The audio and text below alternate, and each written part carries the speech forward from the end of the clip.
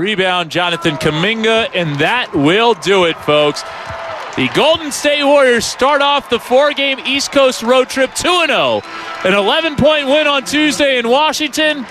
An 11-point win Thursday in Manhattan. They defeat the New York Knicks 110-99. Absolutely incredible. Oh, baby, oh, baby, oh, baby. Kevin Denham, my guy Kevin on the call last night at Madison Square Garden. Well, the Warriors won their 12th game in their last 15 tries.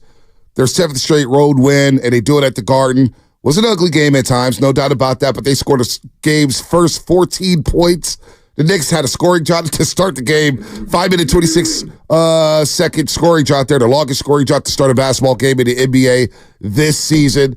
So the Warriors, they're going to they actually are already in Toronto. They were heading to Toronto last night. They got through customs and everything like that, so they can get greeted today and improved to 3-0 on their road trip, on this 4-game road trip here. So good win last night against the New York Knicks. We'll get into it here with FP Santangelo, in for Joe Shasky, the Butcher. Of course, I am Bonte Hill. Sam Lutman's in the building. We've got Matt Nahegan here early, 888-957-9570. I'm sure a lot of people want to talk about the game as we say good morning to everybody out there getting off the graveyard shift. If you're at work, what is happening? If you're getting ready for work, what is happening? Drive safe in traffic. Overnight dancers, you know how we love you. Hopefully you guys are good. Firefighters, teachers, cops, you know the drill. Shout out to YouTube and Twitch. Brought to you by First NorCal Credit Union. Upgrade your savings dividend. Open a First NorCal first-class money market today, as well as shout out to the Comcast business text line. FP, what's happening, man? Bonte, how are you today? I'm doing all right, I man. think we're doing 4 hours of Jung-Hoo Lee's first home run as a Giant. 418 feet. I mean, did anything happen on the post-game show yesterday? Dude, Jung-Hoo Lee and the Giants have yet to win a spring trading game. They've yet to win a spring trading game. Yeah, let's just talk about that. Yeah. I mean, the phone lines are there's people. I mean, I've been doing this 2 weeks with you, and I've been having a blast, and you've been amazing. And there's already people lined up on the phone lines to talk to you, I would imagine, this morning. No, I think it's like a 49ers it's like a 49ers post-game show, right? Everybody's just calling and waiting for Shasky and I to get on the airwaves here. I'm not sure what happened on the post-game show. I'm sure we'll get to that and play this out. Dude, let me just tell you, like, out the gate, because we're going to talk about this a lot today. You handle that like a pro's pro, man. Oh, man. And for those of you that didn't see last night, there was a post-game interview with Draymond, and you know what? He said something to you, and you handled it like a pro, dude. So, yeah. I mean, we got to jump right into it. Let's do it, dude. We're going to probably do it a lot today. Because I'm a little sleep deprived. Obviously, we celebrated the life of Papa Shasky yesterday, went to the funeral. Very emotional. I thought Shasky, the Butcher, you guys would all be proud of him. He gave a hell of a eulogy. His eulogy was phenomenal yesterday, speaking about his father.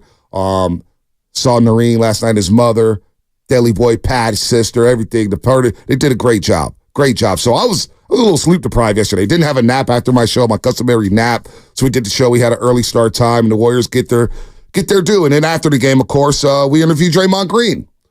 Draymond Green on the floor has been great this season.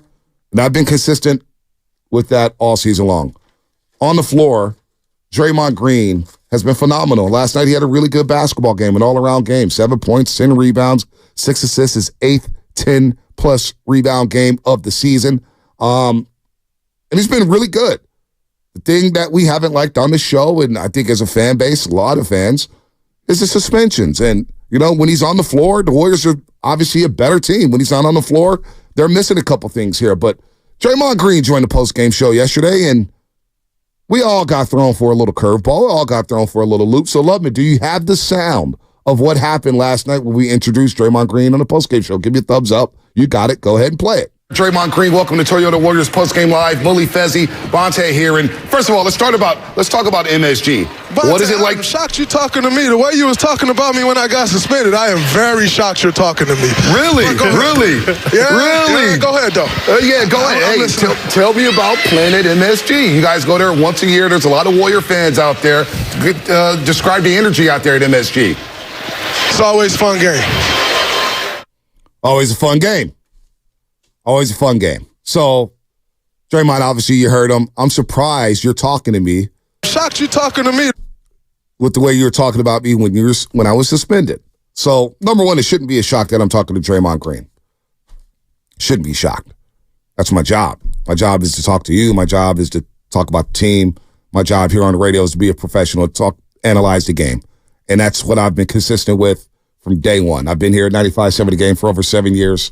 And what really woke me up in this profession was when I met Javier Lopez in the clubhouse with the Giants.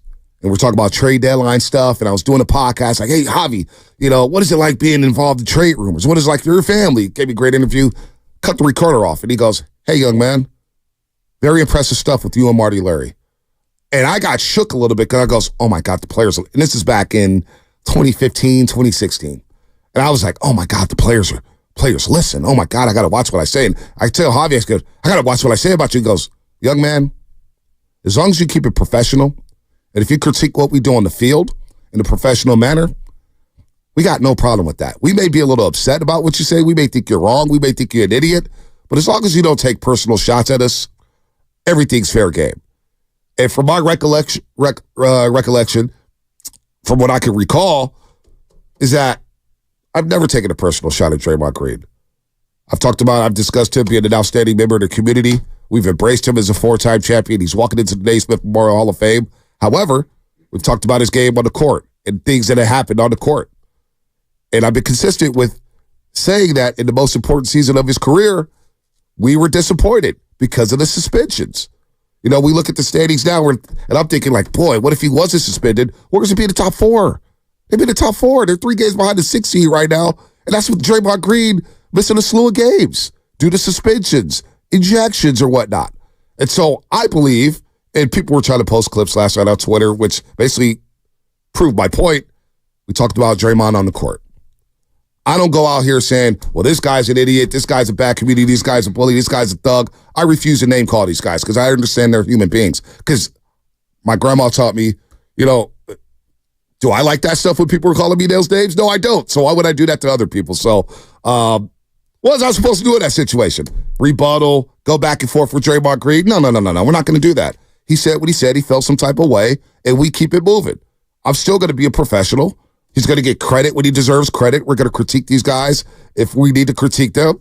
But it was pretty, it made for an interesting show last night, FP. It's probably going to make for an interesting show this morning because I'm sure a lot of people tuned in thinking that, oh, man, Bonte, go ahead, clap back at you. No.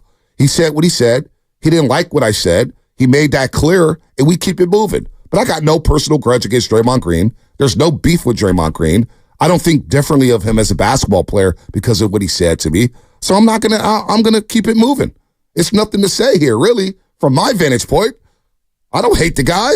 He said what he said on live television. We pivoted, we reacted, and we kept it moving. That's that. Well, I mean, you handle it like a pro's pro. You couldn't. If you want to do a video on how to handle an awkward moment with a player in a live interview on live TV, and how you handled it with your body language and how you just kept rolling, you were smiling, you were laughing, you let Mully and Festus take over after that, and yeah, you were out of that interview right then, and you just did it so pro. Right. But speaking of Draymond, he's done so much for the organization, so much for the city. But it sounds like to me he didn't learn a lot from being suspended and being accountable. And the way he handled that, if it were me from an athlete standpoint and I had beef with media, I walk up to media and I look them in the eye and I handle it off air. Right. So if I'm mad at you, Bonte, and I've done this. Henry Schulman and I met in a clubhouse when I was with the Expos and he was reporting for the Giants, and there was a headline in the Chronicle about lowly Expos pitchers suck, basically is what it said. Mm-hmm. So I went up to him with the newspaper in front of everybody in the clubhouse and I said, look, and we're still dear friends to this day, but you handle it face to face and man to man. Right. In my opinion. And if he has beef with you, you've been at the arena the whole last homestand. Right. You're on the court. You're available. So, is he upset? Yeah. But you look people in the eye, in my opinion, you handle it man to man. Right. And so what he did last night, I thought, was kind of unprofessional, dude. And he can say what he wants all the time.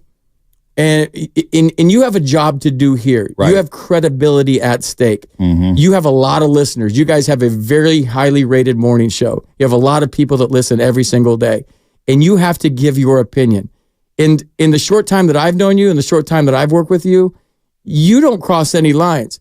If we were an East Coast radio show yesterday, they would have crushed Andrew Wiggins for missing this time. You handled that so pro all day for 4 hours yesterday. You've handled the Draymond thing. I've been on air with you. And, hey, you got to be available for your teammates. That's the only thing I've said. Right. And if you're not there for me and you get suspended and you're not helping me win games, then you have no value to me at that point. Right.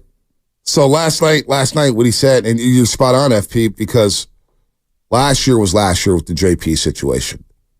And we're like, damn, everybody admits it kind of derailed the season, right? Whatever. That's last season.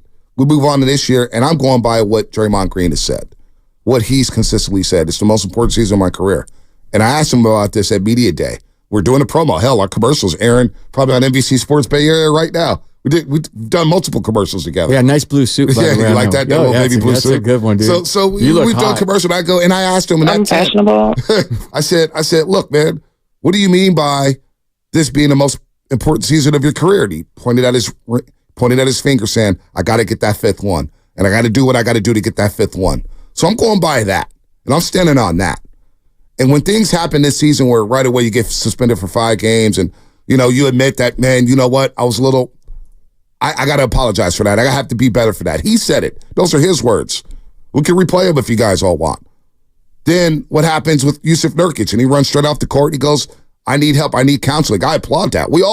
I needed counseling at one point in my life when I was a little kid. I had temper problems. I did. I would throw tantrums over kickball games that I watched.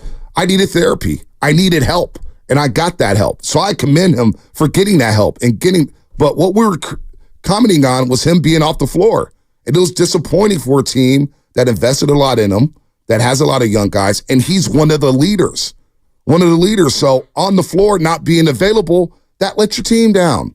That's all it is, and I've been consistent with that. But in terms of taking shots at him personally, I don't do that. I don't do that. Yeah. That's never happened. I don't talk recklessly about people personally. I may critique their basketball game and say, "Oh, man, he needs to shoot better. He shouldn't have taken that shot. Shanahan's decision-making, yada, yada." But it's never personal. This is sports. I love this stuff, and I'm going to be around for a long time talking about this stuff, whether it's on there or in the barbershop, at a kitchen table. Does not matter. And so it doesn't faze me whatsoever. What happened last night is one for the books. There's something that they don't teach you in broadcast journalism on how to react to something like that. It's like, on the spot, player claps back at you. What do?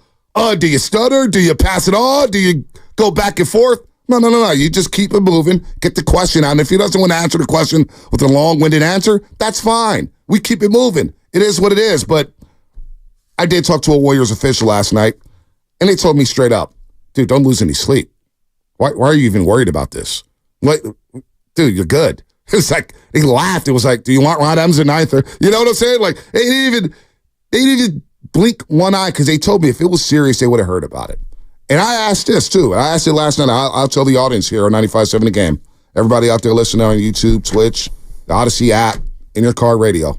I said, do I need to talk to Draymond one-on-one to clear the air or whatnot? That's not necessary.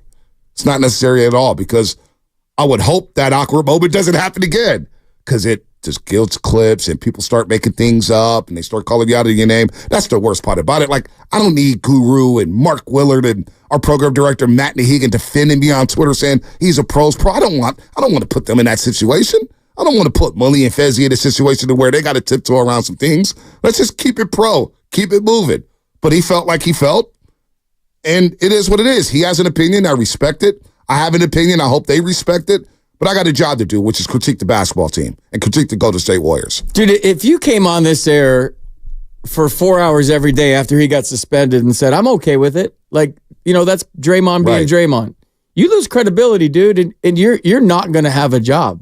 Like, you have a job to do here, and it's about being honest and about having an opinion. You got to talk for 4 hours every single day, and if you have an opinion on something, you have to give it. The one thing I will defend you on, and I've been in your shoes before, is when you work for a team. Right. There's a certain way you have to go about it, and it's a tightrope you got to walk every single day, because you know the players are listening. You know the players' wives are listening. You know the owners are listening, and you're talking about that team. So the reason broadcasters are homers, air quote homers, is because that's how you keep your job. Like, that's how you get a 10-year deal and you stay. Like Fitz is a homer, dude. He's great at what he does. I love him. I got accused in DC of being a homer. Like you have to you look these guys in the eye. You see them all the time. Fitz gets on the plane with them all the time. You got to walk down the aisle. You got to walk between them. And so there's a way you go about it that's kind of a tightrope that you walk every single day. Right. You can't just be so opinionated. Fitz wouldn't be the broadcaster for the Warriors for however long he's been if he's just like, what is he doing right there? This guy sucks. He should be on the bench. And that's what a lot of fans want to hear at times because they're frustrated at home. Right. They're throwing the remote control of the TV, and they want to hear that. But you do such a great job of walking that line and being professional. It's a tough line to walk. It is, dude. I've been in your shoes. Tough line to walk. And, you know, I do the same thing with the Giants. Like, yeah, I got to walk. I got to get on the plane. Right. I'm in the dugout. I'm in the clubhouse. I'm looking those guys in the eye every day. It doesn't mean that I can't be honest and open if there's something that I see. And if a guy gets suspended repeatedly and something happened the year before that kind of derailed the season, and now all of a sudden you're seeing that. And I said some strong things on the air too, and I stand by him till the day I die. Right. If I'm in the locker room and you're not there for me, and you have an agenda and you're getting suspended, and it's costing us games and we're better with you, then that's something that I would have trouble with if I was in that locker room. So and I gotta answer questions for you now. You're not even there. And the media is coming up to me, and now I got to answer questions for you. Right now, the Warriors have to answer questions about Andrew Wiggins. Right. So that's not fair to me as a player. If you do something, you're not there, and I got to answer questions, and then you're not there to help me win games. I have a problem with that as a player. And I'll say that all day on the show. I'll say it all day about a Giants player. I'll say it about anybody.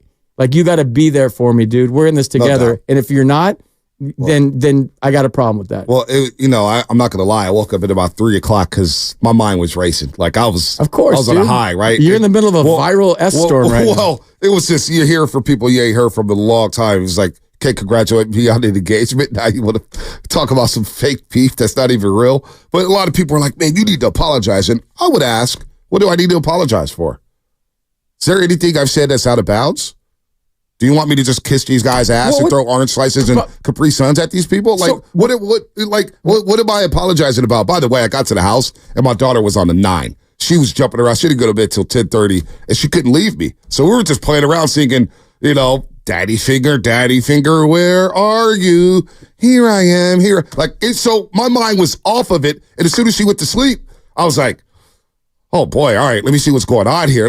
So many people talk to so many people. It's a wild night, man. It was a wild night. You know what? Let's get Jimmy G in San Jose. He called before the show even started. Jimmy G in San Jose. It's not Garoppolo, so I'm sure Garoppolo doesn't like me either. But, Jimmy, what's happening? You're on the roast. Hey, what's up, guys? First, I wanted to say my condolences to Shasky and his family and to the 95-7 family for your guys as well. Right. Thank you. He had a great funeral yesterday. It was a great celebration. Yeah. So I remember hearing all the stories about you guys going golfing and whatnot, and it's just kind of like, But, me and my wife were watching the game, Bonte, and it was like, what just happened? And my wife said, that my wife told me, she's, we from the east side of San Jose. She's like, that's a punk move on Draymond. I was like, I got to roll with Bonte on that one. So I just wanted to call you guys, or you, Bonte, and tell you, you handled it like a straight up G, bro. You handled it 100%. Kept it pushing, and you didn't even bat an eye. And I got to say, the Zesty and Molly over there laughing and giggling, man, not making the situation any easier for you, bro. What are you supposed to do, man? No, they're fine, man. They're pros too, man. And look, man, I appreciate the call, Jimmy. Look, Draymond had an opinion. He had something to get off his chest. I respect that. If we can sit here and have opinions about them, then you know what? It's fair game for them to have opinions about us and confront us when it's time to do that. I have no problem with Draymond Green did. I'm gonna reiterate that. I have no problem with what he did. He felt some type of way about what I've been saying about him being suspended. It is what it is. But I'm going to stand on what I was saying when he was suspended. I'm not going to change my thoughts. I don't know how to do that. I don't know how to be phony. I don't know how to kiss that. Like, you got suspended, and it hurt the basketball team. Is that a problem? If you're, and now there's context into it, it's like, this is why we feel so strongly about this. You said it was the most important season of your career. You let the team down. You're not here. All the rotations, this and that, all that stuff. We gave you your grace. We said we hope you get help. When you come back ready to ball, let's ball. Because I've been consistent with this year and last year. On the floor, Draymond Green's played excellent. How many times I bring up the stat when Draymond Green hits 2 threes in a game, they're 132-20. I do it on the post-game show, do it on the pre, do it on this show. So it is what it is. But I have no problem with Draymond Green coming at me. I don't have any problem with everything I said about Draymond Green because I know I didn't take any personal shots. And so it is what it is. I'm not fazed. I'll be back on the post-game show tonight getting ready for Toronto. We'll see if the Warriors can win their 8th straight road game. I'll be back on Sunday when they take on the Boston Celtics. I'll be back next Wednesday when they take on the Milwaukee Bucks. Folks, I'm not going anywhere. What do you want me to do? Shy away from the situation? What am I supposed to, it is what it is. It happens. It happens in this business. But a lot of people want to talk about it. So if you want to talk about it, 888-957-9570, we can do that. We can talk about the game. We talk about the Warriors as a whole. We do whatever you want today on the Frisco Friday / Payday Friday. We also have shameless shout-outs coming up at 7:45. I'm seeing people say, take MMA lessons. No, there's just nobody's fighting. Nobody's fighting. It's not that serious. All right, it is a Warriors game day presented by Xfinity at home or on the go. You get the fastest internet to all your devices. What's coming up in the game? Brought to you by Fremont Bank, full service banking, no compromises. More of your phone calls. We'll talk about the Dubs. It's all happening here on the Roast.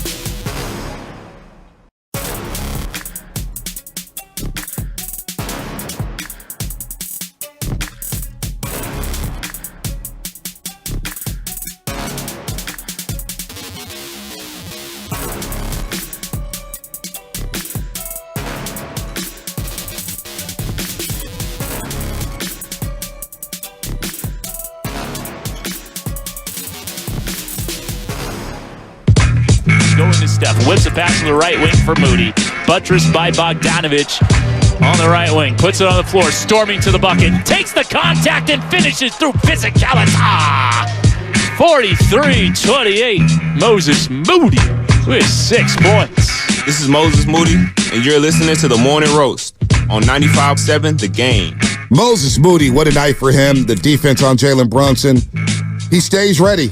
That nickname needs to stick with Moses Moody. He stays ready so he doesn't have to get ready. And he gets 2 starts in place of Andrew Wiggins, who's out due to personal reasons. 8 points, 4 rebounds. But the individual defense, Moses Moody, man, way to earn yourself some minutes, buddy. Shining at MSG alongside Jonathan Kuminga, of course, Kevin Dan on the call right here on 95.7 The Game. JK, Moody. I mean, look, we'll see about Moody here. He's getting some minutes and he's playing very, very well. Defensively, hustling. And then you got JK, who's had a hell of a start to the road trip. He's made 22 field goals so far on this road trip. He's 22 and 32. He's had back-to-back 20-point nights. 21, 6 and 5 against the Wizards.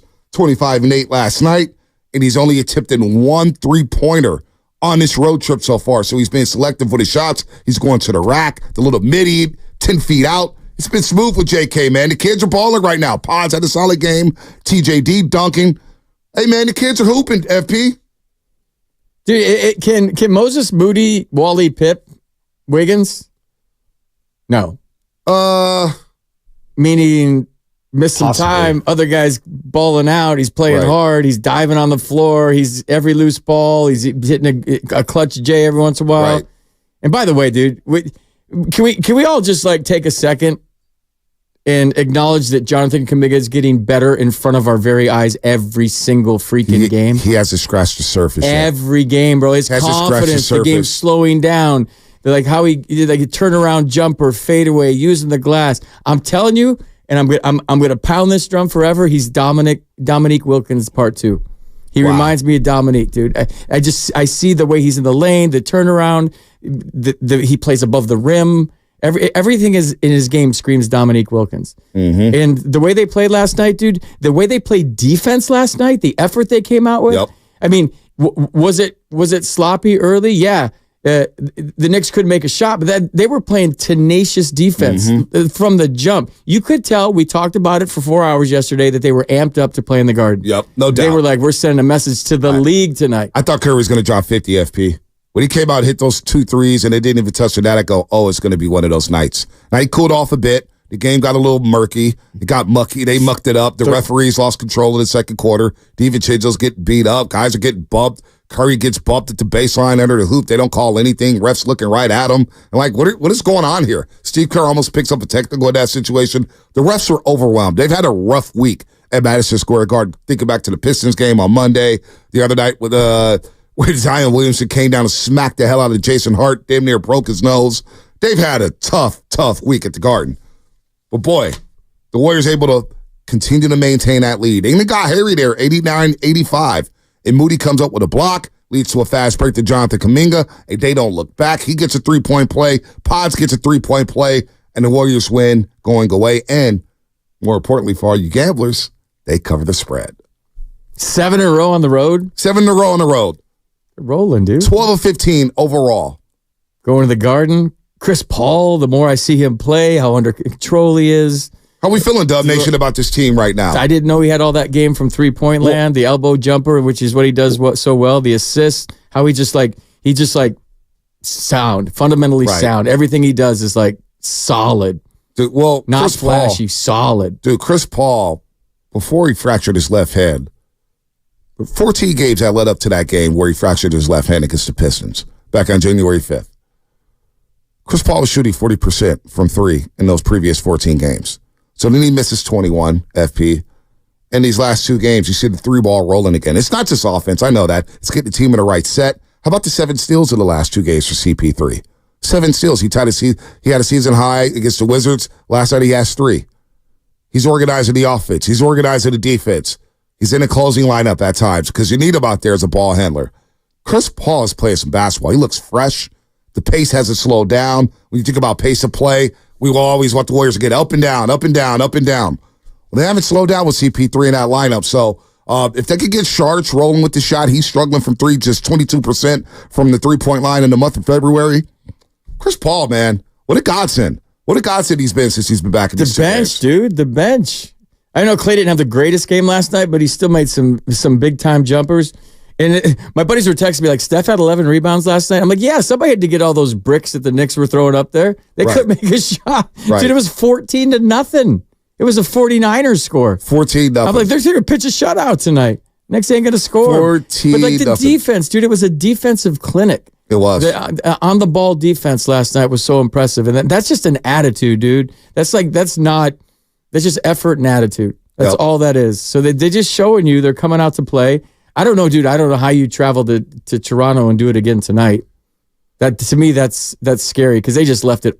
Dude, they left it all on the court. They're dapping each other up. They're smiling. They're diving for balls. They're having fun playing basketball. Like, this is a great brand we're seeing right now from this team. And then all of a sudden, like I stocked down after the loss against the Nuggets, and now I'm starting to go back toward like, can they do this again? Well, here's what Kerr said about when they got a road last year. FP, the Warriors were 11-30 on the road. 11-30. Yeah, they were awful.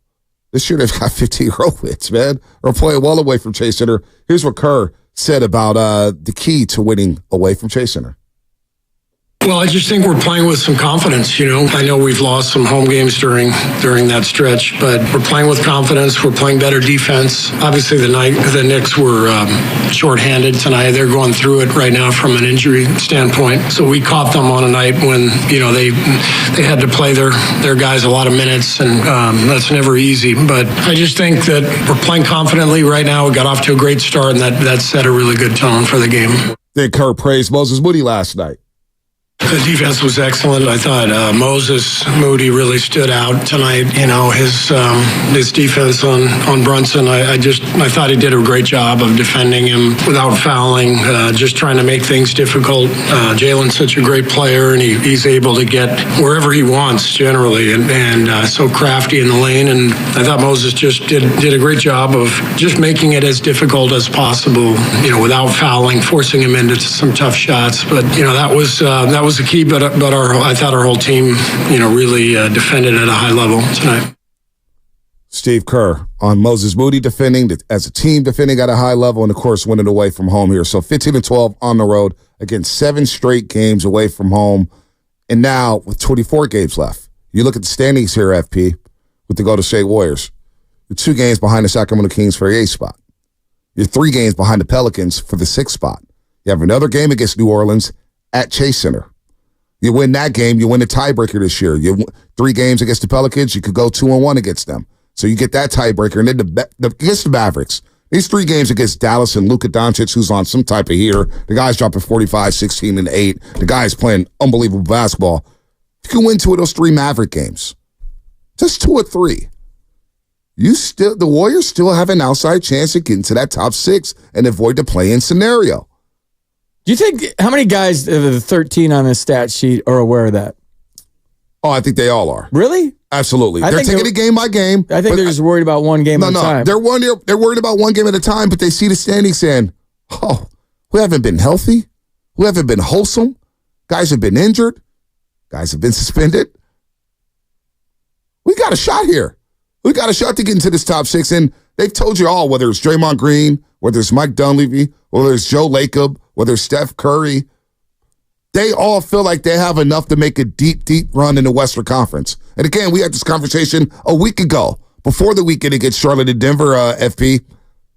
What team in the West do you fear? The reason I said that is a lot of times you don't look at the standings as a player. You kind of have a feel, but you're so into one game at a time. You're so into just keeping it rolling that if you win that game, it's part of the process, and you're going to be where you need to be at the end of the thing. Right. By the way, that might have been the first post-game show you guys outdrew Chuck, Charles, and Kenny last night. I'm just saying, you're ready. You outdrew. Absolutely incredible. You outdrew you made me watch you instead of that's my favorite show. Yeah, that's my favorite show. Those guys are so damn good. That's my favorite show. They make me laugh so hard. But like, I was like, okay, I'm going to watch Bonte because I'm doing the show with them tomorrow. And I'm like, oh, damn. They outdrew the big boys last night on the post-game show. Yeah, it's making all the rounds. There's no doubt about that. Sorry. There's nothing funny about going viral. I ain't going to let it go. I'm going to talk about it for 4 hours. Somebody posted the old video between me and Westbrook where we went kind of back and forth. And they were like, Vontae's built for this. He was in the trenches with Westbrook. I was like, dear God, I forgot all about that. Just when that was going away. Because Westbrook and I are cool. He's doing great things down in L.A. And I was like, this one's going to be, it's going to be It's got 1 day shelf life, dude. That's why we got to talk about it. Well, not on this show. Everybody's going to be talking about it forever. One day it's gone. Well, we'll play some sound from Draymond Green. Shocked you talking to me. Get Dre on. What's he doing? Get him on. Oh, man. Call his hotel room. Get him on the show. Let's go. 888-957. Yeah, that's the number, Draymond. Let's go. Oh, man. He's in Toronto. He's not worried about us, man. I stir the pot. He might be podcasting. Who knows? Who knows if he's podcasting? By the way, yeah, but he could say what he wants, but you can't. Yeah, all right, whatever. And if you don't like it, don't get suspended. Right. That's my point. Well, that's the only thing. Yeah. That's, we discussed his suspension, and that was that. And if you don't like what I said about his suspension, then I can't help you. And look, I've learned in this business, not everybody's going to like you. Not everybody's going to love you. Not everybody's going to agree with every single take. There's a lot of people who say, Vontae, I don't agree with 75% of the things you said, but you're a cool dude. That's fine. I don't expect everybody to agree with me. I'm surprised Nick Bosa hasn't called the show after the other day. I said, we interviewed Nick Bosa during the holidays. Yeah, wait till you interview him. No, we already did. See how that goes. I ripped Nick Bosa. We interviewed him, and it was all good. We did 18 minutes. We even talked about Skims. All right, we'll break. What's coming up in the game? Brought to you by Fremont Bank, full service banking, no compromises. Your phone calls here as we talk Dubs. And if you want to get into what happened on the post-game show, be my guest. I don't really care. I've said what I said. If you want to go back and rewind what I said in the opening show, go ahead and do that. We'll continue to roll here on the roast. Shocked you talking to me.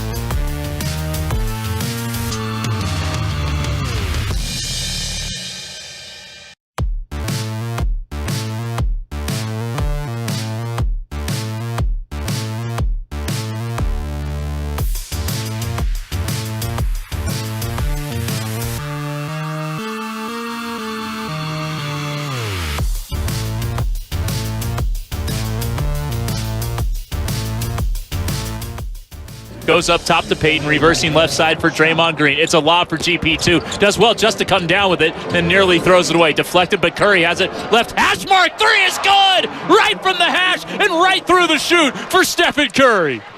6 made threes, got 25. 69-52. This is Stephen Curry, and you're listening to The Morning Roast with Bonte and The Butcher on 95.7 The Game. What up, Steph? Good performance last night at the Garden. He loves the Garden. 8 made threes. 8 made threes for Stephen Curry.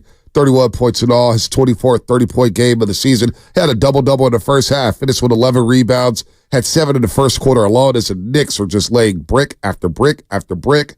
And the Knicks ended up shooting 37% from the floor. Some good defense, some bad shot taking by the New York Knicks. But the Warriors, they get their 7th straight road win. By the way, Kevin Dan on the call. 25. I love me some Dana, man. That's my guy who's on this road trip. Tim Roy. He is something else, man. He is something else. But you obviously ended the last segment because FB's having so much fun. I'm like a little kid over here. You are like a little kid. When that was going on, like a little you kid. remember the Thriller video with Michael Jackson when he's in the movie theater eating the popcorn with that look on his face? Yes. That was me watching. It wasn't just you. Watching you last night, dude. I was like, it wasn't just you. This is good. It wasn't just you. Dude, let me say something real quick. Because I got your back like a million% in this one. And I've been in the comments too, which I probably shouldn't be, but like people saying there's radio Bonte and there's TV Bonte, that's absolutely the truth. Because when you're on the radio for 4 hours every day, you're getting paid for your opinion. Right. This is an opinionated show. This is sports talk freaking radio. You get paid for that. When you go on the pre and the post game show, you are the host. Right. You are there to lay it up for Mully and Festus. Yep. You're not getting paid for your opinion on that show. You're getting paid to make the former players look smart and to lay it up for them. So there is 2 Bontes, and that's the way it's supposed to be. Right. Like when you come on the show, give me your opinion. I'm driving to work every day. You always have great energy. You always have great takes, even if I disagree with some of them, whatever. You're really good at what you do. Then you go over there and you put a tie on, and it's just a different way of going about it. And you should be 2 different people from radio and TV. You got to have an opinion. If you don't have an opinion on this show, your ratings aren't as high as they are, and you don't have a job. Yep. And if you do have an opinion on that other show on TV, your ratings are lower and you don't have a job. Right. So you're doing absolutely what you're supposed to do in a professional way on both shows. And anybody that doesn't realize it, screw them. Right. I Seriously, appreciate screw that. 'em. Mike Snow. What up, Raider Debater? Mike Snow. Raider Bonte is Waller Street Bonte. TV Bonte is Bonte Belafonte. Or you could just say Bougie Bonte. Nothing wrong with that. Here's the back and forth. Since everybody wants to listen to it, here's the back and forth between Draymond and I last night on Toyota Warriors Postgame Live. Draymond Green, welcome to Toyota Warriors Postgame Live. Mully Fezzi, Bonte here. And first of all, let's talk about MSG. Bonte, What is it like? I'm shocked you're talking to me. The way you was talking about me when I got suspended, I am very shocked you're talking to me. Really? Really? Yeah, Really? Yeah, go ahead, though. Yeah, go ahead. Hey, tell me about Planet MSG. You guys go there once a year. There's a lot of Warrior fans out there. Describe the energy out there at MSG. It's always a fun game. It's always a fun game. Dude, he didn't hear it. Somebody told him about it. He saw a clip of it. And that's one of my other beefs, dude. Like, here's what I used to do as a broadcaster on TV. I was taught this by some guys that had done it for a living. I'd go in the clubhouse every day for 15 minutes and stand there. So if I said anything dumb the night before, I was available. I'm showing face. I had credibility because I walked in the clubhouse every day. And my number one go-to line was, did you listen to it? Right.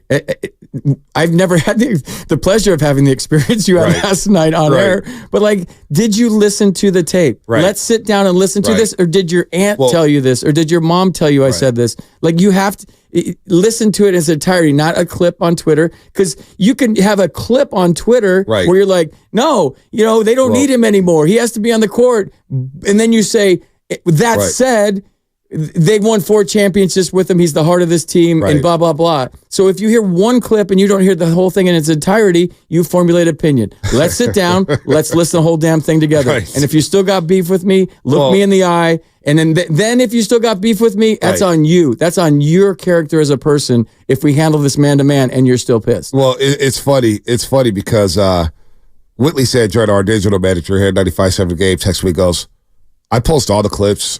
And I don't recall you ever taking personal shots at Draymond Green. You may have called him out for being suspended, but you never called him out of his name. Never said, hey, this guy's a thug or a bully or a bozo. None of that's ever happened. And I stand on that. I keep it strictly sports.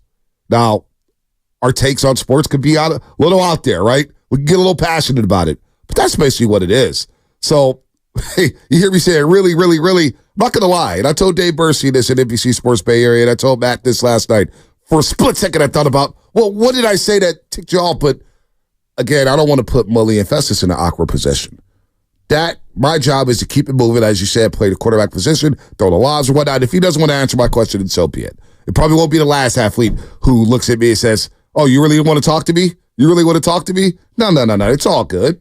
It's all good. But I haven't backtracked on anything I've said this morning. I know what I said during his suspension. It was the most important season of his career. Those were his words, not mine. Those were Draymond Green's words. He said it was the most important season of his career. He got suspended twice.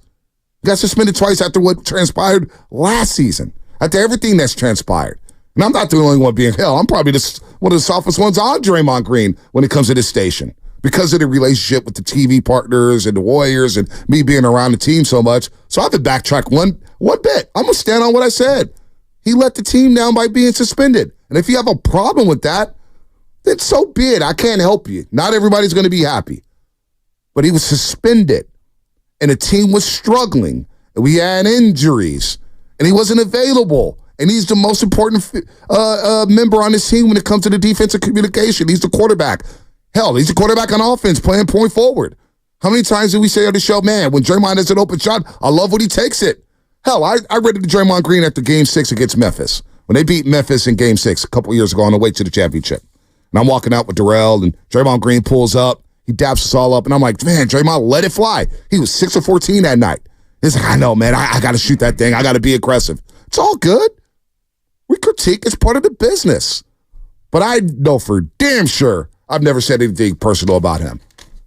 So it's just funny to me that somebody's that sensitive that says a lot of things, a lot about a lot of people, and you do, and you catch it. The only thing you could have done better is, and when he said that, you should have just went into your baby, and then just let the interview go on after that. Hey, look, last night, I don't even, what happened last night, I don't even take offense to it. I'm not taking it personal. No. I wasn't shook or anything like that. I was smiling because I was like, all right, here we go. But that's Draymond Green's opinion. It's totally within his right to have an opinion about me and not be happy with anything I said. Yeah, but it is what it is. But handle it man to man, dude. I've done it. I've done it as an athlete in the locker room. If I have beef, I walk up to somebody and say, look, what did you say about me? Right. I did it with Henry Schulman. I said that story in the 6 o'clock hour that I walked up to him and there's a headline in the newspaper. And he said, I'm not in charge of the headlines. I just write the content. And I kind of went at him. He tells the story way better than I do. And now we're dearest of friends. And that's how we initially met. So you could handle this in a different way, in my opinion. Right. I know you guys stay above it, but there's a way to handle this, and there's a mature way, and a professional way, and a man-to-man way, and that wasn't it, dude. Sorry. Well, here's and this is basically what I've been consistent with. And I would say that if he was sitting right here, I would tell that to his face. I have no problem with it. Here's Draymond Green back on January 8th, 2024. Here's what Draymond Green said, and tell me if I've said anything differently on this show. Joe Lacob made a commitment to me this past summer for the next 4 years. And the conversations that we've had and leading up to that, I failed miserably. And I apologize for that. The Golden State Warriors organization, I always say, like, that's my baby. Steph, Clay, Steve, Bob. We've been there from the beginning of what you know the Warriors as today. And I failed them miserably. Those are his words. Have I said anything any differently about Draymond Green when it comes to being suspended? But now again, there's no beef. I can't wait to talk to Draymond Green again, and hopefully, move on from whatever the hell this is, and we could be professionals and we move on and start talking hoops. That's it. But that's what Draymond Green said right there. Is basically what I've been saying the whole time he's been suspended. I haven't switched up one bit.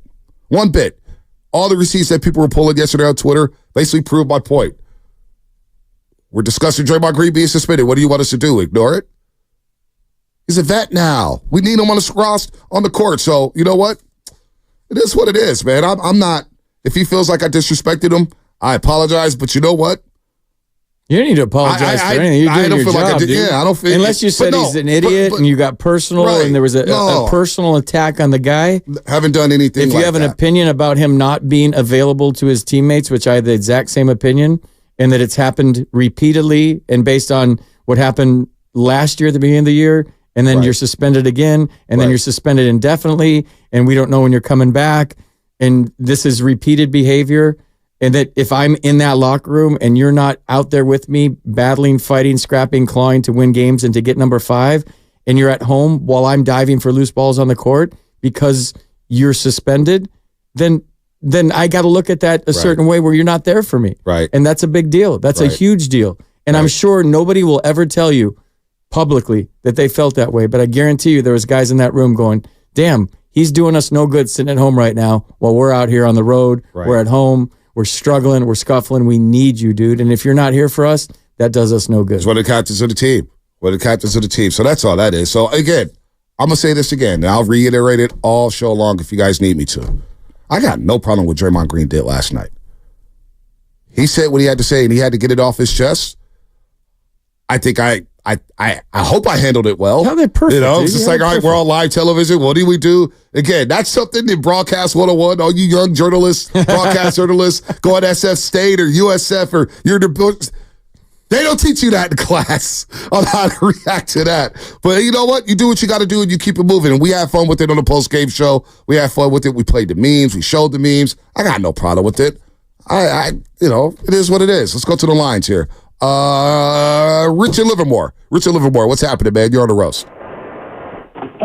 What's up, B? Morning, baby. What's up, FP? Man, I got a good take on this, B. I seen it last night, and I'm like, babe, I can't wait to call my dog B tomorrow morning and get this off, man. Like, so you mean to tell me you're a grown man, and because you're keeping it real, he's going to wait to get on your show to call you out? Like, you've been holding a grudge that long. Like, come on, dog. That just shows character, man. Like, I'm sure the man has seen you over the last month, right? He could have hit you up like, hey, B, what's up, dog? But you wait to get on a show. Like, that's his character. That's a tactic. That's why Draymond's in the situation he's always in, bro, right? Like he has this persona of, I'm going to put my hands on you. I'm going to try to punk you. Like, I'm going to call you out on national TV. That's a bad look, B. Not only was that a champ move that you did, man, that's the higher road, man. And that's why you're in the position you're in, bro. Like, that was good, man. Like, that's just all wrong on all levels, man. You know what I'm saying? It is. I just want to talk basketball. That's it. I just want to talk sports. Enough about me. We can talk. We'll take the line. Well, you got to wear it for a little bit. Come on. I'm having fun over here. You're having fun with it. Do we have popcorn here? I need some popcorn. I want to take all these calls. This is good. How about this? You're handling this good, too, by the way. Want to laugh a little more? Yeah. Describe the energy out there at MSG. It's always a fun game. Day, what's going on, man? You out there? Is that Festus jumping in? Festus picked you up. Because there was no awkward silence there. No, there could have been dead air for like 5 seconds. Festus jumped right in. You owe Festus a drink. Oh, man, I owe him a couple drinks. Even though Festus is having probably a little more fun with this than you are, FP. As you are listening to 95.7 The Game, KGMG. FM and AC1 San Francisco. Don't forget that you can also watch us every single day on our YouTube and Twitch streams. Just log on and search 95.7 The Game. Be sure to like and subscribe to the channel while you are there. Brought to you by First NorCal Credit Union. Upgrade your savings dividend. Open a First NorCal First Class money market today. And shout out to the Comcast Business Text Line. You guys are hilarious today. Shout out to YouTube and Twitch as well. This is like Vanderpump. This is like Real Housewives of Golden State Warriors. I love this stuff. That's the TV I watch. You can probably tell by like my maturity level. Let's go to Ian in Oakland. Ian, what's happening? You're on the roast. Hello there, Bonte. What's up, Ian? Hey, so I come to work a lot of times. You know, I listen to you guys when I go to work, you know, in the mornings and stuff, and you're hollering out at us, you know, and that's cool. But what ain't been cool is when you and Joe talk smack about Draymond after a suspension in a way that was denigrating. Joe, especially Joe, like, Like you didn't do Well, it. Joe's not here to defend himself. If you want to, Joe's not here to defend himself. So come at me with it. If you have a problem with what I said, let me know what I said. That was so slanderous. Right. Well, Joe. You can't have one without the other, man. You know that, right? You can't have you without Joe. A conversation where Draymond was, mad happened with Joe on the air, bro. So if you want me to, I'll call when he comes back. Finish your call right now because we're going to keep this moving. This is going to be one and done. Right, well, by the time we get back Monday, we're going to be talking about the Celtics game. We're going to be talking about the Niners and the Combine. We'll be talking about the Giants. We're talking about his next interview with Draymond. We're going to be talking about what y'all want to talk about. Right. That's cool. That's why I listen. So, you sit up here and say, comments like, will we have content if Draymond Green wasn't around? And then, maybe you give a little verbal affirmation and stuff like that. And so, without Draymond, y'all got no platform because the Warriors got no championship. Yeah. Please. All right. Well, we'll keep when going. When did you sign up? When did you sign up with the Warriors after they won their first championship? Stop. You don't even know what the hell you're talking about. Now you're going down the road this is what I was afraid of. The Warriors didn't hire me. NBC hired me. NBC hired me. We're partners with the Golden State Warriors, Ian. We're partners. Your radio station, bro, after they won a championship because they wanted an FM platform. I was at the other station when they won their first championship, Ian. When they left the other station, I was there. I was at the parade. Yeah. I was there running games at the other station. What are you talking about? I'm talking about us fans who listen to 95.7 because it's the flagship station of the Warriors and listening to your show denigrate Draymond Green for 1 month while he was suspended. Just fed up with them, calling on the fans to call in. Were you not fed up with him being suspended? Were you not let down by him being suspended, Ian? Or were you cool with him? Look, I want to win a championship with the Warriors. I love the Warriors. So you're not winning a championship if Draymond's not on the floor, Ian? First of all, you're not winning if he's not on the floor. And why wasn't he on the floor? He got suspended, Ian. Come on, be smarter than that. Ian, what does denigrate mean to you? That's a strong word, dude. Talk down on his character. Talk about, how much help he needs and this and that. But wait, and say the Warriors don't wait. It's derogatory. Hold on. Ian. Yes, didn't Draymond Green admit? Listen, Ian, didn't Draymond Green admit that he's going to seek help, that he needs a little help, that he realizes that he needs? Yeah, did Draymond Green not say that? So what's wrong with me saying that Draymond says that? The tone, listen. Okay, you are listening. I apologize. I don't mean to be rude or anything. The tone of the station at that point, and a lot of the fans, but the voice, the platform was almost, I almost calling for him to be traded. We got to get rid of him, sort of tone. And the players, man. I've been in the Bay Area for a long time listening to this Warriors team, and the players are affected by the media. The media affects the structure of the team. Trades are based on stuff that the media, start. Ian. Yes, No, it's not. That is delusional. Yes, Trades are based on what the hell the GMs and everybody wants to do. If you think a billion-dollar corporation is going to make a trade about what the hell me or FP or Joe Shasky the Butcher or Steiny and Guru are going to say on the airwaves, you are out of your mind. And you may be higher than I thought. That is ridiculous. Dude, turn on East Coast. That is ridiculous. Turn on East Coast sports talk. Y'all, what the hell are you talking about? We're soft in this market as far as getting on athletes. What are you talking about? Nobody, we all reacted to the suspension. Draymond Green reacted to the suspension. The hell are you talking about, Ian? Come on, man. Be better than that. Let's go to Philbo Mike, man. Philbo Mike, what's happening? Hey, what's up, bro? What's up with it, man? What's up, Philbo? What's going on, man? The thing is, what's funny is, you. Oh, do we see? I think you. Hold on, Philbo. Philbo, rewind a little bit here. We had you on hold for a second. Go ahead and rewind that for a second, Philbo. Okay. No, I'm just saying, Mr. Opinion, Draymond Green, you feel me? You got to be able to take an opinion. You know what I'm saying? And then that's for one. For two, That shouldn't have happened on the last day. You feel me? We got the extended Black History Month. We don't need no black on black. You feel me? Things happening. I forgot all about that. On the last day of Black History Month. You know what I'm saying? I definitely wasn't feeling that.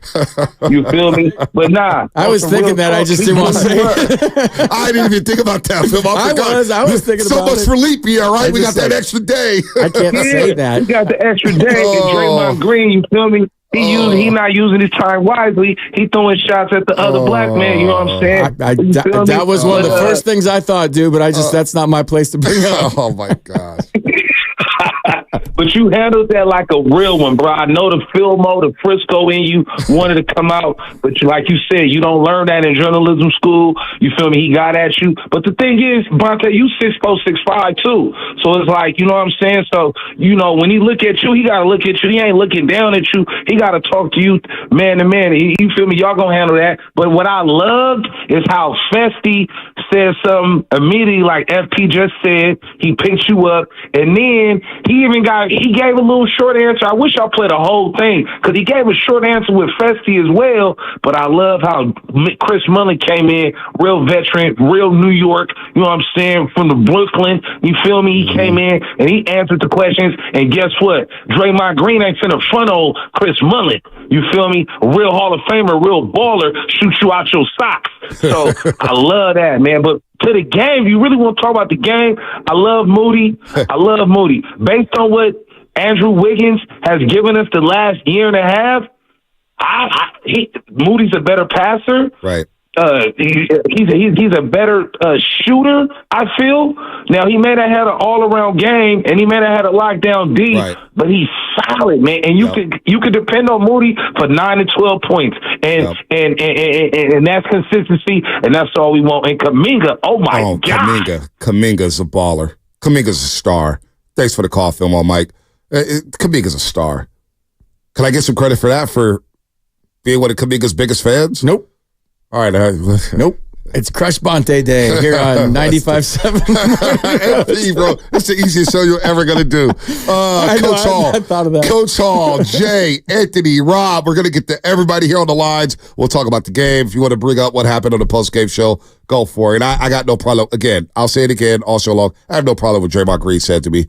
If that's how he feels, that's how he feels. Hopefully we can squash it. We move on. We become better people as that. I'm probably, my tone probably rub people the wrong way and whatnot. But again, it's not personal. And it's never personal with me. I don't name call. I don't take shots at guys personally. I call it like it is on the basketball court and how it affects the basketball team. Same thing with football, how decision-making and excuses after the game. I don't, all that stuff. Same thing with the Giants and Farhad. We keep it professional. That's what I do. And I'm going to continue to do that. So, 888-957-9570. More coming up. Brought to you by Fremont Bank. Full service banking. No compromises.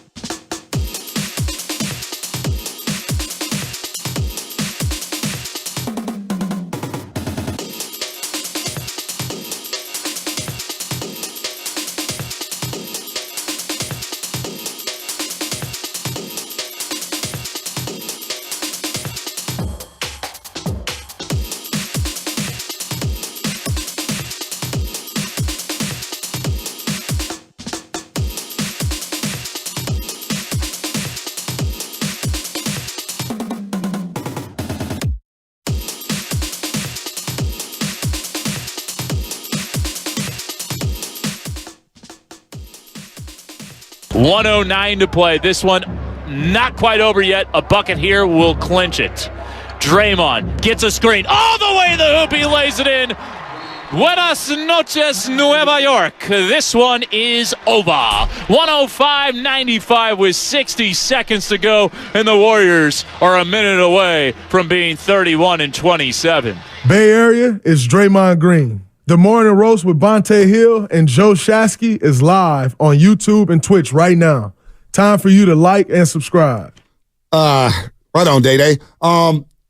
Kevin Dana, can you isolate that final call? Did I hear some Espanol? What Kevin Dana on the call for Tim Roy. Tim Roy away from the team, I guess. I didn't even know that.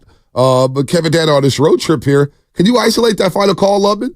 Give me a second here before we got full line, so we're gonna get to Coach Hall. You'll be first on deck here. Anthony J, Big Smooth, Ben, Rob in the city. We're all gonna get you here. Shameless shout outs coming up at 7:45. Shout out whoever the hell you want to shout out. Your dog, your cat, your high school. There's a lot of high school basketball playoffs going on. I know De La Salos to Modesto Christian. Who's Reardon playing? Who's still left in the playoffs? Holla at me, man. 888-957-9570. Shameless shout outs coming up in 27 minutes. 27 minutes. So let me say this, because we're just talking to the boss man. And he's like, this whole thing about TV Bonte and Radio Bonte. What's the difference between TV Bonte and Radio Bonte? Well, Radio Bonte has a show to do, which is to entertain all the listeners out there, or try to entertain and make people laugh and have opinions.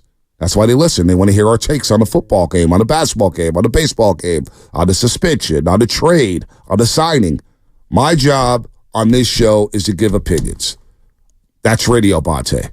Have fun, entertain, give opinions.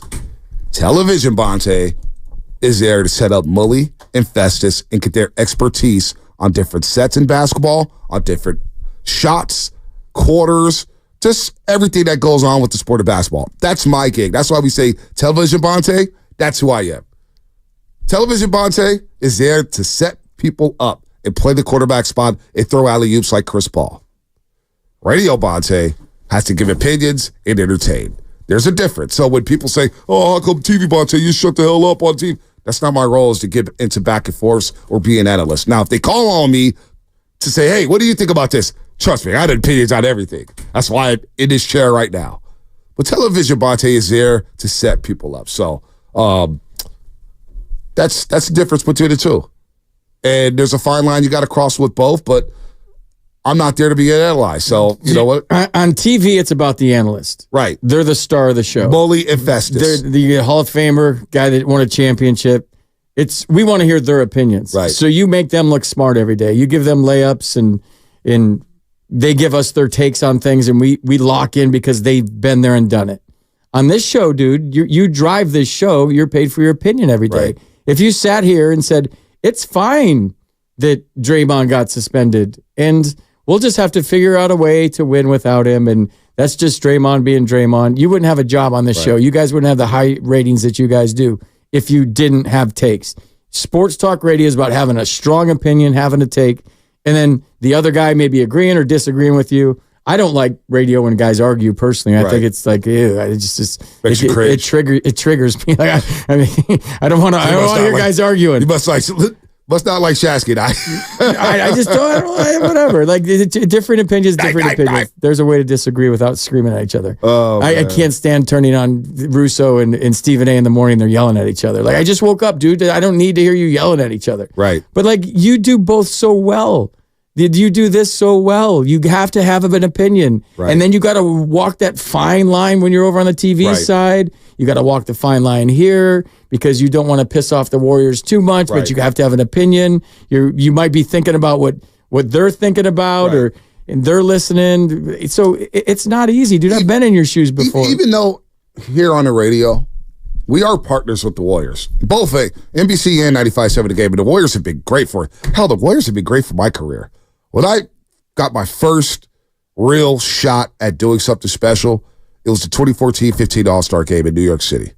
And obviously the other station had the rights to the Golden State Warriors at the time, and I would be on the board, working with R.C. Davis, Tim Roy, of course, cutting sound from the games. And I got to participate in that first parade. I got to go to the NBA Finals as a credentialed member of the media covering the Golden State Warriors. So their ascension in the sports world, I was right along for it. And as they've got bigger and bigger and bigger, my career has kind of skyrocketed, and the Warriors have had a lot to do with that. That doesn't get lost on me. It does not get lost on me whatsoever. So there is a fine line we do it. That's why I don't take personal shots at nobody. I just don't. The one advice I would give you, old guy that's been doing this for a long time, is if it were me, and never tell you what to do because you're a grown man, I would be in their locker room when they get back, and I would just stand there. Right. And if he wants to talk to you, he does. And if he doesn't, he doesn't. Right. But you're there. Now you have accountability. It's all good. I don't want to get into names, but I've been a part of the broadcast where the pregame show former player guy used to take shots at the players all the time. And the players had a problem with it because he never was in the locker room. He was never on the field. He was never available. So it's easy to sit in a room and have opinions. And a lot of times you get so locked into your opinion, you forget that there's actually people listening. But when you go to the arena and now you're available and now they have a chance to talk to you man to man. And if they don't, that's on them. Well, and I used to do that every single day. Walk into the clubhouse for 10 minutes. Here I am. If I said something dumb on TV, you come over and talk to me, but I'm available. I'm credible because I'm not just in a little room. Like the guys on the MLB network, the guys on ESPN, they're in this little room, and it's easy to have strong takes in a little room. Right. But when you get on a plane and you're in a locker room and you're on a bus with these guys and you got to look them in the eye, it's a different story. No doubt. So no doubt. The way I've been told by former athletes or even athletes that are current athletes, as long as you're there on a daily basis, as long as you're in the room, as long as I can come up to you if I have beef, then you could pretty much say whatever you want. Right. As long as it's not a personal attack. No doubt. And look, I talked to a Warriors official last night. Because I got a text. I was like, man, what happened? So I talked to a Warriors official and I said, in the conversation, I said, do I need to come down there? I could come down there next Monday, Tuesday for shoot around. I'll blow through my nap. I have somebody pick my daughter up from school. I'll go talk to a one-on-one if we need it. They said, dude, it's not even that serious. Yeah, but just don't do lose it. any sleep. Don't lose any sleep. Do it. Don't make a big deal about it. Just go stand there. Just to hash that out or whatever. My guy Jordan Watkins just texts me because TV Bonte equals game manager. Radio Bonte equals game changer. I don't know about all that as a game changer. Anyway, dude, look at the phones, man. Yeah, let's get to the lines, man. Let's get to the lines, man. Coach Tons Hall of people watching on YouTube right now. Coach Hall of San Diego. FP's having the ball. Coach Hall of San Diego, what's happening? Hey, good morning. It's funny, dude. What up, Coach Hall? Hey, man, I think you were catching some strays meant for other hosts on the stations because I vividly remember you defending him and people calling in, even the YouTube comments, people calling you a Draymond apologist. So that's just crazy to me. Like, you can't be a hater and an apologist all in the same. So I just thought that was hella weak. And Charles Barkley done said much worse about Draymond and our team and the city of San Francisco. So that's just crazy, man. He got to stop creating storms and expecting everybody to give him an umbrella because ain't nobody tell you to slap Nurk, punch JP, or put Rudy in the headlock. You know what I'm saying? Or be unproductive against the Lakers last season in the playoffs, or foul Chet. Like, we could talk about all his shortcomings, but ain't none of that gonna make us better. So for me, that's just crazy. But moving on to the game, I wanted to get your take. It seems like we can get up against anybody, double digits, but we don't have somebody to come off the bench and maintain that lead, like really maintain it or push it ahead. And I'm not sure, is Kerr done with his rotations, or what can he do to rectify that? Because if we up 15, we shouldn't be losing. No, I agree with that. Well, that's where Klay Thompson comes into play, Coach Hall. Thanks for the phone call, man. I always appreciate your calls from down in San Diego. That's where Klay Thompson and Chris Paul is going to come into play. Klay Thompson is an explosive scorer off the bench. This is perfect to play next to Chris Paul. And once Sarge gets his shot rolling again, if he can get his shot rolling again, because he had a dreadful February, 22% from the three-point line, but he's getting good looks. The shot will come back around. It happened to Otto Porter Jr. a couple of years ago. He was awful from the three-point line for about a 5-week stretch. It will come back around. Shooters go through slumps. It happens. Steph Curry's in the slump right now. It happens to the best of them. But now the explosiveness of Klay Thompson with his shot-making ability off the bench, I think, is going to help them maintain leads. And if you do have a 9 to 10-point lead going into the fourth quarter, that's where you just get to the 6-minute mark. Can you get to the 6-minute mark with a 6-point lead? Because now you got Chris Paul, who's not going to turn the ball over. He's going to find Curry coming off of screens. Now you have a finisher in Jonathan Kuminga. And if you need to play pods, he's another ball handler who doesn't turn the ball over. And Kuminga can finish. And if you get when you get Andrew Wiggins back, I shouldn't say if, but when you get Andrew Wiggins back, he's another guy who can lock down defensively. So they're getting closer and closer to maintaining leads. And you know what, Coach Hall? The last 2 nights, the Warriors have maintained the lead against the Wizards and the Knicks. Now, I get the Knicks were shorthanded. No Mitchell Robinson. No Julius Randle. Who else were they missing? They were missing OG Anunoby. They were lacking some firepower here.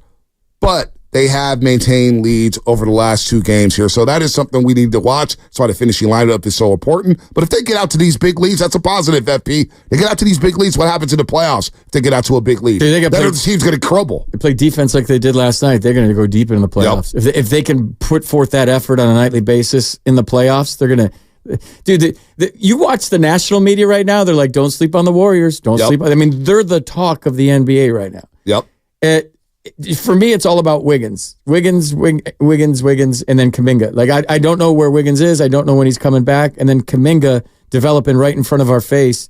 I mean, into a superstar, dude. Like, have you ever seen a player, maybe Jordan Poole in the championship year, just grow up right in front of our eyes like Kuminga is right now? JK, dude, that game last night, and going to the rim and the confidence and how the game's slowing down for him. He's making right decisions. He's playing defense. He's blocking shots. He's rebounding now. Like, everything about his game is superstar in the making. I have a question for you, and I want to hear your answer. How come they have trouble finishing the half and finishing games? Yeah, it's been a constant It's just like, I tweeted last night, finish with like 5 exclamation points, because they had the big lead, and then all of a sudden we got a close game at half. And this happens all the time. Big lead, and all of a sudden they blow it at the end. I'm not criticizing, dude, because 7 in a row on the road. Last night was fun watching a game in the Garden. Their effort was intense. I loved every bit about the game last night, except for the end of the first half. Yep. And then at the end of the game, it got gnarly again. Well, if you look at our keys to success every day on the Warriors pre- and post-game show, keys to success. Zoom meeting every day where we're prepping the show. We meet up at 10 o'clock on Zoom and we're talking. It's like, finish quarters. I don't know why it's been an issue, especially when you have your ballers out there, the big boys, as Steiny would say, the big dogs.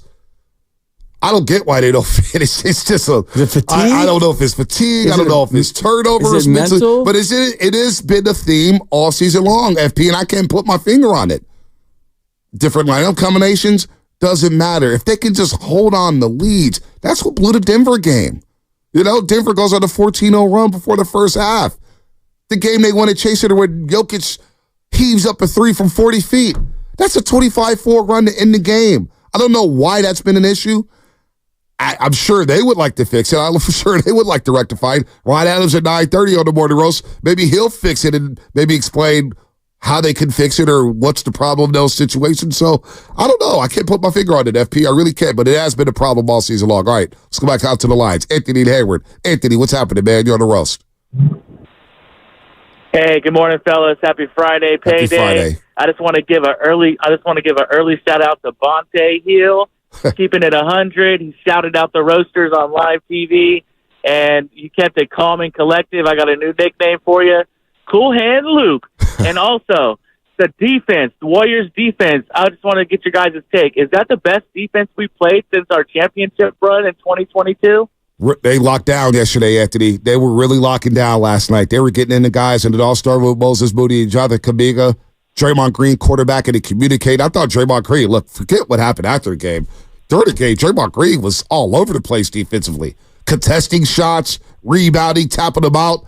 They're getting down and dirty on the defensive end of the floor, FP. The Knicks are a physical team, and the Warriors out-physicaled them last night. Yep. That's, to me, the whole story of the game. We could talk about Kuminga. We could talk about Steph going for 31, how he loves to play in the Garden. He got 30-plus points again there. We talk about, there's a lot of different things. Moody last night. Mm-hmm. Dude, Moody's going to Wally Pip Wiggins. We'll see what happens with that. I really believe that. I love what I love the energy and the effort he's bringing.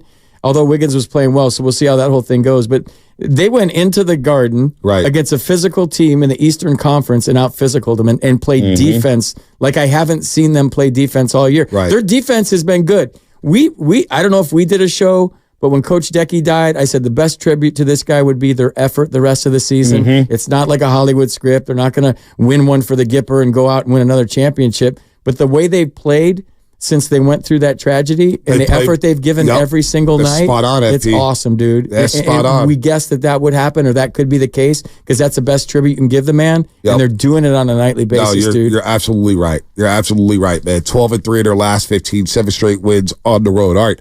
Jay in Oakland. We're gonna get it to everybody. We're gonna clear this board here. We got a guest coming. Who? Jermaine Wiggins, 8 o'clock or 8:30? 8 o'clock? Jermaine Wiggins, 8 o'clock, WEEI, former New England Patriot, Super Bowl champ. We'll talk to him. We got Wiggins on? We got Wiggins, Jermaine Wiggins, baby. We found Wiggins? Not Andrew. Not Andrew. Right. It's Jermaine. It's Jermaine. My bad. Jay in Oakland. Jay, what's happening? Hey, what's going on, fellas? Happy Friday. Hey, just quick point, man. Hey, yo, Bonte, on the whole Draymond thing, man, you don't have anything to apologize for, man. You guys were mad professional, like you said. You didn't take any personal shots, man. And Draymond, like my grandma used to say, man, if you dish it, man, you got to be able to take it. So Draymond got to learn how to take it on the chin, man. Like, it's a such thing as called criticism, like constructive criticism versus destructive criticism.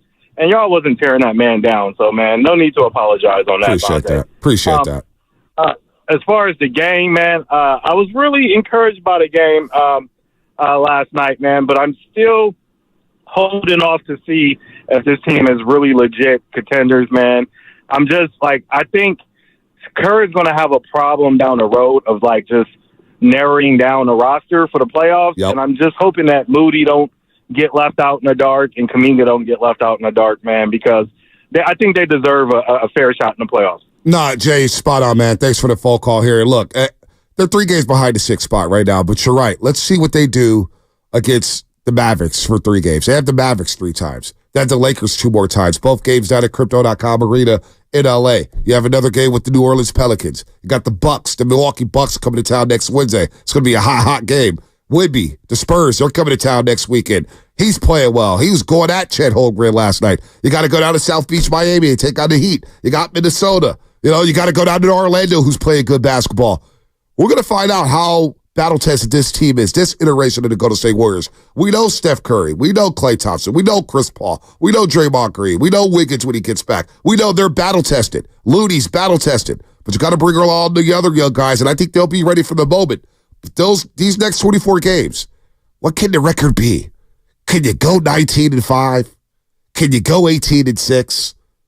Because then that would tell me 4 matters. Because, FP, this does have a March Madness feel to the NBA this year. Like, think about that. Minnesota, OKC. You think they really want to play the Warriors or the LA Lakers in the first round? I was just going to say, like, do you think they really want those problems? So you may get some upsets like you did last year. The Lakers advanced to the Western Conference Finals coming out of the play-in. The Miami Heat advanced to the NBA Finals, and they started off in the play-in. So, I don't know, man. They do need to round in the form here, but they got some games here to really prove to everybody that, hey, we are back. We are back. And if they beat some teams, like Dallas right now, FP is rolling. Luka's rolling. You could beat them 2 out of 3. Okay. Maybe you are ready to make a deep, deep run into the Western Conference. All right, let's go to Big Smooth in Oakland. Big Smooth, what's happening? Hey, good morning. Hey, Bonte, listen, brother, Draymond got a bag of receipts and he burning them as fuel. So just, hey, send him a box of cigars. He'd be all right. Listen, man, Warriors, man, this may be something to think about. I don't know if this is even done. They need to hire a lead management consultant. They need to hire somebody because you got to figure this, given this leader. I knew last night. I knew it. I said at some point the Knicks going to be right back in this. I just didn't think that it would be that close. Doggone, 6 points. It came to 6 or 4 points. It got crazy. Yeah. Can't keep doing this. Not now. I mean, this is now that the team has the identity that Steve Kerr was saying they didn't have. Now they have the identity. And one of the things in that identity is giving up these leads because to me, the game against tonight, Toronto, this is going to tell everything to me because it was Toronto that came in here and opened up a can on them. Yeah. And this is where we were at our lowest point, if you can remember. Oh, yeah. So I want to see the fire in their belly, to take one of them old expressions. I want to see the fire inside their belly to say, okay, payback time. Let's see if the Warriors have a payback, the James Brown version, down in their gut tonight. That's what I'm looking for. I'm looking to see how they repay this Toronto team. First time Toronto came here, FP, they scored 76 points in the first half. You had no Draymond Green in that game. Yeah, they're 22-37. They're 5-5 in their last 10. They got a pretty good. Well, they're 12-17 at home. I wouldn't be shocked if the Warriors lost tonight, and I'm going to tell you why. This is not a negative take by any means. Just having played in New York, you're going to get on a bus after that game. It takes forever to get whatever. If it's LaGuardia, if JFK, right. if it's New Jersey, wherever airport, it took them probably an hour and a half to get to the airport last night. Probably a 45-minute flight to Toronto. You would know more than me. They're going to get in the rooms at 2:30. Well, I think they got in at about 3:30. 3:30 in the morning. After the effort they gave in the Garden last night, the best defense they played all year, they played with their hair on fire for 4 quarters. They gave you everything they had, plus a travel day, plus a back-to-back. I mean, that's a lot. Right. They're all sleeping in today. They probably just show up and play, like strap it on, here we go. Right. Those are hard turnarounds in baseball when you stand in the field and do nothing for 3 hours, let alone the effort they gave last night. They're going to have to dig down deep somewhere. I don't even know where tonight. Yeah, no, you're right. You're right. And the previous caller mentioned that, Steve Kerr's played a lot of guys. We're going to have to narrow down the rotation. We've been reading the Pat Riley quote all week long about playing 8 and trusted 6 and played the last 5 or whatnot.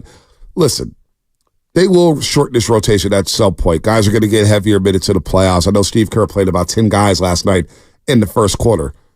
There is a benefit to that, because if you are on the back-to-back and you look at the minutes from last night, FP, all right, I got 32 minutes from Pods. I got 31 from Steph, only 27 from Draymond, 25 from Moody, 30 from Kuminga, 26 from Clay.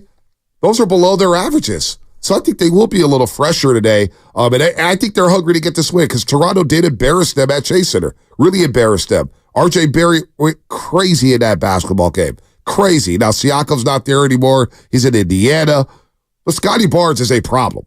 And Scotty Barnes is probably going to shadow Stephen Curry all over the floor today. 6'7", 237, big wingspan. The guy could ball. 28-6 on the season. So how do you get, because Steph Curry is struggling a little bit with the shot, which I don't worry about whatsoever. Whoever's concerned about Steph Curry. You got 31 right, struggling. Yeah, 31, struggling with 31, right? Still putting up Hall of Fame numbers. So this is a tricky game. But the Warriors know, you get this game, you're playing with house money on Sunday against the Celtics. You're playing with house money on national television. So I like where they're at. But you're right, FP. I think this will be a tough turnaround for them. It's a big back-to-back. Big back-to-back. I'm tired just thinking about what they're going through. Yeah. No, I'm serious. I'm tired from not You sleeping. travel like a king, right? The bus pulls up to the plane. You're the only ones on the plane. Customs is eyewash when you're an athlete. Right. It's eyewash, dude. I mean, they're like, come on, get through. Like, they check, but they don't check. It's quick, especially at 3 a.m. Right. Nobody's looking. Just get right through, get to your hotel room. And so, but still, like, probably getting to sleep at 4 a.m, and then you got to wake up. I'm not making excuses. This is just how it goes. This is a really tough. Back-to-backs at home are tough, I would imagine, but this with a travel day and play, yeah, this is going to be, I don't know, not a gut check. Because they gave you everything they had last night. It was a physical My basketball favorite game part about last night is they just left it all on the court, dude, and they've been doing that lately. Yep. Can they do it again tonight? Man, that's a big ask. Yeah, that is. Let's see. Let's go to Ben on 880. Then we'll get the Mike in Oakland. We got Rob in the city. We got Santana. Looking on the call. Yeah, let's go. You must not have got a lot of calls at the other station. This is another day that ends with the letter Y here at 95.7 The Game. We talk with the audience, not at them. That's all we do. Right, Ben? Right, guys. Hey, happy Friday morning. I'll talk with the players. You guys hear me? We got you, Ben. Let's go, baby. All right, guys. So, hey, so I caught the tail end of the game yesterday, and and then my fiance and I were just listening in on the post-game comments, and we're like, wow, right? What's with that comment, right? The first thing that came to mind is, look, when you think about Draymond the last 2 years, actually, let me take a step back, right? You know how you have family members or coworkers who just kind of like don't take accountability for their actions or their words? That's Draymond, right? And I know that we love him and some people hate him, right? But I just kind of thought about, like, man, this guy has not taken accountability for what he's done in the last couple of years. And you think back to if his suspension was just half of that, where would they be right now, right? In terms of wins and losses right now. But, it is what it is, right? They had to get through the year. They had to kind of move forward, and now they're kind of just getting into the rhythm that we expected him to get, like around December or even January at the latest, right? They're just getting there. Right. And so that's that. And then now the other thing also, right? Moody's getting a shot now, right? And I just kind of get good vibes about him kind of almost playing that Iggy role, like a glue guy, right? That's a good call. He doesn't have to do a ton of scoring, doesn't have to do a lot of things, but he gets it, right? Yep. He can be that guy that, like, hustle for the loose balls, get it all. And I'm kind of thinking this might be the starting lineup to get him through the hump and get him through the playoffs. So I'm hoping they stick with it. Wiggins got to earn his shot back, right? And I know he's dealing with personal stuff, but I'm hoping Kurt doesn't mess around with this and just let it ride. Hey, man, that's a good call with the Moody and Iguodala. That's a good call. As far as Draymond Green, look, I'm going to reiterate this all show long. What he said to me, I don't take personally. That's his opinion. He felt some type of way. It's all good. I have opinions on this show. Who am I to be able to give an opinion, not be able to take an opinion? I got no problem with what Draymond said. You talking to me? I mean, we got to call it like it is, and I'm going to stand by what I said because it wasn't personal. It was all about the suspension. The team was let down. Hell, Draymond Green said it himself back on January 8th. Joe Lacob made a commitment to me this past summer for the next 4 years. And the conversations that we've had and leading up to that, I failed miserably. And I apologize for that. The Golden State Warriors organization, I always say, like, that's my baby. Steph, Clay, Steve, Bob. We've been there from the beginning of what you know the Warriors as today. And I failed them miserably. That's Draymond Green saying that. That's all I did. Draymond literally said, that's all I've said. Pull clips, pull receipts, do whatever the hell you want to do. Let the team down. He was gone. Think about it like this, too. And Draymond Green, again, we prefaced this on television. I've prefaced this on 95.7 The Game, and a lot of people disagree with me when I've said these things. And I was like, hey, when he's on the floor, he's playing some excellent basketball, Draymond Green. But the problem was he wasn't on the floor. That was that. And then we critiqued him. We critiqued the suspension. It couldn't happen. If he's not missing 20-plus games, the Warriors are in the top 3, top 4 in the standings. They're literally 3 back in the 6th spot. You really think that? They're 6.5 back in the Clippers in the 4th spot. You don't think in those 20 games, the Warriors, I'll check out the record. We'll do the math in a second here about that. But there's no doubt to me they're in the top 6. That's how important Draymond Green is to this basketball team. And I've been consistent with that. So, Draymond Green, I got no ill will towards him. None whatsoever. I'm not that guy, pal. I'm not that guy. Let's go to Mike in Oakland. Mike, what's happening? You're on the roast. What's up, man? It's Michael. My first name Elston, but my middle name Michael. I'm saying. All right, we can go Elson. Elson's a different name. I've never heard Elson. Yeah, it's Elston Howard. He was a baseball player in the '60s. What I was named after him. Anyway, look, I was so happy Draymond went there with you last night, man. It was an incident where I had called my wife into the room, and she rewound it no more than 4 times. And I'm gonna tell you, Bonte, you come across as a hater. You can't. You talked on that man's money. You talked on his job. You said he should be traded. You were asinine enough to say that we're better without him. And you said that to the effect of, yeah, you think that we should trade him. We're tired of his stuff. Man, we love Draymond. Yeah, he pisses me off sometimes. He frustrates you because he goes over the top. But he's a little dog playing amongst big dogs. The man is 6'5". I met him in person. He's not 6'6", 6'8". The man is 6'5", 6'6", maybe. And he's a little dog fighting with big dogs. They do dirty stuff to him down in there. And when he reacts, that's all y'all see is when he reacts. Hold on, Mike, because I'm a little flustered here. You sure I was the guy who said trade him?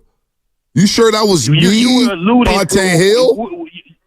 You were alluding to, we're done with him. We're sick of his stuff. Move on. That's what he was talking about last night. My 14-year-old daughter described the way your face looked when he said that. I was good. I can't remember what she said. I was good. Hey, whatever your daughter said, I was. Hey, Mike. You know me. You can say I sound like a hater, but do I not tell the truth? Do I not keep it a buck? I'll tell you right now. I was in that seat. I was in my seat chilling, big dog. I was chilling. I was like, great, we got a show tomorrow. You spoke on that man's money. You spoke on his future with the Warriors, man. Well, why? And the way that's why Draymond is sharp. He don't miss nothing. Yeah, He heard but you. hold on, Mike. We all heard you. Hold You on, was Mike. making me Hold on, mad Mike. when you were talking about Hold on, it. Mike. You was better without it. But am I wrong for that? Am I the only one who's done that? When what happened last season transferred You're the into most this prominent season? one. You up front. Huh? You in the Bay Area talking about our dude, man. So That's what? our Would you want dog. me to kiss his ass? You want me to shake No, I pom don't poms want you and to do Capri any of that. No, Suns? I don't want you to do any of that. So What I'm what saying would is you be like me to say? realistic. Yes, You want me man to messed hold on, up. Mike? Yes, Hold on. I'm man gonna let you messed up. finish. Mike, I'm gonna let you finish. Do you want me to just say, you know what? It's okay. He got suspended. Hopefully he learns his lesson. Because this isn't the first time it's happened. That's why there's a long track record of this. And that's why I get defensive about it, because when he's on the floor, the Warriors are a damn good team. Damn good team. A championship team. If you had a kid that was your child that was getting into trouble all the time, would you give up on him? We're not giving up on our kids, man. We're not giving up on our loved ones. This isn't my kid. This is a basketball player. Guys give up on sports athletes all the time, Mike. People give up on players all the time, Mike. Nothing without Draymond. The words aren't the words without Draymond, period. Okay, that's fine. That's why, Mike, you just proved my point. Mike, that's why I was very critical of him when he got suspended. That's why I was critical of him for being suspended, because the Warriors aren't the Warriors without Draymond Green. Did you get the Cowboys weren't the Cowboys without Troy Aikman, Emmitt Smith, and Michael Irvin playing together? Sorry to cut you off. No, dude. You know, this is your show today. I'm stealing money today. Hey, you got to have an opinion, dude. If you have an opinion, that's what this show's all about. And I'm going to say it ad nauseum today. Like you would not have a job on this show if you didn't have a strong opinion about something. Right. If you sat here, you'd be getting more criticized if you're like, it's okay, he got suspended. Right. But this has happened repeatedly, dude. It happened repeatedly. And now he's back and they're better. There's no doubt that he adds to this team. Your point about they'd be higher in the standings is well taken. But you can't just sit here and say like, oh, that's just Draymond being Draymond and he can keep getting suspended. Right. And this is sports talk radio. You're supposed to have an opinion. You're supposed to have a strong opinion. Like I said earlier, if this is the East Coast, Wiggins would be getting crushed right now. Like for what you think people in New York care? They all have problems too. Here's my other issue. They're going to work every day. I'm just saying, like you guys toe the line in a responsible manner. You can have an opinion. You're passionate about your sports, and if you're upset that I said the same thing. You got to be available to your teammates, dude. Right. And if you're not, you ain't helping me at all. No doubt. No and doubt. if it keeps happening, it keeps happening, and it keeps happening, then that's a problem. It is. So, he's back now. That's over with.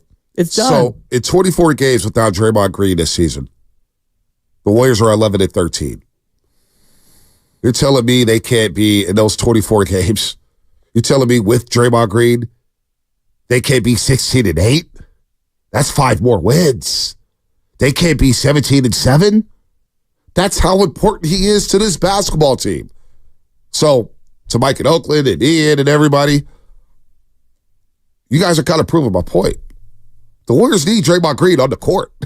So that's why the disappointment came, because he wasn't on the court due to his own actions. Well, it sounds like they're upset that you said get rid of him. I don't know if I said that, but I said, maybe the Warriors are tired of it. Maybe they would look to get rid of him. Maybe they would look to trade him because maybe they are tired of it. Steve Kerr think about when Steve Kerr got popped for the second time. Steve Kerr was irate. It's just like, this just can't happen. It can't happen. So it is what it is. But as far as me being here with the local team, and do you want me to kiss people's ass? I could do that for you. I could pass out Capri Suns to everybody and tell you that, Shanahan's a genius and he could do no wrong. Brock Purdy could do no wrong. I could do that to you. I could do that all day if you guys want. That would be boring. That's it. That's all. Let's go to Santana. Sorry, was I supposed to say something right there? No, I don't know. I just let the mic breathe, man. It's unbelievable. I'm here, though. Come at me, man. I'm like Jon Snow in Game of Thrones. I got the sword out. No shameless shout-outs today. The hell with that. We ain't shouting out nobody, Santana. What's up? I shout out you. Monte, what's good? What's good, brother? What's good, brother? What's up, Santana? What's up, Monte? How you doing, brother? I'm good, brother. FP, what's going down? Hey, listen, man. So what happened last night, that's a perfect example of the truth hurting. You know what I mean? And you're living in Draymond's brain rent-free right now. So, what you've been saying obviously struck a nerve, and he really ain't got nobody to blame but himself. His actions have been detrimental to the team, and And who is he going to blame for that but himself? And I'm a fan of the Warriors, and I was one of the fans that was like, I won't mind if they trade him because his antics, this is not once, this is not twice, this is not 3 times. And guess what? I'm not going to be surprised if he does it again. Something that's going to be outlandish where everybody's questioning if he should stay on the team or not because it's in his DNA, dog, and he's given us that ammunition to be able to say that. When he's there, bro, he's a stud. You feel me? But the best ability is availability. And when he's not there, the team suffers, the fan base suffers. So hopefully he got it together. Hopefully he got the help he needs. And the last caller, man, he got it twisted because, but this is your job. You're supposed to come on here and you're supposed to keep it 100, just like how you said. You know, he's not one of our children. You know what I mean? And we're not giving up on him. We're holding him accountable. That is what is supposed to happen, dog. But Monte, bro, you're doing it, bro. Or, you know what I mean? That. Hey, congratulations. Last night is something for you to be congratulated on, brother. Real talk. 100 AM. It's definitely, hey, Santana, it's definitely a night I'll never forget. And I'll see you soon, brother. Hope you and the family are doing well. It's definitely a night I won't forget. Real quick, I'm going to take one more call before the injury report. One more call real quick. Let's go to Rob in the city. He's been on hold the longest, and then we'll get to everybody else on the other side. Rob in the city, what's happening? Hey, Bonte, FP, how you guys doing? What's up, baby? Hey, FP, I apologize last week for checking you. Man, I shouldn't have said it, but I was pissed off, so I called in. Joey doesn't need my my defense, but Joey, I love you, brother. I hope you're doing good. Bonte, I'm the guy that showed you the inside of my suit jacket yesterday. Oh, yeah, the Godfather at Shasky's funeral. Yeah. You're the Miami fan. Yeah. Hey, listen, man, you know what I want to say? I'm not going to go too much on Draymond because I told your producer I wouldn't, but I feel 1,000 times more intense than Robin, who is your best caller.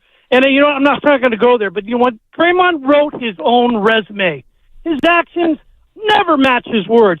I think he's a low-class chump. Now, getting we don't need to do that. We don't need to do that. I'm sorry, Bonte, but I can't help it. I mean, all right, but anyway, the game.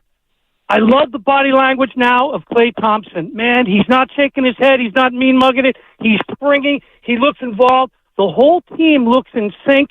Love the defense. If they keep playing the same defense that they were playing last night, man, they're giving us hope now. I'm telling you, I think they can do it. So we'll see what happens. Good call, love baby. The show. Love you, brother. Thanks, Rob.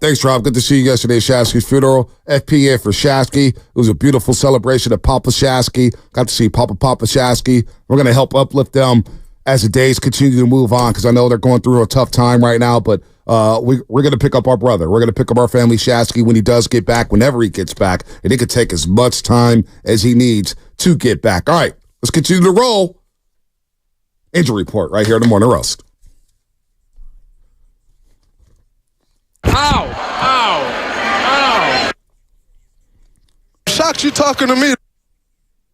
Absolutely incredible. Draymond's feelings were hurt. Is that the first one? Nah, his feelings weren't hurt. All right, man. sorry. I don't think I had that impact on Draymond Green, man. No. Trey, we'll be all right, man. Day and I'll be fine. By the way, Giants are hurting. Tristan Beck, diagnosed with an aneurysm in his upper arm and is currently weighing his treatment options. Manager Bob Melvin did not provide a timetable for his return, but did say that Beck will not open the season on the opening day roster. The expectation is he'll be on the injured list for a long, long time. This stinks. Another shot to the arm in the starting rotation. Yeah, talked to him yesterday. He's hoping to be back around the All-Star break. We'll see. Little so that's second half push. We'll Robbie see. Ray, Tristan Beck, second half push. You get 2 studs. Hopefully you're not out of it by the All-Star break. The injury report brought to you by Boxer Gerson, Northern California's premier workers' compensation law firm, helping get your workers get their lives back for over 40 years. What's coming up in the game? Brought to you by Fremont Bank, full-service banking, no compromises. All your phone calls. Mike, Coach, BPA, Carlos, Ant, but we're going to get to Jermaine Wiggins from WEEI. I almost want to push him back because I want to hear from the audience here. But we'll get Jermaine Wiggins, and then we'll get to all the calls here on the Morning Roast. Shocked you talking to me.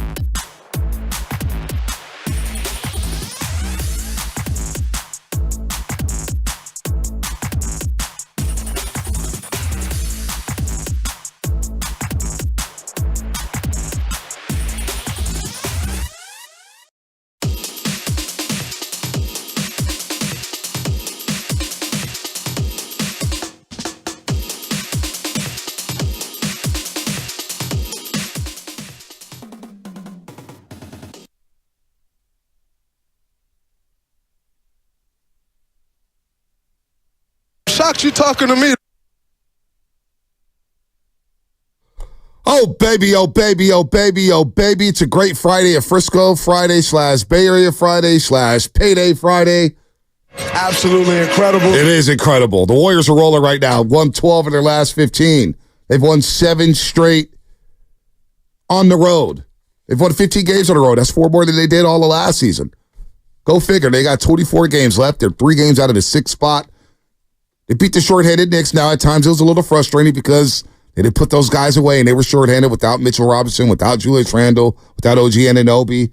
But you know what? A dub is a dub. And right now, you cannot be picky. Beggars cannot be choosers. And the Warriors are rolling right now, playing their best basketball of the season. So good morning to everybody out there getting off their graveyard shift. If you're at work, what is happening? All the overnight dancers, all the cops, community drivers, bar conductors, you name it. Shout out to the Shaskies and the Porters for yesterday. What a funeral. I think it was like 500 people in that funeral, man. It was packed for Papa Shasky. He had a lot of respect in the city, so it's good to celebrate the life of Joe Shasky Jr. The Warriors get a win in MSG, one of our favorite arenas in the world. And yeah, their life is good over here, FP Santangelo in for Joe Shasky. Yeah, I'm just sitting here today having fun, listening to you go back and forth with the callers after what happened last night. What happened last night? I don't know, whatever. Let's talk about Jung Hoo Lee. No, so I took notes today because I knew it was going to be a big show for you and for the station. But my first note, and I want to share this with the listeners, is like Draymond did a lot for the organization, the city, all the championships and all that he's done, and they're a much better team with him. But it sounds like he didn't learn a lot from being suspended and accountability to me. Mm-hmm. So like the fact that he kept receipts was like the story last night, and we've barely touched on it. But the story last night is they went in the Garden, they won a big game. Right. Against a team that's very physical. I know they're undermanned, and a lot of guys played a lot of minutes they normally don't do. But hey, no, it's not who you play, it's when you play them. And the Warriors caught the Knicks at a perfect time to just keep their thing going. 7 in a row on the road. They're going to have to dig down deep. The one thing you missed on at 8 o'clock is you should have done your and then Canada at the end, but because they're in Toronto tonight. But whatever. My "Oh Canada" is not good. Have you never listened? I sung "Oh Canada" on the show. No, but your baby should have been Canada. Yeah. I wasn't thinking about that. That was a good call. Anyways. We are north of the border today. So, like, I don't know. I thought you handled everything great. Just reiterating from an athlete standpoint, if I ever had a problem with a broadcaster or a reporter, I would walk up to them in the locker room, outside the clubhouse. Let's go grab a coffee, man-to-man, face-to-face. It would never be an on-air thing. Maybe times have changed. We didn't listen to sports talk radio when we played. We kept our blinders on. Right. We didn't want to hear what Ralph Barbieri was saying when I was a Giant. Like, we just didn't care. Right. So but I think athletes are more in tune now. They're more in touch, especially with Draymond. He has a budding broadcasting crew with his podcast and the All-Star Weekend and what he does. But he says a lot of things too. And he says a lot of things about a lot of people too. And I understand that he's sensitive. I get that. But if you don't like that and you don't like people critiquing you, don't give them fuel for the fire. My strong take today is if you don't like that, don't get suspended. So if you have something to say on the show. There's Radio Bonte, there's TV Bonte. Radio Bonte gets paid for 4 hours every morning to brighten people's day with your energy because it's a morning show, and morning shows are about like getting up and having energy. And people driving to work, and you have takes. You have to have takes. Your ratings wouldn't be as high as they are. You wouldn't have a job. And there's TV Bonte, who is the host of a show. The host of a show puts a tie on, and he makes the analysts look good. You don't have an opinion over there. So I don't know what generally happens when athletes get mad at broadcasters or athletes get mad at beat writers or writers is they hear about it. Through third parties. They're third parties, like their brother, their aunts, their uncles, their mom and dad will say, he said this about you. Right. Now we have social media, and there's probably a clip he saw of you or Joe or whoever, me. I don't know. I was critical of him too when he got suspended. We all have been. From an athlete standpoint, I need you there, dude. I need you in the locker. I need you fighting, scrapping, clawing, battling with me to get to the playoffs, and you're doing me no good sitting at home because you couldn't control your temper, whatever. And that's been a chronic problem. If Draymond would have just got suspended once and nothing happened last year, nothing happened this year, and then the indefinite, he probably wouldn't be getting criticized because everybody makes mistakes and we love to forgive. But when it's a chronic thing and it's a problem and you're missing games, you said yourself they'd be higher in the standings if he was there. I was critical too. They're so much better. I think they're 13 or 14-6 since he's been back. Yep. That speaks for itself. Yep. His defense, his effort, all that. Yep. But I believe old school that there's different ways you can handle that are more professional and more mature. No doubt. And look, I'm going to preface this, and I said this at the top of the show, and we're going to get to the lines. Mike, Coach, BPA, and I really, honestly, full disclosure, I'm a little uncomfortable talking about me all show. I don't like talking about myself. We have fun talking about ourselves in a joking manner, but for the most part, I want to talk about the game today. I want to talk about the way they're playing. I want to talk a little about Jung-Hoo Lee. Who is this guy? Even the 49ers and what's going on in Indianapolis at the Combine. Are they going to shake things up? Are they really going to move off of Brandon Ayuk? Is that really going to happen for the 49ers? But the Warriors are 11-13 without Draymond Green. And again, I'm going to say this like I said at the top of the show. I have no issue with Draymond Green did last night on the postgame show. He obviously didn't like something I said. I can't wait to see him to see, hey, what did I do to offend you or whatever it is. And hopefully we cross that bridge and we cross that road, we talk it out and we move on. But I have no problem with him coming at me. It's part of the gig. It's part of the gig. It ain't gonna be the last time. Happened. It ain't going to be the last time. Look, I know on this radio show, as you just said, I have to have an opinion. My opinion on him being suspended is it hurt the team. Hurt the team. We've done a million interviews with Draymond Green. Hell, we did them all last year after the Jordan Poole punch. And guess what take I had on that? I was disappointed in Draymond Green, and I discussed it all season long. We interviewed Draymond Green. There was no problem. So obviously something happened recently or whatnot. I don't know what it is. We'll talk to Draymond about it, and it's all good. But I talked to a Warriors official. They said, look, man, there's nothing to worry about. Don't lose any sleep. You didn't do anything wrong. We listen to the show. Keep it professional. I don't keep it personal. I don't name call and say this and that. You may say, man, that play was dumb, or, oh, why did he do that? That decision was, oh, man, why would he call that player? Why would he make this decision? That's all we do, but we're not. Look, Shasky and I, and even you, FP, you're from this community.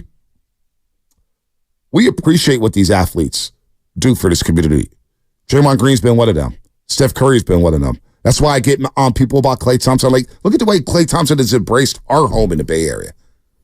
We're going to get on this guy after those 2 injuries. But Draymond Green's been the same way in the community. He's 10 toes down in the city. But when he got suspended, it was disappointing, considering the fact that he said it was the most important season of his career. Because on the court, Draymond Green has been phenomenal this season. He's shooting over 40% from three. Hell, I want him to shoot more threes. More threes. But, things get said. He didn't like it. I have no problem with that. What I did on the show was smile through it, and we kept it moving, and we laughed about it. Now, they don't teach you that in journalism class on how to pivot, but I laughed about it. I was just like, huh? And here, I'll play it for everybody who hasn't listened, since everybody wants to hear the cut. Draymond Green, back and forth. Well, yeah, back and forth with me. Draymond Green, welcome to Toyota Warriors Postgame Live. Bully Fezzi, Bonte here. And first of all, let's talk about MSG. Bonte, what is it like? I'm shocked you're talking to me. The way you was talking about me when I got suspended, I am very shocked you're talking to me. Really? Really? Yeah? Really? Yeah, go ahead, though. Yeah, go ahead. Hey, tell me about Planet MSG. You guys go there once a year. There's a lot of Warrior fans out there. Describe the energy out there at MSG. It's always a fun game. You could have said, how did I talk about you, and made it real awkward there. And you went back to your question. You handled that so pro. So that's if anybody understands TV, if I don't do that. Now, here's the ramifications if I do engage with that. And I say, well, what do you mean? Then it hijacks the television program. It hijacks the win, and it becomes about Draymond and myself. And it makes Bully and Festus awkward and everybody there on the camera awkward. Now it gives people at home a show like, oh my God, this must be TV. But I'm not trying to be on First Take. I'm trying to get Bully and Festus to analyze a great win in New York, at Madison Square Garden. So that's why it was all good. We said bye-bye. He took off the headset. It is what it is. And we laughed about it. We played his highlight clip the other couple minutes later. We showed memes from Twitter about me, and they're all, man, he shook out. Dude, it is what it is, man. It is the only thing out in my head, FP, when that happened, in my head, after he gave his short answer, I said, well, my phone is about to blow up in 3, 2, and before I got the 1, bleep, bleep, bleep, bleep, bleep, bleep, bleep, bleep, bleep, bleep, bleep, bleep, bleep, bleep, tweets, text, everything. I haven't heard from people in years. You and Draymond beefing? I can't get a congratulations on my engagement. And by the way, there's no beef. Slide in the DMs to say hi. There's no beef whatsoever. No beef whatsoever. The one thing I will tell you is I like you and I want to see you around. Don't go after big guys like Bosa and Draymond. I mean, if you're going to criticize guys, go for like guys that aren't going to kill you. Hey, look, man, I'm a lover, not a fighter, man. I'm not going to fight anybody. I'm not even going to try to get into it with these guys. We're going to go to the lines. We had to cancel Draymond Wiggins because we're talking about this game and people want to talk, and I want to get to the lines here. So 888-957-9570. Let's start off with Mike and Antioch. Then we'll get to Coach and Vallejo. Mike, what's happening? You're on the roast. Hey, what's up, fellas? What's up, Big Mike? How y'all? Not man. Look, I've been on hold for a minute, but I wanted to talk about you and yourself and Draymond. I think that you don't want to talk about the game. Well. You don't want to talk about the game, man. The game was amazing. The game was amazing. The game was on point. We need wins. We need to get to the playoffs, and I'm happy where we're at.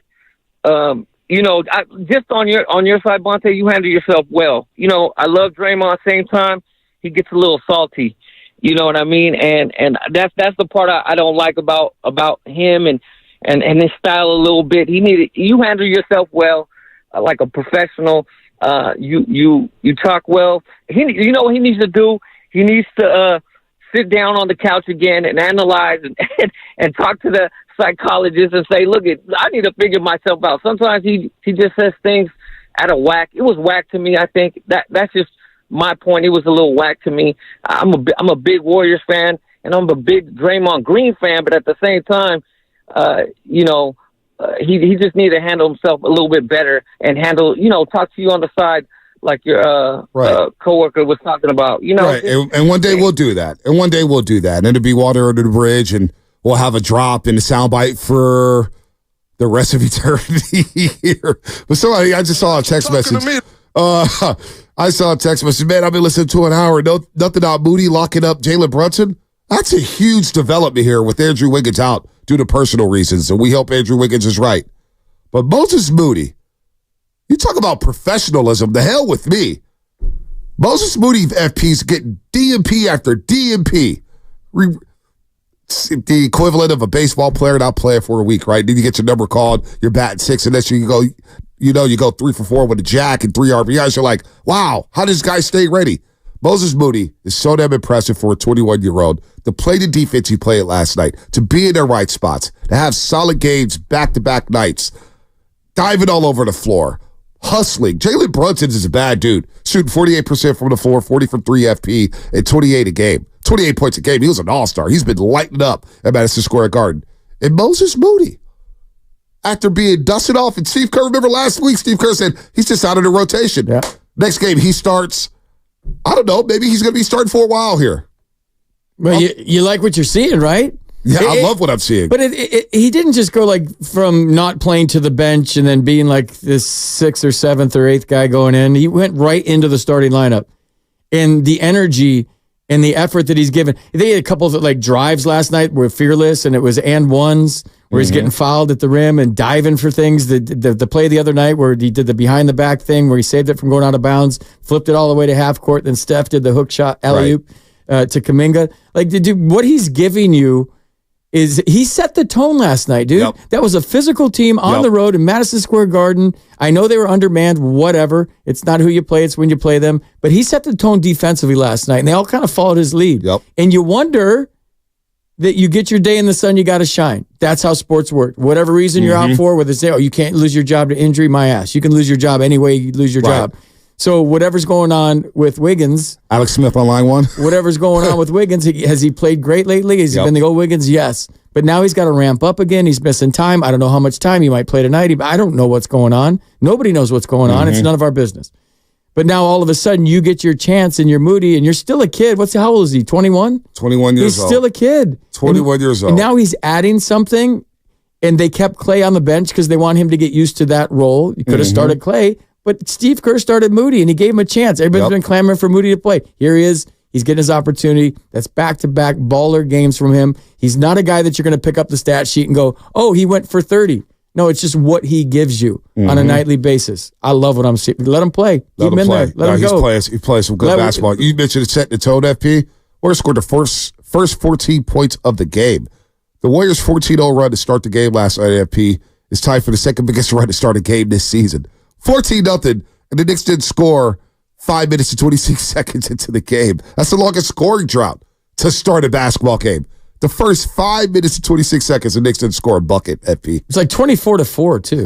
It was just like, but you knew they were going to. It's the NBA, dude. I was not taking any victory laps, 14-0. It's a Garden. You knew if the crowd got into it. Yep. Once they start playing the Oregon, by the way, just FYI, the Oregon in basketball is sick. It is sick. I did see you tweet that. I love that. I was like, we need more Oregons in basketball. It was sick. No, it's classic. It's old school. And you know they got momentum. Once the Oregon plays, it's like a sign for the fans. So, anyways, you knew that. Right. You knew that was good. I knew it was going to be a game just because the Warriors blow leads. It's what they do. You knew it was going to be a game. And FP was disappointed that they were only up 9 going into the halftime. It was like they should have been up 20 with the way the Knicks shot so poorly there. But you know what? They win by 11. It's not easy. Went out on the road. They've done it 7 straight times here. So a big-time winning streak for the Golden State Warriors. All right, back to the line. So let's get Coach Vallejo. Coach Vallejo, man, what's happening? Good morning. You're on the roast. Hey, good morning, Bonte, FP. First of all, condolences to the Shasky family. And please pass that on for me. Yep. And I'm going to talk about the game. I saw what happened last night, with Draymond, of course. But talking about the game, I think one of the reasons why the Warriors are having trouble closing quarters, Kerr is force playing a lot of people. Now, there should be only 3 players guaranteed right now 30 minutes a game, and that's Steph, Kuminga, and Draymond, okay? Now, he's forcing. Pajitsky played 32 minutes last night, 2 points, 4 rebounds. Now, I know he's the new love child right now, but his minutes should not be guaranteed. He's forcing Sarge down our throat. Yes. He's forcing Sarge. Yes. And Sarge is not playing well at all. He's getting 10 to 12 to 15 minutes. Those minutes could go to Moody very easily. So I wish Kerr would believe his eyes and our eyes and watch what we're seeing on the court. Moses Moody is a threat out there. I'm sorry, Brandon Pajitsky is not a threat. He's not a scoring threat. And so I think Kerr should really be objective as much as possible, take the sentiment out of playing Sarge, especially in front of Trace Jackson-Davis, and I think the Warriors will be a lot better off going down the stretch. No, that's a good call, Coach. I agree with the Coach. Shortening up the rotation. I think Steve Kerr will have to get to that at some point. Sarge right now is just struggling. His three-point shot has just gone awry. It happened when Chris Paul was out because of the rapport Chris Paul and Sarge had to start the season from their days in Phoenix, from their days in OKC. All of a sudden, so you know what? He'll sit for a while. But there's going to be a moment where the Warriors are going to need Sarge. Remember, Bielitsa a couple years ago. Struggle. Got off to a high start. We're playing Bia. Then he started struggling. Then in the playoffs, he had his moments. Same thing with Otto Porter Jr. So I wouldn't give up on Sarge. He is struggling. He's in a deep, deep funk. And right now, TJD probably does earn those minutes or deserve those minutes over Sarge here. But Sarge is going to be important because of the way he spaces the floor, FP. Question for you. When Wiggins comes back, we don't know when, do you move Pajemski to the bench and go Moody and Wiggins? I like having 2 ball handlers, or 3, because you get Draymond, you get Pods, and you get Curry. This start lineup is working. I'm not going to do anything to mess with it. Now, if Wiggins comes back, that's what how long is it going to take him to get his rhythm? So I'm looking at somebody. I'm just saying maybe Wiggins comes off the bench. And all of a sudden you come off the bench and you have Chris Paul, Klay Thompson, and Andrew Wiggins coming off that bench. That is a lot of firepower coming off the bench. Because now you got Curry rolling with the start lineup with JK. Draymond Green said it a couple weeks ago. He's our bona fide number 2 option. And when it came down to nutcracking time, what did they do? Dump the ball down to JK, make something happen. Whether it's the baseline, whether it's a little lefty scoop, whether it's a dunk around the rim. I'm good in the starting lineup with Curry and JK being the top scoring options, and you got Pods penetrating to the rim, and you got Draymond quarterbacking and orchestrating everything. I'm good with that. It's going to take Wiggins maybe a couple games to get into rhythm, depending on how long he's out. FP, I tell Wiggins, hey, just roll with Klay and CP3. We're going to stick with the starting unit, especially if they continue to play well, FP. If it ain't broke, don't fix it. If it ain't broke, don't fix it. Dude, Kuminga was like so aggressive. I thought he pinned himself too deep on a baseline drive, and he just threw his left hand up at the last second and went in. I'm like, oh, damn. Like he's their most exciting player. He's their most exciting, and that's including Steph Curry at this moment as I speak. He's the most exciting player. Like everybody looks at scoring, and Pods, look, man, I'm not a plus-minus guy, but I thought Pods moved the ball well. He's handling the ball. He knows where to be. Look, Steve Kerr's going to have to make a decision. If he wants to bring back Andrew Wiggins straight into the starting lineup. Now, here's the cold part about Wiggins. His last 16 games, he was playing the best basketball of the season. He's shooting 45 from 3, 46. Over 50% from the floor. Giving you 15 and 5 in lockdown defense. So, when he does come back, you're probably going to start him. But do you start him over Moody and Pods? I like having the other ball handler. But again, you can do it both ways. You can do it with Steph Curry, Draymond Green. Draymond Green can handle the ball. You got JK who can bring the ball up the floor. So I don't know. You have a plethora of options for the starting lineup. But again, it's not about the starters, folks. Who's going to be in that closing five? That, to me, is the most important thing. Who's going to bring home, because you talked about finishing quarters, who's going to be in that final lineup to finish these quarters, FP? Who will be there? The hot hand on that night. Exactly. There's two guys that are exempt from that? Steph, Kuminga, and Draymond because of his defense. Well, if you're behind, you need offense. Yeah. So it's going to be a nightly thing. Like when they're up, yeah, Draymond's in. I need my best defensive unit out there. When they're down, I need my best offense out there. And it's just going to be like Steve Kerr seeing what's going on and having a feel for the last 5. Yep. Let's go to BPA before we hit the break. BPA, man, what's happening? Brian and Palo Alto. What's going on, man? Hey, Bonte, don't change, right? Is that coming from you? Are you sure? It's coming from everyone. Keep telling the truth. And I think, if you were to rewind 10 years and say 95.7 The Game is going to be the dominant sports station in the Bay Area, people would have, said that was literally impossible. Yeah. I think the reason why is you guys tell the truth, right? And obviously you have to walk a line. Right? You have to walk a line with the Warriors, and you do. There's a line that you can't go over, but within that line, you guys tell the truth. Conversely, the other station, the Giant station, is nothing more than, sort of shilling and propaganda for the Giants. Nothing more. And they're not telling the truth. They're lying to their listeners. And, as long as they keep doing that and you guys keep telling the truth, then, the outcome's going to be the same. Hey, BPA. Right? When you lie to your customers, there will be consequences. So keep telling the truth, and Hey, BPA. Walk along. Yeah. BPA. It must be a cold day in hell if you're on my side today. I'm joking with you. I'm on your side, and you weren't saying anything that 95% of everyone else wasn't thinking, right? No doubt. That guy that just ripped you, like I don't recall him calling in when Draymond was suspended indefinitely saying how great Draymond was. So, it's ridiculous. And, Draymond, you got to create, some sort of friction or whatever. I get it. That's not your fault. But anyways, great job. Keep it up. All right, BPA. We're going to break here. We're going to get to everybody. We got Uncle Gene coming up next. We got Austin. We got Will. We got Miller in Indianapolis. We got Frank. Lines are lit up right now. 888-957-9570 as we're talking about the game. And, of course, if you want to chime in on what happened last night, I really don't want to do it. I'm kind of over it. I'm ready to move on. I can't wait to get to the studio and talk about the Raptors and move on from the situation. But we're having fun with it. There's people just getting in their cars and want to talk about it. And you know what? I'm going to say it again. Draymond didn't do anything wrong. If you guys think he did, that's fine. I didn't take it personal whatsoever. He felt some type of way. Hopefully we can hash it out and we keep it moving. That's it. That's all. All right. More coming up. Your phone calls next on the roast. FP in for Shasky doing a hell of a job. We got Lubin back here. It's all brought to you by Fremont Bank. Full service banking. No compromises. Bonte, don't change.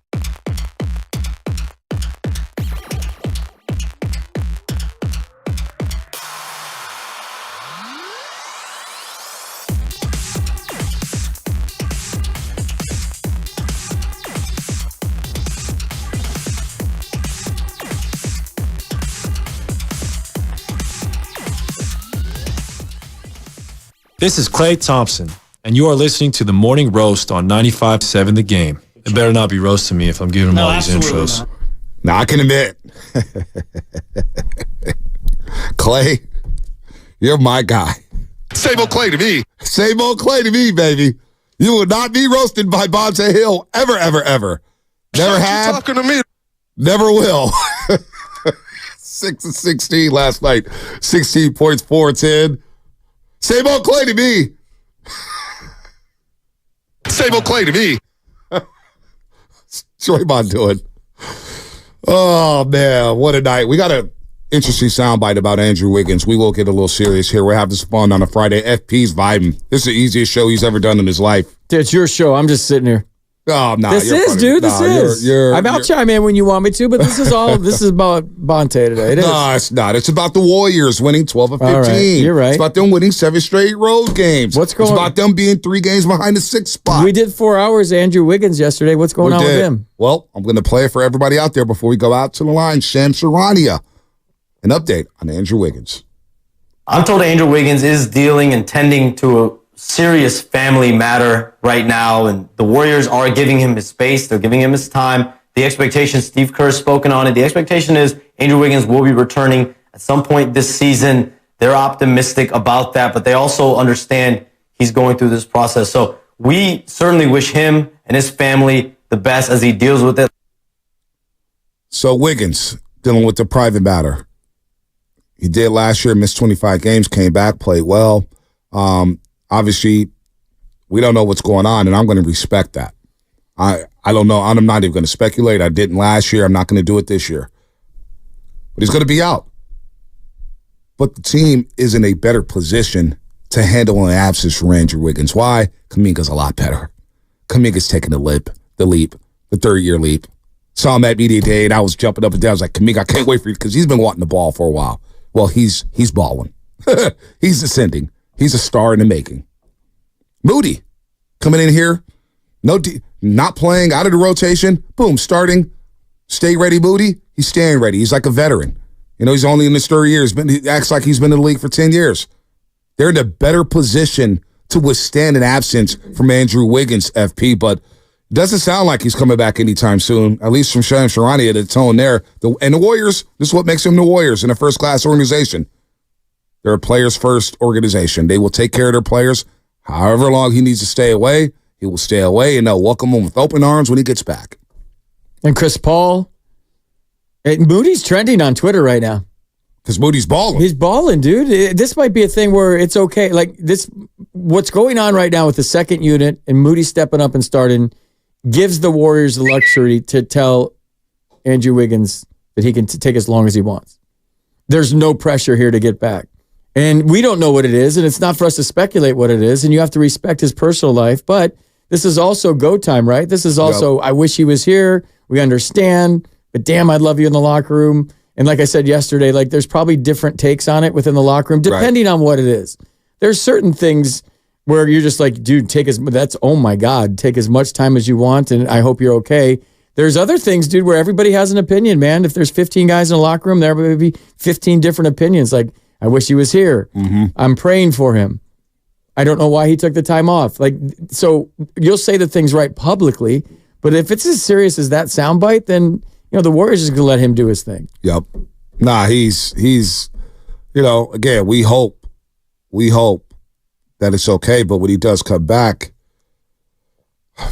probably going to have to stick with Moody for a little bit until Wiggins gets his rhythm back, his legs back under him. I don't know if he's working out. I don't know anything. I really don't. Is he working out or is he just dealing with the personal matters? Is he staying in shape? I have no idea. Is the cardio right? Was he in shape to start the season? There was some talk about that. They said he was a little heavy, but it took him a while to come back from that rib injury. People I was talking to say, man, it took a while to come back from that rib injury he suffered in the LA Lakers series. So he wasn't right. He wasn't right. But you know what? He's balling. He was balling going into this absence here. So we'll respect his opinion. He gets back. It's another addition. He's a two-way player who was the second most important player during that championship run, the second best player. But now JK's coming. He's here.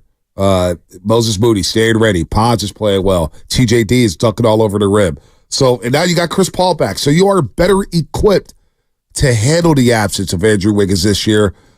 And that's why I don't think there should be any panic for Warrior fans over the next 24. Dude, I don't think Pods is playing well right now all of a sudden. And you know I was captain of the fan club. I love the guy. He's a gamer, for lack of a better term. But he's been turning the ball over.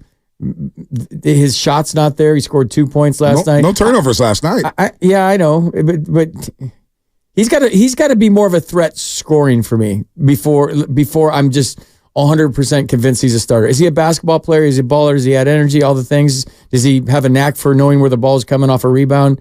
All these. He made a big steal last night, so he does add. But I don't know. I think I would think about Moody and Wiggins as starters, but Wiggins, CP3, and Clay off the bench is pretty sick. It's pretty sick. That's what I'm saying. If he comes back and he's playing alongside Clay and Chris Paul, that's a lot of firepower. That's a lot of firepower coming off that bench, and what has been a very good season for the Warriors bench all year. No matter who's been coming off the bench, it's been really, really good. Outscoring opponents, third in the NBA in points per game. They're playing well. But Pods, look, I like him when he's rebounding. I like him when he's just facilitating, moving, cutting, screening, taking charges. He does a lot of things that the box score doesn't tell you. Agreed. You know what I'm saying? You read the box score, and somebody may say 32 minutes, 1 of 6. If he was struggling, do you think Kerr would have him out there for 32 minutes? Probably not. Probably not. Possibly, but probably not. The last, 4 or 5 games, handful of games, I haven't seen what I saw early from him. The swagger, the confidence. If I'm looking deeper than just the box score and the stats, the body language looks different to me too. Yeah. Something's been knocked out of his cocky. I don't know why. He just doesn't have that same. Last night he did. He was on the floor. He went to the free throw line after an and one, and he was like hands on his knees. That was a huge play. It was a huge play. So I love his effort. I love his intensity, but I feel like his game is it's not where it was. Maybe it's just a little thing. You're not gonna look. Could he hit a rookie wall? It's possible. It's possible he hit a rookie wall, but I don't think Podge is playing poorly at all. I'm very impressed with him. He's in the starting lineup. I haven't thought about Steve Kerr. I haven't questioned Steve Kerr whether or not he should change the starting lineup with Pods. Has he been as impactful? Probably not. I might be off on this, but now I can't do an interview with Pods. No, yes you can. Pods is cool. By the way, the Podzimskis. I know the Podzimskis listen to the show. I met his father a couple months ago. He's like, "Oh man, I love you guys, man. I love you guys." He's a gamer. He is a gamer. He's a gamer. He's Pods. He's probably never played this much in a long time too. There's a lot of games you're playing on that body, so we'll see about Pods. I'm not too concerned about him. All right, let's go to the lines again. Uncle Gene in Oakland. What's happening? Hey, fellas. All right, quickly on the Warriors. Podziemski. I'm a big Podziemski fan too. But what I'm noticing, as a fan watching on TV, is that they seem to be tightening down on him. The defense is getting a lot tougher on him. I think that they're taking him a lot more seriously, and he's having to work harder for to score for one thing. But as you say, he's doing all these other things to of value to the team. So I'd like to keep him right where he is in the lineup. I have to. Uncle Gene, you still there?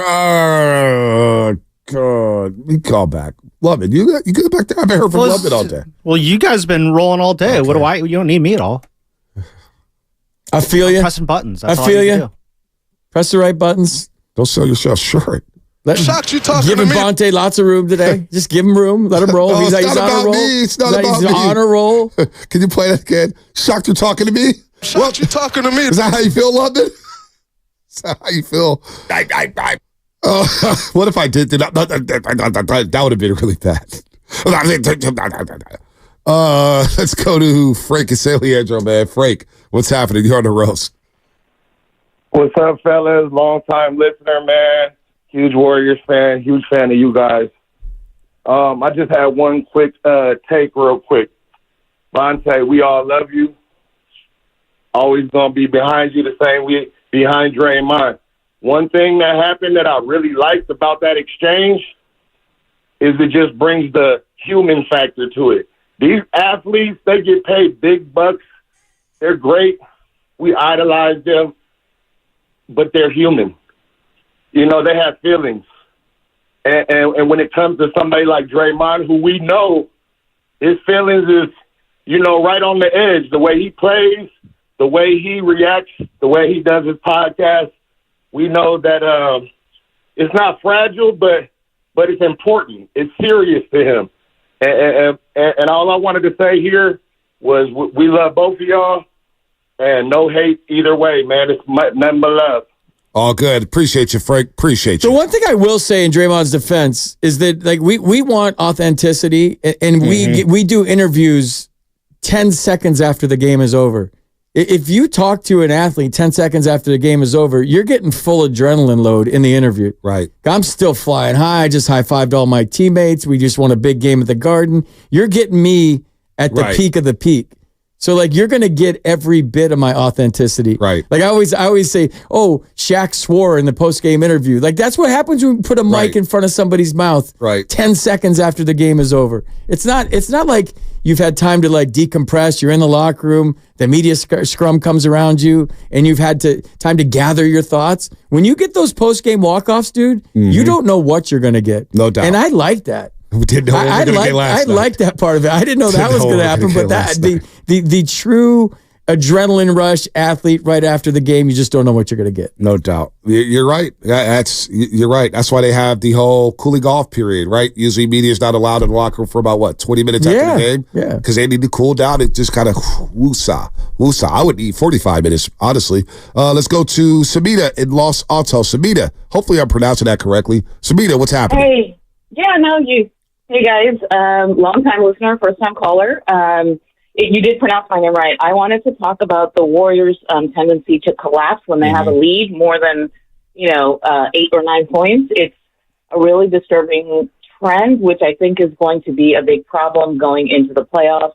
I know everybody talks about the championship DNA and, hey, we've been here before, et cetera. But when they get a lead, they start playing like a bad AAU team. They make real basic mistakes. They turn the ball over. They miss layups. It just looks kind of sloppy. And I'm wondering what you guys think about, their emotional fatigue with all of the drama that's gone on last year, this year, the changing rotations, the suspensions, the trades, the pool situation. It kind of feels like they're a little lost when they're up like that. The cohesion doesn't really show. Right. I think they get a little 3 happy at the end of the half and toward the end of a game, which allows the other team to have breakouts and get easy buckets. And all of a sudden, your 15-point lead is like 6. That's a good call. No, that you're spot on with that. Fitz mentioned that last night on the broadcast too. The offense does get a little clunky. They're moving the ball around left and right, and in the last 2.5, 3 minutes, they do get a little. They try to hit that home run and knock you out instead of just hitting singles and doubles and just running the bases. To use a baseball analogy, FP, I hope you like that. Thanks, because that's all I can understand. No, I had a financial guy once telling me like about my money and how he's going to invest, and he's like, it's just like a double play, and you flip the ball to this guy, and I'm like, dude, I'm not dumb. Tell me what I need to hear. No, I'm with you, dude. Like they need to learn, they need to finish, and that's what is that defense? Mm-hmm. At the end of the half, at the end of the game, and just better shot selection. Better shot selection. Yes, because it's been an issue all season long for them. We just saw it in the Denver game. 14 up the run before half. They dominated the first 21 minutes of that basketball game. And as you look up, wait, it's a tie basketball game? What the hell happened? Denver went on a 14-0 run because you got a little sloppy at the end of the half. And, of course, Denver took control there. So they do have to get better with that. Now, emotionally, mentally, I think they're in the best spot they've been in all season long. Absolutely. They've won 12 of 15. Mully was saying this a few weeks ago. At some point, over an 18-game stretch, they're going to have to go 14-4. Well, right now they're 12-3 through their last 15. Looking good. And you look at next week's schedule here, you get Toronto, Boston, Milwaukee, Chicago, San Antonio. Can you get me to 4-1? Maybe 3-2? 3-2 at worst? I think they can do it. Dude, the 7 in a row on the road is huge for me because road wins hit different.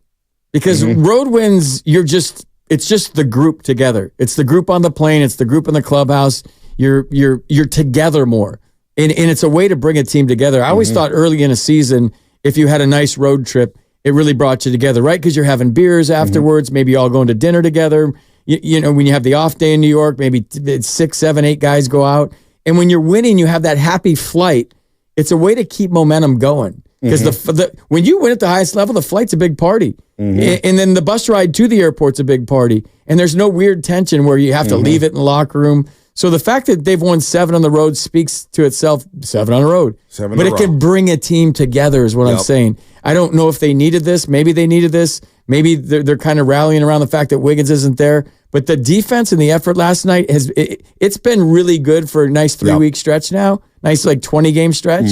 But last night was next level. I don't know if that was New York, Madison Square Garden. As a fan, you were a fan last night. We were fired up to see that game. It also helps that New York, the Knicks are a heavy, isolation-heavy team. There's not a lot of ball movement with that basketball team. Jalen Brunson is an isolation player. Now, he can get his, but it's ISO, dribble, pass it around, let's play one-on-one hoops. Their offense is not constructed to have the ball moving like the Golden State Warriors. That's the beauty of the Golden State Warriors and the way they play offensive basketball. Everybody's sharing it. It's 0.5. You're moving it. The ball's hopping around. You get the 30 assists, and you're feeling good about yourselves, and you're getting 300 passes a game, which they love to get to. They love that number, 300, 315 passes per game. The Knicks, they don't move. Tom Thibodeau's offenses, every team he's coached, that's what their offense looks like. That type of offense is not going to win you an NBA championship, and it's certainly not going to win you a mini playoff series. So isolation teams like those Rockets teams with James Harden, they became easier to defend because they were so predictable, FP, and that's the Knicks offense last night. But give the Warriors credit. Moody and Kuminga locked up Jalen Brunson. He was 11-25. He got his 27, but they made him work for that, FP. And DiVincenzo struggled yesterday, 2-12 from the three-point line. Yeah, he tried to do too much against his old team, it seemed like. But when you're talking about Brunson, that was a quiet 27. Those are like base hits in the 9th inning of a blowout game. It just didn't seem like they were big shots. And the way the Warriors started, Steph set the tone last night. We got to give Steph a lot of credit. We just sometimes think about other angles to talk about games, but him coming out and hitting those threes in the Garden, we were all thinking, here comes a 50-point night. Burger. Here we go, dude. This is great. New York. But still went for 31 and did his thing. But he set the tone early in the game for the rest of the guys. No doubt. No doubt he did. No doubt. Let's go to Austin in San Jose. Austin, what's happening? You're on the roast. Hey, fellas. Good morning. Enjoy the conversation. Hey, Vontae, listen. It may not have been as fun for you, but it was entertainment last night, brother. I agree. I thought it was great. I mean, seriously, man, it was raw. It was unexpected. The way you handled it, you looked a little staggered at first, to be honest, but you came back. You came back strong, man. You were on the ropes a little bit, but then you got up off the ropes and you came back. Austin, and then you should give 25. Yeah. I was going to say, standing 8 count right there? Yes, sir. Did I need to take it? Give a few bucks to your Hey, give a few bucks to your boy Festus, man. He came to your rescue, man. Real sweet the way he slipped in there, and it was cool. Hey, listen, man. I had one other comment though about that, man. I hope you don't take this the wrong way. No doubt. I would say that in my experience, man, with being older than you, that sometimes your words land, and it doesn't matter what you say; it's how it lands to the person. You know, you can't tell someone how to feel, right? No doubt. So even if your words come out and they don't have the intention, if he feels that way, that's the way he feels. And the other thing I would say is, it's like you getting ready to get married, man. You're going to be in a relationship, right? That's different, right? So I would say that you're in a relationship with the Warriors, whether you want to say it that way, you have a special relationship with the Warriors. So you have to keep that in mind when you say things, because the relationship you have is special, and your words may hit a little differently with the people in the family than other people, man. That's all I got. I appreciate the comment. Nah, thanks. I'm glad it was entertaining for everybody out there. We got plenty of laughs. We were laughing on the postgame show yesterday about it, man. We had memes running left. I could hear Jonathan Sackey, my producer, laughing in my ear. They were having a lot of fun with it. Everybody down there was Festus kept laughing the whole entire show. It was hard to get him to focus, man, after what happened. So we had a lot of fun. Hey, listen, man, I'll say it again. The Becca program at San Francisco State does not prepare you for that. By the way, I got to speak to them March 15th on a Friday to their class. So I'm sure some kid is going to ask you, some students, like, so how do you handle that? Now. Yeah, I have plenty of content, man. I mean, trust me, it's a long list. What? Take me behind the scenes. What happened in the commercial break right after that? What did you guys do? Were you guys laughing? Just kind of laughing. We're like, wait, what? No, what just happened? But we had to come back in 60 seconds. Oh, so you didn't have time. So we didn't have really time. I had to okay, let's go. We're going here. We're going there. We're going there. We're going there. Boom, boom. Let me get my script going. Let me get my program going. Our rundown or whatnot. So it was just like, wow. Festus was laughing the whole time, man. He had a ball. Man. I told you, full disclosure, I watched that segment. I'm like, well, I watched the game already. There's not going to be nothing better than that. And then I left. I went out. I met friends after I saw the interview. Like, that's great. And I'm texting everybody. I'm saying, do you guys see that? My son's sending me stuff on Instagram, how it's blowing up and going viral. And I'm just like, I texted you. Are you okay? You got to make sure. Are you okay? You good? Right. And you're like, yeah. I said, drinks on me if you want to meet up. Yeah, no, I didn't. Again, I'll say this, and if I have to say it tonight on NBC, I didn't take it personal. No, you didn't. But it's just Draymond. If he feels like that, hey, he's entitled to feel how he needs to feel. Like there's a way to handle it, though, dude. You know, there's a way to handle it. I'm sorry. If I'm giving opinions, I have to be willing to accept the blowback from these opinions, especially if I'm wrong. Like Brock Purdy, I was like, Brock Purdy. I'm happy with Brock Purdy, and then he goes out there and balls out. Because you know what? I was wrong about him. That's what happens. Trust me. If we were batting 1,000, and I was right about everything, FP, I would not be in this radio station right now. I'd be in Las Vegas placing bets left and right. Having a mansion in Mexico, on the water, chilling, watching the dolphins jump up and down to the sea. Straight up. Like it is what it is. So Draymond, what he did, I don't take it personal at all. At all. If he's not happy with what I said, well, you know what? We'll talk it out. We'll see what it is, but it's nothing personal. It's never been personal. Well, Draymond would probably tell you, like, you called me out on the air, I'm going to call you out on the air, but I feel like the professional way to handle that is if you have a beef with somebody, go up to a man-to-man, face-to-face and say, dude, I heard what you said. And I don't even think it's a beef. I don't even think it's a beef. Right. It is, dude. He wouldn't have done what he did. I mean, not for you. You're above it. I mean, you have no beef. You're just doing your job here, and you have to have an opinion. Right. And if you have weak opinions or you're a homer on the station, you ain't going to work for very long. And there's a difference in radio and TV. Over there, you're a different guy. You have to be. It's just how it goes. Right. But like if you have a beef with somebody, and obviously he did, or he wouldn't have ripped the headset off and walked away at the end, or not answered your questions, or called you out in the air, he should go up to you. Were you not at the arena the whole last homestand? Yeah. Were you not available? Yeah. Okay, then that's how you do it, in my opinion. Or you can call into the show too. Call in right now from your hotel room in Toronto. I would love that. Happen. Let's go. That probably will not be happening. But Bonte's kind of following up on your point, how they don't teach you that in journalism school. I do think last night it was, like, for me at least personally watching it, like it was kind of a learning moment for myself. Like me, when I'm out, talking to athletes and stuff like that, like I'm terrified of having a question like that thrown back in my face or having an interaction like that. And seeing you kind of go through that last night and how well you handled it. And you're here now, you're good. Like, it makes me a little less worried about it happening to me in the future. So, moments like that, you do learn from it. All those young journalists out there, it's going to happen to you at some point. Bonte, you always say, these guys, they listen to the show, and you gotta own up and face it, and you did, and it's all good now. So I think to all those young journalists out there, really kind of take note to what happened last night and realize that, hey, those moments do happen, but it's not the end of the world when it does happen. Just bounce up, keep moving on. It's part of the business. It's professional. That's just how it is. We'll roll along on the show today, and if we interview Draymond Green, I'll ask him the same questions. Hey, man, the team's rolling 13-16 because I expect them to win today against Toronto, although it will be tough north of the border. All right, we'll get let's get OT in Oakland. OT in Oakland, then we'll get the Junior and Uncle G's back on the line. We'll get to him and let him finish his thoughts here. OT in Oakland, man, what's happening? Hey, what's up, man? Bonte, this is for you, my man. Hey, listen, when I saw the Draymond situation last night and I saw how you reacted, it was normal, it was fresh, it was raw. But I feel like you don't have anything to be apologizing for or over-explaining anything at all, because I feel like in a lot of ways he probably really admires, looks up to you, listens to you, and so he's probably very extra sensitive to probably anything that you say specifically about him. But I think overall, the way you handled it was great, and you have nothing to be apologetic about, even though I haven't heard, no need for you to apologize. But just stay true to yourself, man. You did good, and it just sounds like his feelings was hurt, and that's all it is. It sounds like that's an off conversation between you and Draymond at some point. And maybe we will. I would ask him, what exactly did I say that upset you? That's what I would want to know. And did you listen to it? Right. You have to listen to it. Right. It can't be secondhand. Did you hear what he said? Right. No, he said that. Well, here, let's listen to the tape. And what did I actually say that offended you? Well, forget me for a second.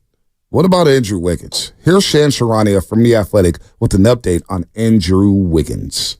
I'm told Andrew Wiggins is dealing and tending to a serious family matter right now, and the Warriors are giving him his space. They're giving him his time. The The expectation, Steve Kerr's spoken on it. The expectation is Andrew Wiggins will be returning at some point this season. They're optimistic about that, but they also understand he's going through this process. So we certainly wish him and his family the best as he deals with it. What's different from that than yesterday? That's the same thing we knew yesterday. Same thing, right? He just threw serious family matter in there instead of family matter. Yeah, what'd you say, Matt? What? I was just saying, I think serious family matter. Serious. I don't think I heard that before. Yeah, private family matter. Well, I now, don't think we heard serious even family. matter. I think we just heard Right. personal reason. Now we know it's... No, we heard family matter yesterday. Okay. We just didn't have serious. But, it just sounds like to me that he's going to handle what he needs to handle, and the Warriors will allow him to handle what he needs to handle. And once he's ready to come back, they'll embrace him with open arms and respect his personal matter and keep it private and respect his wishes. That's all we can do. That's all we can do in this position. We hope he's right. We hope everything is right. I'd rather have a guy, handle his stuff and then come back to the team when everything is all good and then let's ball. We got the playoffs coming around here. But take as much time as you can because the Warriors are also better equipped to handle an absence from Andrew Wiggins. Because you do have CP3. Jordan Poole was erratic last season. He couldn't set up the second unit. Now you get CP3. Clay's feeling good. Kuminga's taking that third-year leap. You're in a better position to withstand a long absence from Andrew Wiggins. See, we have a different take than yesterday because they beat the Knicks in the Garden. If they had lost last night, it would be we would be feeling a little different. If Moody didn't play well last night, if they hadn't won 2 in a row without Wiggins, we'd be feeling different about that. We would from a basketball standpoint, not from a sympathy standpoint. There'd be no post-game interview last night. They lost. You're famous. No. You're about to work for ESPN and leave San Francisco. No, I'm not. Dude, Matt's right there, dude. Don't do that, man. I'm just thinking out loud. Matt, easy. Hey, Matt, let me tell you, the price tag has gone up. You sure you want to negotiate, buddy? Talk to my future agent, FP Santangelo. Let's go to Uncle Gene with the Junior San Jose. Read the legal. We'll continue to roll here. Ron Adams at 9:30 here on the Morning Roast, assistant coach of the Golden State Warriors. Uncle Gene, what's happening? All right. Hope I got a better connection this time. So I think I was talking about Kuminga when I got cut off. Okay. Yeah. So, I got it completely wrong more than once. In fact, as recently as probably a couple months ago, I was ready to ship him out. I thought he was too young, too raw, too immature still. So now he's emerged as I think the number 2 player on the team. He's a star and he's just shy of stardom. And you're talking about the end of games, especially last night when we were relying too much on the 3.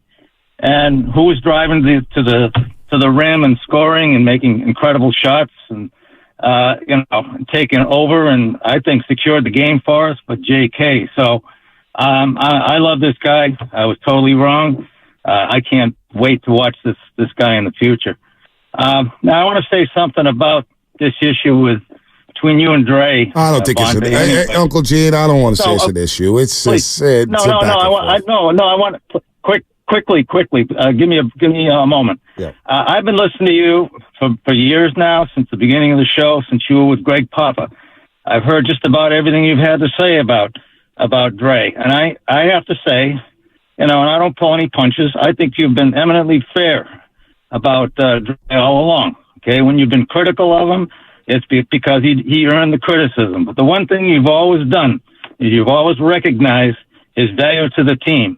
The fact that without him, we don't win 4 championships, and without him, we don't have a prayer in hell to win another one. So follow up on FP's suggestion. Yep. Try to pull him aside if you have a chance and talk it out, and I think it'll be fine. No doubt. Thanks, Uncle Gene. Thanks, Austin. But I don't think it's an issue. It won't be an issue. Now, this is an issue for the Golden State Warriors. This is huge. Anthony Slater, because you've been on this here.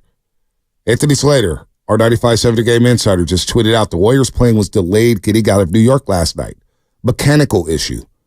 They didn't take off until nearly 5 a.m. Didn't land until 6 a.m., till after 6 a.m. The team didn't get to their hotel in Toronto until after 7 a.m. And now they face the Raptors. So they're going to be sleep in until about, 1 o'clock, 2 o'clock, and go straight to the gym. That's a tough turnaround right there.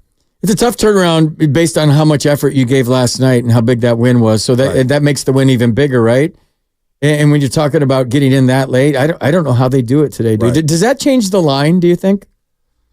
Because I'm not a big betting guy, but I feel like that would change the line. Yeah, right? we're not even sure what the spread is right now. Well, I just got a question. When it comes to plane travel stuff like that, FP. Yep. Kind of curious for your thoughts here. How often do guys sleep on the plane? Because if you're delayed on the tarmac or something like that for 2 hours, you still have a chance to kind of sleep while the plane is delayed. Is that even good sleep at all? Are guys able to do that? It's just different for everybody. Some guys could sleep in the fast lane on the 101. It doesn't matter. Some guys can't. So it's just different. In my experiences, I've had a 9-hour delay on a tarmac before, and the plane turns into wait, we're out of wine. It just turns into a huge party because there's two things you could do. You could just be frustrated and bitch and moan, which I'm sure a lot of guys were, what the F is going on. But then you just deal with it, and then you have fun, and you turn the music on. And next thing you know, instead of going out to the bar in Toronto, we just make our plane the fun part. So, but still, like I said earlier, I thought they'd get him at 3 a.m, and that's a tough turnaround. Getting in at 3 a.m. and then trying to go win a game and back to back. It's not baseball. You're not standing in the middle of a pasture doing nothing for 3 hours. You're running up and down the court. How hard they played last night. How hard they played last night. And then you add 7 a.m. to it. If they win tonight, dude, I'd be shocked. If they win tonight and they dig down deep somewhere where I don't know where you go, because they're going to be zombies. It's just they're human beings. They're going to be zombies. So the line moved. My boy Worldwide Hef. Shout out to Worldwide Hef. LeBron was great the other night. He's the world's biggest LeBron fan. Line moved from -3.5 to -3 Warriors. So they're still favored, but it dropped down half a point. It's going to drop down more by game time. Because how long has this tweet been out? It literally just came out 5 minutes. It's gonna be a watch. It might be a pick. 2, pick 'em. Wow, if it moves 3 points. What are the odds we get announced? Certain people are getting the night off now because of it as well. Right. By the way, real quick, this is something we could get into next week, FP. Brandon Crawford bluntly explains why he didn't or couldn't return to the Giants. Ooh. A quote where he says, I know this, by the way. the bottom line is I was not wanted back by the one person whose opinion matters. Farhan Zaidi. Wow. Yeah, I'm aware of all this. He's just going public with it. All right. Game on. Now Farhan. Game on. Now Farhan Zaidi came at me. Imagine that. No, I'm not even going to. You're listening to 95. He's not as big as Bosa. You got a chance with that one. Oh, I do got a chance with Farhan. I think I can take Farhan. KG, MCFM, and HD. I invited him on the show. Don't forget, you can also watch this every single day on our YouTube and Twitch streams. Draymond, Bosa, I don't think I'm not going for that smoke, man. No. Just log on to search 95.7 The Game. Be sure to like and subscribe to the channel while you are there. Brought to you by First NorCal Credit Union. Upgrade your savings dividend. Open a First NorCal first-class money market today. And, of course, shout out to the Comcast Business X Line. FP Santangelo doing a hell of a job filling in for Joe Shasky, the butcher, man. We celebrated the life of Papa Shasky yesterday. It was a beautiful ceremony. Joe Shasky, the butcher, he did, during his eulogy. Now, it was a great eulogy. Awesome. So proud of my brother doing that. It was tough, man. He almost broke down. He kept it together. But he did snitch on his brother during that eulogy. He threw his old brother under the bus. Sausalito Shasky loomed large during that eulogy, throwing his brother under the bus about getting tested at the airport for a job or what else. Hey, you had all the answers to the test. You were good. So you didn't have to throw that out there, Shasky. But you did a phenomenal job yesterday. But you've been doing a phenomenal job all week, given your professional expertise here, FP. Let's go to Junior San Jose. Then with the Candlestick Rick and break here. Junior, what's happening? How's it going, Bonte, FP? Hey, just a couple things I want to say. Bonte, keep doing you. You got this far doing it, so you're doing something right. Don't ever change. FP, I love listening to you, man. You've been holding it down for Shasky. My prayers out to Shasky and his family for that. Second thing I want to say is last night, Moses Moody looked nice. I like seeing him in a rotation, keep him in a rotation more. And then another thing I want to say is shout out to my boy Kevin Dana. I've known Kevin Dana for about 15 years. We've been hooping together. I've known him for a long time. He's a good friend of mine. And I love seeing Kevin Dana get higher and higher. I'm just waiting for him to see him on them TV games soon. But, yeah, man, I just want to say you guys are holding it down. I love you guys. You guys keep doing your thing. Bonte, don't ever change, man. I appreciate you, man. Appreciate you. Candlestick Rick, what's happening? Yo, keeping it lit like the stick over here on MacArthur and Broadway right now, pulling up. Oh, you're in the town. You're in the town right now, Candlestick Rick. Hey, I'm Bay Boy. I'm Bay Wide. I'm all over. That. I love all that. over. Love that. So I want to say a few quick things. I'm gonna touch on them real quick. Feeling the dubs right now. The W's are getting the W's, and I'm loving it. And Bonte, don't worry about that BS. Draymond lacks a little grace at times, and he could have just been could have been different about it. And but we know he don't really do that. But and then the only other thing I wanted to say, okay, Pajemski. I got a way better nickname. Everyone's calling him Pods. Usually with a nickname, it's easy to just shorten it to the first syllable or the last syllable to make an easy nickname. But Pods is not doing it. I'm going to throw you guys a bone here. I'm going to be honest. My girl Carmen came up with the name Pudgy. It just flows. Pudgy just sounds Pajemski. Just don't worry about the letters. Just don't worry about the letters. But Pudgy is dope. And it's not Jimski. If not Jimski to the Rimski, baby. Come on, Pods is weak. I don't know if that's what's nicknames, FP. No. I love the effort. It's a hard no. He shot a shot. He's kind of skinny to be called Pudgy. Yeah, I don't feel comfortable with that. You want to call me Pudgy, that's fine. That's a hard no. Like, not since SOTA. Yeah, well, sort of. AirPods is what they call them, right? Yeah, yeah. I can fit in the shirt now, but, you want to call me Pudgy, go ahead, but Jimski to the Rimski. Absolutely incredible. It needs a little work. Warriors team play, man. Getting it late. Dude, I want to know, like, from Dub Nation here the last hour of the show, and I know we got Coach coming on here a little bit. Like, how are you feeling? We might not have Coach coming on if they didn't get to the hotel room until 7 in the morning. He should be sleeping. That's true. Like, how are you feeling right now? Are you back on they can do number 5 here? Mm-hmm. They can win a 5th? Are you feeling that good? You're going there. Are you feeling that good? You're going there. I am going there. Wins, Peter. I just want to get. We got like 50 minutes left. Like, I want to know, like, how you feeling right now after the 7 in a row on the road. They're rolling. You got a bench, like you got 2 Hall of Famers on your bench. The rotation seems to be solidified. Steve Kerr's figuring out the last 5 as it goes based on a game.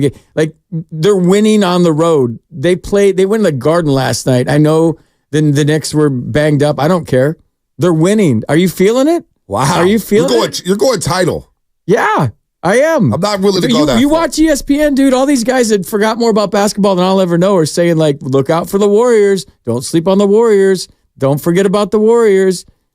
I'm just saying. I'm just throwing it out there. All right. Yeah, I'm trying to take you off the hook. 888-957-9570. Trying to take you off the hook. I'm trying to take myself off the hook. You keep reeling me back in. Trying to change you keep throwing the bait out there, FP. Trying to just change. Trying to talk some hoops, man. Wiggins. You guys. But no, you know what? I will say the callers. I appreciate all the comments. Even the people who disagree with me and say I deserve that. I don't really care. It is what it is. We'll move on from it. But I do appreciate the callers at least giving us a take on the game. So that's what it's about. Giving us a take on the game. It is. And now I like the long-term view. There's 3 games out of the 6th spot. You've won 7 straight road games. I don't know. There's 24 left, baby. Are you feeling it? I am feeling good about the team. I do feel good about the team. Championship, my pause on that. But at the same time, if I'm Minnesota, do I really want to play the Warriors? They win number 5. You and Draymond could be hugging it out, pouring champagne on each other's head. Dude, that would be fun. Just be like, dude, you guys are probably going to end up friends after this. Or you know what? No, we are friends. We're friends. Watch. We're good. I know how this is going to end. Bonte, I'm shocked you're talking to me. He said my name better than you talking to me. He said my name better than my elementary school principal and vice principal. They call me Bonta, Bonte, Bonita. Pudgy. That's your new nickname. Oh, we got Call of the Week? That's right. We got Call of the Week. Call of the Week right now. Pudgy. On 95.7 The Game. Willem Marin. He called in yesterday to put some perspective on Andrew Wiggins. Let's go to Willem Marin. Willem Marin, what's happening, man? You're on the roast. He is a human being. He is just like us. He just happens to be extremely good at basketball, and a team, an organization wants to pay him to perform. It's the same thing, and I get it. You're right. Me doing pest control, I probably couldn't call in every other week and go, hey, you know what, Robert? I'm having a tough one. I can't come in. That would be consistent. But you know what my job has done? They've given us a hotline. So when we're having a tough day, we can pull it over and be like, you know what? I had a rough day. So there are things now that the situation is coming into a more full and more serious limelight, and companies are taking those steps. But you're right. It would be difficult in the real world, but he's not. He's a professional athlete, so he gets the luxury. He works hard, and he deserves his privacy. So, Andrew, if you're listening, big dog, I want you to get right. I want you to get healthy. That's a hell of a call by Willem Moran. He's a great roaster. We love Will. We still got to get out and golf with him, maybe after the basketball season. Willem Moran with the call of the week on the Morning Roast. All right, we're going to continue to take your calls.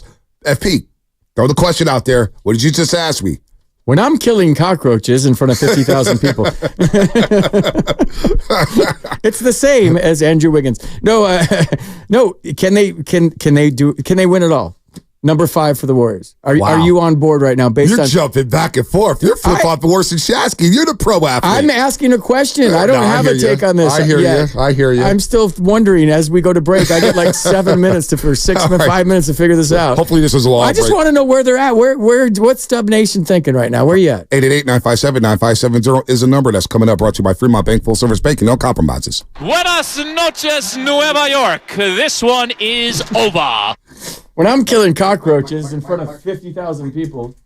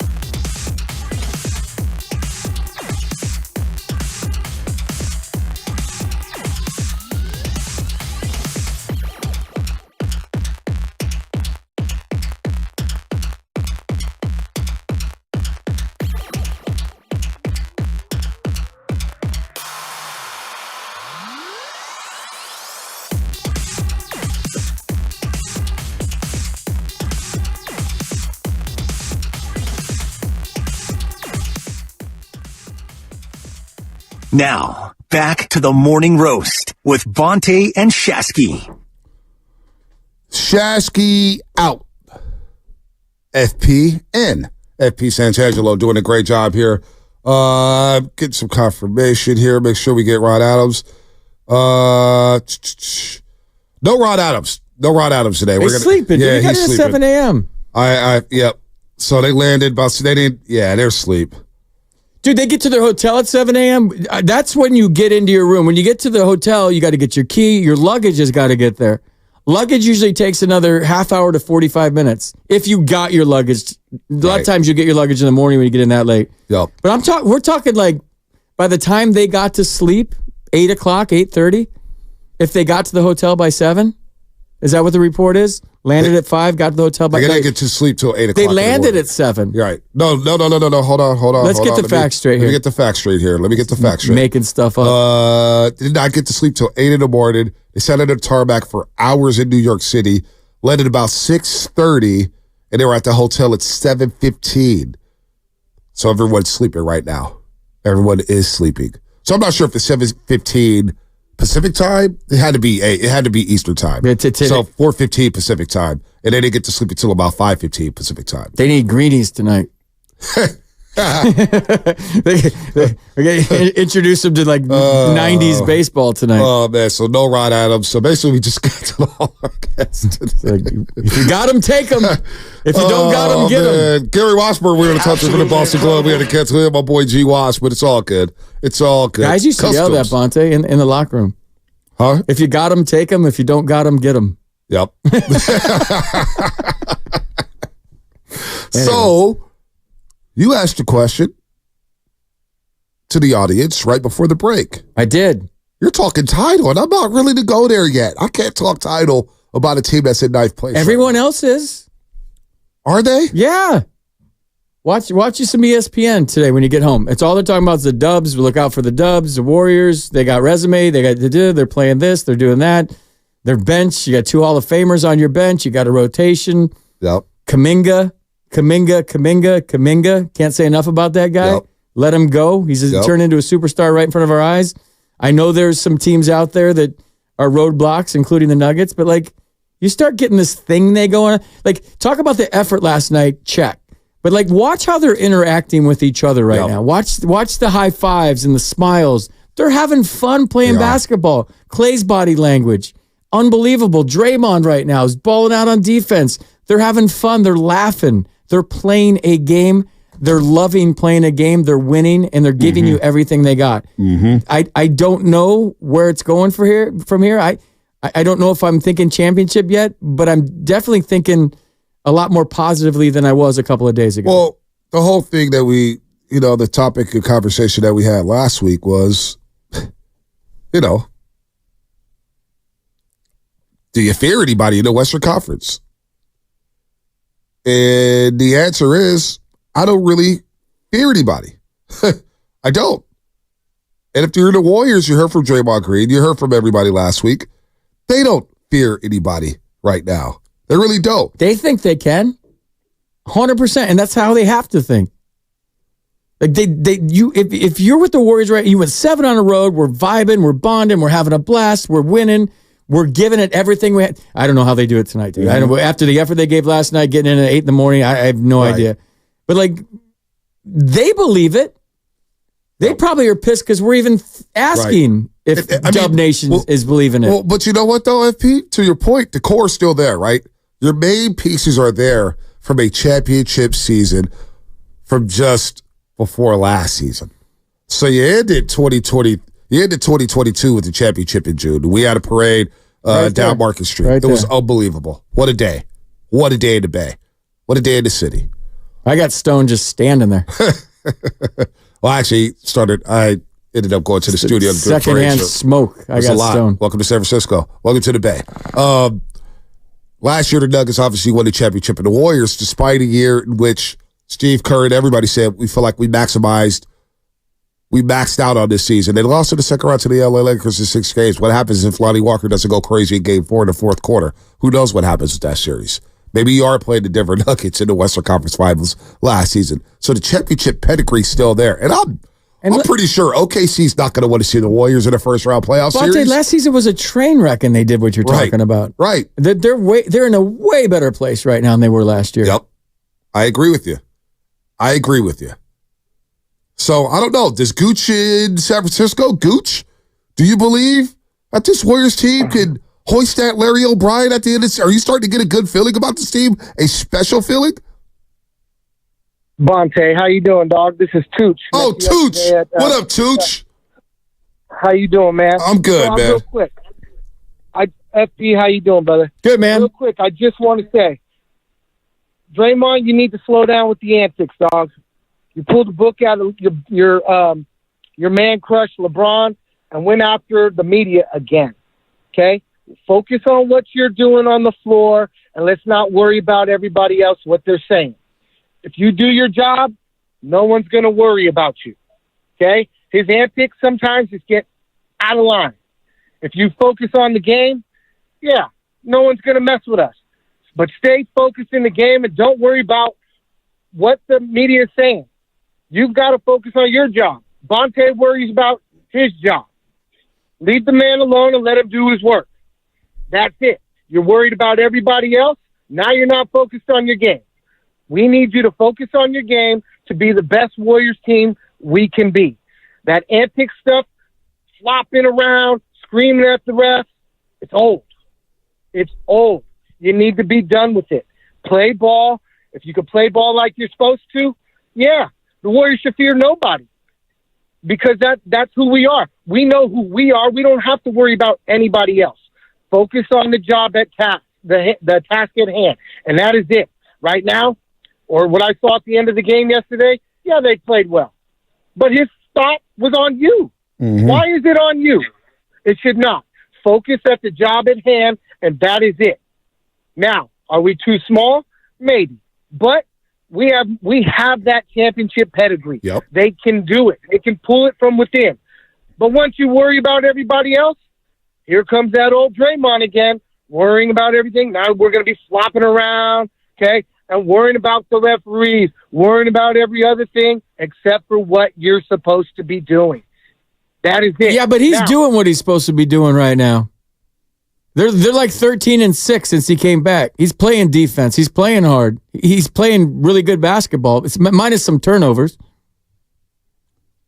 He has played well, and I've been consistent in saying that. Draymond Green, they're better with him. I didn't know that at one time this year. Well, when he's on the floor, they're a much better team. I mean, come on, man. I got the stat where he makes 2 threes a game. They're like 132 and 28. When he's humming and he's shooting over right now. Dude, he's shooting over 40% from 3. You wouldn't have interviewed him last night if he was playing bad. Right. No, he had a great game last night. You get the walk-off interview if you're doing something. Right. So he's doing his thing. He's doing his thing on the floor. And that's been the biggest issue that a lot of Warrior fans have had. You know, my critique of Draymond Green has everything to do with the suspensions and hurting the basketball team by not being available. He's one of the most important players on this basketball team. So I don't think that's out of bounds with saying that, but I'm not going to go that far and say, hey, just shut up and dribble. Draymond, be Draymond. Just be you, man.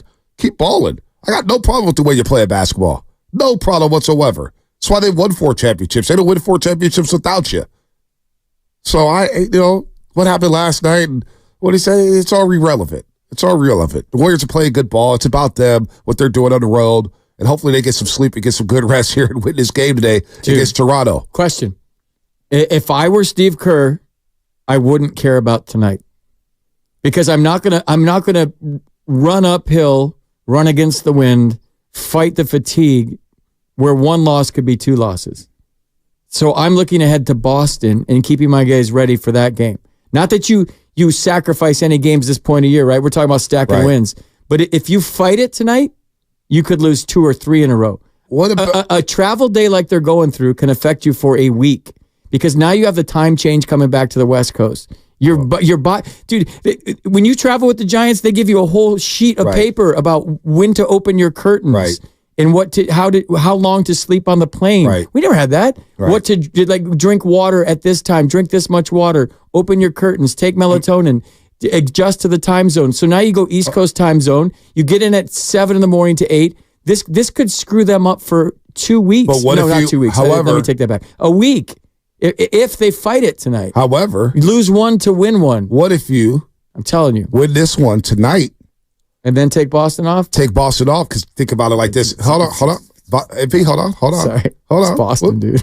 But they could beat Boston. They could beat Boston. I know, that's what I'm saying. Yeah, but you win tonight. You clinch a winning road trip. You're 3-0 on this 4-game road trip.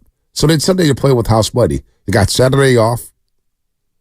You tell the starters to take Sunday off. I know it's national TV, but you take them to take Sunday off. Then think about this, FP. The starters will get Saturday, Sunday, Monday, and Tuesday off. That's 4 days of rest as you get ready for the Milwaukee Bucks. Yeah, but tonight you're feeling like ass. Like tonight, I don't know where they're going to go tonight to get up for this game. Nah. Dude, trust me. I hear you. Trust me. I hear you. You're going to wake up so groggy, take this so game tired, off. so sore, So you think take this so game banged off. up from diving all over the floor last night. I know they got 21-year-olds all over the place. I get that. But still, dude, they're human beings. I do not know how they do it tonight. Yeah. Oh, they're making $30 million. They'll fight. No, dude, they're humans.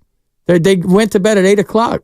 See, I would, yeah. And it wasn't their own choice. I'm going to defer to you on that one because you've been in that situation before, traveling from coast to coast. It's the worst. So, interesting there. I was thinking, I hear you. I was thinking about it like this, like, boy, if you could just muster up the energy for the night, beat the Raptors, and then you could chill Saturday, Sunday, Monday, Tuesday. Ideally, but yeah, your point is well taken. Ideally, no, I hear you. But this isn't a video game. They're beat to hell tonight. Yep. Let's go to. They got hall pass for me tonight. They get a hall pass. Whatever tonight? happens tonight happens. All and right. I put a lot of money on Toronto. Just saying. Oh, that spread's probably dropping and dropping and dropping. I've been in those shoes, dude. Wow. I know what they're going through. See, I'll defer to you on this one. They might win by 20, but I'm just saying. I don't know, man. I don't know. It's been a weird year. And they want to give Toronto payback, too. They do. Let's go to Cereal in Sac. Cereal, what's happening? You're on the roast. What's up, Bonte? What's up? What's going on? What kind of cereal, dude? Yeah, what kind of cereal? What kind of cereal are we going with? I mean, it depends. Like right now, they just brought back the 80s Golden Graham s'more cereal. Dude, let's go. That's pretty legit. That one's hitting. That one's hitting. That sounds good. That sounds good. Yeah. It's good, man. It's a little diabetic, but it's good. Crunch berries for the win. But anyways. Go ahead, Cereal. I locked them up. My bad. Go ahead, Cereal. You're rolling. Y'all look good, man. I'm scared of y'all. I think y'all can play with anybody, right? I think when you guys are hitting on all cylinders and Clay and Steph are locked in and Dre's doing his thing, like I don't care what like I'm a Kings fan, but like I'm as a basketball fan, as a pure basketball fan, like you guys are fearful. When you guys are hitting all cylinders, it's there for the taking, and I believe you guys have the capabilities of making a run. Wow. I don't know if the size is gonna where that's gonna come in at some point and hurt you guys. But you guys are hitting. And Bonte, the reason I say all that too is like you guys are on this winning streak, everything's going well, and then somebody does something to take the attention away from the team as a whole. And that's what kills me about the Dre stuff. He's a hooper. He can play. He knows his role. I do think he's outlandish at times and he's out of pocket at times. But then he goes through his suspension, gets quote unquote, him and Dr. Phil talk it out. He's supposedly this new man. And then he goes back to grape nuts again. Like he has to say something and the attention goes back to him. And that's the part that kills me. I don't think that's going to kill the team or it's going to cause a losing streak or anything ridiculous. But it's always my question is, why do you have to bring the attention back to yourself all the time? Why can't it just stay where it's at? Everybody's on a roll. Everybody's winning. And then all of a sudden you got this. I'll say hold on real quick. Is this Cereal in Sac with the T-shirt? You know this. Can you explain to FP what kind of T-shirt you have on? FP, listen to this. Cereal's a Sacramento Kings fan. Can you explain to FP what the T-shirt is?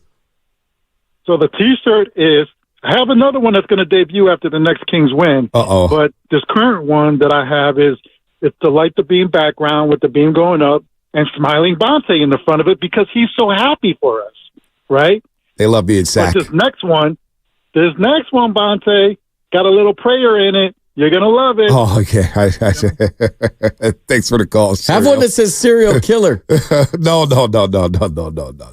No, don't. That's a one. And there's don't a bowl of cereal on there, but spell it like do cereal, not cereal. Don't like Jim Burnett. No, don't you say that. No, in Sacramento, man, we got a little buddy rivalry, friendly rivalry.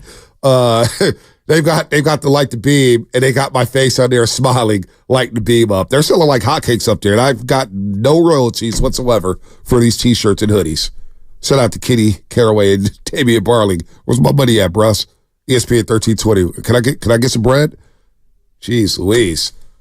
And it ain't 957-9570. If you haven't heard, the Warriors team plane has some mechanical issues. They didn't get off the tarmac in New York for hours.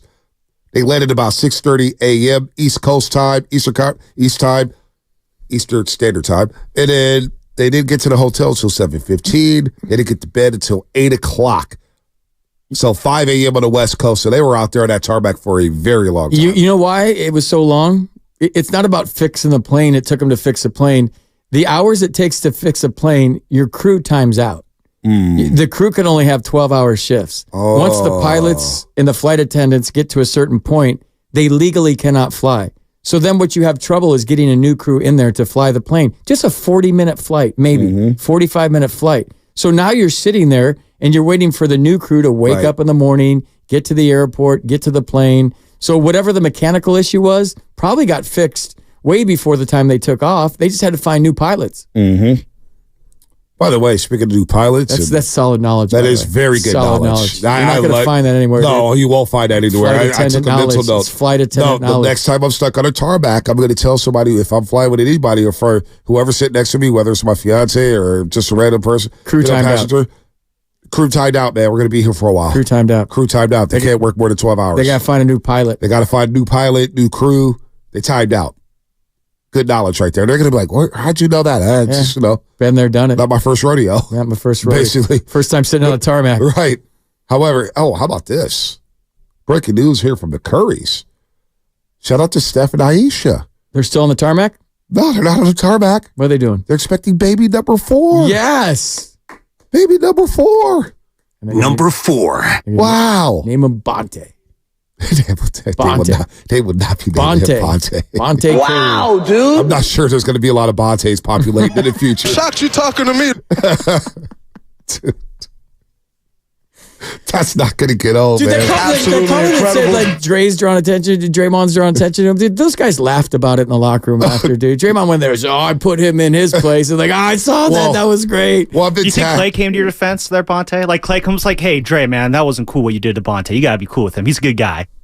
No, I hope Clay feels that about me. Ideally, yes, but no. I'm defending him. That'd be nice, but no. I'm defending him so much. No, they were laughing. Clay. They were laughing. Well, Clay's my guy. JK is my guy. By the way, they're laughing. Sorry, dude. This is you derailed me because I'm like, now I'm looking at my Twitter timeline. I've had your back all day, dude. You handle that so professionally, man. Dude, listen, Barstool Sports. Are you on Barstool? NBA Central. Are you? Awful announcing. I told you it went viral. You didn't believe me. I came in. I said, Bonte, you know that went viral. And he's like, it did? I'm like, yeah. My son sent me a site and I already had 2 million views. I saw it. Sports Illustrated tweeted it out. Before post game was over, Sports Illustrated tweeted out a story about it. I think it's good publicity for you, dude. What did because you handled it so well. You ain't going to be, dude. You're going to name your job after What did FP Jr. say? Give me full disclosure. What's FP Jr. He's like, talking did you about? see he's breaking news? I'm like, yeah, I was watching. I could have watched Chuck. Is FP Jr. watching right now? No, is he locked in right now? I don't know. He's on the East Coast. So what? I don't He's know got no life. I don't know what he's doing. All he's doing is... Which one did he send me? He DM'd me on Instagram. Why is he DMing you? Because I don't know, because he just sends it on Instagram. It was on a site called Overtime. So I did slide in the DMs to say hi. Yeah, I've got that as well. Yeah, 68,000 views so far. Oh my gosh. 701 comments. Oh my gosh, it's not good. You can say what you want as a commentator, just don't be shocked when players check you right back. That's the first comment. It's got 4,200 likes.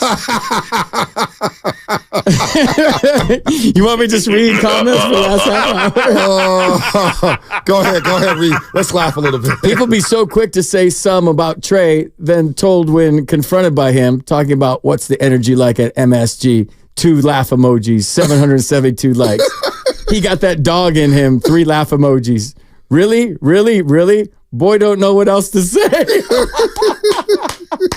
It's like mean tweets on Jimmy Fallon. I'll just keep reading comments because this is great. Hey, dude, I'm not crying. I see this comment. Bonte's crying. No, there's no crying at all. It's laughing because of how funny people are. There's so many creative minds out there. The memes, the comments. People are like, man, Bonte's a shook one. You're shook. And, it's just, I'm sitting like, wow, this is unbelievable. Well, the one negative thing I will say about what's going on right now is people that don't know you and haven't listened to this show and know how supportive you are of this team, but you're critical when you need to be critical. They don't know what you said. For all these people in this comment, they probably think you called him out and were denigrating and went for his. So that's the part that gets me, like that I feel bad for you. Yeah, that's all. I'm buzzkilling you right now. No, you're all good, man. You're all good. Let's go to Morgan in Santa Clara. Morgan, what's happening? You're on the roast. Hey, guys, first-time caller. Hey, I wanted to just basically, I love all the optimism about the Warriors, and I'm a huge Warriors fan since the days of Anton Jameson, 35 years old now. And, I think all the optimism is found because they're playing so much better lately. Their defense is better, and I think for all of us, our hearts are telling us, yes, these guys are champions. They have another one in them. They can do this. But then when I really think with my head, I say, what's it going to take to beat the length of the Timberwolves? What's it going to take to beat Nikola Jokic and the Nuggets playing so well with all their pieces that mesh so damn well? And I say, well, it's going to take 5 or 6 amazing games from Stephen Curry and 3 or so games with Clay going on a heater. And do I think that's it's possible, yes. Am I optimistic? When I think with my head, I say probably not. And then one more thing about Klay Thompson last night against the Knicks. Is that the first time he was wearing those compression pants? I love the look. Yeah. He needs a new look. He needs a new feel. He needs to turn the page, and the look will be part of that. So thanks, guys. Yeah, hey, you know what? That's a good observation right there. I noticed that too. Wonder what's going on. Maybe to keep the legs warm. Maybe keep them fresh. Pants. There's six-man pants. Yeah, six-man pants. 6-man pants. I like that. I like that. Pants. And the 6-man's playing well. He's playing really well. 16 points last night. He had some great looks yesterday. That's going to drop for him. To help the sea legs. The sea legs. Oh, you missed that, FP, before here. Who said that? That was Daker. Daker said Clay has sea legs because he's always on his boat. And there's some things. And that's why he would have trouble shooting. Because the nights that he would take his boat to the game, he would shoot poorly because of the sea legs. So that's where that came from. Yeah. Right. Okay. Who you know said about that? sea legs? Yeah, I do. Daker, if you want to call, Daker, if you're out there. Well, there was a caller? Is it a caller? A caller, yeah. All right. That's a reach. That's a reach. It was a theory. It was a theory. I don't know. Yeah. We don't really have a way to track how often Clay's in his boat. He was probably seasick during the game. Throwing up on the sidelines without his Dramamine. What? Same old Clay to me. That's a reach. Wow. All right. That's good. What is going on? Do you want me to keep reading comments? It was a theory, and we tested it, and I don't think it really holds up. You want to laugh a little more? No, dude. No, dude. No, I'm gonna let you laugh. No, I'm gonna let you laugh. I'm not dragging you anymore. Listen. You want to laugh? Yeah. All right, 12-3 in the last 15, 7 straight road wins. Keep up the great work there on the road. We'll see you tomorrow night in Toronto. Draymond Green here on Toyota Warriors postgame live. Doesn't like me right now. He ripped the microphone off his head. Doesn't like the way I'm talking on the Warrior Roast, but hey, we got to keep it a buck here when it comes to suspensions or whatnot. But overall, Draymond Green is playing some good basketball on the court. It reminds me of the interview that Richard Sherman did after the Super Bowl. Anyway, we should play the whole thing. Like the whole thing. Dude, I told you before we came on, you got to wear it for a day. You did nothing wrong, by the way. You handled it like a pro's pro. And anybody that's in the media knows that you handle it like a pro's pro. I appreciate that. Like you couldn't have done it any better. You rolled with it. You laughed at yourself. You were self-deprecating. It was great stuff. It's always a fun game. But I told you, you got to wear it for a day. You're almost done. This ain't gonna be a story. So we're gonna play it one more time. It ain't gonna be a story Monday unless you make it a story. You got 17 more minutes, or actually 10 more minutes to ride this thing before Fast 5. Well, hopefully nobody else in 95.7 the game rides it. You're done. Who else is gonna talk Warriors at this station? Here you go. Draymond Green, welcome to Toyota Warriors Postgame Live. Bully Fezzi, Bonte here. And first of all, let's talk about MSG. Bonte, What is it like? I'm shocked you're talking to me. The way you was talking about me when I got suspended, I am very shocked you're talking to me. Really? Really? Yeah? Really? Yeah, go ahead, though. Yeah, go ahead. Hey, tell me about Planet MSG. You guys go there once a year. There's a lot of Warrior fans out there. That's where you nailed it. Describe the energy out there at MSG. It's always fun game. That's where you nailed it, dude. You stuck with the question. Yep. Because you had two ways to go right there. You could say, well, what did I say about you? Then it's just then you handled it wrong. then the whole show is derailed and it's about you and him and not the post-game show and a big win. The fact that you stayed with the initial question and you went right back to it and you laughed after the three reallys. That's where you nailed it, dude. You must have been flipping coins in your head right there, right? Did you be like, do I ask him what I said? Do I ask him what Yeah, I didn't. Yeah, like Angel Bonte and Devil Bonte whispering in his ear. At the end of the dude, day, I'm competitive. I would have said, "What did I say?" And I would have probably screwed that up. Dude. But you know what? I would have won that battle right there, and then I would have been in trouble. But you know what though? Real quick, I was like, you know what? This isn't about me. It's about Draymond. It's about the Warriors. You're winning, right. and it's about the post game show. So how do I not make it about myself? Ask the question. If he's short with the question, we keep it moving. Fezzi steps in, Willie steps in, we say bye-bye, he walks off, and we keep it moving, and we have fun with it. We have fun with it. So, it is what it is. But, I wasn't going to try to make it about myself. That's the biggest thing here. It's not about me. It's about the Warriors playing well. They've won 12 of their last 15, 7 straight on the road. And that's what the focus should be on. So, did you get any heads up that was coming? Because a lot of times when you come back from break or a guy gets a headset on, you talk before they come on air. No, we were seamless. That was all live? We were seamless. Fitz tossed it to us. We go straight to the post game. Boom. Before I even got to the intro, hey, Draymond's ready to roll. Let's go. So, it is what it is. Again, I'm not, if people think I'm salty at Draymond Green right now, if I hold any grudges, no, I don't. He had every right to come at me the way he came at me because he didn't like what I said about him while he was suspended. And that's fine. I had an opinion about him being suspended.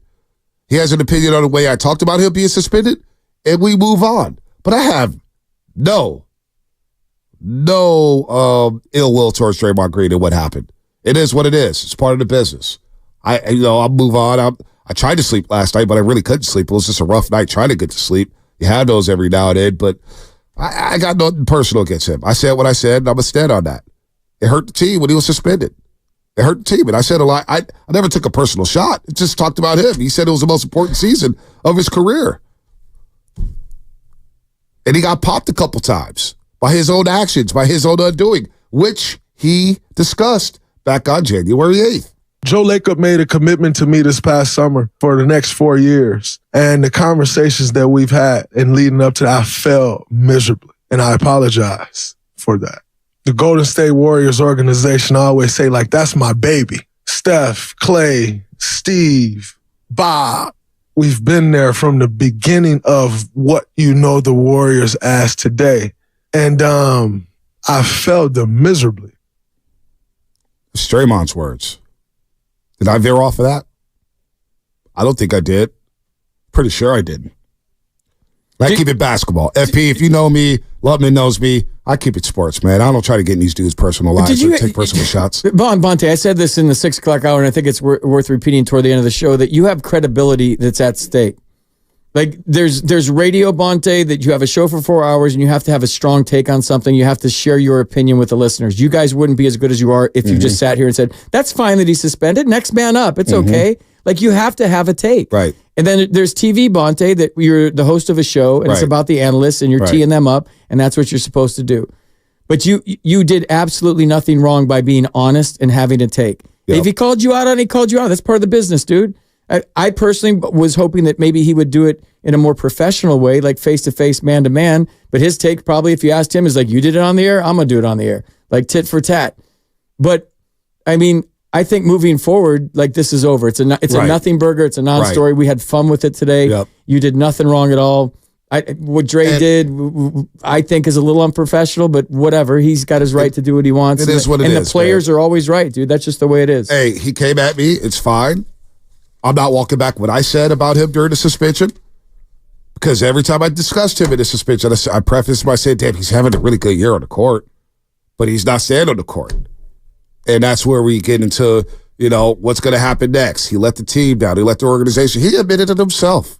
He admitted that he needed to go seek counseling, and he was like, you know what? That's fine. I'm willing to do that.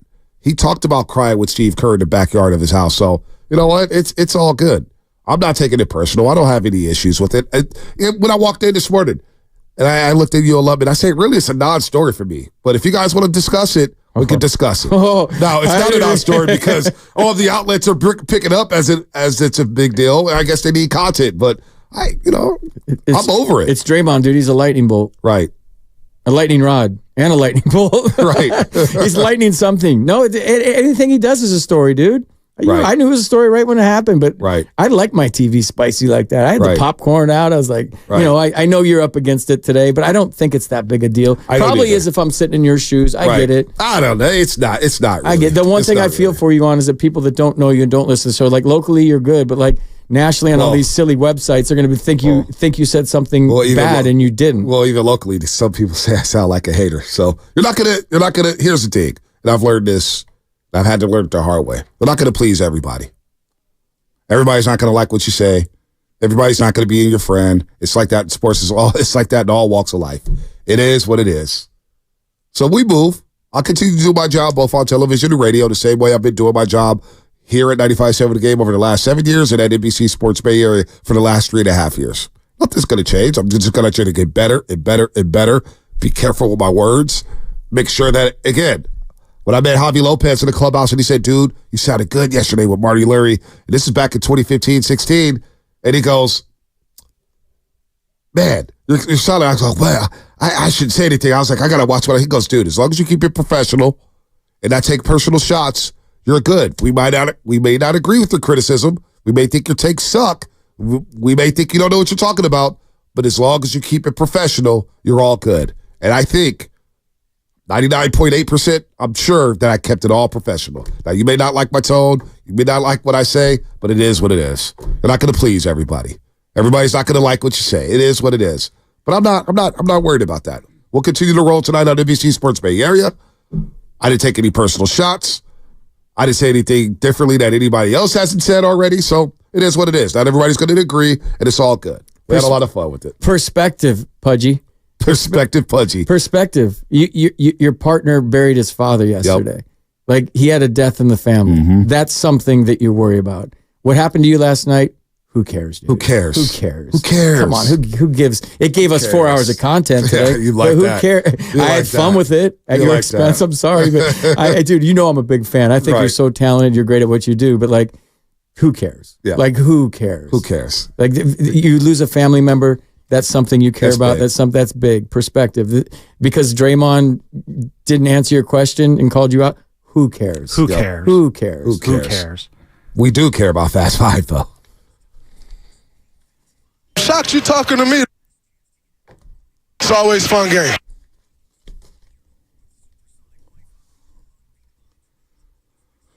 Oh, man, I can't wait to take a nap.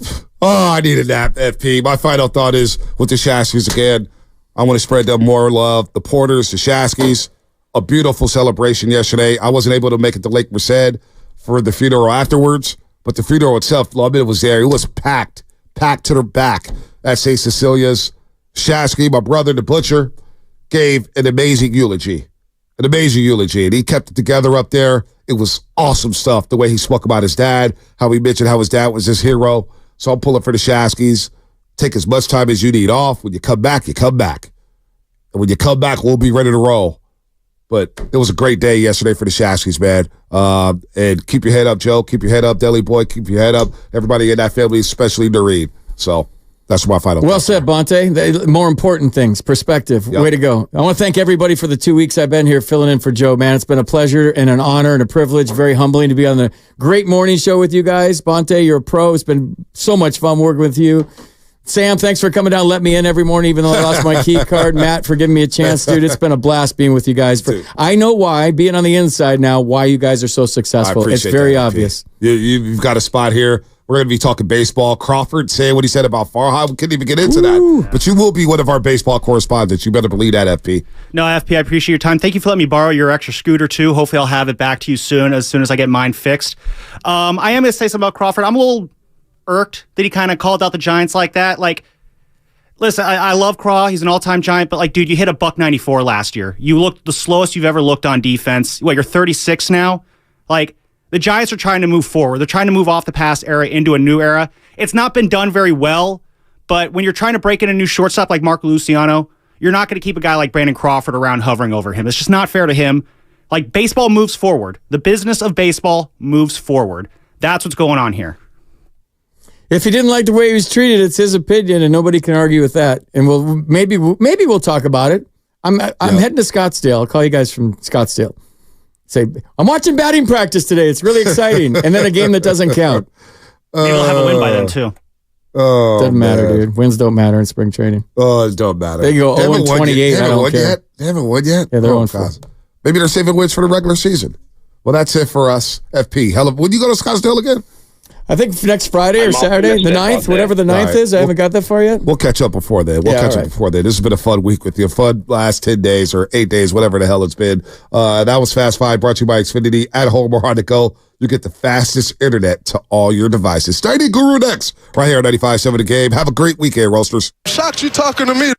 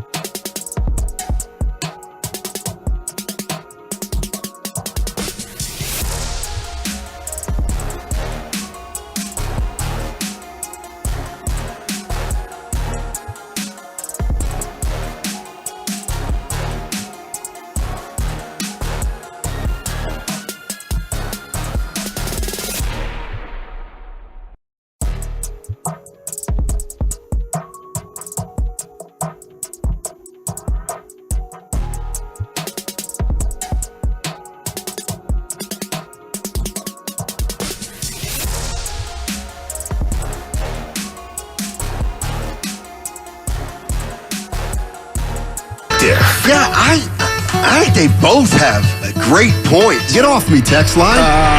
He's truly one of a kind. That is whack. Oh, my God. And he's doing a great job. I need you to man up and say what you really want to say. Simon, you're doing a great job. And together, they are Steiny and Guru. Yeah. On 95.7 The Game. Oh, yeah. Payday Friday. I don't like this one. Oh, no. What? I ain't recovered for the $1,000 bill, and it's wrong right now. This will help you recover. Yeah, I'll be at the cafeteria, though. I need one. At the what? Cafeteria. I got you. All right. Steiny and Guru, good morning, everybody. How you doing? Warriors won their 7th straight road game yesterday against the New York Knicks at Madison Square Garden. I'll tell you what. Let me tell you what I was thinking last night about myself. Forget the game. I got to be objective. It's all that's all I got. We're all waiting. All I got is objectivity. Yep. All right, and damn it, you got to be objective about Life. everybody. Yeah, no doubt. Even your heroes, the guys you don't like, the guys you do. All right, so 2 things last night. Jonathan Kuminga was a man among boys last night at Madison Square Garden. I mean, he looked like a young Karl Malone. He was absolutely the most dominant player on that court. There's no doubt about it. Yep. And then there's something else. It's Van Morrison stinks. Yeah. He stinks. 72 hours ago, you were on a high about this dude's performance, and now you're apologizing for sending Evan to the concert. Van Morrison is the musical equivalent of the way a lot of you feel about Steph Curry. That's how much I love the guy. Him and Bob Dylan. I was thinking about this. Like, this may be sad, but the 4 people on my Mount Rushmore that have impacted my life the most. Where am I at? Van Morrison, Bob Dylan, Larry Bird, and I think I'm putting Curry in there. Damn. Just because of the way he's impacted. About to have another kid. Yeah, congrats. He stinks. Van Morrison stinks. He's got to pack it in. Seriously. This is why the divorce rate is over 50% in the United States. 3 days ago, you were on a high from the concert. What happened? You saw him too much. It went back last night when you shouldn't have went. You're right. That's all oversaturated. Right. I can't believe he plays this. The same songs. I'm out. He's the same miserable SOB. It just hit me like I can't. Thank God. Oh, boy. We laughed. Did Dana you and I leave, Steiny? Yeah, so we get to the Fox Theater. I don't know if you've ever been there. It's a great venue. Come on now. So we were good seats the other night. These were in the balcony. So we start walking up. I'm with my buddy Dana. D. Ali. First of all, he started the show at 7:52 for an 8 o'clock show. Oh, two times the night before he started. Evan saw him the night before. Yeah. He started. The bartender next to the venue I don't like said that. He started at 7:56 on Wednesday. Well, he is 72. So 78. 78. That's the only thing. He had to get in bed. So anyway, we get in there at 8 o'clock. And so of you're course, late. Well, of course, we're hearing the music, as we come into the auditorium. And I'm like, well, I've heard that song before. First song, same song as 3 nights ago. And Dana's like, well, should we get to our seats? And I'm like, no, we don't have to. Yeah, I was already starting to feel what I knew was coming. So you didn't have empty-handed. You couldn't we get went a into beverage. the bar. No, there was a bar there. So we went in and had a drink at the bar. We could hear the music. And I was like, there's another one. Heard that one 3 nights ago. All covers. Well, he's one of the greatest original songwriters of all time, and all he does is play covers. What's he doing? He's sticking it to people. That's what he's doing. Anyway, so now it's 8:15 or 8:20. And Dana and I don't think I'm breaking any confidence here. Dana's a little bit heavy set, my buddy. He's working on it, but he's a little heavy set. So we start walking up to the balcony, and the Fox Theater's got when you get to the balcony, you still have to go higher. Yeah. Because it's really cool. They're called stairs. But we get to the balcony, and I look up into where we're going to sit, and it's pretty crowded. Evan said there were empty seats the other night, but it was pretty crowded. And I look at Dana, and he's sweating. And he's kind of I hope Dana's listening. He's kind of panting a little bit. And I look up and it's crowded and I'm like, do I want to walk up 17 more steps, get into a seat and sit like a box with a new hip? And I'm like, I look at Dane, I'm like, let's go. You're out. And he goes, oh, dude, thank you so much. I couldn't have made it up those steps. Yeah, you saw him too much. Yeah. Yep. So we ended up walking out. I got home at like 8:55. Warriors had a better night than what are you doing? I'm like, you can't watch this anymore. Can't listen to it. Dude. Can't do it. Warriors. Yeah, Kuminga was. Tell the people what I said about Kuminga. I think he's the top 5 most athletic Warrior, and then you guys came with some great ones of all time. But Steiny, the dude that drive to the he went right baseline, finished with a left, but he felt like he could have got to the top of that arena. Dude, special, man. So we'll see where this goes. But all I can think of is Jay Rich, maybe Monte Ellis, Spreewell. Let's set it up. Who did you throw in there? Let's set it up again. Guru watching Kuminga last night. Top athletic Warriors of all time. The top 5 most athletic Warriors in their history. Time. Kuminga. Okay. Jason Richardson. Yeah, okay. I'm going to go Chris Webber. Boy, early he was. Monte Ellis. Monte was athletic for sure. And Spreewell. Spree was very athletic. That's my 5. I mean, this is how sick I am. The guy, and many of you out there will be like, who? First guy I thought of was Chris Porter. I had to go back. Came out of Auburn, dude, played a year or 2. Yeah, had the TWA, Teeny Weeny Afro. He was on the cover of Sports Illustrated, I believe. Now that I don't remember. Darren Davis. Yeah, he was coming down a little bit. But still, the dunk on Karolinko might get you in. That's true. He's honorable mention. Gosh, who else fits that bill? Kuminga fits. Absolutely. Yeah, throw in Nate Robinson. Nate Robinson. Let me tell you something. He went to Logan for 1 year. You know, I apologized once to Nate Robinson. For what? In L.A. You didn't have a Bonte moment, which we'll get into. Okay. Yeah. No, I was unfair to Nate Robinson. Well, we can get into because Dre was unfair last night. I said something that what did you say? Really wasn't wrong. I was cheap shot, and I heard about he never said a word to me. Yeah, Warriors stunk. 20-60 year like they always had back then, and Nate Robinson was on the team. What did you say? I don't know. He had 28 one night, and they lost by 28. And I said, Nate Robinson, I'll tell you what, when the stakes are low, he's pretty good. Or something. Or when the stakes are low, he's at his best. Yeah, that's and it was wrong too because Nate Robinson he had a good game. Just he don't blame me for 20 and 60. I don't necessarily would say he was the most clutch player, but he was not afraid of the moment. But it was Warriors were losing every game, and he had 28. He had a touch of Nick Young in him. But who'd you hear from? Aaron Goodwin. Oh, his agent. His agent, Aaron Goodwin, calls Larry Riley. So you're on TV? Yeah, I was on TV. It was a pre and post game. And so he calls Larry Riley, the GM, and he's like, who's this Steinmetz guy? Larry Riley's like, he covers the team. He's around. Oh, boy. He's like, he just said some, BS on the right. What'd he say? And Larry's like, well, what do you want me to do? And you're like, that's fire. You got to tell him. Larry Riley's like, well, he's not I don't have anything to do with him. I love Larry. Like, there's nothing I can do. And but then I saw Nate Robinson about 2 weeks later, and I introduced myself, and I said, I said something on the air that was very unfair to you, and I'd like to apologize. And I told him what I said. He's like, yeah, it's cool, man. Whatever. Nate, so you got that story Nate and the Chris Mullen one. You got to we'll tease that one. Yeah. I'll tell them all. Shout out Moley. But Warriors get a big win. They do. But can I say the bad part about last night to me? Yeah. I'm over Wiggins until he comes back. So I know it's about stacking wins. Then you're going to jump him again? No. I didn't jump him. But what these leads that they get, Stoney, New York and what's left of New York got it to 4. I never once thought the Knicks were going to win that game. So that's progress for me.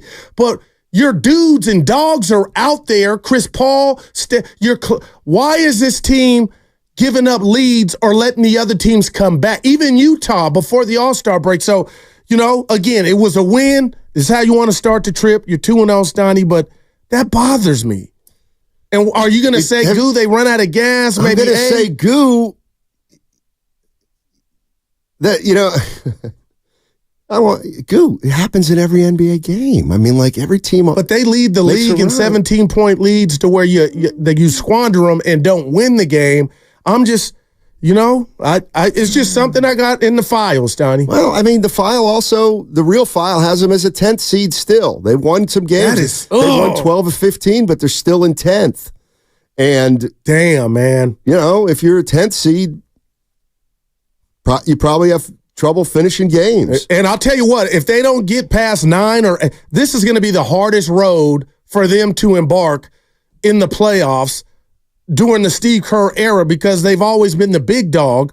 But even last year, they got some luck. You mentioned Memphis and Ja getting hurt, but I like Moody last night, his defense more than his offense, Donnie. I like the team's defensive intensity. Tonight's a big game. And now we're hearing they got back, to the hotel or arrived in Toronto 2-3 in the morning. So we'll see how that plays out. But I'll tell you what, and I heard FP and Bonte, they did a great job this morning, but FP mentioned, or Bonte, one of them mentioned that Toronto was a low point of this season. Yeah, it was. You got booed. Toronto and New Orleans. No doubt. I think you got to lump them together. No doubt. Yeah. So my thing is I'm going James Brown, not Van Morrison, James Brown. Tonight is the big payback. Could would be. think. Uncle Looney, JaVale McGee. JaVale McGee was very athletic. Yeah. No, I'm not mad. Why are you reluctant? He was supremely athletic. I love JaVale. What's your problem with Uncle Looney? He had a nickname, something 2 times. Yeah. Pierre. Oh, yeah. Look at Steiny. Damn it. Pierre 2 times. I remember that from DJ name, right? I remember that from the parade. Remember we did an interview with him, and he didn't have a shirt on. Pierre 2 times. So, let me tell you, yes, and Anthony Randolph, no. He was athletic, but he ain't in the top 5. Maggetti? No. McGetty was like Mount close to the ground. Yeah, he did, but he somebody saying Vince Carter. Oof. Trying to stick it to the Warriors. Yeah. Let me tell you something else about that game last night. Oh, Penny then, yeah. Yeah? Oh, boy. Let me tell you something else about that game last night. So, I would encourage everybody to do a couple things when they watch. Anyway, I enjoy this. And what am I talking about? Watch games different ways. This is what's the other way? Well, okay. You Sound off. Watch the game with Kalena and Fitz. Okay? And you hear everything they're saying, and you're always aware of, Curry's made 6 of his last 9. Okay. Last night, I watched the whole game with no sound on. None. And so it's a totally different game. And so I didn't even look at a box score till this morning and was thinking, let me see if I can guess what guys had. The other thing is, when you go to a game in person, it's much different. Like, if you don't have the stats readily available, like I remember a couple years ago, I went and Curry had like 50 in a game I went to see. And it didn't feel like it? No, it did not feel like it. Well, you and I did pre and post, so that was every night. But you got to you look up at the scoreboard and you'll be like, oh my God, he's got 39? Yeah, he's got 39. I didn't even realize it. Like that, I always think it's fun to watch a game like that. So I watched a game last night, just no sound, and there were 2 things that stuck out. One was Kuminga. He was just a man among boys. No doubt. I got to mention, yes, they were without Randall and Anunoby, which was a factor. Give the kid his credit. That game looked like, I'm going to say it was one of the best officiated games I've ever seen. They let them play last night. I love Kuminga, but he got away with a charge. Okay, he did. Okay, all right. But in fairness, and it was a charge. It was a joke. Oh, my goodness. But in fairness, guys were going to the basket. There was contact. There was a sea of arms at the rim, and nobody was getting cheapies. Right. Like, they just did not give out cheap fouls last night. That's why, what was the final? 190? Was 110.99. 110.99. Like, I thought, I hadn't thought about this. I thought it was pretty chippy. I thought the refs did a good, okay, so Hartenstein, by the way, what an embarrassment he is. Tell us what you told us about him. I don't know if I can. You can. Right, he embarrassed white guys last night. Go after your own kind. He embarrassed every white guy who's ever played in the league last night. I laughed my ass off when you text us that. He stinks. Did you see? In the right matchup, though, Steiny, he balls. Like, I've seen him like, oh. Shut up, Guru. He stinks. Oh, boy. He made it's not even a move, what he did with Draymond Green. He literally could not change direction one sliver. Like, oh boy, he took the ball, he looked at Draymond Green, and he said, "I'm going at you," and he literally couldn't make a move, and he just ran him over. Oh God, he was pathetic. But he and Van Morrison last night. Look at you. Both I'll say this. Stunk. I didn't tell you and Evan I was saving this, but the bench has become one of my favorite component aspects of this team. And last night, not one bench player was plus minus, if you're into that, plus. But the big boys brought it home, Steiny. And, Podziemski 32 minutes, Moody 26, Curry 36. And I'm just telling you, I just hope they can funnel that 7 in a row on the road into tonight, which I think is going to be a more difficult game than a lot of people expect. But the one thing about this run for the Warriors, Steiny, the margin of error is thinner than Chris Paul. Oh, well, you know what I mean? Man. I was going to say CP3 on top. He's a little thin. Oh, yeah. I get what you're saying. By the way. Little fitty. Nah, I don't care. We love you, Well, then, CP3. you know what? I'm going to say it. Then Guru ought to be ashamed, too, then. What happened? Go ahead. Isaiah Hartenstein's half black. Okay. Well, is he mixed? Well, he was so bad he embarrassed 2 races last night. He is not mixed. His father, Florian Hartenstein, was a black German hooper. Wow. Isaiah claims to be. Yeah. We love you, CP3. Pops, teach your kid a move. I mean, for goodness sake. They were this is the kind of thing. Now, if I were in New York interviewing Hartenstein after the game, he'd be like, "Oh, I'm surprised you're asking me questions after we got to talk about me." That was almost bigger than the games. I'll tell you what, Bonte Hill, one of his finest hours last night. All right. I'm proud of him. Don't play into that We're crap. proud of him. Don't play into that Draymond crap. Well, Get out of here, Draymond. You want to bring that stuff. Bonte, glossing over it. Bonte did it right. He did. He absolutely did it right. And here I am giving out my kudos for what it's worth to Draymond for being with his family during the suspension. This is what hurt me from a Draymond standpoint. We'll get to B, Steiny. So you were in the lab taking notes of who was saying what about you. When you said you were getting away and got your mentals right, you've already, sprayed KD and Nurkic and anybody else that says something about your suspension. My point is, who said anything positive about Draymond during the suspension? So that's why, that's why I had to take to Twitter to defend Bonte. You're in the new media. Oh, I didn't see Dre a tweet.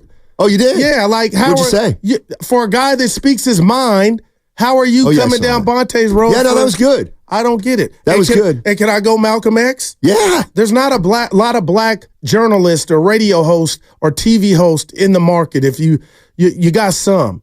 And for Draymond to do what he did to Bonte and not once think, you know what, maybe I could pull this brother aside when I see him and tell him how I feel. What if Bonte wouldn't have been as eloquent as he was and handled it bad? If there's a bad version of it, Steiny, he could have messed his job or status at the company up. And that's what disappointed me. Like Dre, had Bonte not been as professional as he was, that could have went sideways. And I'm just mad that Dre wouldn't have thought of it like that. But Bonte handled it like you said. Let's play what we're talking about. So Draymond Green joined Festus Ezeli, Bonte, and Chris Mullin, the postgame show. And Bonte kicked off the postgame interview. Draymond Green, welcome to Toyota Warriors Postgame Live. Bully Fezzi, Bonte here. And first of all, let's talk about MSG. Bonte, what is it like? I'm shocked you're talking to me. The way you was talking about me when I got suspended, I am very shocked you're talking to me. Really? Really? Yeah? Really? Yeah, go ahead, though. Go ahead. Hey, tell me about Planet MSG. You guys go there once a year. There's a lot of Warrior fans out there. Describe the energy out there at MSG. It's always a fun game. Oh. Then he went with that, too short-sighted. Oh, Dre, man. I'll just tell you this. Am I living in a fantasy world? And I know Bonte doesn't want this, and whatever you think of this, because a lot of people, oh, Bonte, you said this, or you guys say this, and that is our job. But there are no flowers for getting suspended again and leaving your team hanging. You think Dre owes Bonte an apology at some point? For that? Yeah. What he did last night? Or is that just an athlete speaking his mind? And I mean, there's different ways to handle it. I mean, if I were Bonte, I don't know. I mean, no, I don't think he owes him an apology. Right, I got you. I don't think Draymond owes Bonte an apology. I don't think Bonte owes Draymond. Never go full Jeff saying it. Dre don't owe Bonte nothing. I just, maybe next time they see each other, dude, what's going on? How you doing? And Draymond goes, I heard the way you're talking about me during the suspension. What were we saying? That you let the team down? The world was saying that. I should apologize for saying that Draymond let the team down? That's what just... Or Draymond should be traded? Or maybe it's time to move off Draymond? Okay. They weren't the only ones saying it. Yeah. A lot of fans were saying it. Some fans were saying it. Some fans wanted to move off Draymond when he was a free agent. Anyway, it's not let it take away from the Golden State Warriors. Yeah. Got a game tonight. It's just really, they've won 12 of 15, and they feel like they're coming together, but I look at the standings and they're still in 10th. You know what I mean? I know what you mean, because it's bothering me. And now it's like they got Toronto, Milwaukee, and Boston, Milwaukee. It's like, God, you kind of got to win 2 or 3 if you want to climb against those teams. 24 left, and how many of those? Here I go. I said I was over it, Sonny. Yeah. How many of those with or without Wiggins? So, all you can do is concentrate with who you have. But I got to tell you this, the Gooster, shout out Low Neal, I'm in a good spot with 2 bets. The Kings getting over 48 wins, and the Warriors at 25, which I thought was dead. Brother, they're at 15 now. So if they could continue this. So they got to go like 10 and 5. They need 10 more. 10 and 5. Yeah. And they, but both teams are under pace for you to win. If things continue to play the way they've played the entire season, I'll win both bets. The Kings right now are on a 46 win pace.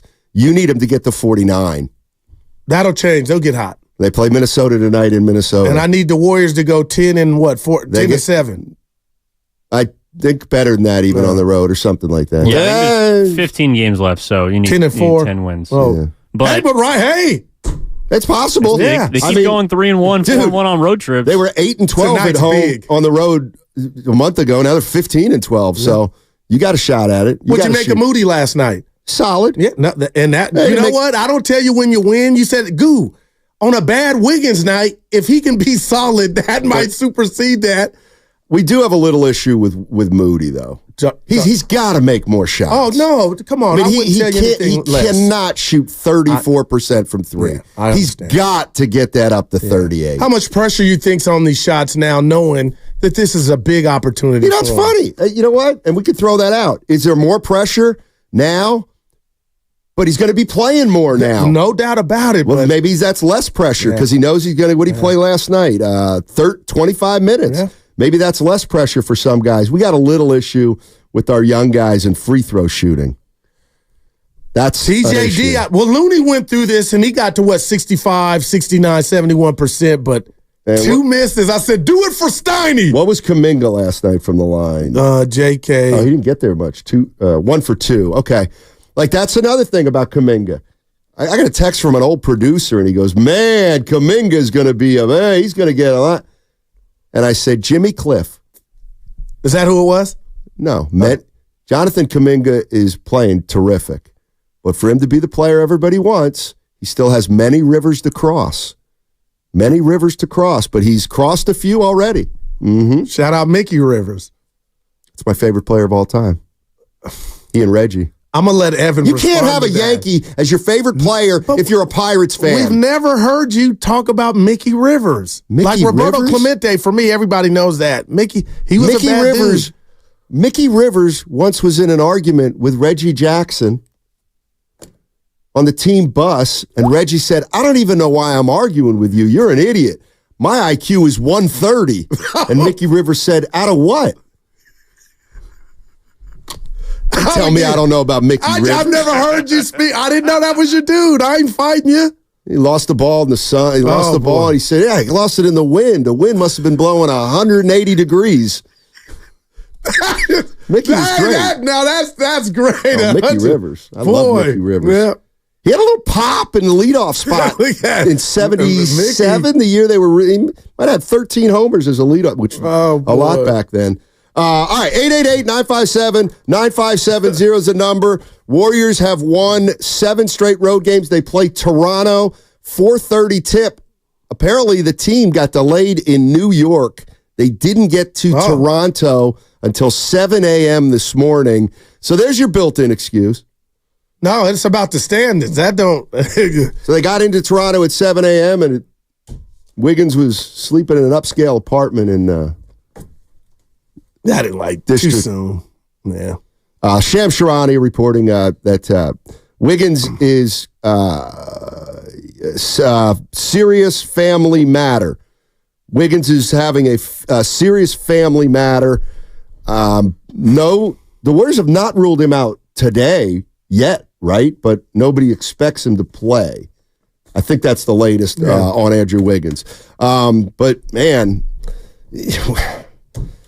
what are you going to do when he comes back? I guess it's not an awful problem, but 888-957-9570 is the number. We'll talk more Warriors on the other side on 95.7 The Game. Move on, Joe.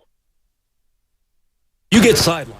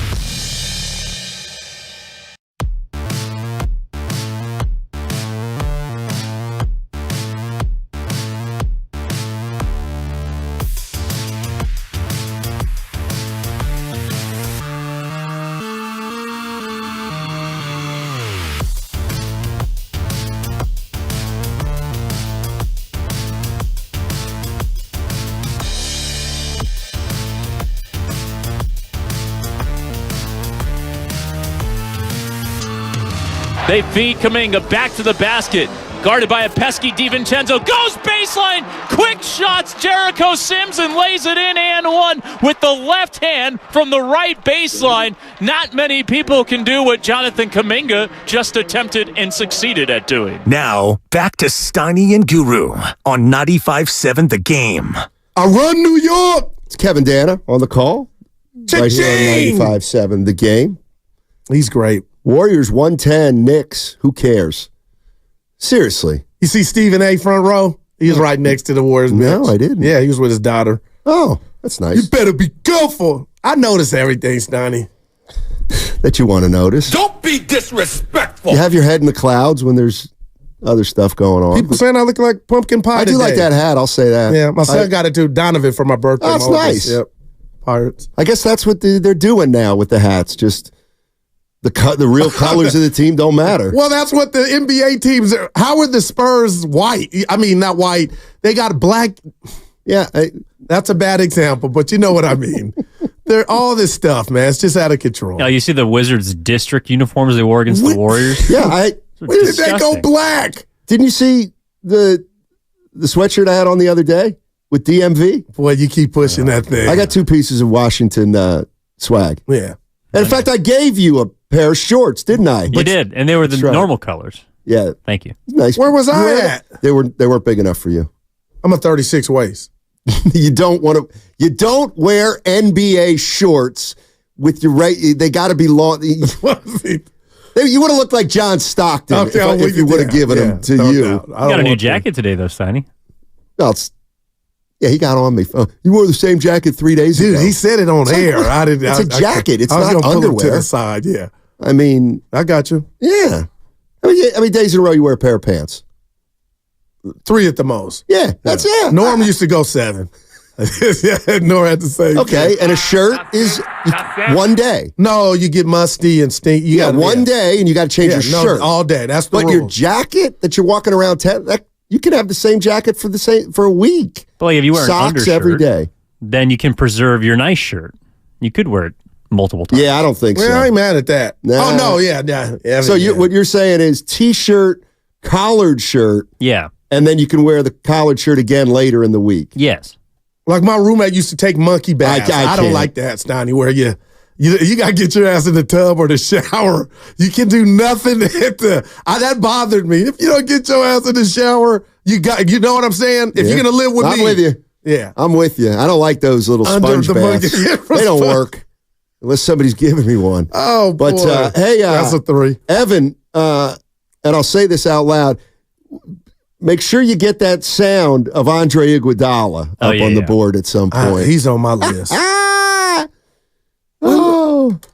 just the people that need to read the book of How to Be a Friend, it just amazes me. What do you Why mean? would you, just because you could say something, who taught me that, doesn't mean you have to.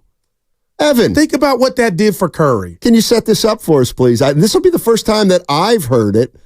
So let's take a So this is from the Ryan Russillo podcast, and Goo threw this in the chat yesterday. Yeah, and basically took offense to what Andre Iguodala had to say. Here it is. Tie game, playoffs.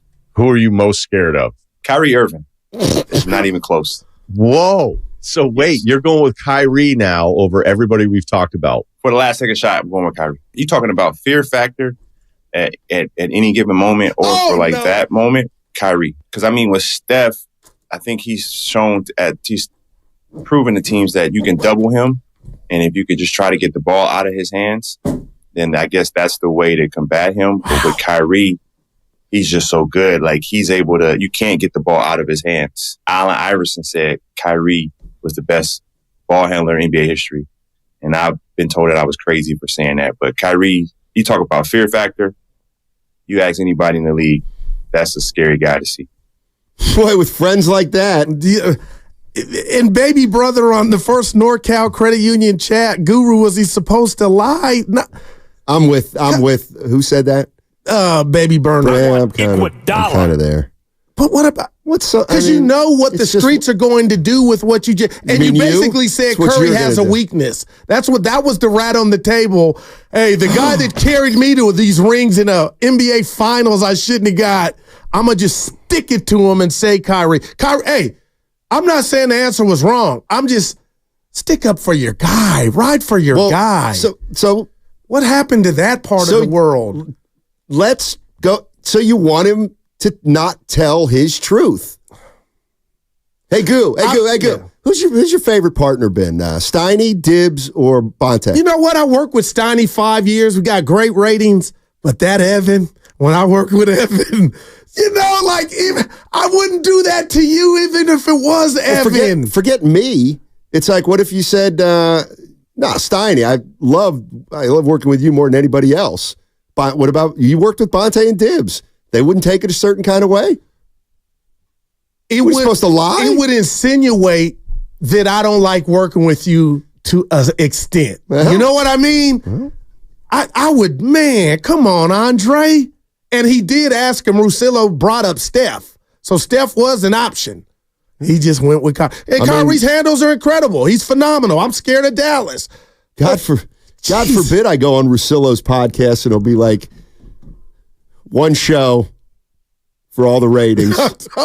Sean O'Connell. I got to take OC. Dude, come on, man. Can we talk about this rationally? Yeah, let's go. Who's better at creating a shot just by himself? Kyrie Irving. Okay. Here's the other thing. You know I think highly of him. Here's the other thing that I think comes into play. Who would be more likely to turn it over? Curry. But who would be more likely to lead you to 4 rings? Well, that wasn't the question. And I told you. That wasn't the question. I got you. He said one possession, possession, tie game. So you going 16 finals on me? Are you? It's one of the biggest shots. Did you erase it from your memory? No, it's one of the biggest shots I've ever seen in my life in the NBA Finals. I mean, it was. But what about his stint in Boston? What about being a leader? What about being the most prolific shooter in the world? The question was, when the game is on the line, it's the most important possession of a game. Last one, tie game. He wants Kyrie Irving. All right, I'll tell you what. Okay, so what? What if I asked Mia who's the best lover you ever had? And she goes, Rick Thompson in the 12th grade. That would hurt. You're supposed to take one for the team, Mia, for the betterment of our relationship moving forward. Just give me the award. This is one of those things where we want our athletes to be honest, tell the truth, and then this is when they do. Now it's wrong. You know what's bothering me? He never was a teammate of Kyrie's. So give the nod. Lie to us for Steph's sake. He's played against both. Yeah. Yeah. 888-957-9570 is the number. Warriors play the Toronto Raptors, but last night they win their 12th of 15. They win 110-99. They beat the New York Knicks without Andrew Wiggins. No problem for Jonathan Kuminga. He had a big night last night. Curry was solid. Who else? Pods. What's going on with Pods? He wasn't bad, but there's. Go ahead. I told you what's going on with Pods. You did say he's hitting the wall. Pods is hitting the wall. This is the end of the college season coming up, but he's already played way more games than he has in college. I think Pods is hitting a little bit of a wall, but you know what? That's okay. Still was out there 32 minutes because Chris Paul hasn't played in 2 months, and now he can. Now I'm loving him, Steiny. Yeah. I mean, his ability to find TJD on a lob, just his ability to go in the air, leave his feet, and give Clay the ball right in the breadbasket. I'm having fun, and I have before. It's about if he can stay healthy. I get why they brought him in here, Steiny, Chris Paul. I'm really digging it, man. By the way, everything but the cut. And we can talk about this guy, one of your favorite players of all time. But I think we saw, and he's a good player. Brunson? Yeah. But he now, I never told you he could go Teen Wolf or Michael J. Fox and he needs some help, Steiny. Rando takes attention off of him. There's no doubt. And he still got to 27. I was like, that was a bad. But it was 14-0. He was guarded. He was guarded well last night. The Warriors, I'm telling you, Steiny, quietly defensive. That's why when I say they give up leads, but you're saying it's energy and stamina, huh? And size. They don't have a lot of size. And, okay, like, look at that starting lineup the Knicks put out. It was poor. I mean, come on. I don't think but we know That was the why. worst Guys starting- were out. I know, but still, Precious Achua, Josh Hart. What a name. Man, he was banging the boards. Don't get me. Look at how many. The Knicks Evan pointed this out. I give Josh Hart played 47 minutes. How many rebounds? 18. Oh, my God. Moses Malone is smiling. Hartenstein stinks. DiVincenzo. Harden stunk. DiVincenzo. I mean, the more you play him. He got better, but he was awful early. 6 for 21, 2 for 12. When did he get better? Couple drives to the basket. I was like, that's the Dante I know. See, and to me, he's a perfect kind of player to make this analogy. Is the more he plays, the less he's going to. Or what's effective. around him too, though, is a big part of his Dante game. DiVincenzo's playing 36 minutes. You're not very good, and I like him. Jericho Sims. And what happened to He's got Bogdanovich? Oh, my God. Well, he's getting acclimated, son. He's just got there. He traded 6 weeks ago. I like him, though.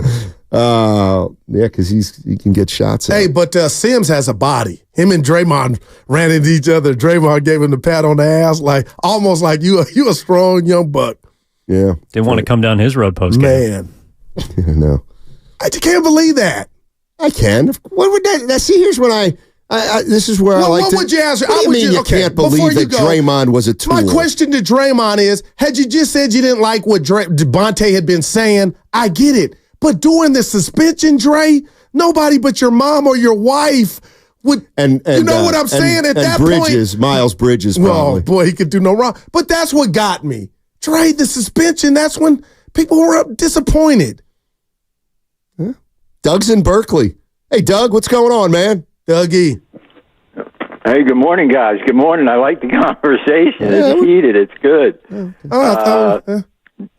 You know, Draymond, he still has a little bit of self-awareness to gain.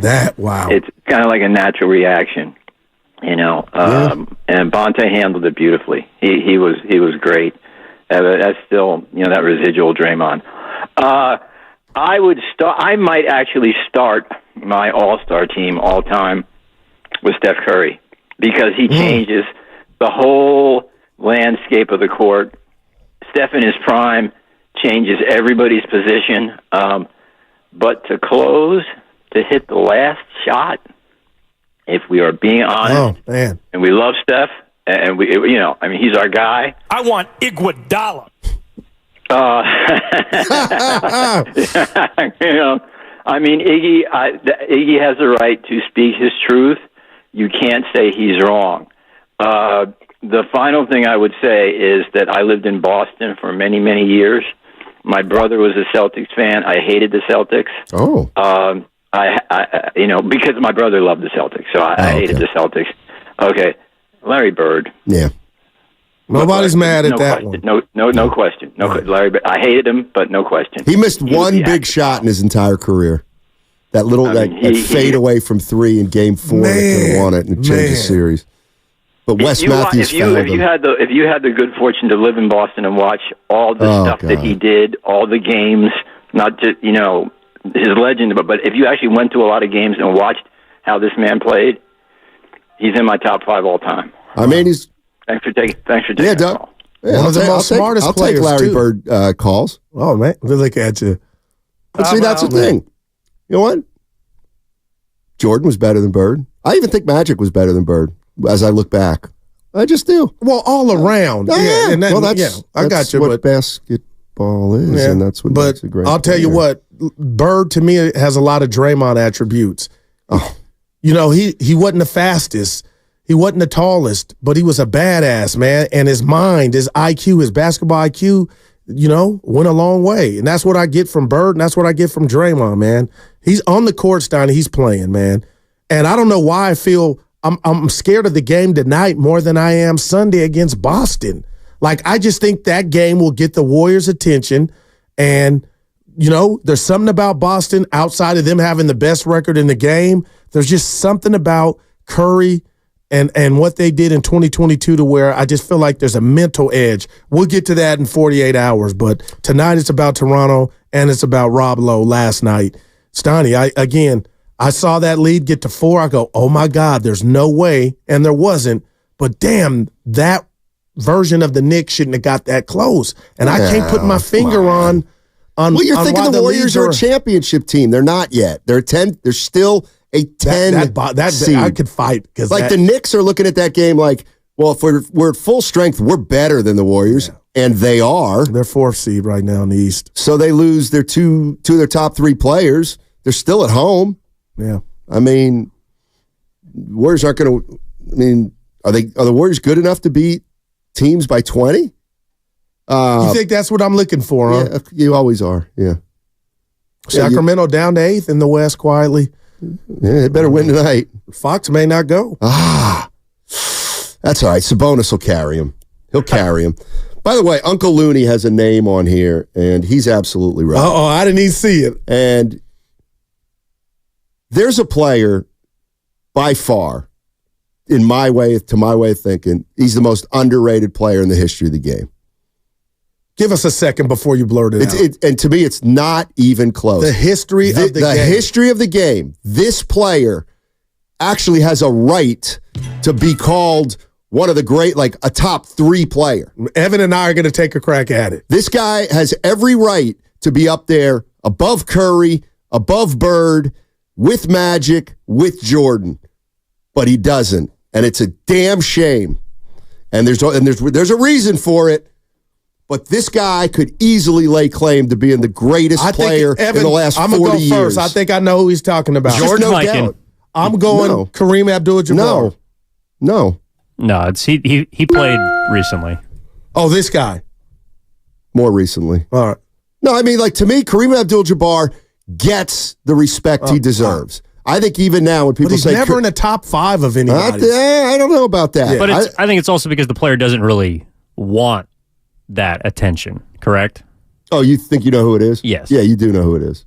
But yeah, so he played a certain way, and it hurt him because he played this way? No, because of how he was off the court. Like, he never wanted the limelight. No. Duncan. Tim Duncan. Oh, yeah. See, I think he gets his. Okay. I think he might be the greatest player of all time. And that doesn't bother me one iota. It don't bother a lot of people who don't know. Oh, Tim Duncan won 5. Like, is it about rings or it is about rings?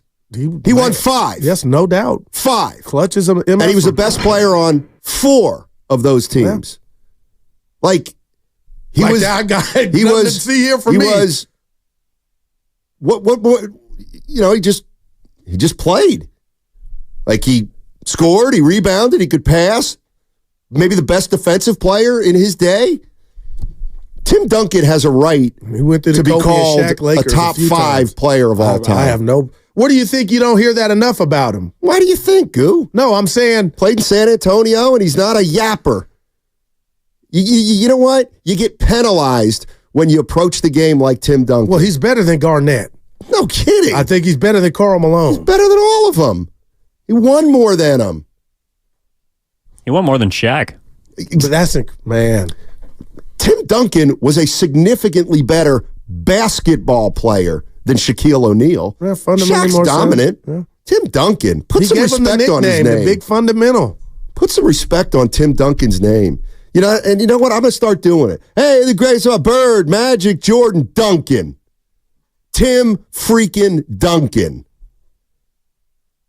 Don't go back and look up highlights because you'll think he stinks because you don't get it. But the guys my age get it. Tim Duncan. Oh, we got to get into Brandon Crawford sound too before we get out of here. Brandon Crawford. What? Let me guess. Well, Giants should offer to the max. No, a player that moves on, which he did, and puts on a new uniform and doesn't get a farewell tour because he probably didn't know if he was leaving or maybe he did. I think it's fair game that, you know, they get to talk about Brandon Crawford, their time with the Giants. And I didn't think anything he said was foul. And I think when you spend and have so much success in one place for your whole career, like a Brandon Crawford, I just think it's okay to say what life was like with Steiny. That's fine. I don't have a problem with that. Yeah, he didn't. But What, you wanted the Giants to keep it? Oh, no, not at all. I'm Brandon saying Crawford a farewell tour? Well, what do you mean? At one point, you thought maybe that's how it would end for him. Like when he retired, he would retire a Giant. It was trending that way. Nobody pictured him in a Cardinal uniform. It's weird. I get it. But damn, Steiny, you bring in the Panda. I know it's a spring training invite. 250 career hitter. But he's one of the best shortstops to ever do it. Yeah. And he won chips, multiple. What is it? Do they even have baseball farewell tours? The last one that I could recall was for Mariano Rivera. Okay. The closer. Steiny and Goo, I think. Yeah, Miguel Cabrera. Yeah, Miggy. What the A's get him? In and out Q. Oh, no, actually. That's right. There's God. something funny The about it. A's got Miguel Cabrera, a long-time recovering alcoholic, a bottle of wine. Oh, that's Stein, right. somebody should be fired. And it was cheap as hell. That's so Somebody on brand. probably was. Yeah. We just didn't hear about it. Steiny and Goo, I think the Warriors close games better without Klay Thompson on the floor. Well, he wasn't in last night. Do you think Klay at $18 million per is a better value than Moody at $6 million per? It's a tough one. Yeah. It's a tough one. Jeter. Who? Jeter. 888-957-9570 is the number. Golden State Warriors, 7 straight road wins, and they play the Toronto Raptors. 4:30 tip-off, 3:30. Warriors live right here on 95.7 The Game. We're waiting on, I don't even know if we're waiting on anything Andrew Wiggins related. I'm just not expecting him to play tonight. But the official, he's out. Haven't heard anything official, so.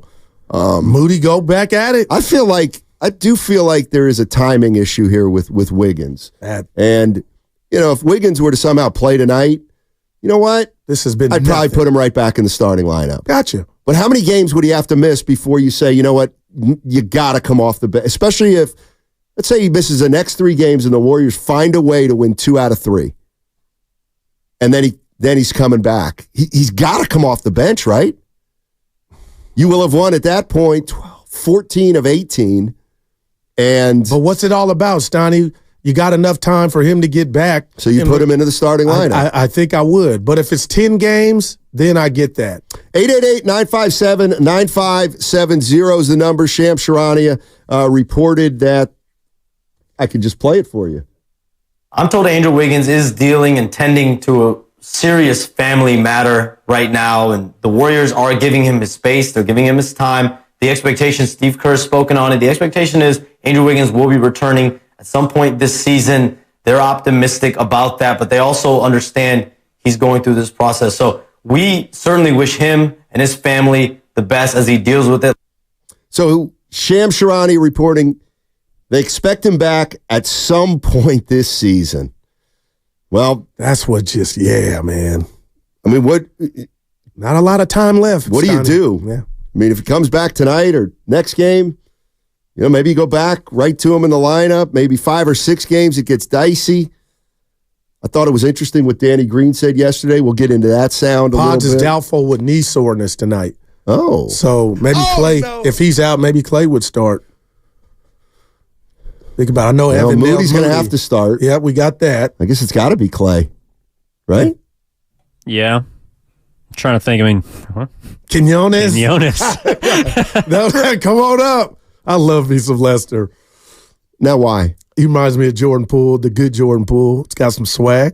I don't think he's a bad basketball player. Yeah, but yeah. Oh boy. Yeah. Look at me.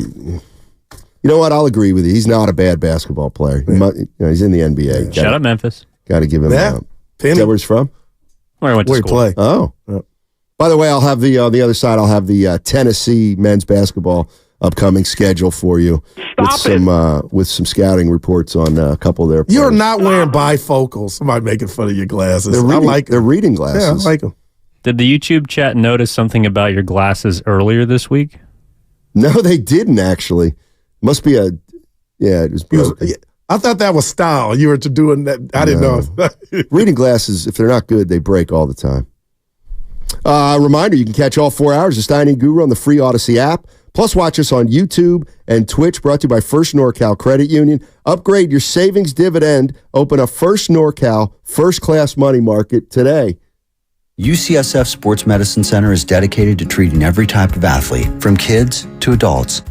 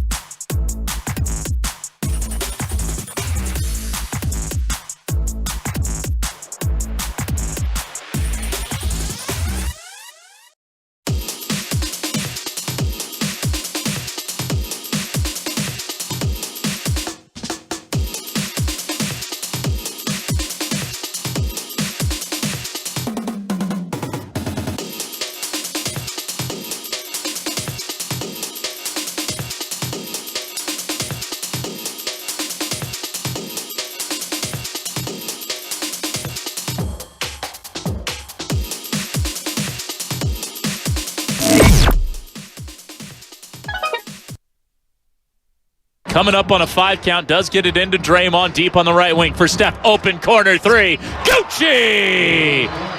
190-28 for Steph. Big bucket there to bump the lead up to 10. Now back to Steiny and Guru.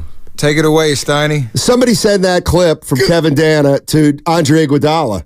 Curry hit a big shot last night to get the Warriors back up 10 after Iguodala stuck it to him and said, Kyrie's better than Steph. My boy Dana said it's good. Yeah. My boys used to hit me, Rutherford. I'm coming through. It's Gucci. Like, come on, it's good. That's pretty good. Tim Duncan was so much better than Dirk Nowitzki or Kevin Garnett. It's not even funny. You hate that I'm agreeing. Willard texted you and I. He said Kareem. I feel like Kareem is right there with Duncan. I think Kareem might be better than Duncan. No. As far as why don't they get the love? See, because they're boring or deemed boring. I don't think Kareem's boring at all. Oh, I just give me a top 5 with Kareem for anybody that matters. See, I think Kareem incredible. It's a perception thing, but I do think Kareem gets respect. I think when they talk about greats and they Bird, Magic, Jordan. And if you throw LeBron in there, I think people do then say, if you're you got to go Kareem. Like, you got to go Kareem in the top 5. I don't top feel 5, it. top 10. I've checked myself. Like, dude, this dude's won multiple MVPs up until. you want to play this game, Curry or Kareem? Well, got to take Kareem, but I want to do position, and then it would be Kareem or Shaq. No, I like overall player. I don't think that's fair. Player. It came up yesterday in our show. It's not fair. I want to go. Why do you think Muggsy Bogues would never be the greatest player of all time? I love Muggsy. It's just a fact of basketball. Choose between Kareem and Curry. This ain't pickup. If we go by position, then it's Kareem, Shaq. That is Hakeem, soft. That's Russell. soft. No, it's position. No, that's soft. No. So your mind. Let me guess. It's above your pay grade to compare guys from different positions.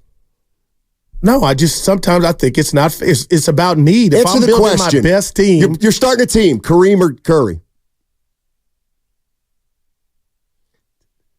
You are so scared. No, of what? Just say what you. If it's Curry, say Curry. I'm Don't think. Well, what if the chef's listening and there's a lot of fans out there? Jordan was what I want to blurt out, and Kobe. But if I went position, I had Shaq over Kareem, and I know you want to have an all-time. You want to have an all-time draft? I got it written. All right, let's do it. You're taking Jordan draft first. Yeah. Oh no. Okay. MJ, go ahead. This is up my alley. I hope Ibanez is listening. He don't like when we talk personal stuff. Well, we're talking about all-time great NBA players. No, but just in general. But Mark, fill 4 hours. You said that. It's hard to fill 4 hours every day. Okay, so Jordan's number 1. Okay. I went first. I got Jordan. Come on. We know who you want. See, this is why I love you. I thought Bird would be. No, I can get him later probably in this draft. That's true. Seriously. He's going to fall. I'll take LeBron. Wow. I'm going Kobe. Game over. I'll take Magic. So let's just stop. The 2 guys we're bitching about that don't get love have not been drafted in the top 4. Okay, the top 4, most people would just say right off the bat, Bird, Magic, Jordan. Well, I don't think they put Bird in there anymore. All right, I'm going. I said Kareem. I'm going Shaq. I just think he's the most. I'm going Shaq, man. 888-957-9570 is the number. And here's the other thing. 510, right on the money. Should I take Chamberlain? Well, see that. Look at the numbers. No doubt. Look at the numbers. Yeah. It's just I didn't see him on TNT and ESPN growing up. I'll take Bird now. Look at you. So I got Bird, LeBron, and Magic. and they got Kobe and who? MJ. And Kobe, boys. They already have a problem. You guys are saying so much about yourselves with this draft. I'm not ashamed of it, Evan. Those are 3 of the most iconic. Who are your 3? Kobe, MJ, and Shaq, and I'm getting goosebumps. They don't have enough balls already. That's what I'm saying. They do not have a team. Now tell me my next pick would be. Well, it better be Adam Stockton. Davidson. It better be John Stockton. Steph Curry. I would go Curry. He ain't getting the ball. See, but you got to Hey, I'm coaching. I'll take Duncan. All right. Let me see. I got about 4 centers. So we got one left. My last pick. So who do I got? Bird, Magic, LeBron. Oh, I got so much versatility on this team. And Duncan. All right, I'm gonna shock you. Okay. I'm going to big mound to rebound. Barkley. Oh. Yep. I mean, Charles this is Barkley. too easy. Yep. This is too easy. Somebody clip that. Send it to Chuck. See, you took Curry? Yeah, I was going to say, all I got to do is take Curry right now, and the entire Bay Area will say Steiny's team's better. Who you got? Your last. What do I need, a guard? No, you. Well, yeah. No, I mean, think you have LeBron, five, right? Magic can bring it up. I'm 5. So I got Magic at 1. I got LeBron playing 2 on my team. Bird 3, Duncan 4. I'll take Kareem. Well, that's a damn good team. There's no loser in this. No, my team's a winner. Please. I got a team is what I got. So do I. I got 3. I got 4. All my guys can pass, first of all. I got the even best Kareem. shooter in the game. Wait, Goose, so you took Kobe before Steph. Yeah, I did take Kobe before Steph. So He's the second best player I think I've ever seen. So you take Kobe over Steph. Yep.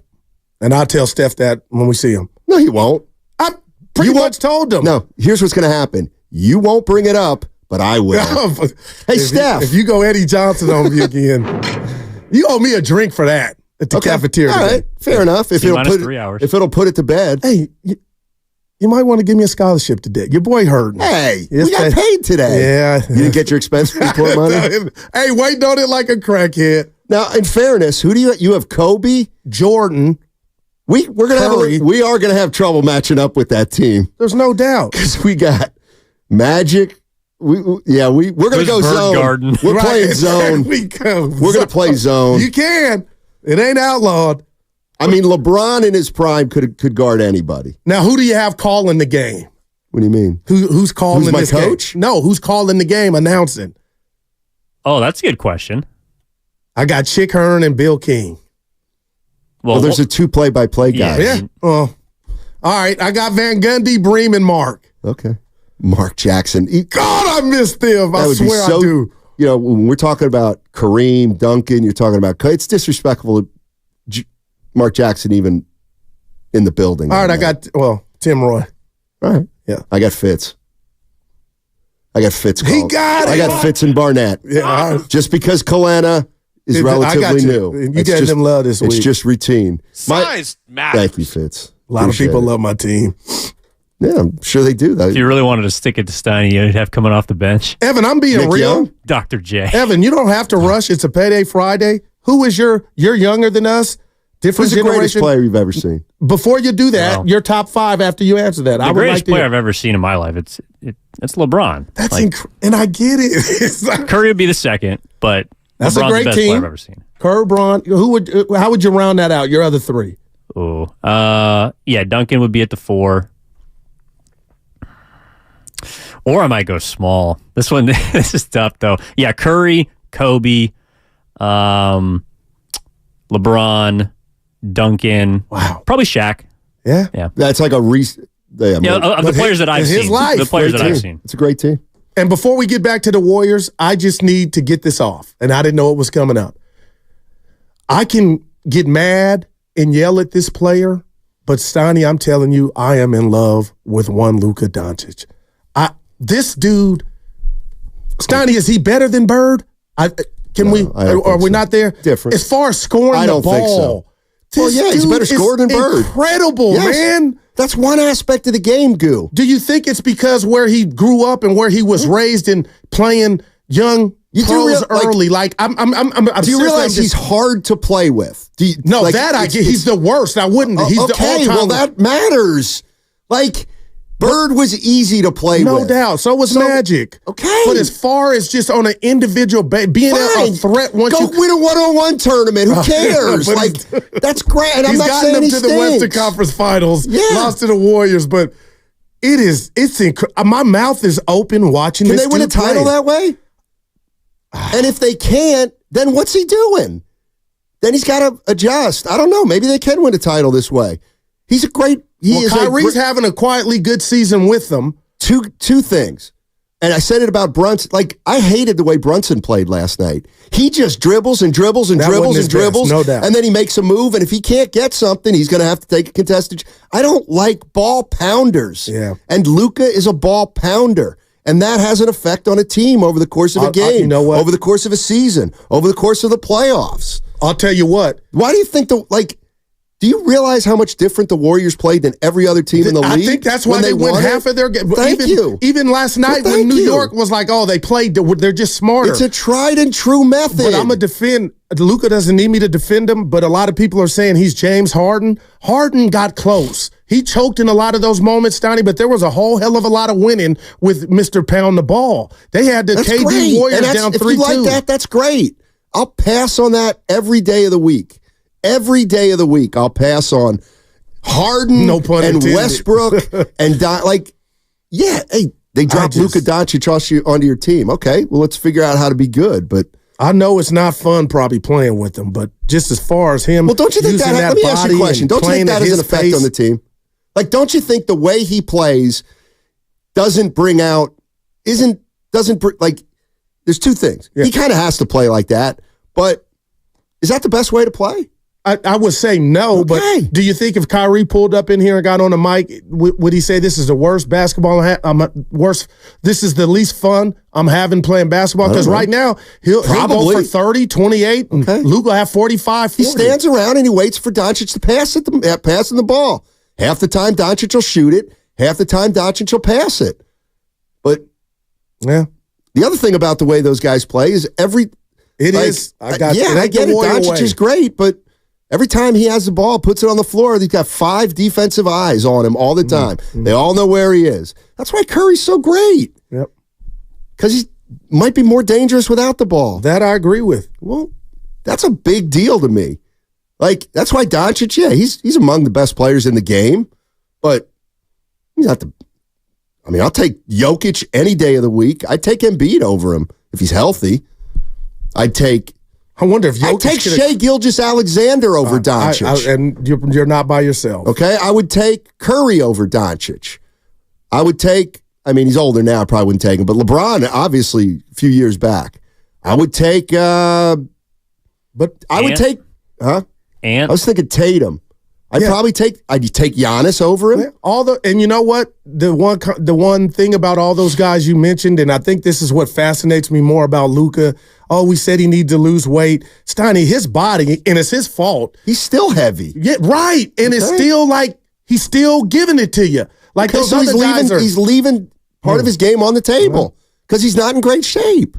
But he's averaging like 35, 9, and 8. Right. What is he leaving on the table? Steiny, it's like the Shaq thing. What did he really leave? He could be in better shape, and that might make him even better. That's all I'm saying.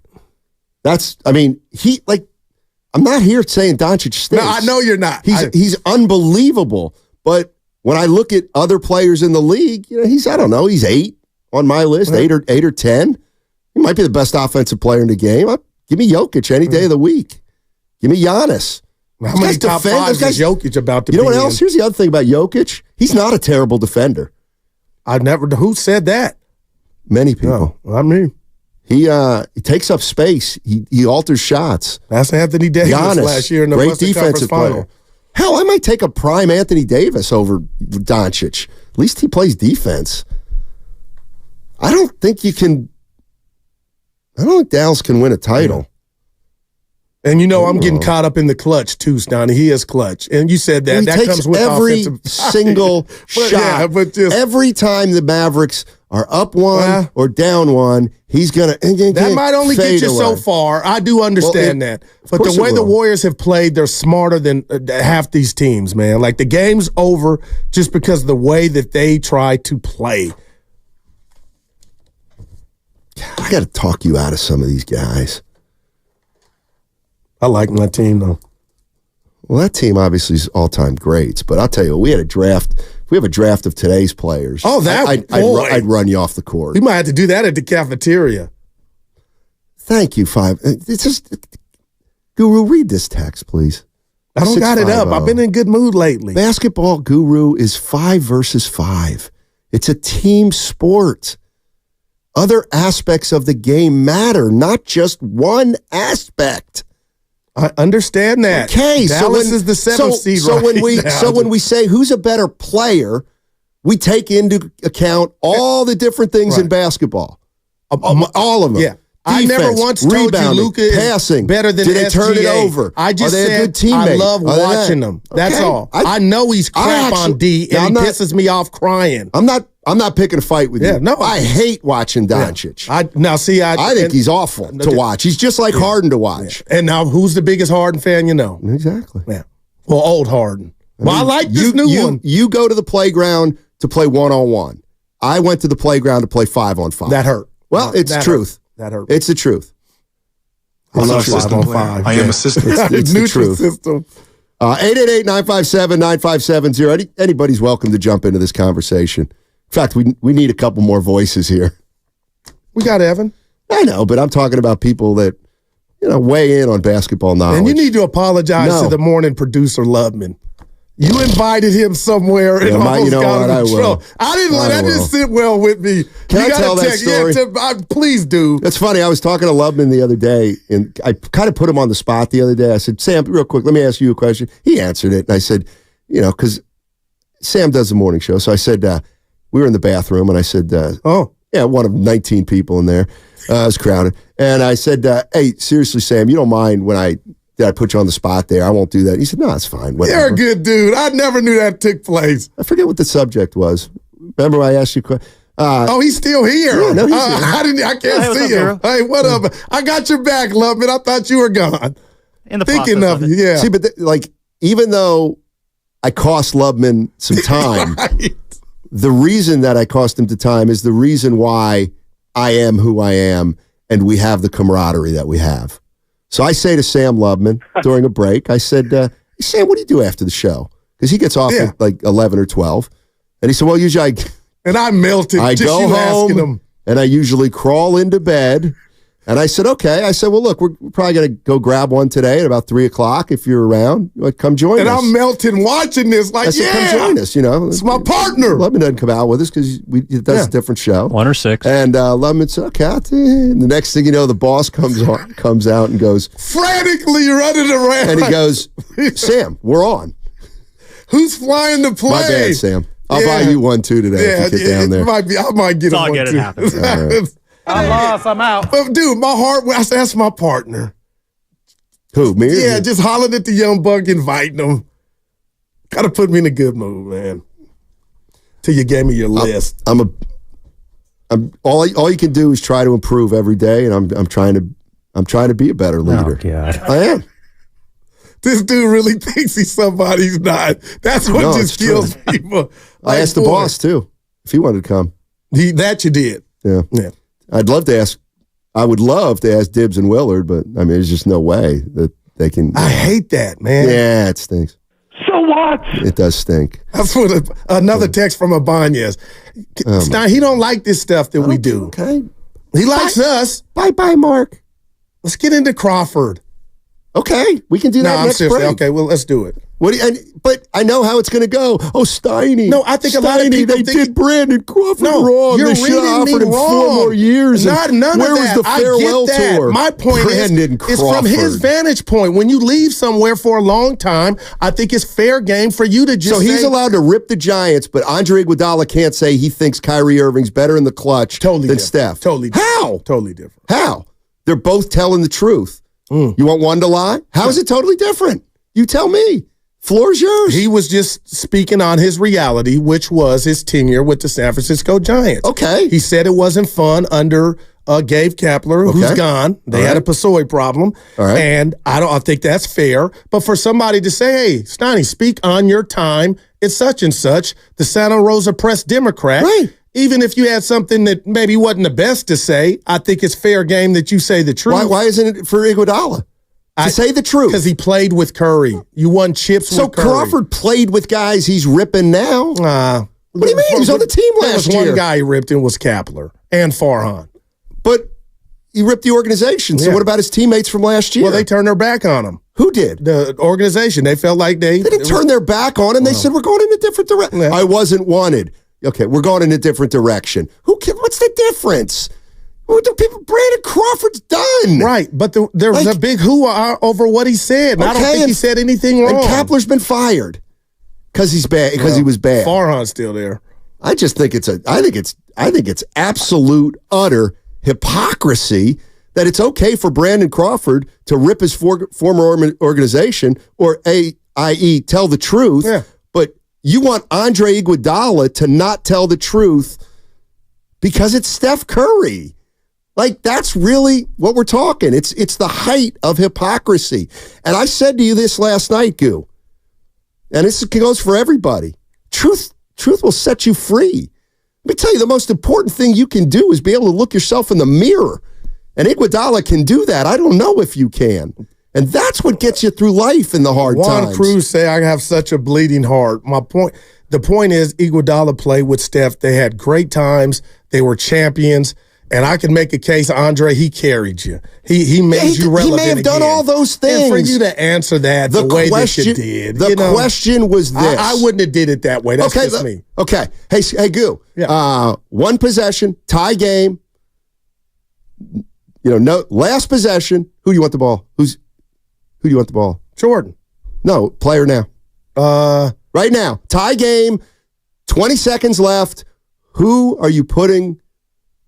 Whose hands Curry. you put? Okay. I think there's a better option than both of them. Well, of course there is, but he's not going to do that now because he's I have lying. no agenda. You wouldn't put it in Doncic's hand. Well, wow. I wasn't even thinking of Luka. Why not? Because I was thinking of it was Curry or Kyrie. Well, what if Iguodala would have said Doncic? Is that a slap at Curry? Or Jokic. Would have hit a little different. Why? He just named another player. It's just Kyrie. He named Kyrie. Could have said LeBron. He could have said Kyrie. Could have said Jokic. I got him dancing right now. No, you don't. I'm a real one. No, but acknowledge that you are using a different standard for each. That's all. No, I'm not. No, you are. I care about my partners, and I care about how the Jackals will run with what my answer would be, and I wouldn't do that for the benefit of so Evan wouldn't have to deal with. I don't even know what he's saying. Yeah, right now. Curry's got to read that, and okay, so what? He ain't losing any sleep, but But you are. As a teammate, I wouldn't have did that to him. That's just me. First of all, Iguodala was with how many teams? 3, 4? Denver, Philly. No, actually, Philly, Denver, the Warriors. He was with 6, Memphis. right? We don't count Miami. Boy. Steph was just another guy he played with. Wow. All right. Just acknowledge. Yeah. Come on. That's just who I am. So what Andre Iguodala said was wrong or not cool, but Brandon Crawford, that's fine. They both just told the truth. Yeah, but Brandon didn't say I hated playing with Steiny. I hated playing with He never said he hated playing with Steph. No, this is where you go with it. No. With one possession left in a game. You got to be a part of something to know what I'm feeling, Steiny. And you've belonged to no group that you care about. So that's why you're just a renegade, and it's fine. You don't give a damn. Papa was a Rolling Stone. I'm a dude that cares about. Let's say you're It's Andre. not about the truth. Sometimes it's more about me putting you in an effed up position, I believe. Now, Curry's probably not losing sleep. He probably doesn't. I'm sure he knows. Curry probably knows. I'd be like, this jackass did that to me. What if Curry... But I wouldn't. It wouldn't strain our relationship, but I'd be like, damn. I bet you Curry might say, well, in that situation, Kyrie's probably a better one-on-one player. When we see Curry, I'm going to bring this up. I'm going to ask him. With tears in your eyes? You're going to bring it up with tears in your eyes? No tears, baby. No tears. All right, pretend you're Iguodala. Hey, Goo, last second. Who you putting the ball in hands? He has to say Curry? What if he actually thinks it's Iverson, a guy he played with? No, but the sound that I heard, it was Curry or Kyrie. No. Yeah. No, that was not the sound. That was the sound I heard. When I pressed Twitter. He said one possession, and Iguodala said Kyrie. Right, but he gave him options. Then the guy said, what about Curry? No, he said the names I mentioned. The guy said the names that I mentioned, and Curry was one of the guys he had mentioned. You're actually pissing me off now. It's good. It's okay to be hypocritical if you're acknowledging you're hypocritical. And I think you are without saying it. I care about you more than you care about others. Well, that's true. Yeah, that's it. Yeah. This is why sometimes people know that you answer questions dishonestly. That's not a fact. I care. 888-957-9570 is the number. We'll never, you gotta, I'll just, Hey, that segment was brought to you by Fremont Bank. Full service banking, no compromises. I'm pregnant with this next take. I want to get off. The first time I tried to quit vaping, I told myself,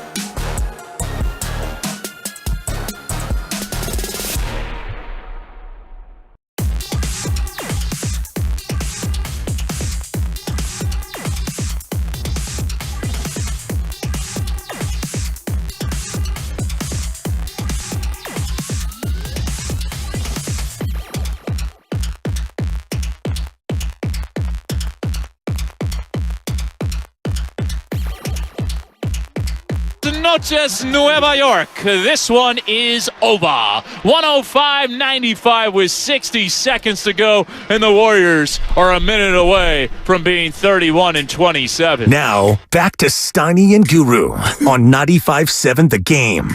Whoever said KD is gone? He's back, baby. Kevin Dan on the call. Man. Mm-hmm. Warriors win. Warriors win. That guy get fired yet? He's retired, though, right? Another year of him? What did I do wrong? Oh, boy. That was a see wrong. everything. One of the things I've learned in this business over my 3+ decades is one of the keys to longevity is to be true to yourself and to tell the truth like you see it. Don't be this guy. I'm about to make a confession. The single hardest thing I had to do this year was act like Brock Purdy deserved to be in the conversations with the other people we're mentioning in that tweet. Because he was playing extremely well and operating in that offense and distributing the ball to Kittle and Deebo Samuel and Brandon Ayuk, we had to continue to include him in conversations with the Lamar Jacksons. We had to continue to include him in conversations with the Josh Allen. Those things are not alike. Brock Purdy is a fine player. Brock Purdy can operate in Kyle Shanahan's offense at an extremely efficient level. Brock Purdy doesn't raise the level of play of anyone around him. And so when you talk about Patrick Mahomes, Josh Allen, Lamar Jackson, the people around them benefit from having those sorts of players at the quarterback position. Brock Purdy benefits from having the sort of players he has at the skill positions around him. Is it as hard as Ryan Clark's saying? I have no idea. That is the worst take in this century. And if you're trying to make a parallel between what I'm talking about, you're missing it because you know nothing about brotherhood. And the more you keep talking on this subject, we know you don't care. That's fine. He has no alliance to Brock. That was just, I don't know what that was. That hurt me because I'm a Ryan Clark fan. What do you mean the hardest thing you had? Why was it hard? Well, I don't know. Why would it be hard for you to acknowledge that what Iguodala did might just be fair? No, it was lightweight backstabbing to me. Huh? No, that's just me. I'm a real homie. That's all, Stoney. Well, you know nothing about that. I got you. But see, some might say you're the opposite of a real homie because but the ones that now we don't know when. Oh, the real ones know, and you know what else you got over there, Evan? I was going to say, for those that didn't hear it, we should replay what we're talking about. Okay. Game playoffs. Who are you most scared of? Kyrie Irving is not even close.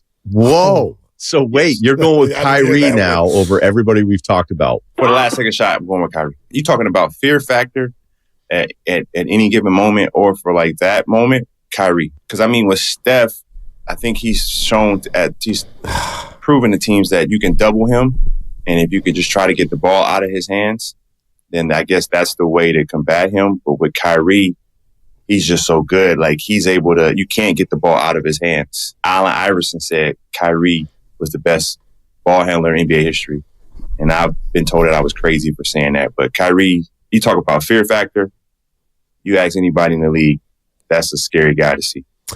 But if you ask anybody and everybody in the league, should they be careful about how they answer? What part don't you miss? Everybody else in the league didn't play with Steph. What part are you missing?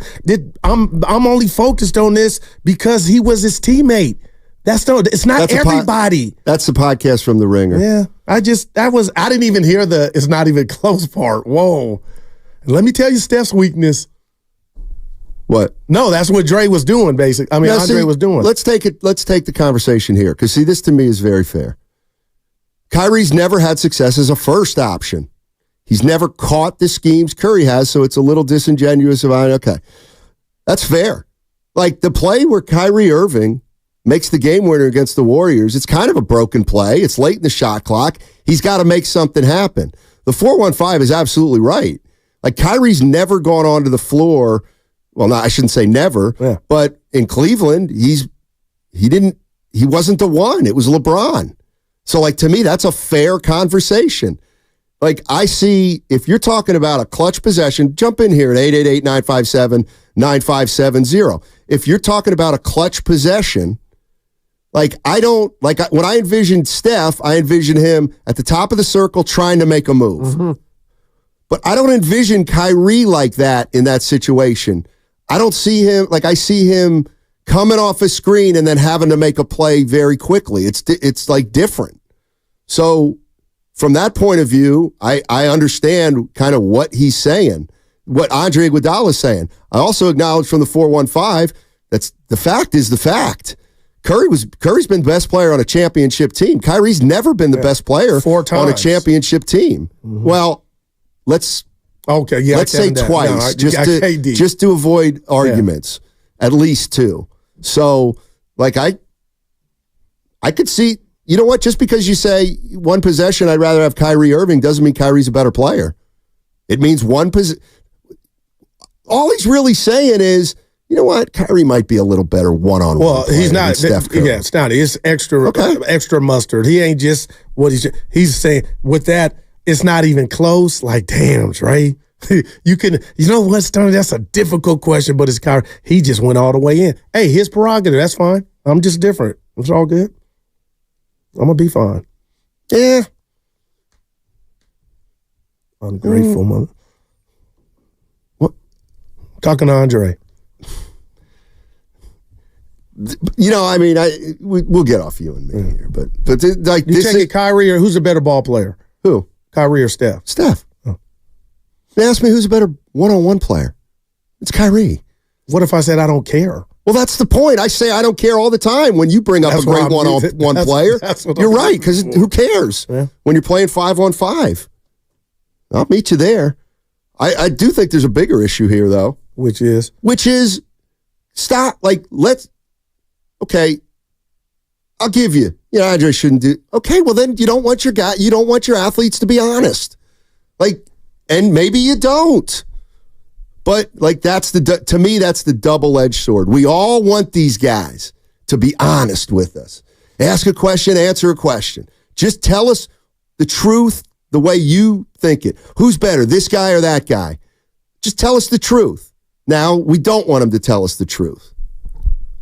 Well, like when they tell the truth, then we kill them and say Iguodala is not loyal to Steph Curry. Well, you know what? Well, was he not loyal to Steph Curry for 5 freaking years? Well, the times that he was in street clothes. See, I'm thinking about the times he was here and all the shenanigans, all the DNPs, how or what he didn't do. What I believe he didn't do during the Draymond and Jordan Poole, being a double agent, tweeting out for Poole, advocating for Draymond, all the things I thought he was in regard to a leader, I think is hogwash. And maybe I'm taking it like this was just a straw that broke my camel's back. Right. Yeah, that's all. So I got to be 100 now, Steiny, because that's where I'm going now. I'm putting everything Andre into this answer. And I was like, you know what?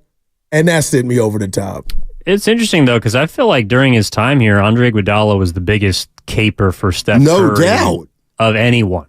Like, he was the same guy who asked during, when they came out with the valuation of the franchise, he was the guy who asked, does Steph get a piece of that? But, Evan, my thing to that point is, and you're right, great point, but now what I think of Andre, and nobody gives a damn, but now I think that was all fake because it helped him because he was here.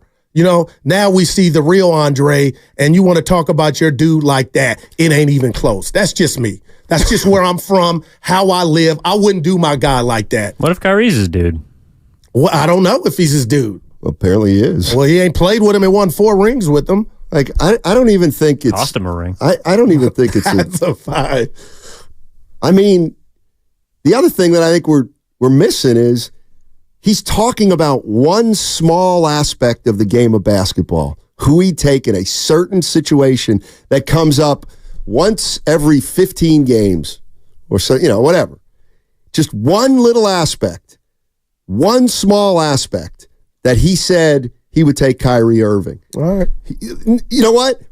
Hey, Andre, let me ask you something. You're starting a franchise. Who you taking? Kyrie Irving. Now I'm like, you know what? See, I almost feel like that's what was said, but he didn't. It wasn't that. You're right. One little tiny, teeny thing. And there are a lot of people out there that think Kyrie's got a better handle than Steph. No, I battled you about that. I said Steph bridged the gap, but I mean, your boy Uncle Drew is the king. 888-957-9570 is the number. We're having fun today. Not as much fun, so the boss will get mad Because we're kind of No, he gave you the sign off on that. Today? That was the other day. He's never done it When you since. were out and I was in your chair, it's not as hard as you make it out to be. He never told me that, and I wanted that. Like, Goo, just go let him hang. The short story from last night, you know what Cliff's Notes are? Evan even knows. That's how I got through school, baby. Yeah, it's when you don't. You didn't watch the game, but I'll give you the three. Go ahead. Here it is. You ready? Kuminga was great. Hartenstein and Van Morrison stunk. They stunk last night. I don't know who stunk worse. I am so mad Isaiah at Hartenstein you, man. or Van Morrison. You went to see him one too many times. You're right. You're absolutely right. I'll tell you what. So you came in like, I had to dip into my wallet last night, I might have thrown eggs at this guy. If I had dropped 200 bills, but I feel like you I need to email him, hey, dude, expand your portfolio. Play some of your, I've seen R. Kelly 8 times, and every time, it feels like the first time. Like, give me everything you got. What's that you thing? Need to email him. You just went you're right. I just went too far. I went too far. So now you're bitter Bob about him. I was texting my buddies back east who love music, and I'm like, this guy needs to pack it in. I sent Evan a text, in fact, and I apologized to Evan for even introducing him to this guy. But Evan had a good time, though. Evan had a good time. In spite of Van Morrison. By the way, you can catch Van down at Carmel by the Sea this weekend. What's up? He'll be singing the same 18 songs he sang all week long. Change it up. Come on. God. Now that, you know what? He is somebody, what would be the athlete equivalent to a guy who he does not care about fans. One iota. We've been talking about I wish you could fill out a survey and write on this. Andre Iguodala. Oh. Yeah. At you the know what? end? And I brought up old Dre stuff that got, but I criticized him, Steiny. Who? Andre, even when he was here, and I let all that come in. Come on, man. Dude, he had a good thing going, man. That's all I'll say. And then Bob telling us, shout out Bob Myers on the executive show, why he's here, why he has a jersey. Why was he here? I forget. The golf. And we wasn't that dude that he was supposed to be. So in my world, he let the Warriors down. Okay. That's just my 2 cents. So you dip out, you on a podcast. Yeah, that's your answer. But show my boy some love. Show the chef some love. Hey, there you go. Curry, you can just do that. Be quiet. You got rings because of the chef. What's the? But I ain't tripping. Who's that one? It's a singer. It's a woman. Gotta feel like it. See, the ironic part is I saw Van Morrison. I don't know any of his songs because he didn't play any of them. No, he only plays covers. He's written 10,000 songs. 8,000 are just spectacular, but he doesn't sing them. There's got to be a way you can get to him to let somebody he's know. 78. He's got email? Okay, I'll text him. Send a carrier pigeon. What's it? There's a lie to me. Who is that? That's what you want, Goo. You want people to lie to me when you want an answer. Darius Rucker. No, it's a woman. Oh, I said that. Like I've been single before. Who sings that? This is why the text line is great. I guarantee you. No, they ain't going to pick that up. You want to bet? You didn't hit, yeah. All right, who am I talking about text line? It's a woman singer. I think the refrain is, lie to me. Gotta feel like hell. Come on. I guarantee you they'll get it. They will get it. I don't know why I want to say Bette Midler. I don't know. No, she's younger than that. She's younger than that.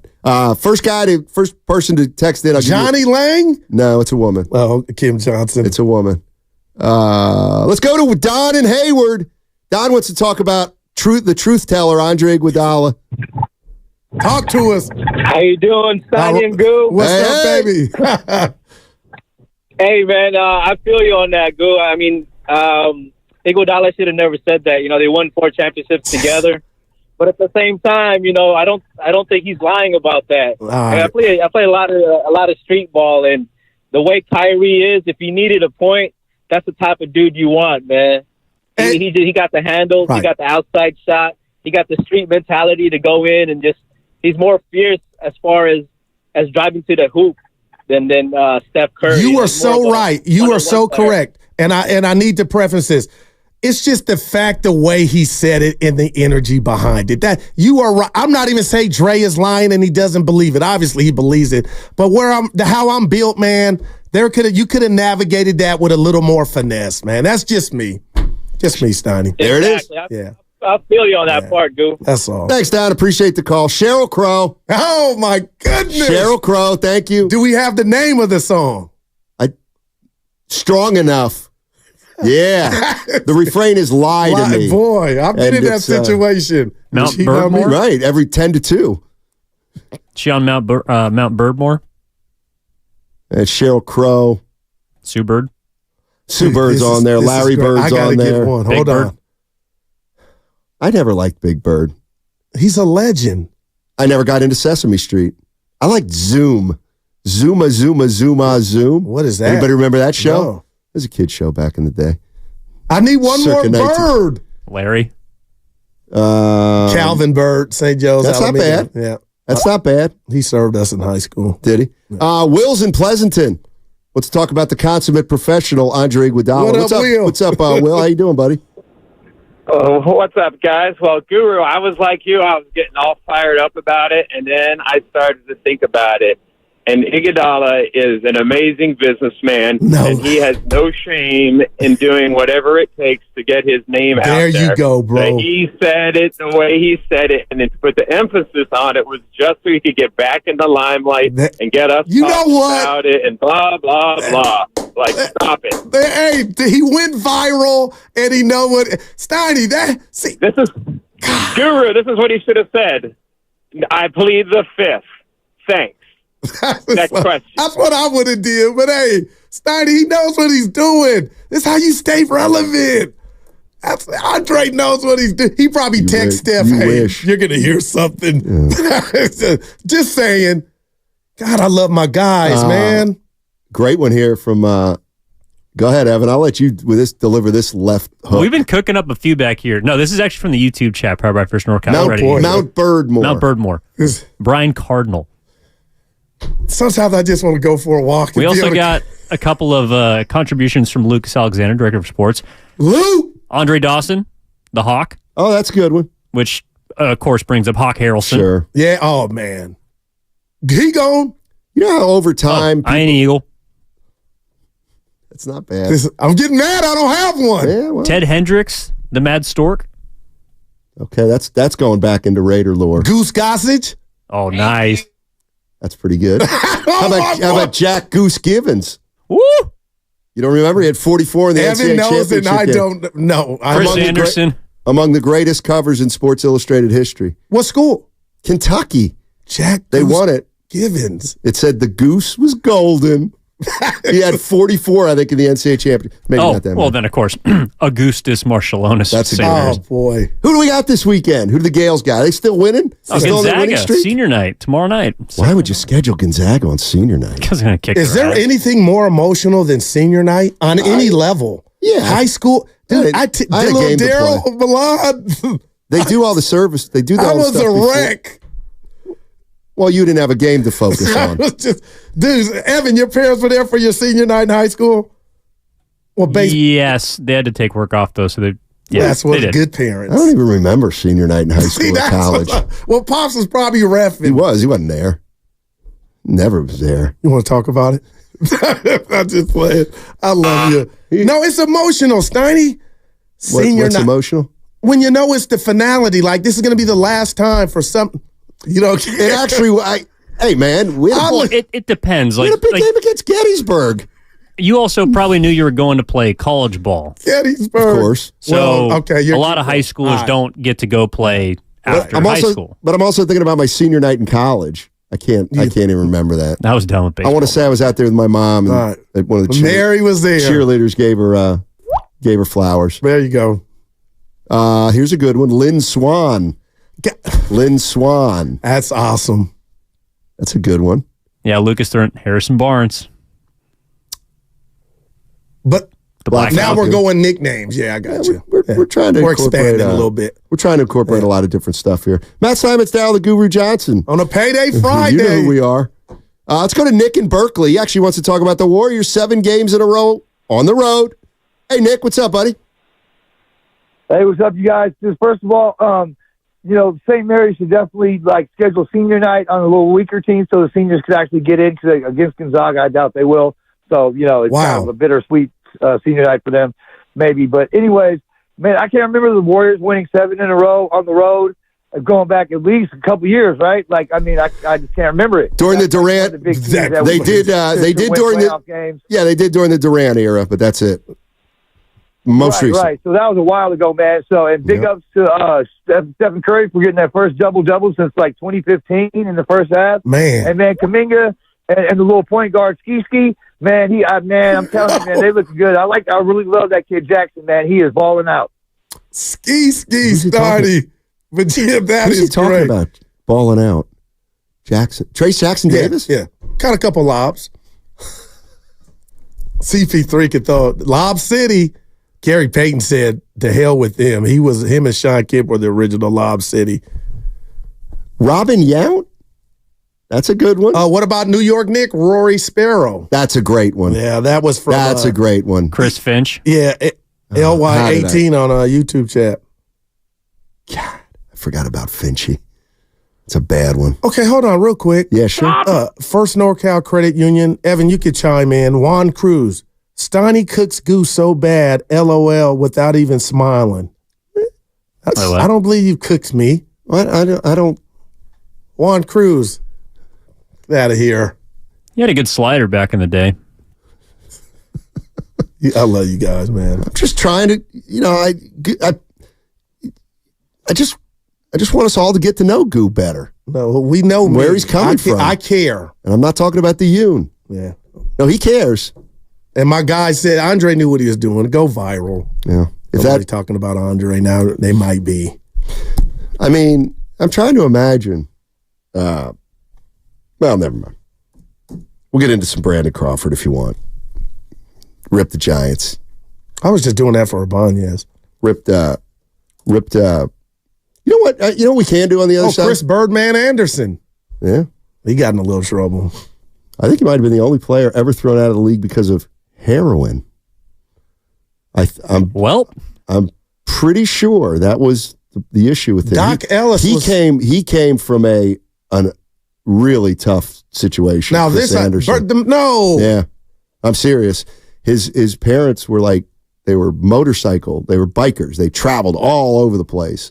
Like Hell's Angels. Bikers do. Yeah. And Sons of Anarchy. I've never seen that. It is something. It's about a motorcycle bike? Oh, my gosh, Steiny. It is award-winning. Really? About 6-7 seasons. You guys familiar with it? Yeah, really the first 4 were good. The last 3, I think, that just fell off. And Guru feels the same way, but he'll say it was 7 great years just because he's loyal to the show. It's like Sopranos. It kind of at the end, It honestly had one of the most anticlimactic all right, Evan, damn. But it was great, the early stages. Right, Clay was incredible. We could have a little fun with that. Most anticlimactic endings ever, either in sports or movies. Shout out Brandon Crawford. You could say that the 73-win Warrior team fit that. Boy. Kyrie makes did Curry? What happened on the next possession? Was that when Curry threw the behind the back pass? No, I think that was before. Oh no, they missed about fourth. Nobody scored for 5 minutes. Curry couldn't go around Kevin Love. Oh, that's right. He was hurt. Well, I think what happened, if I'm not mistaken, was Kyrie hit the shot. And then their next possession was absolutely terrible. It was one of the worst. They took a bad 3. They got a long rebound. They took a worse 3. And then I think Cleveland got the ball. Something like that. But that was bad. A lot of people want to know what I'm wearing. In terms of the movie, most anticlimactic ending ever in a movie, Silence of the Lambs. Terrible ending. Great call, man. Stunk. Clarice. It stunk like Hartenstein and Van Morrison. Yep. Well, it's just one of the Hannibal movies, so it's not. I didn't even do the original second. with Jodie Foster, though. I mean, it's the one that she was buttered great. Everybody's bread, if you will. Oh. Lost was the worst ending of all time. Well, Sopranos was the worst. Interpretive ending, yeah. It left a lot to be desired. 888-957-9570. Steiny and Guru with you. We'll get into, by the way, Brian Cardinal, a little piece of news for you. Sometimes we forget. Brian Cardinal, the janitor. No, the custodian. Still. He was the custodian. Schneider on one day at a time. He was a super, I believe. No, he was like a handyman. Yeah. He had the belt. I wasn't a big fan of that show. I watched them all. Did you really? Yeah. All right. Let's see. 11:57. Hey, you can download the Odyssey app and catch all 4 hours of Steiny and Goo on the free Odyssey app. Plus, watch us on YouTube and Twitch. Brought to you by First NorCal Credit Union. Upgrade your savings dividend. Open a First NorCal first-class money market today. Most anticlimactic sports endings or movie endings. It can be hard to be 73-9, man. Yeah, it was a bad ending on 95.7 The Game. Listen for the latest ski.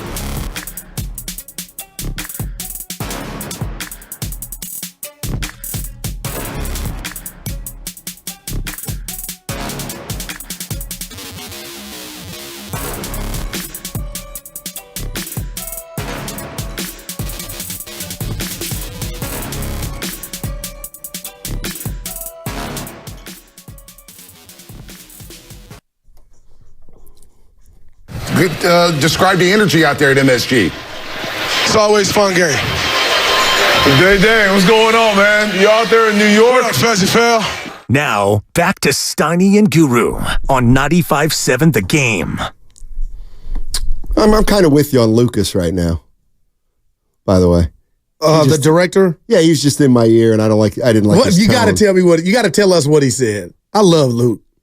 He said, hit the unlock on your camera, but I just didn't like the way he said it. Right.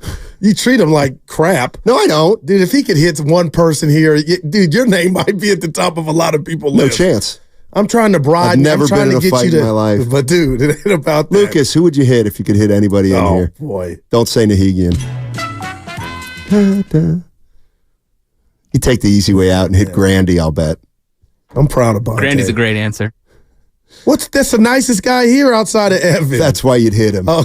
He's nicer than me. Yeah, you got a dark side. Grandy's among the nicest guys here. He did a great job filling in for Dibs. Make sure we say that in front of Dibs today during the crossover. I saw you did what would that. What? That has nothing to do with Dibs. Oh, yes, it like you just Dibs is a mentor. You pulled it. You know what? You pulled an Iguodala the other day. What did I do? When you said no, you got to stop snitching. Make sure you ain't snitching. It was during the crossover. Okay.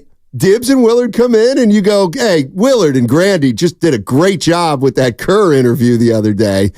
And there's poor Dibley sitting there who just happened to have jury duty, no fault of his own. The dude waiting for the call from the Radio Hall of Fame. He probably loves me for giving the young buck some love. I came up with a great anticlimactic ending to a sporting event. 73-9 can't be top. But you can't remember the last possessions. Yes, the three-pointer, and then it was all hell broke loose on the Warriors. Okay. Well, I got more details to mine. All right. Giants, Dodgers, 3 years ago or whatever, when they won 107, 108. Dude, the series, remember, ended on a check swing. I know by who. Wilmer Flores check swing on a questionable call. And it's like, really? That's how it ends? Yeah.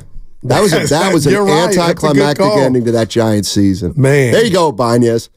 Well, no, that season, that's their version of 73-9. It's a good call. Casey's in Alameda. Hey, Casey, what's going on, man? Hey, guys, can you hear me? Yes, sir. Yeah, I'm talking about anticlimactic sports endings. If you're an F1 fan, because we got F1 starting again this weekend. Sure. Lewis Hamilton in 2021 going for his 8th world championship, and there's a safety car on the last lap where they changed the rules where he can't pit to a one-lap runoff against Max Verstappen. You hate to see it. Forever. You hate to see it. Just like it reminds me of 73-9, reminds me of the 111 wins from the Mariners. It's just they've destined to make history and then had victory just snatched away by a technicality, just devastating. Anyway, wanted to share that story. Wow. That's what we were asking for, Casey. Man. Nobody knows if what you're saying is the truth or not. But to him it is, and for him to compare it to, man, that's pain. Actually, you know what? In your face, Steiny, 925 on the Comcast Business text line. F1 fan here. I couldn't agree more with this caller. Now, we don't know if it's the same guy who called and just texting, but you can't lose on a technicality. Come on. I'm just saying. Speaking of, you see that, I think it's the Pistons that are playing, or they're trying to protest the loss against the Knicks, I think. Okay. Like the DiVincenzo body block? Yeah, like, okay, what if they win that game? It's not a technicality. What do you mean? Well, if they win they won't win the protest. But if they did, what do you do with that? Wouldn't they? It would just go down as a win or a loss. But it didn't. It's not what happened. I'm a little. No, he's saying they would. Like you win on a technicality. Basically. Oh, I see. When's the last time one of those ever? Man, worked? I'm waiting for the answer. George Brett's the only one when they overturned his home run. Great call. That's all I can remember. That's a great call. Let's check the bat. Dude, that dude came out of that dugout, man. So last night, the Golden State Warriors, I'm going to be, okay, let me set this up this way. So last night, the Warriors beat the Knicks, and NBC Sports Bay Area with our very own Bonte Hill was interviewing Draymond Green post game right after the game with Chris Mullin and Festus Ezeli. Yep. And I saw it, and it was Draymond sticking it to Bonte a little bit. Bonte handled it like a true professional. He did. But I was actually surprised at a lot of the things that were said. So here is the. Can you play it? Because I can't locate it right away. This is Bonte Hill and Draymond Green right after last night's game. Draymond Green, welcome to Toyota Warriors Postgame Live. Bully Fezzi, Bonte here. And first of all, let's talk about MSG. Bonte, what is it like? I'm shocked you're talking to me. The way you was talking about me when I got suspended, I am very shocked you're talking to me. Really? Really? Yeah, go ahead, though. Go ahead. Hey, tell me about Planet MSG. You guys go there once a year. There's a lot of Warrior fans out there. Describe the energy out there at MSG. It's always a fun game. Wow, Dre. All right, so I heard it, and then I thought about it, and I was like, yeah, it's just whatever. It's like, okay, it's first of all, I made Bonte did what he had to do as a professional, no doubt about it. Because the people who are watching that telecast, there's such a small number of people that really know what each of those guys is talking about. You cannot say, well, what are you talking about? What did I say? It's just not the time. It's not the place. And with all due respect to both those guys, Draymond included, most people don't care.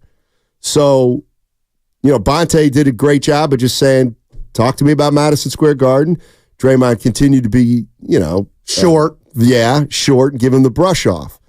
So I came in today and said, well, I was kind of surprised at both you guys at how Evan and I. Maybe I'm overstating it, but you guys were basically saying, you know what? See, this guy still hasn't learned anything. Oh my gosh! And I didn't take it that far, but I'm all ears. Okay, I'll start. All right. So, tell me if I'm wrong. You can back me up. I came in here and I gave Draymond Green since the the return of the suspension, Steiny. I said I got a bouquet of flowers. I was wrong. His impact. But did I tell you? Tell me if I'm lying to you. I almost got a thug tear listening to him talk about what he did with his family, how his household is ran when he's on the road, how he got away for 10 days from the game of basketball, and he reflect on what's important. You remember I came with you with that, and I was like, man, this dude really got the most out of his suspension. Bigger than basketball, because I know there are things bigger than sports and basketball. So I said that to you and the listeners on air. I was moved. I'm nobody to judge. Tupac told us that. But watching what he did on the fly to Bonte Hill, one, damn, Dre, how long have you been holding on to that? Two, now you're feeling like, okay, I'm back to normal, or things are back to normal because I'm playing basketball every day. We're having success. So now everything that I shared with you all, including you, Goo, in regard to growth, might not have been growth. I might have just given you the company line. So now I'm going to lay into Bonte Hill, who's trying to do his job along with Mully and Festus. I'm going to go, I got an axe to grind. And he gave us some nuggets on the way a couple days ago when he said on his podcast, and it's his prerogative, Draymond did, he didn't like what KD said. He didn't like what Nurkic has said. But on that list, guys, was Bonte.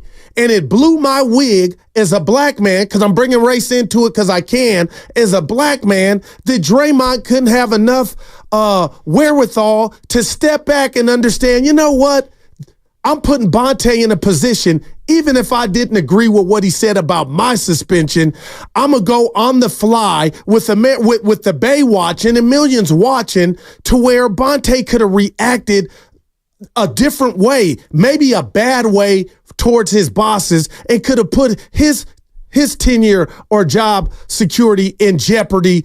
And would that have appeased Draymond? Like, what was the win for Draymond to give Bonte those nuggets on that stage? What was the win? And maybe Dre will tell me, listening to this, he got the win. I didn't appreciate that, because I don't have to tell you, Steiny and Evan and everybody listening, how rare it is for a black man to be in the position Bonte is when you go on these feeds on the league pass or whatnot. So I'll leave that there.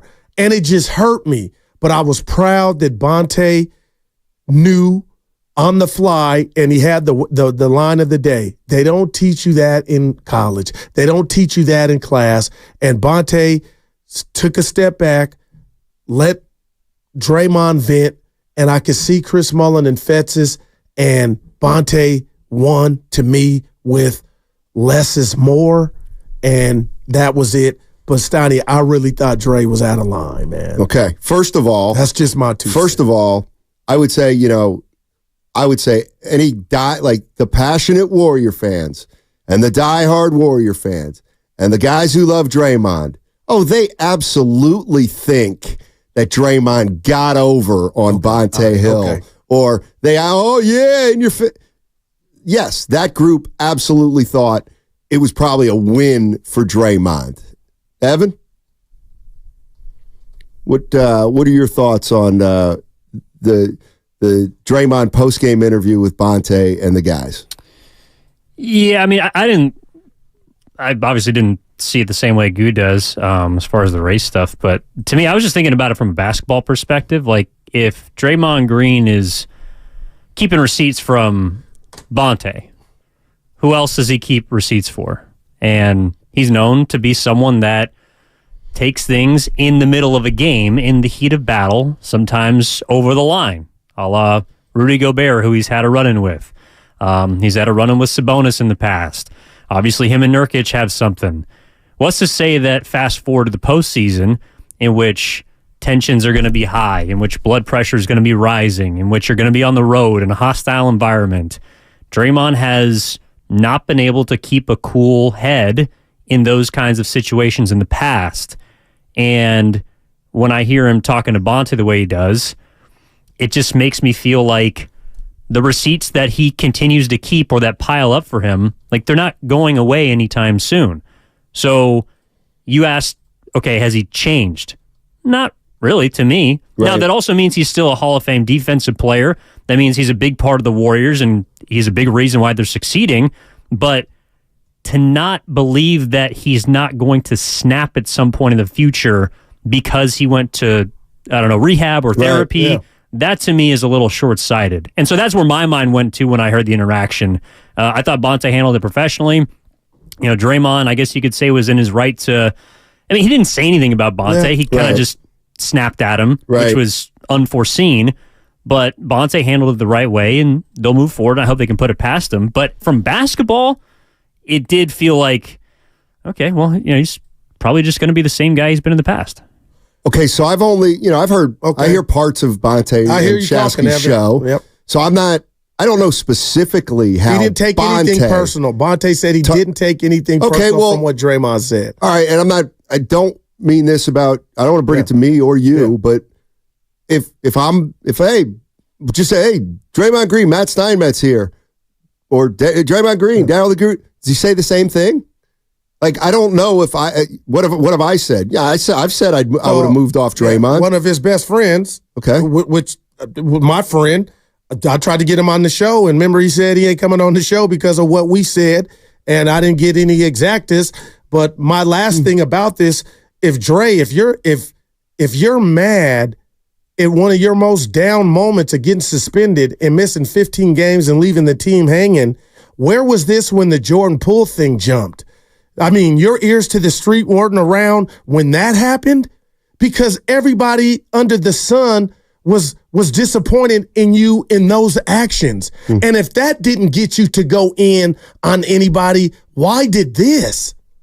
And you're supposed to be I thought, Steiny, correct me if I'm wrong, you were supposed to be taking this time to work on you. So you told us, how are you keeping receipts on what your local radio host on the pre and post game is saying? Everybody was disappointed. Like, that's what I don't get. I would tell Draymond right now, how can this be the one that sent you over the top when you got suspended and left your brothers hanging? I'm trying to think of like stuff that I've legitimately said. I think I've said, he's effed up 2 seasons now. Maybe they should move off on him. Yeah, I said, right. I wouldn't have re-signed him for 4 years. I still probably wouldn't have.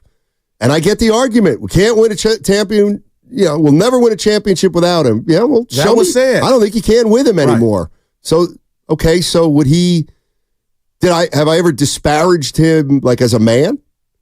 No. I mean, and Bonte didn't. I don't think I did. But I mean, maybe when if you want to count when I say he stinks, Draymond stinks. Yeah. Okay, but I think whatever. Let's go to Big Don. Let's get Big Don's perspective in here on Draymond Green. What's up, Big Don? How you doing, man? Hey, what's up, fellas? Man, listening to you on my lunch break. Yeah. I caught that game last night and watched the Bonte and Fezzi and Mullen, after the game. And, Draymond sounded straight stupid. You know what, man? He won his number one podcast. He don't want to listen. What's he doing listening to Bonte? Bonte is a hero of the Bay. And you know what? I say, Dre, you need to put some pills in Draymond's Cheerios and calm him down. Back to anger management, buddy. And if he wants to have a celebrity boxing match with me, I'll take him on. What you think, Sonny? Take it. Let's go. No violence. We're lovers, not fighters. Never been in a fight in my life. And you're done. I would hope so. That you were with Lawler. Yeah. Oh, dude. And our USC dude in Vegas. Who was he? Chuck Liddell. Yeah, so that was the closest you came to a fight. But yeah, Stoney, I mean, and to Bonte's credit, what did he say? We critiqued him like, it was tiring for the organization. Steve Kerr said he was disappointed in Dre.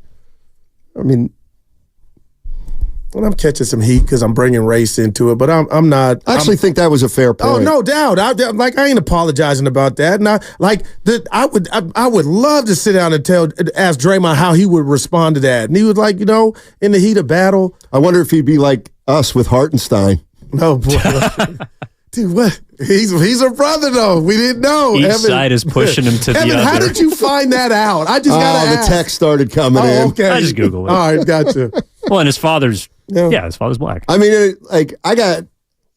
And to Dre's credit, Stein, he didn't say anything derogatory to Bonte. It was just, to went me, in after he asked a question. To me, the question after the suspension, is Draymond changed?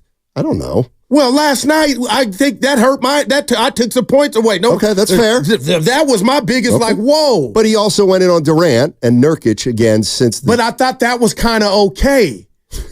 You know what I mean? Because I ain't close to them. Oh. But you went at our brother like, man. Well, the other interesting part, too, is, he's not going to do... I don't know about Festus, because Festus isn't as critical, but, someone like Chris Mullin certainly did come down Draymond's road when he was suspended for what he did. But he's not going to go after Chris Mullin, because Chris Mullin's a legend. He's a Hall of Famer.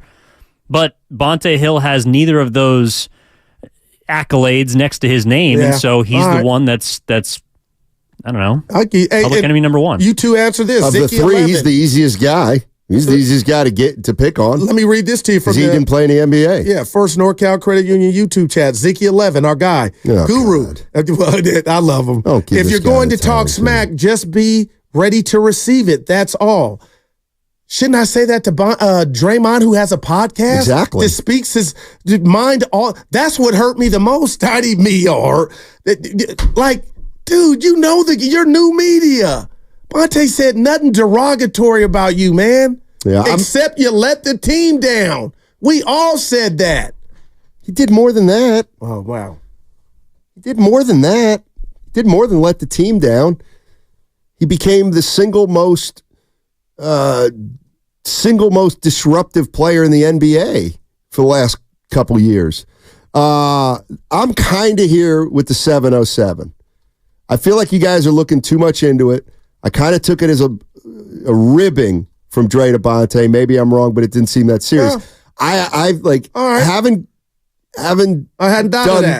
done this a lot.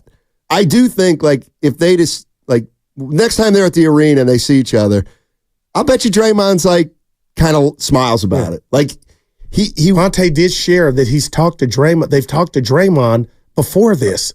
Okay. And nothing why was yesterday the time to get him?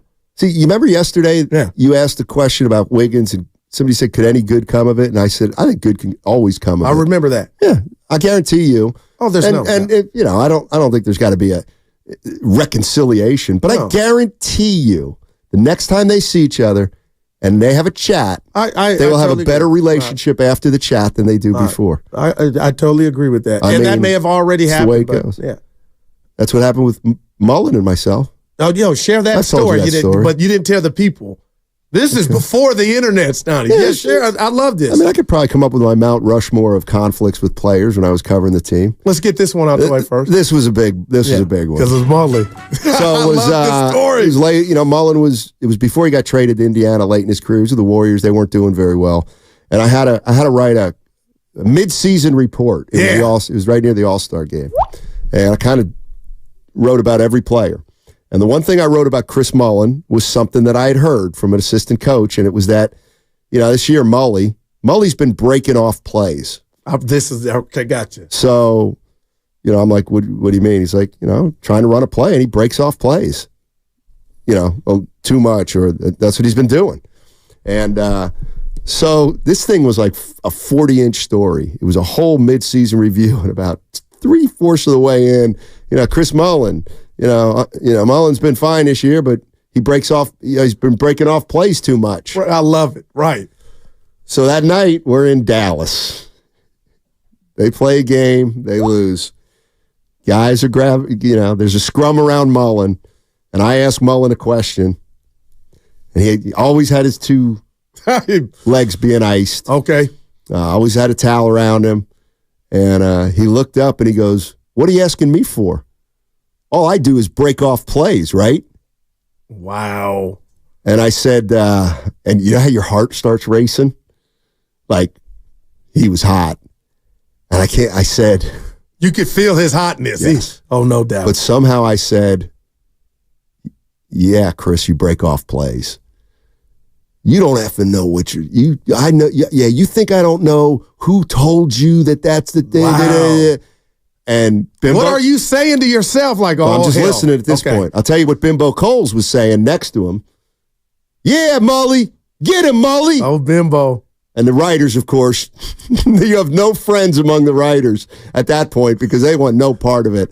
And then I uttered, well, something's going down. My best line ever in terms of timing. I said, perhaps we can talk about this somewhere else outside the locker room. And he goes, yeah, that's a good idea. And then he went back to the question. That was your Bonte moment. Yeah. So then 2 nights later in San Antonio before the game, I went up to him and I said, you got a minute? He said, yeah. No, that's great. Yeah, let's go. And he said, and it was like one of those, met him halfway. He goes, so do I break off plays? Yeah, I break off plays. He said, am I the only one who breaks off plays? And I said, no, you're not. So he goes, well, I was the only guy you mentioned breaking plays off. Yeah, and he's right. Said, that's fair. That's fair. So was that a regret of yours that you only put him? No, I have no regret about the situation because then he and I have had a great relationship ever since. Yeah. No, I get that. He's awesome. I made a little mistake. Like if you had it to do over again, would you put more people breaking off plays than him? I put Mullen is among several who break off plays. Right, gotcha. No, because I was saying that because you said you saw his side of it. Oh, yeah, because I singled him out. Yeah, that's interesting, man. Yeah, and we've been he's a cool dude. Terrific ever since. He said he listened to our show.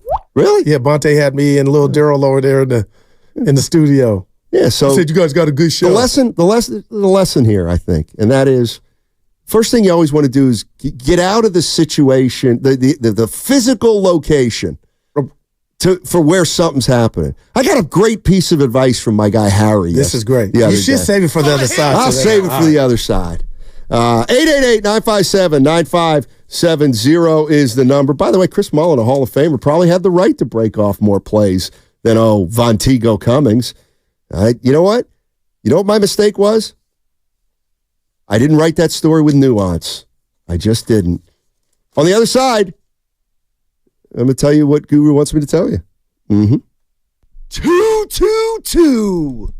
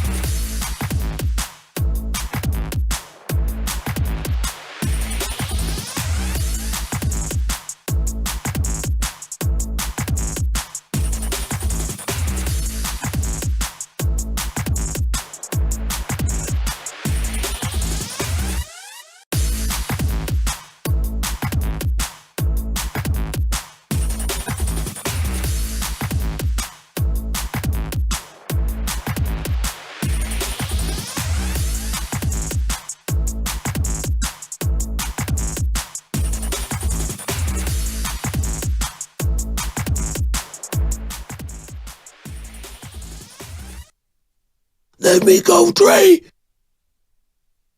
Shocked you talking to me. Now, back to Steiny and Guru on 95.7 The Game. Why would he be shocked? Bonte's the host of the post-game show, and he was doing an interview. Hey, Draymond, I know you're mad at me, so I'll give Molly the first question. What are we doing? Good piece of advice I got the other day. I haven't even implemented it yet, but my guy Harry was telling us. So how do you know if it's good advice? Because I just know. I just know. And you can tell me if you agree. Yeah, let's say you're in a relationship with your wife or your partner, your spouse, and you got stuff to talk about. I mean, you got to talk about some stuff, and you got to communicate, and you got to figure some things out. My guy Harry said, "Listen, when you do that, don't do it at the house. Get out of the house. This is incredible. Just get out of the house. Go to a restaurant. Go walk and go take a hike. Library, anywhere but the house. Well, you wouldn't want to. But get away for a day, but don't do it in the house. How come? Well, because you're defensive in the house. Because it's home. Yeah, that's where some of you got to dress. That's where the issues got to dress around. So get out. You got a serious talk. Get out. And I didn't realize it, but that is I used that advice without even knowing it with Chris Mullin back in the day when I said, let's talk about this somewhere else other than the locker room where I got bimbo Coles hoping that you choke me out. That's just not a good venue for me. What are you doing, Goo? You're very locked in. This young lady says she called about my comment about the race part of this whole thing. Yes. How sad I was, and she was on hold. And she hung up, and she said she needed to calm down. So I'm just reaching out, telling her to call so we can have a conversation about it. All right. Well, let me get some business out of the way. It is time for the difference maker of the week. And it is none other than Jonathan Kuminga. Rebound, Stephen Curry gets it ahead to Kuminga with just Brunson to beat, but he wants his teammates to join him.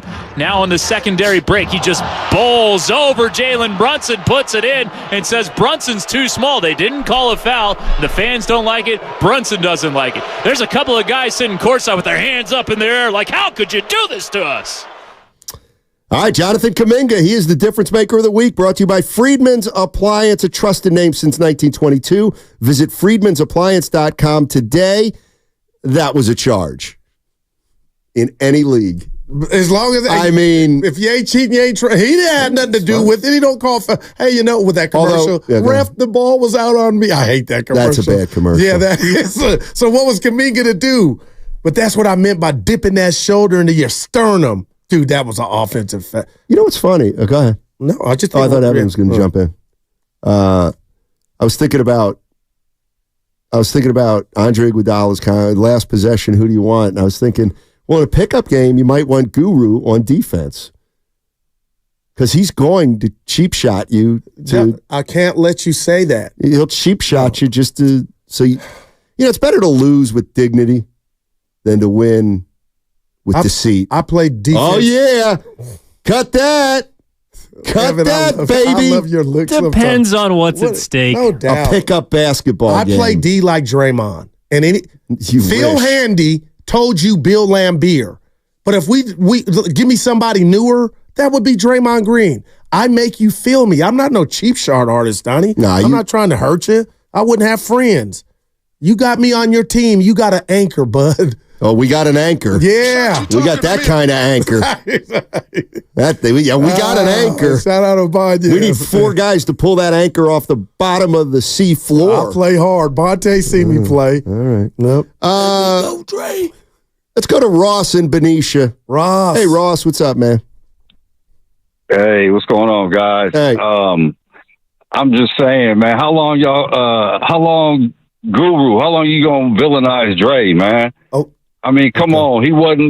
All he did was ask Bonte, hey, I'm surprised you want to talk to me. You making it seem, he came at him and he did this. He ain't come at him, man. Come on, bro. I'm sure you know what come at somebody means. No doubt. Don't come on, man. Don't do that. Yeah, don't hang up, but finish your thoughts, man. I'm listening to you, and then I'll respond. But go ahead.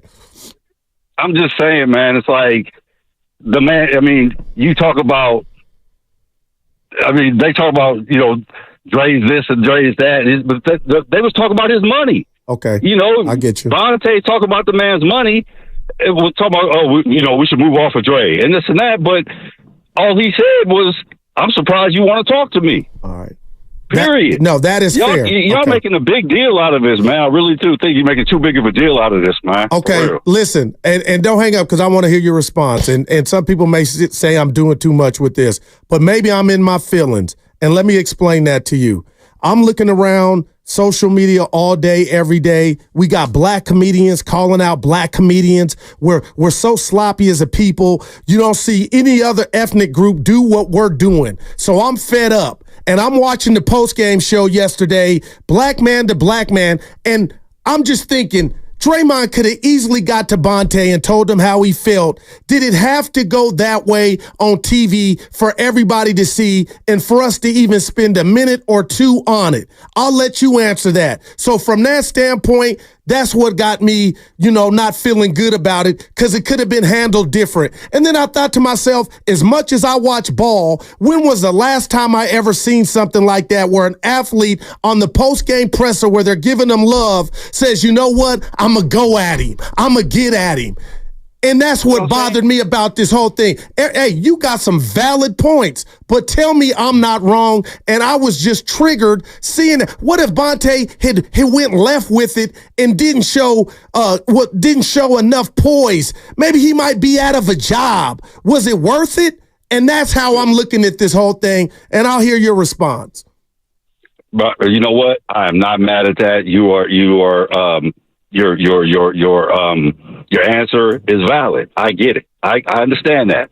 But I'm just feeling that it's being blown way up out of proportion. Because like I said, you and I both know what come at somebody means, man. That really wasn't coming. That's almost like you with the homies like, oh, man, I didn't even know you want to holler at me, man. You know what I'm saying? Like, it wasn't that big of a deal. Coming at somebody's like, hey, man, what's up, man? Why are you talking? And to be fair, Bonte said he didn't think Draymond came at him to just validate your point. So why are we here then? That's what I'm saying. Why are we making this out of a big deal? I appreciate the phone call. Stoney, do you think we're villainizing Draymond Green, or I'm just sharing? I'm being real. I'm sharing with you. I thought he changed. I didn't think he had to. Well, that's where to do that. Okay, that's all. That's my 2 cents. Yeah, and I hear his point. If he thinks we're villainizing him, well, that's where I would say. I thought Draymond changed. I mean, I don't know that I know he has or hasn't. He may have changed. And he didn't have to do it for us. We only see Draymond Green 1/20th of his entire life. So maybe he has changed. I do agree with the caller that in the grand scheme of, like, I would look at this as this is great if I were Bonte. Not, I got to no, this is perfect. He didn't. Because Draymond Green, I agree. What was his name? Ross, the caller? Yeah. Ross. Ross. Bonte can use this and as a way to have a chat and have a much stronger relationship than they have. There's just no doubt about it. And here's where I'm with Ross. What did he say? Bonte, I'm surprised you're even talking to me. You wanted me out of here, da-da-da-da. That tells me that if Bonte bumps into Draymond Green, they'll have a talk. And they'll shake hands, they'll smile. It won't be serious. Now, this is where I do think Ross is right in that. Yeah, Draymond was short with him, but he didn't keep coming at him, or he didn't keep. All right. I'm coming at you. No, you said this. Da da da da da. Like, I guarantee you, Draymond Green and Bonte Hill will be fine. And they'll be better than they ever were. And there may not be anything now, Steiny. I don't think Dre might have just been therapeutic for him to get off. But I will say this. Yeah. Dre, Bonte, and I know you guys work for the same team. You're employed by the same team with the Golden State Warriors. So I'm just like, why are you putting all this on Bonte's shoulders when everybody under the sun, nationally, everywhere, and maybe you don't get interviewed by those people, were disappointed in your actions? And now the caller got me in my feelings in regard to Stoney. I hope, and Evan, you let me know, I'm not vilifying Dre. I just used the disappointed word again because I thought he had went to the lab. He didn't have to change for me, but he said he had. And I came in here and gave him love for that, thinking, this is small stuff, keeping records of who said what. And he had Bonte made the list, and that's what didn't sit well with me. Well, but okay, that's old Dre, right? But I'm gonna stick up for Draymond here in this regard. Curry does the same thing. Didn't Steph Curry do the same thing with me in a way when he goes, "You still got the field?" All day. It's just Curry's way at a wry smile. Dre, to me, it's like I know everything. Exactly. Steph keeps more receipts than Draymond Green. He just doesn't cash them all in. Right. And when he cashes them in, he can do it with a smile. Like, this will all work out in the end. Well, I'm an optimist. But like I said, guys, it may not be anything. It isn't anything. Yeah, I don't think it's anything. From the therapeutic standpoint, I think Dre said what he said, and like you said, he didn't walk off. Maybe it could be progress. Maybe before the suspensions, Draymond would have really gone at Bonte. I don't know. And in fairness, like I'm not. I listen to a lot of the morning show. I don't listen to it all, so I'm not exactly sure. They did great. If Bonte or somebody at the station, I remember everything I've said, and I'm sure that I don't think it was any significantly less or less inflammatory than some other people said at the station. But go ahead. No, we can. No, the Dre he's a dog, a junkyard dog, Stoney. I know he loves hard, and I'm sure inside his circle, if he heard what I said, just me here, in regard to us as a community, how I thought that wasn't the time to get at Bonte, I'll stand on that forever. 510, and this is the part we didn't, it wasn't what Draymond said when he was introduced. It's the answer he gave afterwards, where he's like, yeah, it's great to play in the Garden. That was really that's true. Too short. That's you could almost make a case that was more disrespectful. No doubt. That part of it. Let's go to Bernard in Oakland. Actually, you know what? Can we go to Horace in Texas first? Let's go to Horace in Texas first, if we can. I'll go to Cinco in San Francisco. What's up, Cinco? Sir. Oh, who is this? This is Horace. Okay. Hey, Horace, welcome. What's up, baby? Well, thank you. Yeah, you can come to me. Just real quick on the Draymond thing. I just think everybody needs to give everybody a little more room. I think sometimes the athletes get a little too sensitive about what's going on. I know Bonte, I've been listening to Bonte and all you guys for quite a while here now, and I think Bonte is very professional and very fair on his takes. All you guys are, as a matter of fact. Love listening to you guys. But on Draymond's end, I mean, here's the thing. He kicks people, he swings on people, he cusses people, he punches people, he stomps people, he chokes people, he slaps people.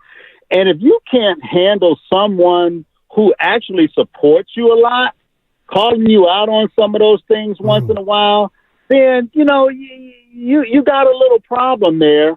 And I do believe that, Steiny, what you were saying about, hey, once in a while, we just maybe need to have a fireside chat with each other to kind of smooth things out, to let you know, hey, man, nothing personal, but, hey, I'm a radio personality, and there's certain things I have to call out.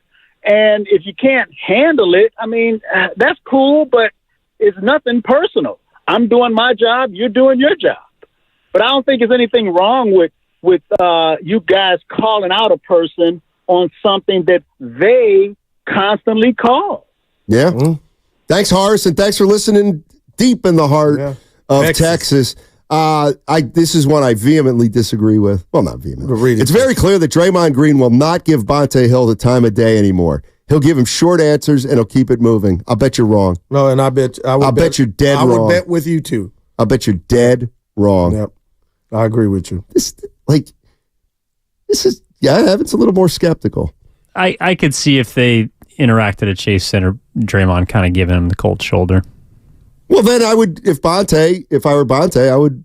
Forever? I don't know if what force the issue means. No, but in the near future. I hear you. If Bonte Hill goes to approach. Similar to his final answer. If Bonte Hill approaches Draymond Green And Draymond Green gives him the cold shoulder and even you give me. Then you try. Well, then all Bonte can do is rip him forever on the radio. And don't forget, he's up there with a former teammate of Draymond Green's, Fesses, and a Hall of Famer, Chris Mullin. And again, I wanted to hug Bonte. I should have hugged him. But the fact that he said he didn't want them to be put in the middle of it, that just speaks to his character. And it's just TV. What do you mean? But Stoney, that could have went sideways. What's funny is you brought this up. You said, and this is nothing with anybody other than how you and I kind of just look at things a little different. You said something like, what if Bonte had taken a left turn and, said, well, what are you talking about? And it got I assume and know that Bonte's professional. So that was that to me was out of the equation. All right. It wasn't on the bingo card. Yeah, kind of. I guess if maybe Draymond keeps coming at him, and maybe I should not use come at him because whatever, Draymond kept doing what he was doing and forcing the issue, then Bonte would have had to do what he had to do. But does this make Dre a roaster? Yeah. No. No. No. How can you not be? Dre's not a friend of 95.7 until he comes on a show. Okay, but he's been on mans up and say what he really means. He's been on our show. You keep saying it was for Subway. I got him on. But anyway, he's a roaster. If he heard, then Wisconsin study. Somebody he knows is a roaster. How about that? I don't think it counts technically. It counts to me. Bernard's in Oakland. The town. Hey, Bernard, how you doing, man? Oh. Hello. I'm doing well. Can you hear me? Yes, sir. Well, I'm listening to your radio your station, and I was listening to the guy, and to me, it seemed as if he did make it personal, Bonte. Because when you're talking on a narrative, your topic, when you're expressing something, and then all of a sudden you push off of that narrative and you somewhat slightly make it personal, wouldn't you think that Draymond is entitled to a retaliation back personally? And to make it a race thing, I don't think that was right. Well, I can't speak. To me, go ahead. I think it's unfair. Hear me out here for a second. I don't want to talk too long. Fair enough. I don't think it's fair when you're living in a glass house and you're throwing rocks. And all of a sudden, when that glass house crumbles and shakes, now you come back and you retaliate, and then you get upset when he retaliates. That's not fair. Thanks, Bernard. And no, I heard him, Stoney, but what do you think his bigger thing, what does he mean by retaliate? So, I didn't like retaliate. Yeah. I would have rather had so Dre heard how about he addresses what he didn't But it was kind of what Draymond said was an oxymoron. I heard what you said when I got suspended. Let's stop there, Dre. Okay. You got suspended for a reason. Right. There's no good in that. Unless you wanted people on the radio station here to say, oh, that was BS, he shouldn't have got suspended. Has Bonte Hill been more critical? I'm asking listeners. Has he been more critical of Draymond Green, or was he more critical of Draymond Green during the suspension than any of the other five guys here? No. I don't. And I think my answer is I don't know. Well, but I think you and I and maybe Dibbs would be in the lead. Yeah, I don't know. Yeah. I don't know. I'll throw Willard in there. I don't know. Like I have no idea. Sometimes it could just be one little thing that was said among a million things, and like Chris Mullin breaks off plays. I would have loved that when you double back. I appreciate you weren't a friend. So you were in a fight, technically. That's not a fight. A verbal. Yeah, look at my boy. Now you guys are cool, man. Sinkhole is in San Francisco. What's up, Sinkhole? Sinkhole is going fine. So, I love your show. Thank you. First time caller. Thanks. But Guru, I think what Draymond did is he checked Bonte's oil, and you know what I'm talking about. He checked his oil, and to Steiny's point, he was trying to see if Bonte was going to go there. And I think if Bonte was going to go there, if he was going to go there, Draymond was happy to do so. And I will say this: I've been a Warriors fan since Joe Barry Carroll. I think Draymond, we benefited from him, but he is a diva. He's a prima donna. His podcasts are self-serving, and I think that after the game, after the Nurkic suspension, he was loving that. He was just loving that. That was just another version, an extension of his podcast. His voice is irritating to hear now, and I bet you all the players on that team feel the exact same way. It doesn't resonate anymore. He's done too much. He's a diva, and he's brought the team down, and that's the reason why we're probably going to end up having to play him this time around. Draymond Green is a pariah. He's horrible for the team, flat out. Appreciate it, Sinkhole. Now, everybody's entitled to their own opinions, Donnie, but if you want to look at and I heard FP and Bonte touch on this, the 31-27. Right. They're the 10th seed. Let's just say Draymond, of the 15 games he missed just for the suspension, let's say he played 13 of them. Okay. What if they went 9-4 in those 13? Am I wrong to do that math? And then the 5-game suspension on top of that when he got with the what happened with Ant-Man. I mean, excuse me, Gobert. If you think Draymond Green elevates this team, then it is absolutely fair to say, had Draymond done the right thing this year and played the right way and not 6. Yeah, absolutely. That's fair. That's fair. But I also agree with the last caller that if Bonte would have said, what are you talking about? Draymond was prepared to lay some receipts down, which is interesting to me too. And who would have won in that? How many receipts do you think he has? You think he's got a receipt on you? Oh, no, Brownie told me he's got a receipt on us. Don't make it you, it's us. Ain't on me. No, Brownie. I got it on He knows better. Please. I guarantee you. Well, you guys went at it before on Twitter when you said he couldn't guard. Right, he was wrong. Who was that? And you know what? 10 years later, he said, yeah. You were right. He said it to you on air. These are just guys, man. They're just regular guys. No doubt about it. 888-957-9570. That number's for you, Draymond. And it works internationally. I know you're in Toronto. Yeah. That's right. I wish he was home. Everybody's got the Odyssey app. Yeah, you're right. A.J. Brown called into Philly. I know he did. Dude, what was that? That's we didn't Philly. even talk about That's Philly. That's Philly. WIP. Odyssey sister station. Mm-hmm. I'll tell you what. No, I just tell you, I'm trying. Philly know where Wiggins is at with Philly, the media. I mean, I believe they would. Yeah. They'd put a tracer on his car. Somebody would know. Well, I mean, in fairness, Shams Charania reported today that Andrew Wiggins is dealing with a serious family matter. Is that enough for you? Thoughts and prayers. We talked for 4 hours yesterday about Wiggins. Is that enough for you? Andrew Wiggins is dealing with a serious family matter, and but they don't know. They think they expect him back, but they don't know when. That's the latest on. Yeah, that's the Andrew scary Wiggins. part. You don't know when.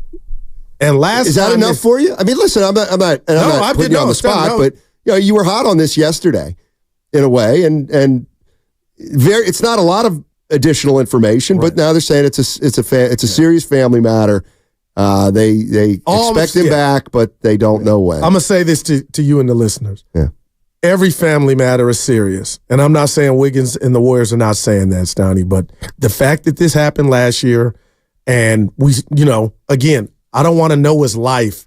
I can't recall an athlete taking a leave of absence at the most important time of the season 2 years in a row.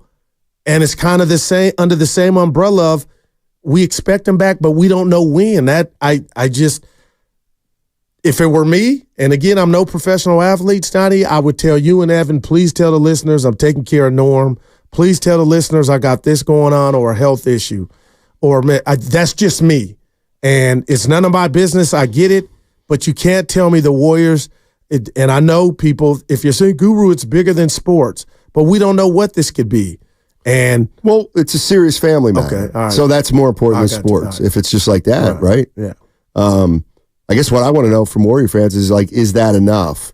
And okay, now that you know that, if the Warriors, and I believe they don't know when Wiggins is coming back. I wholeheartedly agree with you. Okay, so what do you do in the meantime, and what do you do when he comes back? Well, what did they do last time?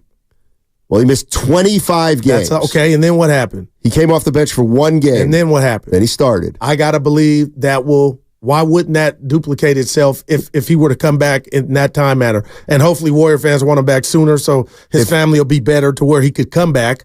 Well, maybe they don't need – maybe this – see, this is where I believe the Warriors are in a much better place than last year regarding Andrew Wiggins. We can explain that, or I can explain that on the other side. 888-957. I see Gamble. I see Jeremy. We'll get to your calls. But that is the thing. Last year, Andrew Wiggins missed 25 games. He came off the bench in game 1 of the postseason. Then he started every single postseason game. This year, I don't want to say, what if he misses 25, but what if he misses 5? What if he misses 10? How do you handle his reincorporation? Not knowing when it's going to be. I believe this year the Warriors are more equipped to deal with what's going on with Andrew Wiggins than they were last year, at least on the basketball court. A reminder, you can catch all 4 hours of Steiny and Goo on the free Odyssey app. Plus, watch us on YouTube and Twitch, brought to you by First NorCal Credit Union. Upgrade your savings dividend. Open a First NorCal first-class money market today. He kicks people. He swings on people. He cusses people. He punches people. He stomps people. He chokes people. He slaps people. This one goes out to all the Scratchers lovers. Scratchers up.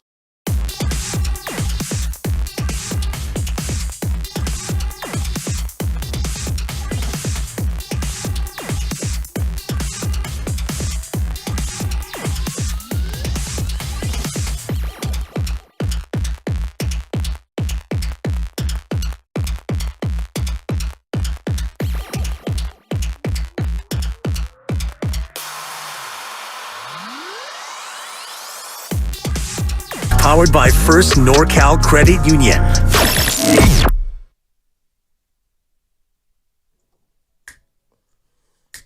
Dude, I just busted in his office this morning. The door was closed. It was all bad. I'm busting wood. Now, back to Steiny and Guru on 95.7 The Game. Steiny Guru, 95.7 The Game. Let's just fly away. Yeah. I don't think that's a lyric in this song. Who was Ish? I got to believe. Let me tell you something about that song. I hate it. I love it. I hate it so much, I know who sings it. Toto. Called Rains in Africa. I can't stand it. I don't know why. I just don't like it. It's like that guy on the power play for Tortorella. He just stinks. I don't know why. He just does. He stinks on the power play. I can't put him in. I love our Twitter. Evan put up the most 5 top athletic warriors of all time. Okay. 3 names we hadn't thought of. All right. Just real quick, I'm going to give me initials. Matt Barnes. No. That's fun. We love God, you. no. Hey, so That's Dumb Nation tweeted. That's he terrible. Responded. He said, "Man, barely dunked." You said Carlos Rogers, right? I mean, yeah, he had I wouldn't put him there. Now, what about this guy? Yeah. Miguel Petrus. I don't actually think he was. He qualifies. I do not top believe. 5. I do not believe Petrus was the athlete Kuminga is. Oh, Kuminga. Well, we're talking about top 5. Yeah, no doubt. Top 5. But Warrior Petrus was athlete. athletic, is what I'm saying. Well, and 90% of the NBA players are. But when you're talking about the 5 most athletic Warriors in history, I would put Kuminga there. Oh, there's no doubt. He might. But I tend to take a longer view of things. Monte, Kuminga, Spree, Jay Rich. That's a good one, Jay Rich. People fight me over Weber. The one we had, the rookie out of Michigan, at the 5. But he was could be 4. When I think of, I think of a high flyer. He dunked on Barkley. It was a commercial. Iguodala. Not with a. Iguodala in Philly. Yeah, maybe. Oh, this is the one. I have GP2. Wiggins. No, what? I have Chris Porter on there. That's fun. And I'll tell you who else. GP2 I'll tell you who else I put on there. A guy nobody's ever heard of. If we're talking athletic, that's it. They had a guy named Paul McPherson one year. Why don't I? They got him from Phoenix. He was a lefty. Is he the same as Hartenstein? Oh my God! By the way, the Cliffs notes from last night: Van Morrison stinks. Hartenstein stinks. Kuminga was a beast. Jordan Bell? Yeah. He did throw a backboard pass to himself. Smiley. So remember, he took off from the free throw. I don't know where it felt like the free throw line in the game, Stoney. Spreewell for sure. No doubt. 15, man. Billy Owens. Billy, that was my guy. Wilt Chamberlain. See, now that. Trying to go back to. Yeah. I mean, I thought Mitch was pretty athletic. What about Biedrins? Just having a Friday. Get a rise out of you. Let me tell you. Next question. You'll never hear anybody stand up for Andres Biedrins like I do. You don't have to. I thought he was I always liked him. He was good until he was a hitter off the floor, he wasn't. Yeah. Then I tried to come down his road one day, and Steiny wouldn't let me. No. Biedrins is a baller. Hey. Let me tell you something. He wasn't the reason they lost to Utah in that second round back in We Believe. He made 2 big foul shots in the last 2 minutes, unlike Petrus and Barron. In Utah. Thank you. Hey, my last thing on Bonte and Draymond. You know how when the break happens, Evan goes his way, you go talk to everybody. Bob Dylan. And then I go to my corner. Yeah. Let me just end it with this, Donnie, and it just came to me. Draymond should have called Bonte on the show, and they could have had a conversation. It could have got heated. It could have got loud. Bonte would have had a chance to respond. The more I think about everybody that called, that made a point, that wasn't the venue. No, he should have because done, it was one. He shouldn't have called in the show either. Should have done it behind. You do it behind closed doors. Or call the roast. That's the right way to do it. You're no doubt about it. But you talked about what he said on the roast. How about you call him and you guys could have had a conversation? It's just a thought. Give me behind closed doors. Which is That's number my one. number one option. Let's go to Flea in Oakland. Flea, what's up, Flea? What's going on, Stoney and Goo? Hey, Stoney, this one for you, because I know you originally from the East Coast, right? Yes, sir. Look at him smile. Okay, Stoney. Yeah. Hey, listen to this, man. The people outside of the Bay Area swear up and down we soft and we go to the game and drink wine and cheese and all that good stuff. Ain't nobody tripping off what Draymond said to Vontae. Them two men talking, he got on the wire and was like, "Yeah, man, I heard what you said, and we all got our panties in a bunch." Come on, man. People talk, men have stuff to say. Somebody might play a game and a dude said something bad about you, and he asked you, "Hey, man, I heard what you said." So what? What is we all over it? Oh, man, he ain't changed, and they getting all just extra with it. Like we men, man, we play games and our blood pressure rises, or the intensity rises, and the guy that, you probably, and I know he probably see Vontae and say, "What's up, man?" Give him a hug. But we all on the fans is calling in talking about Draymond Green and how bad he is. Draymond Green is a legendary player that brings edge to the game, and when he talk to another man and he feels some type of way, he gonna talk with a little bit of edge. We ain't gotta act like women. All Bay Area, let me hear. For all the guys that's listening to 95.7 across the nation, all Bay Area fans ain't soft and care about what a man say. We love sports. We passionate just like they are on the East Coast. And we can care if two men talk and one guy say something. And we need to get off that old, like Draymond Green is a horrible. He's a cool dude that play tough and he talk tough. Ain't nothing wrong with that. So, Flea, you said this is much to do about nothing, huh? Oh, nothing. Two men talking. What is we doing? We men. How many times you been down on the court and bumped somebody or hit somebody? Yeah, I would say he ain't by himself. And maybe this is my two men, two women. The same thing. Yeah. Handle it right. Well, two women. Talk women to woman to woman. Same thing. Handle it right. Doesn't matter whether you're a guy or gal. Just handle it right. I'll give you this, not to make it more than what it was. Just can you remember in your career? I can't. This happening. Oh my God! With the post game, the local team. I'm sure there's a difference, but I happens a lot. Yeah. Now I can see in the locker room in the scrum. I get that, but the way that transpired is why Durant, I guess I would have my panties in a bunch. Durant did it to Barkley in a post game interview. No, that totally. But you know why I feel like that's different, but it might even be more that this is local. You know what I'm saying? He knows Bonte. He's part of the Warriors. That's all. Chuck is different, but I just don't recall this happening a lot. Like, no, it doesn't happen a lot. You know, it doesn't happen a lot. But hey, let's give you love for your good game, and now you want to axe to grind me. I get you. Let's go to. By the way, if you're just joining us, Steven Jackson. We're talking about I hear you. Top 5. Rod Higgins? No, he was not athletic. I mean this. GP2 is knocking on the door. What do we say about him? Athletic. Kuminga.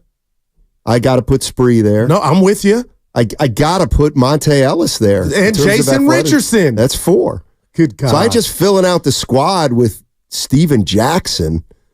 I think we can do better. Antoine was, but I got to go Weber. Somebody help me, man. What about Wiggins? We're missing people that we're missing. I guarantee you we're missing players who weren't great. But Wiggins is worthy. I think more of his athleticism than you do. Evan, I like Wiggins. I like that. No, speaking of missing players, there you go. No, Evan with a late 5. Here's the latest on Andrew Wiggins. I'm told Andrew Wiggins is dealing and tending to a serious family matter right now, and the Warriors are giving him his space. They're giving him his time. The expectation, Steve Kerr's spoken on it, the expectation is Andrew Wiggins will be returning at some point this season. They're optimistic about that, but they also understand he's going through this process. So we certainly wish him and his family the best as he deals with it. That was Shams Charania talking about which Andrew was no Wiggins. News, right? That's where it's been. I don't know. I think it's a little more news. Mm-hmm. It's a family matter now. Oh, right. A serious family matter. I assume that. By the way, this is right. And we mentioned this guy earlier, and PJ on the YouTube channel. There's no doubt this guy is one of their top 5 athletes of all time. Nate Robinson. He's absolutely. Even though the stint was so short. He's a Warrior. We're talking about the Warriors. Yeah. I mean, there's no doubt. Shout out James Logan High School. Nate Robinson probably could be top 3 on that list. Mookie Blaylock? No, he was not a great athlete. Mookie couldn't even dunk.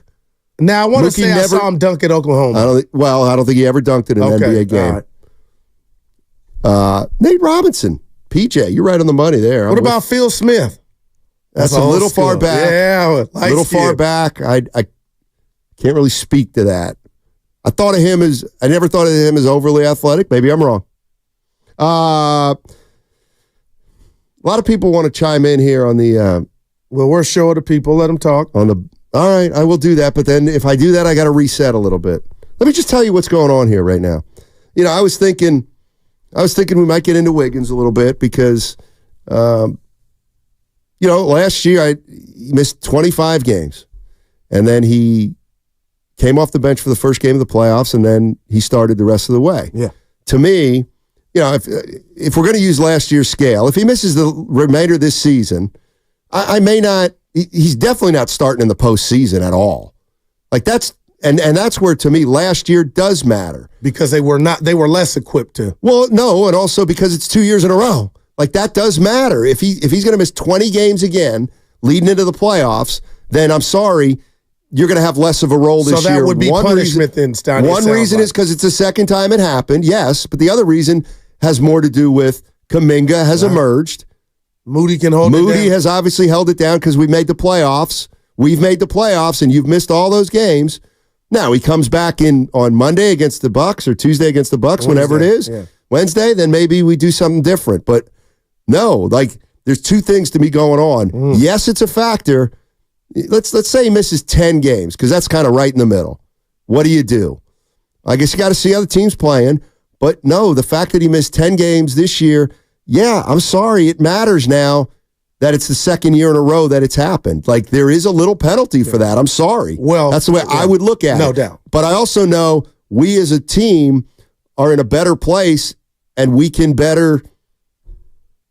The other thing keep in mind too is last year, Wiggins they were defending champions last year.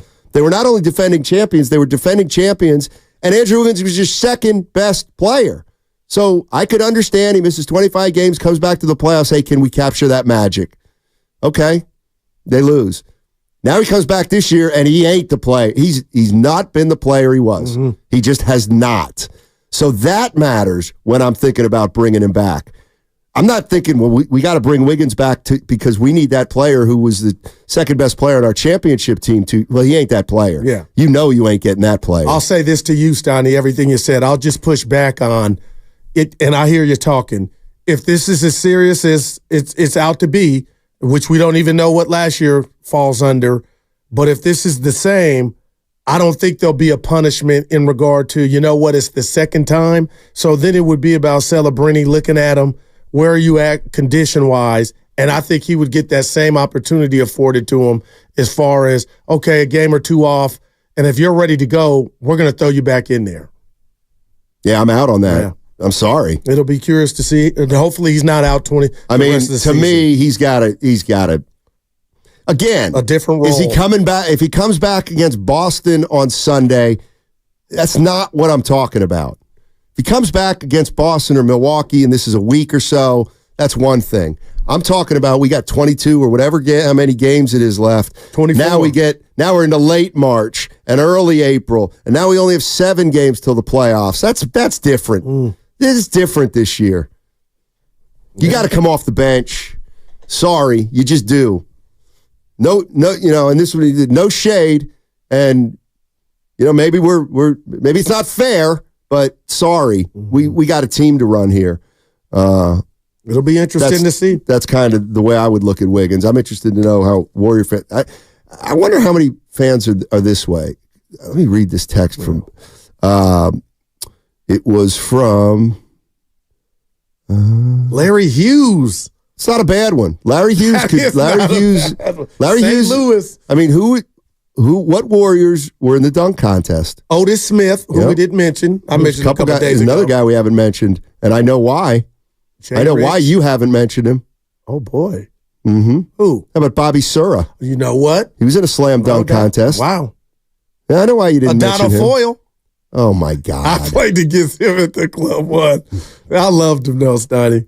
I can't find the text about... JTA was in the dunk contest. Hey, but no, JTA, honorable mention. Mac McClung. Dude. Let me read this from the Comcast business text line, and you tell me if you think it's a little bit of a troll. Not a troll, but do you believe this sentiment? I want to... And Evan, you can jump in here, ready. too. 408. As a 27-year season ticket holder, if there is no clarification on what's going on with Wiggins this year, no matter what happens the rest of the season, I'm out. You asked me my opinion, and Evan, and before he goes, I'm telling you, partner, I really believe the person that wrote that believes that, and I'm respecting all boundaries in this, but I do understand how somebody could feel that way. This being the second time, and, the fans, I thought it was a family. I thought connectivity. I didn't know that there was a line in the sand, and I'll let Evan go, but I believe that person that typed that believes that. Yeah, I mean, I think any fan is allowed to feel they want to feel, but to me, I guess I would reserve my judgment for how I see the team respond, because at the end of the day, that's really what matters. Like, it was funny, we were talking to Danny Green yesterday, right? Yep. And he said when Kawhi was going through his injuries, he didn't know what was going on. And I can't imagine that every member of the team is kept abreast of every move that Wiggins makes. So if they're okay with that and that's just what it is, then I guess I can't really judge him. But if there are players that are playing or, I don't know, feeling some type of way that don't want to answer questions, and it's like, well, then I guess I kind of got to listen to them because it's going to affect the team. Like, one thing last year, they went 15-10 during those 25 games. All right. And Wiggins came back for the beginning of the playoffs. Yep. If he comes back before the playoffs, which is, I would like to think, probable. You can go out there. Does he go right back into the starting lineup, or how does that make Moody feel? How does that make someone like Kuminga feel, who was affected the most by him being gone last year, getting to play, but then having his role shrink immediately? Maybe the young guys are like, dude, why do you keep letting this guy just do whatever he wants? And we don't know anything about it. Is that what you meant, Stoney? Why you think the second time around it would be different? Hearing Evan say it like that? Well, I also think, you know what, it is not. I don't think fair, they were very guys. good last year. I didn't think they had a chance last year. Yeah, like what if they keep going 10-2 exactly. over the next 20 games? That's kind of what I'm getting at. What I'm getting at is, listen, you watched that game yesterday, you watched the first quarter, Warriors were playing hard. They were playing really hard. They've been playing hard. And I'm not saying they weren't without Wiggins, but what I'm saying is my umbrella statement on Wiggins would be, okay, yeah, you missed 25 games last year. Then he came off the bench for one game. Then he started playing 35 minutes a game for the rest of the postseason. How come? You know what? I don't think they were that good last year. Like, I don't think they were together. I don't think they had a run in them as I look back.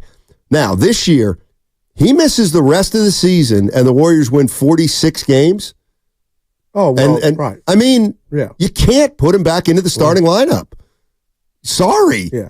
I mean, are we trying to win or not? I get that, Stoney, but I think that's, again, we're talking. Now, I think that's highly unlikely. Okay, and that's my point. If he comes back Monday, fine, go back into the starting lineup. If he comes back against the Bucks, fine, go it. But once we get to 10, 15 games, no, then all bets are off. Well, let me ask you and Evan this. Who's he? It is complicated, though, because he could say, or the team could say, well, Wiggins was a big reason for our turnaround and our success. I was just about to say it. In the 10-2, Stoney, he'd been playing better.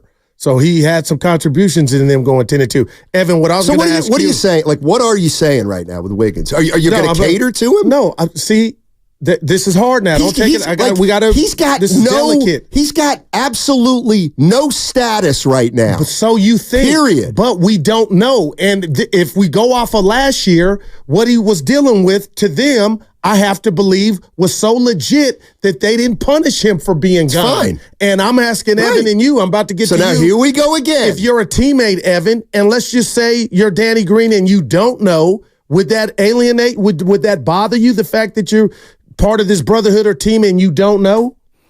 I mean, I think you take it one of two ways. Either you take it as, this has happened before, and so we'll approach it the same way, or it's, well, this has happened before. Like, Is this just going to happen all the time? Steiny, would you be feeling some type of way? I said exactly how I feel. If he comes back in the next week, fine. Get back to your lineup, put Wiggins in there, get Moody out of there. If it goes 10 games and we go 7-3, sorry, buddy. Sorry. You could be right. You come off the bench. What are we doing? Like, to me... Well, cater is the word. Like, to me, that's obvious. Like, it's obvious. Now, he misses the next 10 games. They go 2-8. Right. Okay, we have a different conversation. Right. But here's the other thing. I don't believe for 1 minute that Wiggins was the biggest reason they turned. It's been Kuminga and Curry. And Pods. Curry the first 6-8 games of that stretch. And Draymond. Fine. Draymond, put them all in there, Pods. Put GP2. All of them. Trace Jackson Davis has been helping. Like this is like I view this very similar to the Clay injury. It's like, does it suck that Clay had 2 straight years of injury? Yeah. Was it fair? No, it's unfair. Was he through the ring? Yeah, he was through a ringer. But the bottom line is, we got to deal with he's not the same player. That's just life. I mean, Wiggins wants to go AWOL again for 10, 15 games. I don't think it's going to be that long. I just don't. But I hope if it does, sorry, get to the back of the bus. We got games to win here. Good luck to you. God bless you. We hope it's nothing serious. I'm not saying you're wrong. But that's the other thing that's unfair. Let's say we find out something. Let's say he misses 12 games and the Warriors go 9-3. But we do find out it's something that's just, oh my God, it's beyond our imagination. It really is something that maybe we'll look at her and say, I don't even know how you get. Sorry. Like, that all sucks. But we went 9-3 without you, and we got a good thing going here. And if you're a true team player, then you will get in line coming off the bench, maybe trying to do more with less minutes. That's where I'm at with Wiggins. Hopefully it doesn't get to 10, man. No, and real quickly before the break, the other thing that I guess could be problematic is if, say, another player has something personal that comes up with them. Like, God forbid, but sure. What if Ayesha Curry has a complication with her pregnancy? And Steph doesn't tell anyone, he just leaves. Right. Well, apparently it's okay for anyone to just leave and say there's a serious family issue and we just got to respect that. But right. I don't know. I just wonder how the rest of the team feels about this happening again. I mean, is it insensitive of me to say I'm acknowledging he's got a serious issue. Okay, you know what he is? He's hurt right now. When's he coming back? Not sure. It's going to be, dated. I don't know when he's coming back. Could he come back against me? He's coming back on the homestand. But hurt gives you closure, though, right? You know he's dealing with something physical. This is just like the mystery. But maybe to Danny Green made it clear, like, they never got closure on Kawhi's injury back in San Antonio. He's injured right now. That's how you got to... He's rehabbing. He's not with the team. We got Toronto tonight. We can win our 8th straight road game. Like, again, thoughts and prayers are with Wiggins, but you ain't here right now. So we're gonna try to keep winning without you. And if we keep winning without you, the longer you stay away, the less clout, the less status you have. It's just, to me, that's basketball. 888-957-9570 is the number. What's coming up next is brought to you by Fremont Bank. Full service banking, no compromises. Hypertrophic cardiomyopathy is a serious heart condition. Some symptoms include being short of breath, feeling tired, or having dizziness or chest pain. My HCM impacted how I felt and what I could do. So I asked my cardiologist about treatment advances that gave me new options. That conversation was big.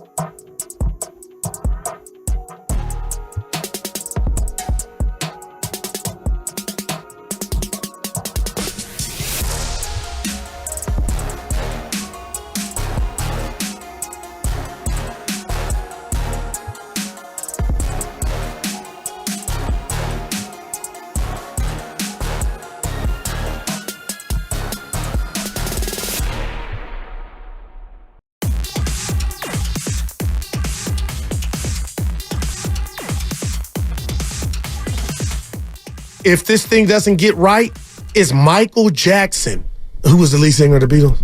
Now, John back to Lennon. Steiny and Guru on 95.7 The Game. What was the? I don't know. What did you need? What do you need to know? No, what was I paying off? If this thing don't get right, it's Michael Jackson or John Lennon. I had to come with a bar. Oh, that's scary. Steiny Guru with you on 95.7 The I Game. got my jacket on, baby. Theater of the Mind. What's that? Theater of the Mind. You wouldn't know about that. Oh, hey, son. It's so funny. About 3 months ago, we were talking about radio, and I said, Goot, it's Theater of the Mind. That is unbelievable. Oh, my God. Where did you get that? Did you just make... No, it's been around for generations. That's one of those I think I made up. No, you didn't. R.C. Davis. Oh, the man. Signs off on every email with radio is Theater of the Mind. He's my guy. And he has the guy who said it, but it wasn't Goo also you. came up with Ant. Yeah, for Anthony Ant-Man. Edwards. RC has the microphone tatted on him, Stoney. That's when you know you love it. Isn't that what I told you yesterday? Okay, so I defy anybody out there, seriously, to challenge the logic that I brought regarding Wiggins. Like I said, Stoney, I get what you're saying. If he misses, let's just do it this is where I wrote it down. Okay. He comes back in the next few games. Okay, that's one thing. Fine. I'm with you. Maybe you put him back into the starting lineup right away. Maybe you don't, but he'll probably be back in there. Got you.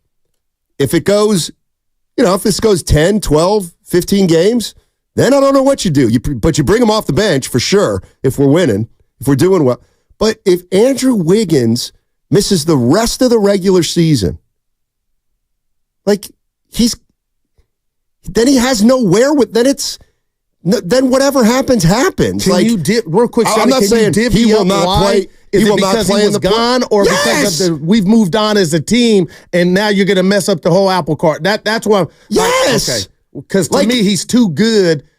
What's so hard to understand? If he comes back pretty quickly, we can reintegrate him more quickly. I'm going after if he 10 misses games. the rest of the season, sorry, I'm operating all after bets 10 are games. off. Yeah. And if you don't play a game in the postseason, you don't play a game in the postseason. Yeah. If Steve Kerr believes you're better without him, but it last sucks year what's is happened. An example, and he got rewarded. That's because they had no shot last year. They weren't together last year. They had the punch last year. They had Wiggins had gone AWOL, which was part of the problem last year. So they needed him Poole more. was a shell of himself. That's right. We're building something more this year. I can't. I just don't understand who would say, I don't know that. I don't know about that. Okay, well, what are you advocating for? Wiggins probably going to be back. Ask me, I'll tell you. Okay, and I'm being real. Wiggins probably going to be back for Milwaukee. Oh no, nothing to see here. Okay, this is the rest of the season. How are you physically? And if how was he last year? We have a template. Well, you went over his minute usage. Sure. I still don't think he was right in the minutes that he played that long. I thought he was tired. Okay. But he was out there. So when you look at the minutes played, he survived that. But that was the basketball game for me to him because he had nothing. You haven't answered. I'm about to tell you. Okay. We need to beat Denver. We need to beat the Lakers. We need to possibly beat Minnesota or OKC. Number 22, can you play? Okay, let's go. Good, you're coming off the bench. If Andrew Wiggins misses the rest of the regular season and he comes back for the postseason, last year he played 13 postseason games. Where's it? 13 postseason games. He started 12 of the 13 games. Gotcha. There's no chance he will start 12 of the 13 games if I hear you. And you know what? He shouldn't. Okay. And because if they get to the postseason, all right, that means they will have won a play-in game. Well, two. That means they go two. That means they're good. They've been playing well. Last year was different. Never go full. Jeff said it best on the first NorCal Credit Union. I just said it best. If Steph can come off the bench, Clay and Dre can, which we saw in the playoffs, then Andrew can. Thank you. I'm not saying that he's above that. I'm just. But what I'm also saying is, if he misses 25 games, oh man, going into the at that point, he might not. They might not even be in the rotation. At that point, the Warriors could say, "Look, you're the 11th man right now." And we don't trust where because your we're condition clicking. is at, huh? And again, you can have compassion for his situation, which I do, but it doesn't mean that you can miss 20 games, come back and just start after a game or two. Now, if Steve Kerr, he misses 25 games, they go to the postseason, and Steve Kerr would take me aside and be like, dude, we cannot win without this guy playing 32 minutes. And even if he plays 32 minutes, I got to play him. I mean, we got no other, I know you guys like Pods and Moody and Kuminga, but I got to play Wiggins. I don't care. I hear that. He's still a guy we can't win without at his best. Okay, but I don't believe that's who he is anymore. And again, last year, he was coming off the best half year of his career. He was widely acknowledged as their second best player in the postseason. He ain't that now. So he doesn't have that. He's not bringing that clout to the table anymore. We're not getting that Andrew Wiggins. We're getting a guy averaging 12.7 points per game who hasn't made threes. It's about the team. I'm just telling you, and that's what I mean. I have compassion for Wiggins. He ain't here. Right now. We got Toronto tonight. Yeah, my number is 10, Stein. If he misses 10 games, then I feel like he'll miss the next 15. But if he can come back here in the next week, nothing to see here. But I'm not fighting you on what you're saying. But for the people that keep saying they're better equipped, and I get it, than they were last year, that is a fact. The number one will go into what his role will be when he does get back. The other thing is the very real issue that Jonathan Kuminga is playing terrific. He's playing terrific.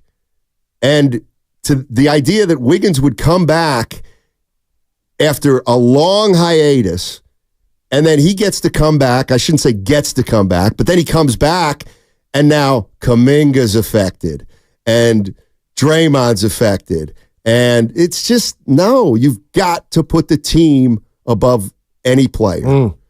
How can you have compassion for a situation you know nothing about? Well, I know what are you talking about, 209?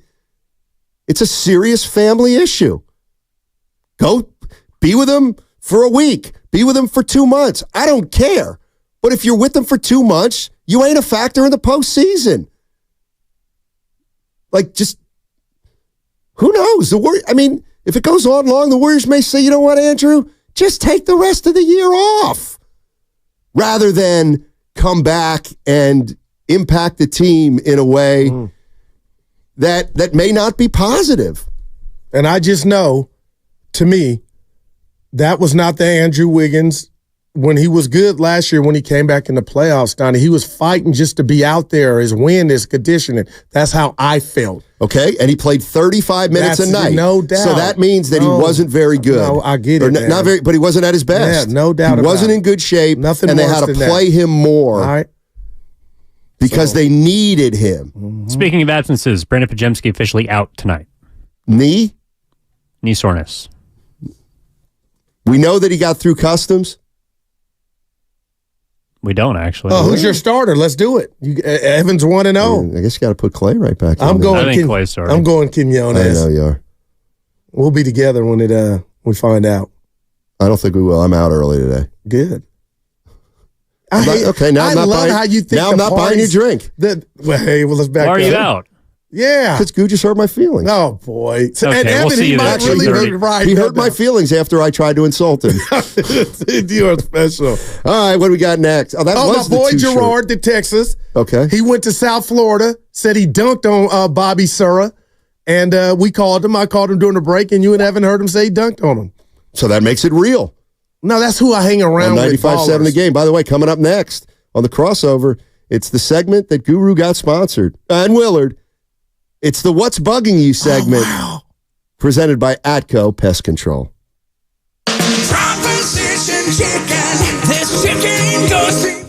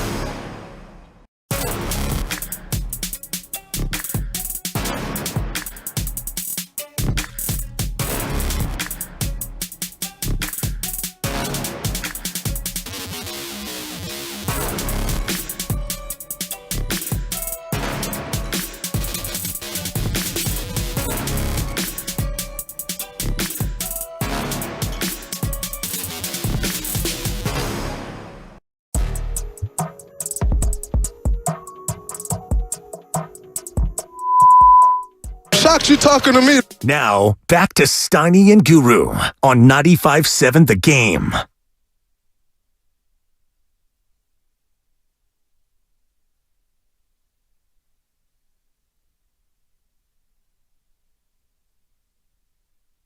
Oh, Cam.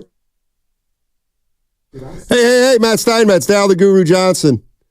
We are joined by Willard and Dibbs. It is the crossover on 95.7 The Game. What's up, gentlemen? How are you? Put the rat on the table early. Let's go. I forgot these guys are off early. We're going to the cafeteria. We'll do it too. Steiny extended an invite to you two. You have reached the first. You are looking live. Yeah, thank you, Brent. The first time where you guys have invited me to something, and I can't immediately say no. I'm going to put myself at Willard at the ship. I'm going to put myself at questionable. Oh, I've listed myself as questionable. And he's like Drexel in the tournament when it comes to drinking. He's one and done, but he might like Drexel. I go Calipari, but I like that. Well, I mean, Calipari, actually, he's done more than that, but, usually you go his with the players are one and done. Yeah, that's fair. That's fair. It depends on the player, and I know that Steiny's got a big college basketball scout of one player. But how'd they do yesterday at Tennessee? Did they play? Yeah, there you go. They usually play one day during the week and then on the weekend, so they played Tuesday. I'll bet they didn't play last night. Okay. You got to Google it. I just, as a guy who doesn't like college basketball, to hear you talking about an actual college basketball player, it's been tickling me of late. Okay. I don't know how you found this one guy. I saw him make one play, and then I started watching him, and I was like, this guy's pretty good. Okay. He split a double team and then made the great pass to a guy underneath for a dunk. And I was like, I'm going to take him more. Jordan Poole. Had 30 yesterday against the Lakers. Airballed the game winner. Oh, boy. You hate to see it. Yeah. I got it. I don't know if you guys have one off the top of your head, but we're going to be doing What's Bugging Me. Always. What's Bugging You, presented by Acco Pest Control at 2 o'clock. I got to figure what's bugging me. I know. As much as I don't have one on the top. I don't have one on the top of my head. Steinmetz has arrived at a Friday and isn't bugged by anything. He's had a good week. What the hell is going on around here? Look at the smile. He's been very positive. Trying to think. What'd you think of the game last night? By the way, here's gutsy late cover for your boy. I watched the game without any sound on, so I had no influence. Why? I was at a bar. Oh, okay. Going to a. Well, you didn't say that earlier. You said that. Weirdo. I thought he was at the lab with no sound. I was at the lab. Were you at the Grand Oak? The Theory. Bar right across the street from Fox Theater, adjacent to it. The Theory? Nice. It's called Theory. Nice new spot, 5 months old. Is that where Flora used to be? Correct. That's exactly right. Oh, wow. Okay. Right. Exactly. R.I.P. Flora. Great restaurant. Yeah, it was and good. Fauna was next door. And this is now Theory. Yeah. Good to know. Good spot. Okay. Black-owned business, Goo. There you go. I tell you what. So you'll like this one. This is kind of funny. Well, I don't know. You tell me, Goo. You guys don't count if it's funny. So we go into this bar, kind of brand new. I'm in there with my buddy Dana. Yeah. And we sit down, and there was a woman bartender, and hey, how long you been open? 5 months. Oh, wow. How's it going? Pretty good. We're open 12 to 12. We serve this, that, and the other thing. And Dana goes to sit down, and she goes, and we're a black-owned business. And he goes, well, then I'm out of here. And he gets up and he starts walking out. And for the listeners, Dana is an African-American. That's correct. So, Dana is an African-American. You got to pay it off for the listeners who don't know. Well, now I'm leaving. Story. We didn't know that. If you or I do that, it's not so funny. Even with a smile. But let's get to it. What your thoughts on what happened after the game with our comrade Bonte Hill? Can I? Yeah, set that up. Can I ask one thing about the game? It's watching with the sound off, and the one thing that stuck, Kuminga stood. He was a man among boys last night. Yep. There's no doubt about it. Forget about who the other team didn't have. He's the most dominant player on the court. I thought the officials let them play last night as much as I've seen any officials let an NBA game play. I felt like guys were going to the basket. I felt like there was some contact. I felt like there was a sea of art. Like, it didn't feel like anybody got a cheapie. Anybody got a cheap call. Like, I thought Kuminga absolutely charged on Brunson. Oh, God. And then the next play, DiVincenzo just looked for Podziemski to run into and did, and they gave him a three-point play. It's like, I just felt like that was a pretty chippy physical game for an NBA game. I wasn't watching the broadcast. I don't know what Fitz or anybody was saying. They I don't were know. Fine. They were fine. I brought it up to Nahigian, and he said, I didn't really notice it that much, but kind of fit with New York. Yeah. It fit with Madison Square Garden and the vibe of like Eastern Conference Knicks basketball. Yeah, it felt like a Charles Oakley and game. maybe Thibodeau has something to do with that. Maybe. Well, that's how they play. Yeah. And so the Warriors were able to play that style and still win, which I think is a good sign for them being able to, play teams and win 138, 136, or you can win this kind of a grinder game. Yeah, I thought it was noticeable to me in the first quarter. I thought the Warriors were playing hard. Like, I thought they were playing hard. And that's to me is where Curry kind of can do that. Like, he comes out and just kind of sets it. He can set a tone with his shooting that impacts other areas of the game. Because all his teammates are saying, okay, Steph kind of wants to get going here. He wants to get going. Well, how can you get Steph going? Get a couple steals in transition. Pick up the defense. And I thought they played hard. And he had 10 rebounds by like the first quarter or something like that. Did you hear the mic'd up with him and DiVincenzo? No. It was pretty cool. I just love seeing stuff like this. It's nothing that'll surprise anybody, but obviously those guys were teammates a handful of months ago. And so when Steph got off to the hot start, Dante walked over to him and was like, oh, so this is how you're going to start tonight, huh? He's like, I saw you go 0 for DC a couple nights ago, so now you want to do this, right? Now you want to do this. And Steph kind of looks at him and goes, ever since you texted me the other day, I had to save this one for you. And they shared a good laugh. And I love that stuff. You love that stuff. I do. DiVincenzo, we were big fans of him when he was here. So that was for that. It's just a fun interaction to see. For sure. Yeah. What else? I was sweating the Steph Curry over. I had him over 30 points on not only our prediction segment that we'll do here coming up on Warriors Live, but I actually backed it up and bet it, and he had 31. Well, I think he had the first 9 of the game. And so, I'm listening to Kevin Dana on the drive home and all that and more. And I'm loving Dana. And I'm like, okay, Steph, he's on his way. Yeah. He's got 25 after 3 quarters. And, we sit down to dinner. And I turn the TV off for dinner because baby girl doesn't need to watch any more TV than she does. And so pulled out my phone as dinner's ending. And he still has 25 with about 6 minutes to go. And I hit that refresh. And I'm clearing the table. And 4 minutes to go, he's got 25. And I'm thinking, this dude's, are you going to go scoreless in the fourth? And then, whap, 2 late threes. Yeah. He winds up with 31. Pay the over, cash me out one time. But it's kind of fun when you have these little tiny side bets. Yeah. You're watching a regular season game, and you want them to win. And that game was there's never. There's a whole nother game going on. There's a game, dude. 2 scoreboards. Shout out prizepicks.com. I will say this, guys, I'm not being nitpicky.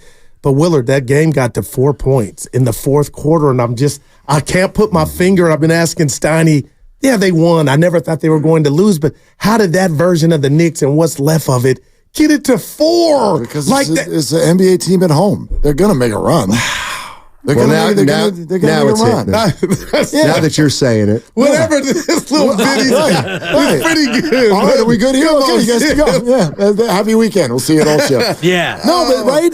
This team gives up leads, though. That's all. Of course they do. They lead the league, tied with San Antonio, 15 or more for the L, but it's like they look and then it'll just evaporate, and then they got to get it again. I forget what the stat was. Phil Jackson talked about this one time about the percentage of games. I know now we've got this thing called clutch game.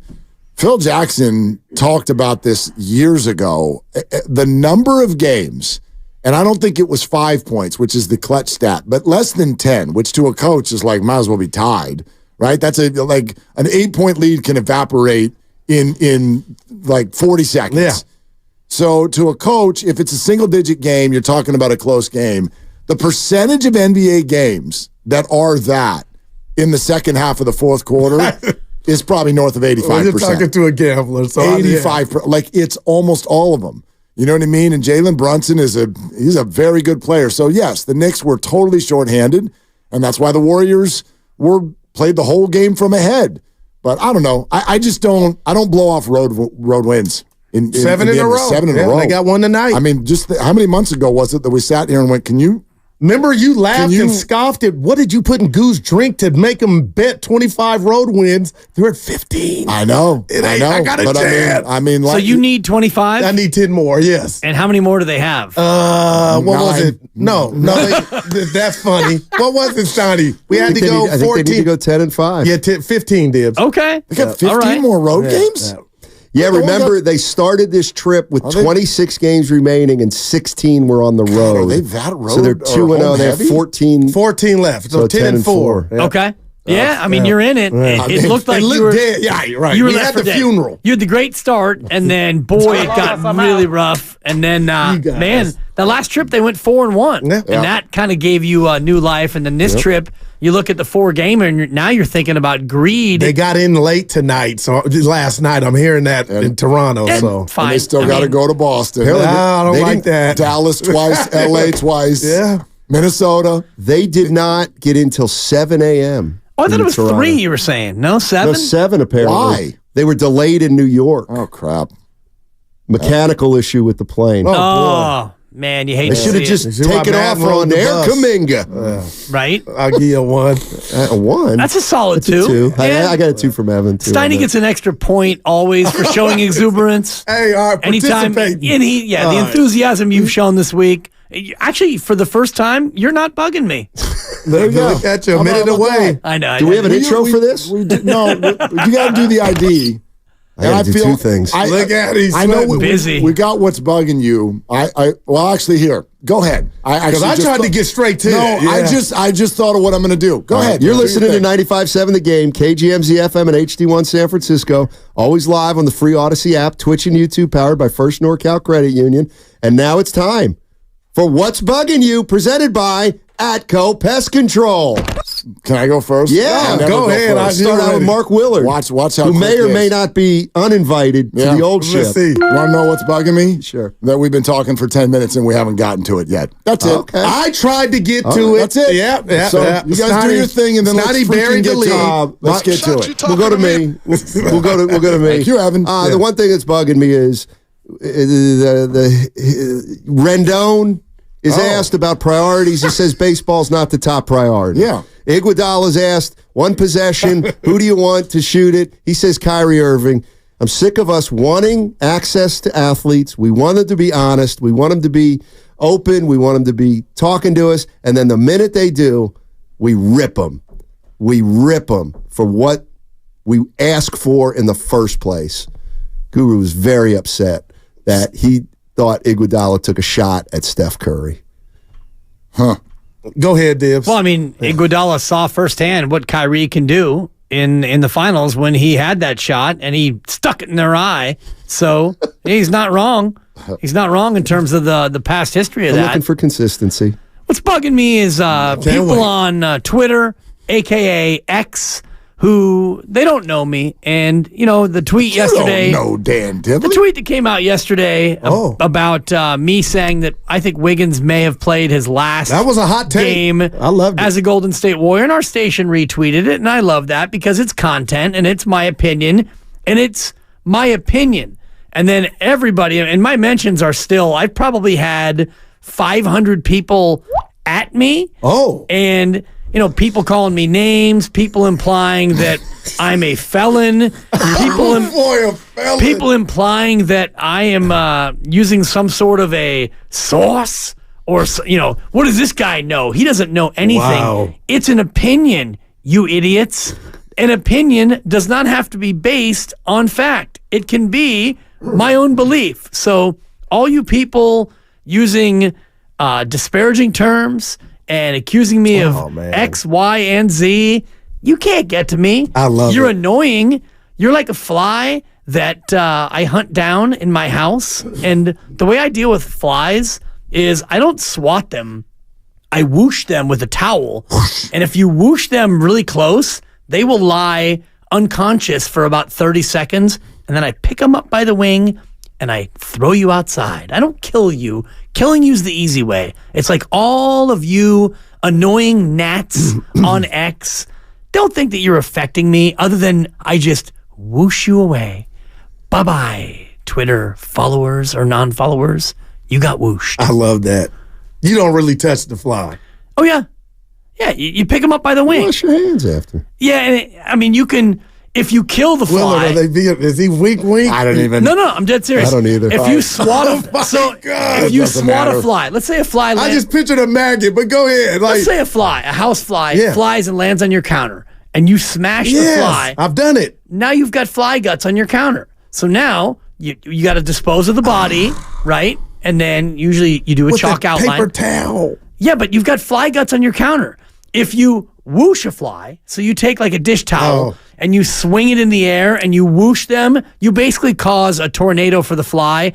The fly can't handle it. The fly will fall unconscious, not dead, and lie there for like 30 seconds. You pick the fly up, you discard the fly. There's no fly guts on your counter, and you're done with it. It's very humane, Goo. Yeah. We have the thing where you press the laser now, and if you get the fly at the right time while you're pressing the button, it zaps them. So you don't even got to do the old school. I love it. I'm like, yeah.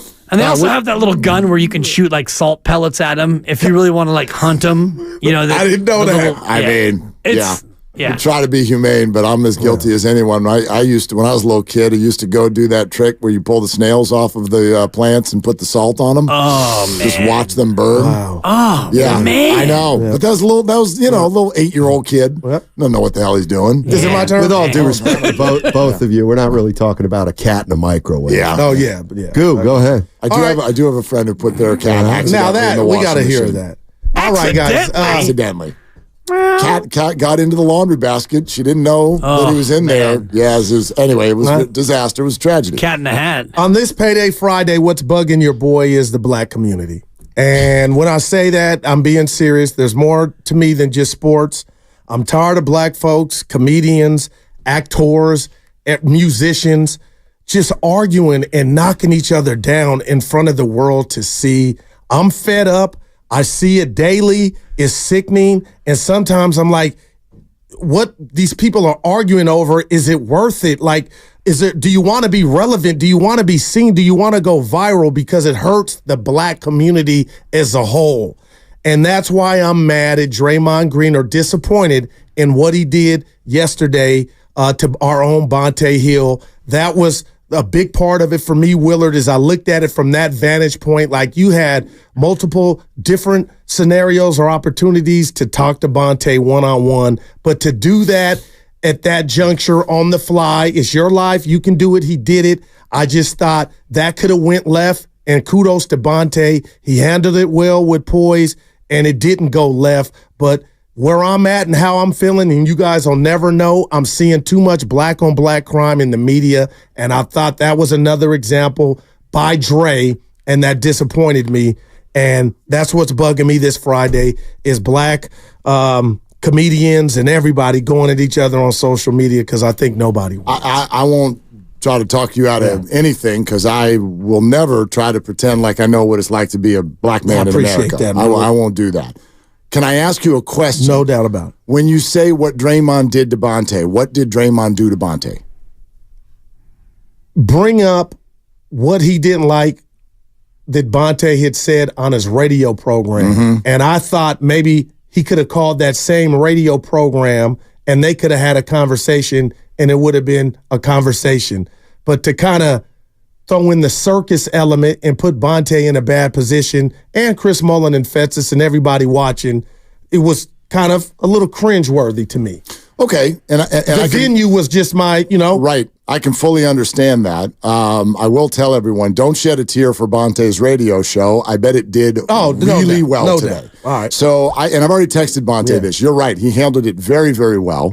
And I'm sure that a lot of people wanted to hear what Bonte had to say about it this morning. I got you. So there's also the fact that it probably was pretty good for Bonte's radio show and career and all of those things. Like it's all of that.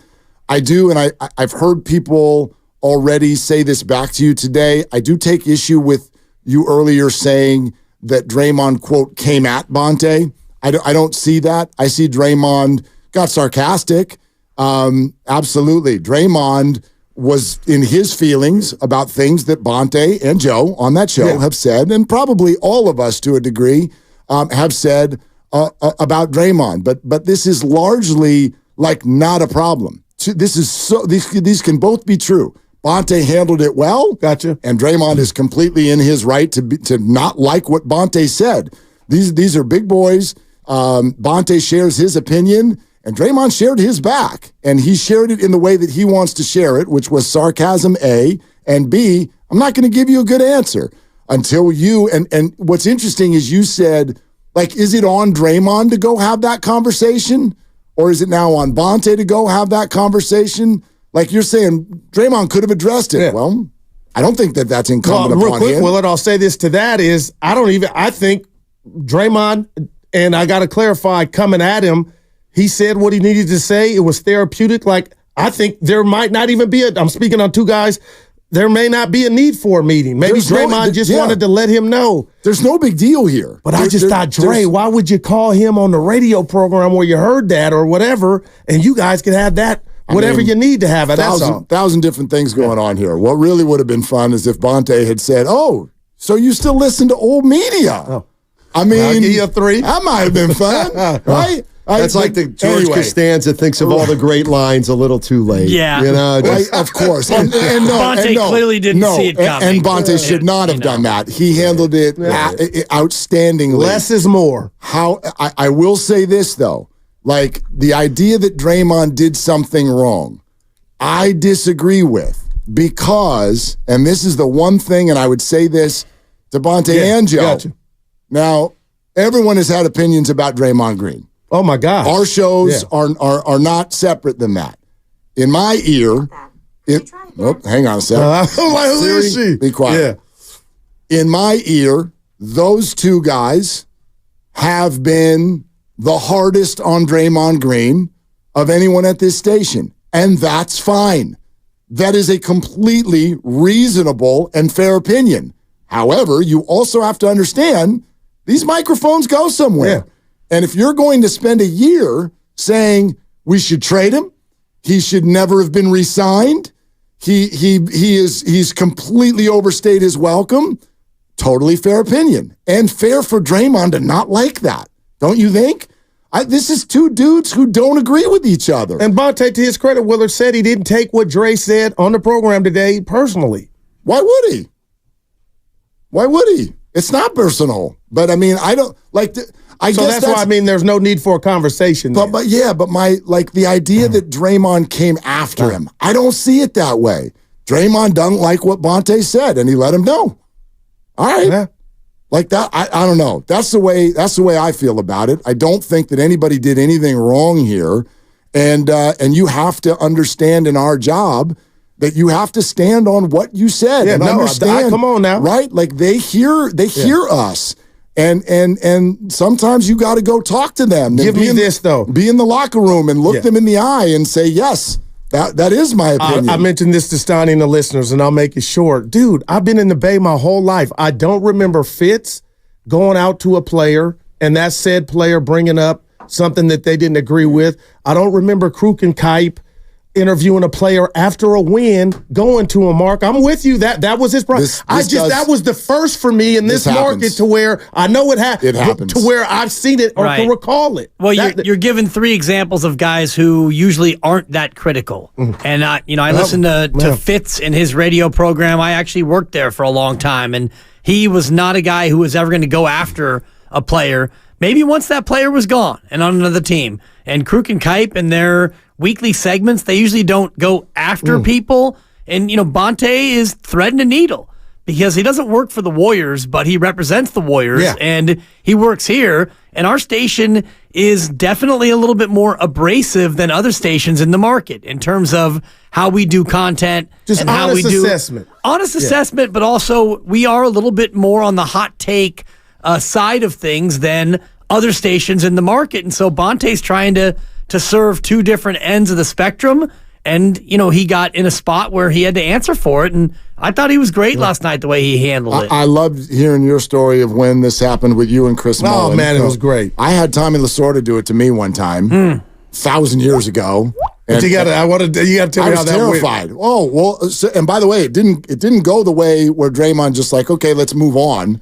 No. He kept going. He was livid, and then somebody else, Tony Bruno, did the whole interview, And then we circled back after and like, dude, because mine wasn't an opinion. Mine wasn't like, I think Tommy Lasorda should be fired. Mine was a thing where weeks earlier I had made a joke that he did not find funny. Okay.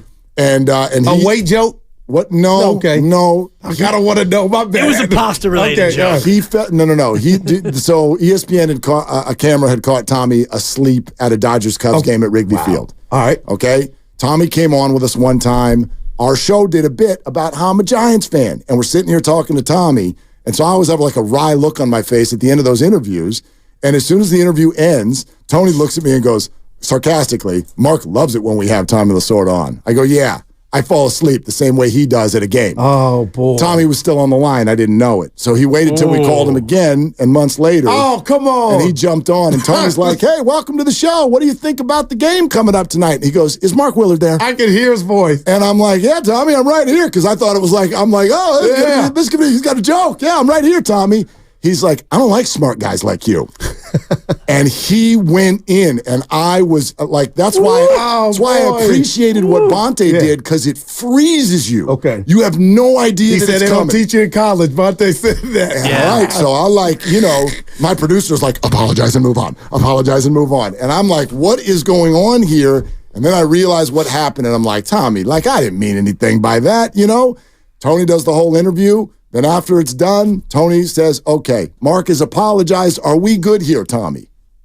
Click. Wow. Never spoke to him again. Wow. That's a little harsher than your Mullen story, Donnie. Wow. Lasorda's from Philly. Mully's from New York. I don't like smart guys. I also had no interest in smoothing it over. That's true. Well, there you go. I had to work with Mully for the rest of the week. Exactly. So it happens. All right. It happens. All right, Coop. Yeah. Oh, the bag is on the shoulder. Yeah, the bag. The bag is on the shoulder. He's like, dude, we're going to set the over-under on whether Willard shows today. I'm waiting. All right, guys, have a great truncated All right, Stein. show. Yeah. They're longtime friends. Let me tell you something real quick about Dibs that I'm sure not everybody knows. And first-time partners. Hang in there, big guy. There'll be brighter days ahead. Now, these two homegrown Bay Area boys finally come together to take over sports talk. Get the hell off of my doorstep. Major League Baseball, you stink. It's Willard and Dibs on 95.7 The Game. All right, we got a Warrior game coming up here in just a little bit. But yeah, let's talk this out, man. Let's talk this out a little bit. Let's do it. Let's do it.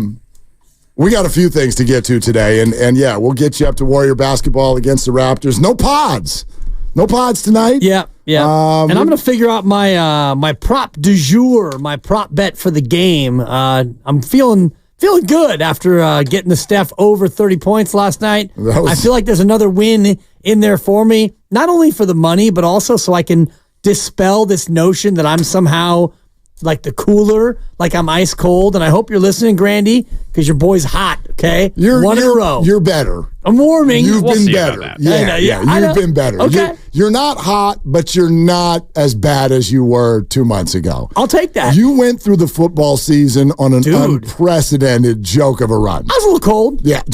Ice, baby. Fade the Dibbers. Fade the Dibbers. I was going to start a podcast called dude. Fade the Dibbers. Yeah, your boy was cold. Yeah. But he's back. Anyway, this is my year. I did think of you when Steph put in his 31st. Dude. I'm like, had a bed. And I'm not trying to grind over a small wager during dinner, and especially when my lovely wife's supper doesn't know and the baby doesn't care, and I'm hitting refresh quietly under the table. It's like, come on, Steph, you got 25. You still have 25. Feel free to make a three, my dog. You willed him. You willed him to victory. Yeah. I'm proud of you. Yeah, well, the way I've been going, it was one of those things where, and one of his buckets got overturned. Yes. And I'm watching that because there was an offensive foul that happened before. I'm like, come on, gambling gods. I need this one. Stuff like this happens. It's really, it's funny. I really do want to talk about it. So it sounds funny for me to go, it's no big deal. Because it's a big enough deal to where I want to talk about it. Right. I do want to talk about it. I look, anything with Draymond Green is interesting. the relationship here when he has a response like that. And for those, I should be mindful of the fact that you didn't all hear it. Is it on our board yet? If you guys got it, let me know when you're ready. Give me a sec. Yeah, so we should let everybody hear, because it was quite frankly, it was out of nowhere, but it was also quick, and that's why when I was driving around listening to Steiny and Goo today, I did kind of go, hold on a sec, Goo. Don't say Draymond came at him.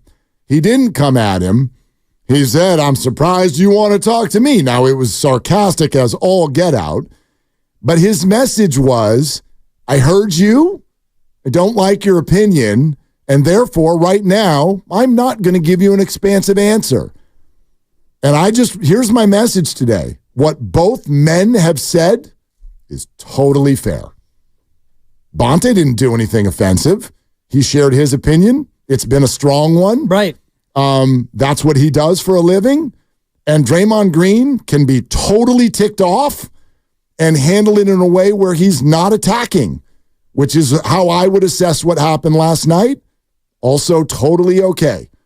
And that is, I do appreciate that from Bonte this morning. He's like, I'm not offended. I'm not put off. The only thing I'd say is I do think there's been a characterization today that is not quite accurate in terms of what's been said about Draymond Green. There's not a one of us that hasn't been critical of Draymond Green, including Draymond Green. Right. So he knows that criticism can be out there. Dude, you got suspended twice this year. Your own coach has publicly said you've got to do better.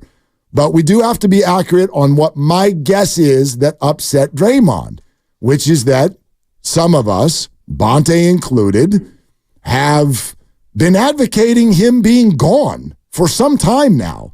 That's different than saying, I don't like your behavior, you're letting your team down. To me, that's different when you say, dude, you've worn out your welcome and you should be out of here. So, other than that, there's not a whole lot to see here. Right. It's different, but it is well within our right. And I would even argue that it's kind of our job to have an opinion as to, what Draymond is doing and how it affects the team. And I was among those people who thought that the team would be better off trading him. And you look at his contract and he's here for 3.5 more years. And we all were lamenting that when he was suspended. And you and I have talked about the fact that he's one more on-court transgression away from maybe being suspended for longer, and maybe his career becomes in jeopardy. All those things are still true. Bonte's in a unique spot where he has more access to these players, and Draymond plays well, so he becomes the player of the game in the post game, and Draymond has every right to address that with Bonte, then privately, with a phone call, with an email, with a firmly written letter, whatever he wants to do. I love when you do that. He can do it. Dear Bonte. No, well, you know what I mean? It hits me in my with one of those old feather pens, right? It's like, because my dad does this. Of course. My dad does this. And that's kind of the bit. I'm the king of the firmly worded email, by the way. Send an email. It's like, wow, you're really going to get them going. My friend Elvira, who I've been friends with for 35 years, she and I will share with each other when we write a firmly worded email. Because sometimes you got to write a firmly worded email to a company and say, look, this was not okay. This service, whatever. So I'll do it and she'll do it. And then we'll share it with each other because we're both the king and queen of the firmly worded email. That's the best. So Draymond can handle it however he wants. I'm not saying anything to the contrary, but it felt to me a little bit of an unfortunate time to do that. And Draymond did it obviously for effect. Why do you feel that way? Because if Draymond's really bothered and you want to handle it, man to man, you pull Bonte aside and you say, hey, Bonte, I just, let's have a conversation in private, but Draymond wanted to do it the way Draymond wanted to do it. Yeah, I get why is that incumbed upon Draymond? It's not. I mean, and again, I'm not saying it's good or bad. First of all, we know Draymond. We know Draymond. Right, he does things that Draymond wants to do. But that's not how Draymond's going to handle it. He looks at this way, my guess. I'm not him. But if people are going to criticize you, Draymond is the type who's going to clap back. He's going to remember. Yep. And whether this is fully true or not, the process of, hey, game's over, And whoever at NBC is communicating with Raymond Ritter, the PR, just so you all know how this plays out. Yeah. There's a communication to Raymond Ritter who's on the court with the team, and they're like, you know what? We haven't had Draymond in a couple of games. Let's get Draymond. And Draymond is like, now I could go to the locker room. Oh, NBC's asking for a few minutes of my time. He's looking at that as a favor. Then the first voice he hears is someone who has triggered his sensitivities. Now, should it or not? That's up to everybody to have their own thought on that. But it has. Draymond doesn't like what Bonte has said on the radio, and he's like, and now you're asking me for a favor. Now you're asking me for a favor. Whether that's totally fair or not, probably not, because Bonte's got nothing to do with who. The ask. Exactly. It's the producer. But it's the producer to Raymond Ritter. Draymond processes this as, the guy who's been saying I should be traded for 8 months now wants to take some time on the court here at New York and talk to me. I'm going to take that opportunity to be real sarcastic. I get it, yeah. Oh, you'd like to talk to me now. I mean, again, would I have handled it that way? Would you have handled it that way? I don't know if this is one of those situations where we should ask ourselves that. It doesn't matter. Right. We know that Draymond is different than the average Bear. And quite frankly, we should have known that he would handle it that way. That's exactly how I would guess he would handle it. Well, I didn't know that he was such a listener. Well, exactly. So, except for we do. This is not the first time he's referenced and all things of that hosts of on this station have said. And Steph has talked about being the petty king. They all listen. And Clay and all Maybe the rest not of them. Wiggins, but the rest of them. Yeah. You listen. We know you do. How many ex-athletes have told you that? Many. Hell, Clay's dad has told me that. Yeah. He goes, they're all going to tell you they don't know during their playing career. Then they retire and they'll admit every single word. Every No doubt. single word. Well, wouldn't you? Yes. If there was a show out there that was based on what we did here at 95.7 The Game, we would listen to it. Like if there was a podcast that was solely based on, today on Willard and Dibbs. Brother, we go flying over to Barrett Sports Media's Fakakta rankings. They're not Fakakta, dude. We moved up this year. Nobody cares about or knows about, not one listener. And I think every show I heard on this station referenced them the next day. We didn't, even though we moved up. We made a nice little move. I love how we all like to act like narcissism is just not here. Not even a little bit. Oh, give me a break. All of us. Every human being on the planet. If you knew somebody was having a show about you, dude, you're not going to tune in. And even though a lot of my mentions have been filled with vitriol, my Twitter mentions have never been more active than between yesterday and today. Yeah. Because there was an NBA aggregator that picked up the tweet. It's an aggregation sensation is what it is, Mark. Thank you. And so my mentions are continuing to explode. If you haven't heard it, and then we take your calls on this, 888-957-9570. Here's the end of the Knicks game last night, and NBC Sports Bay Area welcoming Draymond onto the show. Draymond Green, welcome to Toyota Warriors Postgame Live. Bully Fezzi, Bonte here. And first of all, let's talk about MSG. Bonte, what is it like? I'm shocked you're talking to me. The way you was talking about me when I got suspended, I am very shocked you're talking to me. Really? Really? Yeah? Really? Yeah, go ahead, though. Go ahead. Hey, tell me about playing at MSG. You guys go there once a year. There's a lot of Warrior fans out there. Describe the energy out there at MSG. It's always a fun game. Mm-hmm. And what you can't see is then the direct look into the camera with a look on, you get it? You get it?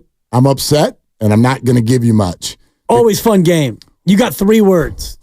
And to be honest, one of the things that I loved Bonte immediately picking right back up. That was pro. Stay on it. You've done TV. Yeah. I've done TV. It's not easy. And there's times when things don't go the way that you want them to go, and it's live, and you got to keep going. And I've had some famous ones, whether it was one for the thumb brother. I've had other ones that luckily we have no recording of, but I didn't love Festus Ezeli basically cracking up. Well, I mean, we can get into all of it. We're sponsored by the Farmer's Dog. We'll take your calls next. Glad you're with us. We're an hour and a half away from more hoops right here on 95.7 The Game, Willard and Dibbs. From better poops to more energy, when you switch your dog's food to the farmer's dog, the effects can feel magical.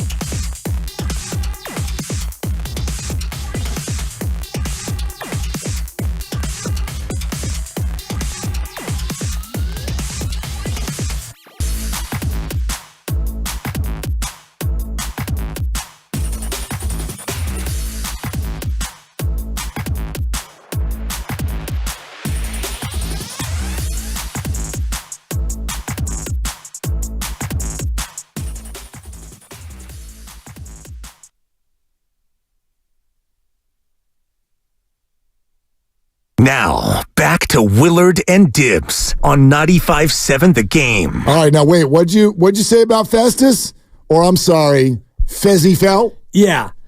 I thought it was a little bit, I don't know what the word is, but... I got to give a shout-out to Willard and Dibs. Thank you, Fezzy fell. Watching him laugh at Bonte's discomfort made me a little bit uncomfortable myself. Is that how you describe it? Yes, because Draymond claps back immediately, and Bonte, he didn't really stammer or struggle, No, but he it was just clear. goes, really? Right. And Festus threw his head back and laughed. Well, and, Mully in the middle, where's he at in the middle? Mully kind of... Very good. Thank you. Mully let out kind of a whoa. Yeah, Mully's reaction was more like, whoa. Yeah. That escalated quickly. Like, I kind of want to leave. But Festus, openly laughing and then covering his mouth. He's basically, to me, it felt like he was laughing at Bonte, and it was almost like a cosign of Draymond clapping back. So here's just a couple things. Yeah, I can't agree or disagree because I can't go inside his head. But I can't either. Well, here's what I say. Here's what I see on that. First of all, what's different between Festus and Mully? Festus was a teammate of Draymond. Correct. Yeah. Festus has told us that Draymond was one of his favorite teammates ever. The more recently you played, the more you still think of yourself as a player, right? Like, you're going to get a different answer from Tim Flannery than you are from Hunter Pence. Hunter's been in the clubhouse with some of the guys who are currently there. Tim Flannery, right? So thank you. Fezzy sees himself, I think, a little bit more still in the camp with those guys. And let's just call it what it is. There is, and at times, uncomfortable relationship between players and the media. So Fezzy is in that spot. I'm going to call him Fezzy forever now. Please don't. Fezzy is in that spot where he is now a part of the media, but he may not really see himself as that. He's very recently a player. And so I think that that's part of it. Here's the second thing, and this is where I can speak from experience. When things get uncomfortable, right in that moment, a lot of people react a lot of different ways. Sometimes when you don't know what to do and there's discomfort and you're on air, you laugh. Some people do that. The very first radio show I had, my partner and I did not end up getting along. And we had very, very different ways of wanting to construct what we were doing. And sometimes, guerrilla warfare almost broke out in terms of one person starts the show and then the other one goes, cool story, we're actually doing this. You've told me these stories. Go completely a different way. I can't imagine that. It got written in the paper about the show that I, quote, laugh a lot at the other person's humor, even when it's not funny. Now, why do you think I did that? Do you think I really was that tickled? I didn't know what the hell to do. I didn't know what else to do. Right. I used to think that you thought I was funny. That's genuine, though. Yes. That's genuine. Right. No, you don't make me uncomfortable. Okay. I mean, sometimes. Yeah. But not in a usually. while, though. No, not really. A good little run. Well, I'm a little more comfortable now. This is I'm like green as green could be back then. Sure. And so it's in a public space, and it's my first show, and I'm just like, what's happening? And so you'd laugh. So for all I know, Festus is in just like Mully. Okay. Mully's like, oh gosh. Yeah. Festus starts laughing. Bonte just says really a few times so he can gather himself. Really? I don't know. This isn't to make an excuse for him. Okay. It doesn't surprise me. Draymond's his boy. They were in the same draft class. He was taken 5 picks before Draymond Green. As he fell. Stop doing that. You don't know him like that. It's like me calling Ramona Shelburne Momo. No, we do. I I do. Maybe not that well. Yeah. But Festus has come on the show. Sure. We've broken bread over the and arena I like Festus. a time or two. Festus is a good guy. I just was a little bit... Say it with me. Fezzy fell. I was a little taken aback when Mr. Azili chose to laugh, and it felt to me like he was laughing at Bonte because you know what happened to Bonte? Did he get served? He got served. No, he didn't. He got owned. No, he didn't. He did. No, he didn't. But he shook it off. He took Draymond's straight right hand. No, and but he stood there and he came back for more. That's what happened, Mark. But from a broadcasting standpoint, you then would call it a cheap shot because Bonte didn't see it. Nobody didn't see it coming. He didn't know. You can't, like, when one person's fighting and the other one's not, that's not a fair fight. The other person's like, I didn't even know we were here fighing. You know what I mean? Like, he got him with a one piece. In my middle school, we used to get invited to the ditch after the bike rack or the oak tree. You meet me at the ditch, and we're gonna get this. We're gonna figure this out. You would call someone out, and then they'd have to accept. I call you out. I accept. If you showed up to the ditch, you knew it was on. Yeah. It was on. And by the way, if you didn't show up to the ditch, it was worse. Oh, man. Because if you just went home when someone was waiting for you at the ditch, that wasn't good the next day. No. And you had to face the music. I will never forget when Jason Bowler, who was a good friend of mine at the bike rack, he took about 13 unanswered. And we went back to his house up the street, and it was like, man, I felt so bad for him. He was bleeding from about 7 different spots in his face. Damn. He took the L, Mark. That's like a real fight. Yeah. No, Fairfax, man. We did it rough in the facts. Foster City. No doubt. Go over to the ditch and threaten people more and then go home, get some Cheez-Its. And my buddy Jeff Ferreira. Scooby-Doo. Colton Irving got him twice, once at La Tercera in Petaluma. That was a tough road loss that day. 888-957-9570. Let's go to Peon in Oakland. What's up, Peon? How you doing? Man, I loved last night. I was cracking up like Festus Azili. Let me tell you why. Because you guys get to, you get to say things and, hey, great show. You really did that one. Well, guess what?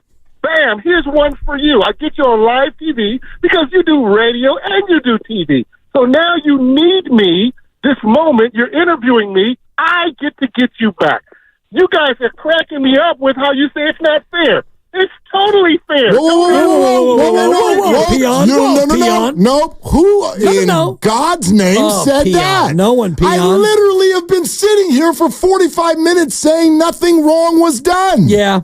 You said it was a cheap shot. It was a fair shot. Peon, first of all, you've been hanging on hold for 10 minutes before he even said that, and that was a qualified statement based on what Dibbs just said. I said, based on your analogy, then it would be a cheap shot because Bonte didn't know it was coming. I didn't call it a cheap shot. Let me reboot my point because it sounds like you didn't have the ears on, Peon. Nothing wrong happened here. Bonte's job is to share his opinion. He did. His job is to do it in a compelling way. There is actually tons of veiled compliments in what happened to Bonte yesterday because the job of a radio host is to have an opinion, to share it in a compelling way so that the listener can walk away and know exactly where someone stands. Bonte did that. Draymond knows exactly where he stands. Draymond is allowed to not like it. And Draymond is allowed, when a favor is asked of him, to handle that however he does. And I did not find it to be an attacking way at all. Wipe hands, move on to adults. End of day. That's my opinion, Peon. Now, what do you have to say? Let me say this. It was entertaining for us because we know what the roasters are. We know. It was totally local TV. It was us.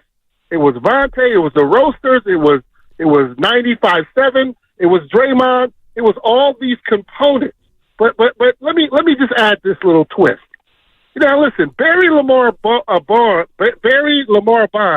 was despised nationally, but we could do no wrong to us. I kind of feel Draymond is a similar type of character, right? He's our Draymond. Nationally, he may be hated, but some things were said about Draymond alluding to his mental health.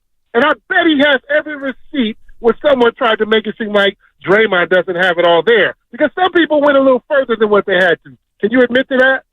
I'm not going to admit to that because I never did that. But I agree with you that many people had furthering opinions? Sure. The same way I will agree that Draymond's allowed to be totally pissed off about that. Yeah. So that's fine. That's all, and that's all I'm saying. It made great TV. It made great TV for me because I was cracking up because nobody saw this coming. Draymond showed up with a pocket of receipts that nobody knew about. All good. And he started to pull them out. All good. Yeah. Oh, did you bring him down? Okay. I guess that's it. We're done. We're done with Peon in Oakland. Yeah. No one's saying it was a cheap shot, and you were just responding to my my sense of it being, one piece. And yes, he got served, but much like when I was at the Mervyns, and I told the story yesterday, and I took the one piece, and I got back up, and I went on. Yeah. You moved on. Bonte, it was a little bit of a surprise for Bonte. Festus thought it was hilarious. He thought he was seeing, Chris Rock at the Improv. And Bonte was able to move on. You know why I'm not put off by what Festus did? Because it's not that big of a deal. It's not. It's really not that big of a deal. And again, I do firmly want to say this, and I hope Bonte takes it this way. There are a number of compliments tucked into this entire experience that may not be obvious to everyone watching. I hope they're obvious to him. Like, your radio show compelled Draymond Green. That's your job. And as long as you're being authentic and you stick with that's the only thing I would ever ask of all of us. You know what I mean? Peon just said, you guys all get to sit there with these microphones, say whatever the hell you want, and then move on with your day. I firmly believe this is a big deal now in our industry. It may not matter to you all, but it matters to players. A big part of what we do and what matters to the players, this is why it's important. Some of us can, some of us can't, based on our schedules, our lives, when you have to be where in life. But it's important to try to go to games as much as possible. I'm in a really weird spot because we're here until 6 o'clock, and I'm a single dad of 3 kids. So it's very, very difficult, but I'm also aware of that. And you want to get in front of whoever you're talking about whenever possible, because they'll respect it a lot more if you will just look at them and go, yeah, that's my opinion. And it's okay. They all know that they are up for being criticized. They all know this. They make millions of dollars and they're celebrities, and they know they can be criticized and they can take it. But this was a situation where Draymond's and now he gets to hear my opinion. That's all totally fair. Yeah. But there's a lot of compliments tucked into this whole thing, which is that Bonte, had an opinion. It was compelling. It stuck with people. Right. People are aware of what you said. That's all good. Those are all good things. The only way it's not good is if Bonte then today was I actually don't think any of that. I was saying it for effect. Right. The last 6 months. If he had done that, then I'd be that's weak sauce. But no, man. We're all allowed to have our authentic opinions, which is all Draymond did last night, too. Yeah, that's basically what we do on this show and as a station is we're trying to, put out topics and ideas and discussion points, and the fans can either tweet or text or call or YouTube or Twitch or however you want to interact with the content. It's all good, and we try to hit on exactly what the fans are most interested in, and last night was a good example of Bonte, you're right, permeating through the noise to where I don't know if Draymond listens all day, every day, or if somebody told him what had been said, but it clearly affected him to where he was going to use that post-game voice to directly address Bonte. I think it's all of those things. I think that this is probably the soundtrack to wherever they're going on a given day. They're on social media. They see it. Listen, I've had conversations, get the drip ready. I've had conversations, especially with ex-athletes who will admit, I love for fans to know this. When you and same for us, when you say what you say, when you tweet what you tweet, when these players come off the court or off the field, dude, they go to their phone before they go to the shower. Right. Let that sink in. They see all of it. Hell, they see what Bonte Hill said. They see what Bob XY679, they see what that person said. They see all of it the same way we all do. We're all freaking addicted to our phones, are we not? They are too. They're human beings in 2024 like the rest of us. So they see it, and you know, I think that's good for people to know. Especially if you have a microphone and platforms and all that stuff. But it's fine. Be fair, but you can be firm. That's all. I don't think Bonte or Joe ever said anything unfair. Right. Shared their opinion. Draymond don't like their opinion. They had a debate show post-game instead of doing it on First Take or wherever the hell else we do it every day. And, I mean, Draymond could have pulled Bonte aside. He could have texted on our text line. He could have jumped into the YouTube or the Twitch. Amazing. He could have written a firmly worded email, but he chose to use that platform, and it's his right. It's absolutely his right. I'm not saying Draymond did anything wrong. It was a little bit uncomfortable, and I was proud of the way Bonte handled it because being in that spot a time or two myself, it's never easy when you're on live TV, and in your mind, you're like, okay, I'm going to ask this question, and then Festus will ask one, and then Mully, and then we'll get to the the sponsored elements and the highlights, and we'll move on with our post game. And straight out of the gate, a little bit of a derailment. Say it with me. Fezzy fell. I won't. Fezzy fell. I'd rather not, Mark. I'd rather not. Let's go to Fezzy fell. Let's go to Vinny Vince. Draymond was quick though to Fezzy fell after he served Bonte. Oh no, that was a piece of humble pie. That was part of the message. Of course. The message was, I'll talk to him. He's my guy. I'm not talking to you. Yeah, exactly. It was always a fun game. And I wonder how this goes in the future. Next time Draymond is featured in the postgame, if he feels like he got his pound of flesh and they let bygones be bygones, or is this going to be something that he holds on to and makes a thing? If I were Bonte, I would absolutely go through the channels necessary to say, like when you guys get back home, I'd love to get in touch with Draymond for a second and just go hash it out. Like, it's all good. Just be like, look, this is where I'm coming from. Okay, you tell me where you're coming from, and we're either going to meet in the middle or not. And guaranteed, NBC Sports Bay Area producers are going to at least attempt to be aware, as would I'm sure Raymond Ritter, be aware of what Draymond might do if asked to go on the show again. Right. That would be my guess. Let's go to Vince in the city. Hey, Vince, what's up? Hey, what's up, guys? So I watched back the little post-game interaction, and then I listened to Bonte's piece this morning. And, I mean, we've watched Draymond Green play for 10-plus years. We've seen what he does and what his antics are. I don't know if there's really too much there. I mean, if people think there is, then yeah, that's fine. But I think he just took a little slight jab at him. He's snarky. He can be a little irritated. For sure. I mean, he did have something going on, and he took time away from the game. He was suspended for a while, and, of course, he ain't got nothing else to do, so, of course, he was listening to the radio. But if there really was an issue, I think, like you guys have been saying, you go behind closed doors and you go handle that. But for Bonte to say that there's nothing there, nobody on the team or part of the franchise said, hey, do you want to set anything up? They said, no, it's cool, man. Don't worry about it. You're tripping off of nothing. I think we're all reading into it a little too much. I think Draymond was just he took a jab back at Bonte because he didn't like what he said, but I don't think there's an issue. And if there is, I'm sure it's going to get handled. Yeah, Vince. Bonte is. Oh, go ahead. Guy. Sorry. Yeah, what's that, Bonte? Oh, no, I'm sorry. I was just saying that if there is an issue, it'll get handled because Bonte is the post-game analyst for the Warriors. So, I mean, pre and post. So I think, I don't think there's really too much there.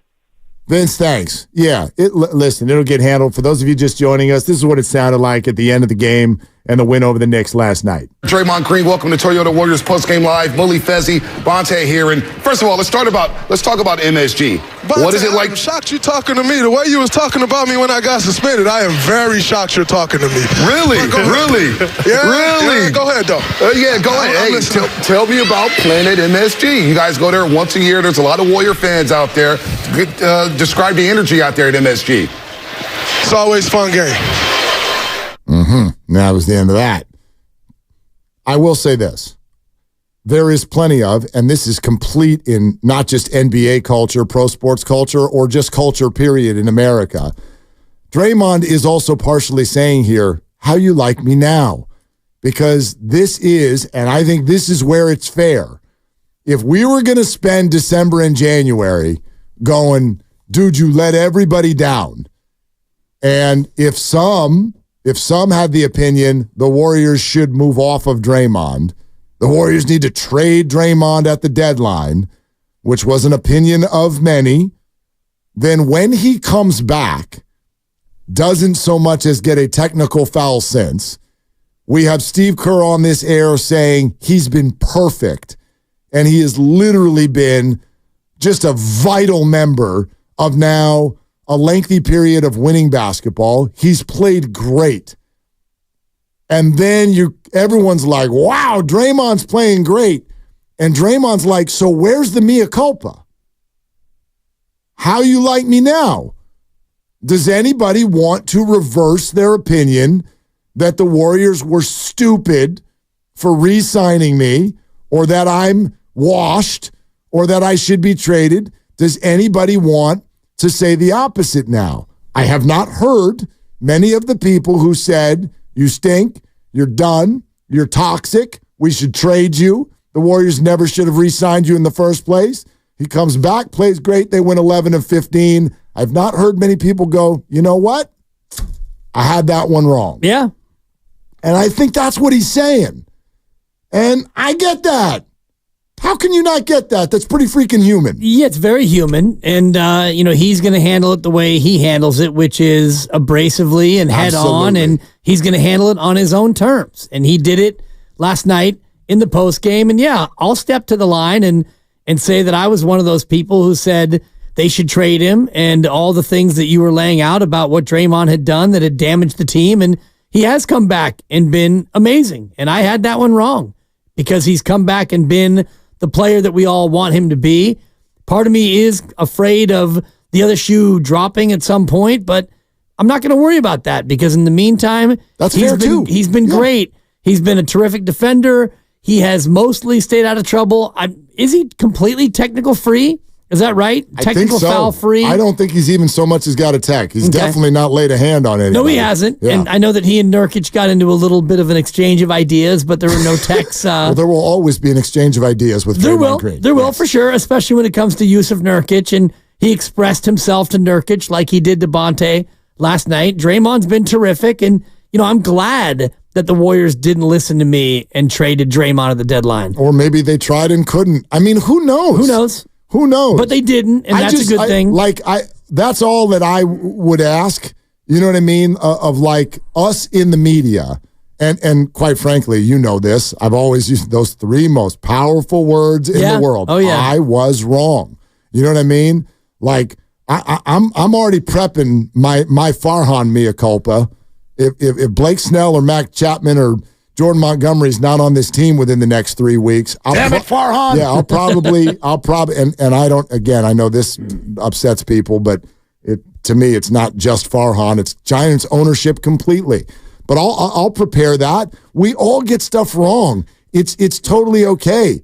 But listen to us now, okay?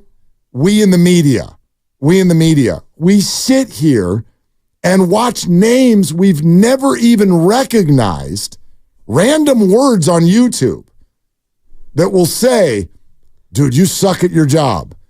And we will grab 5 minutes of airtime fighting back and getting after people we've never even met before.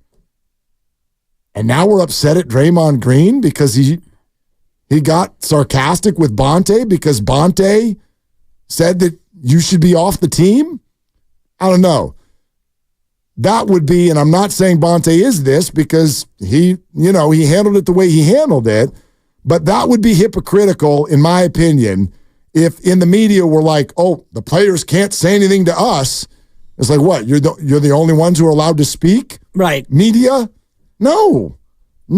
I love the player empowerment. Draymond's got his own damn microphone now. He does. And boy, he uses it. He's got a big audience. He's got his podcast, and every opportunity he gets, TNT or last night in the post game, he's going to speak his mind. And I just look forward to the next interaction between Bonte and Draymond, if there is one, and what that looks and sounds like.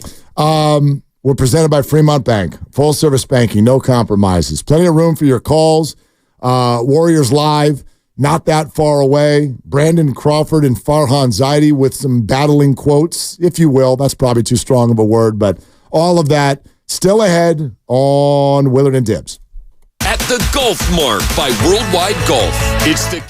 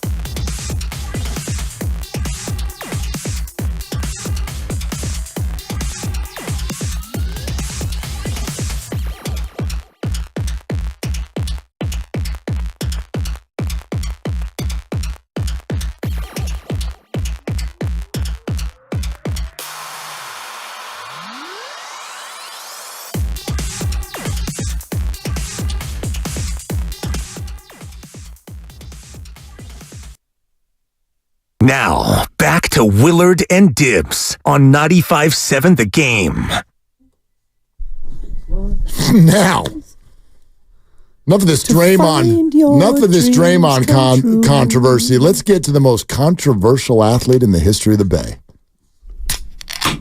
Yeah. Brandon Crawford. Come on. I love that sound. Yeah, I do too. You know what that means? It means I'm getting thirsty up in here. Beer? I tried to get a beer and I was shut down. Yeah, it's too early. What's wrong with you people? You know, you're going to go get one after the show. It's the 5 o'clock pop. It's the 3 o'clock pop. My fault. Even though we're going to pretend it's 5 o'clock and it's Friday, the 5 o'clock pop is brought to you by Farmers Brewing Company, whatever time it is and wherever you are. Join us as we get ready for, ladies and gentlemen, the weekend. Oh, yeah. We'll be sipping on their West Coast IPA. Really delicious. Sun up till sundown. I don't even know why you're stopping then. But anyway, do you. Go grab a 6-pack from Farmers Brewing at your nearest grocery store, Safeway, and enjoy the game with us and the beer right here on the home of the Morning Roast, 95.7 The Game. Nice. There it is. No pods tonight. No Wiggins tonight. Yeah. We'll ask again tomorrow. I guess. I'm not saying anything about Wiggins. My mentions are still in complete disrepair. All up in my mentions? Just people, come on. Well, listen. It was an opinion, my friends. But hold on, Dibs. Hello, friends. Hold on. You're kind of like, that's a little... by the way, Bonte didn't do this, but a lot of people have done it for him. Come on, it was an opinion, people. Well, come on. They're allowed to clap back. Sure. That's all. I don't know if people are getting personal and yes, threatening your life. Yes. No, not threatening my life, but, somebody actually, it's been fun because somebody who replied is a young man who I had in summer camp about 30 years ago. And he was like, I don't know about his sports takes, but he was a pretty good camp counselor back in the 90s. It's like, oh, look at you. Can I say something real quick about this? Say it. Say it to Bonte. I'll say it to Dan Dibley. I remind myself of this all the time, especially with the lovely relationship I have with our YouTube audience. Oh. Can I say this real quick now? Everybody hear this real quick.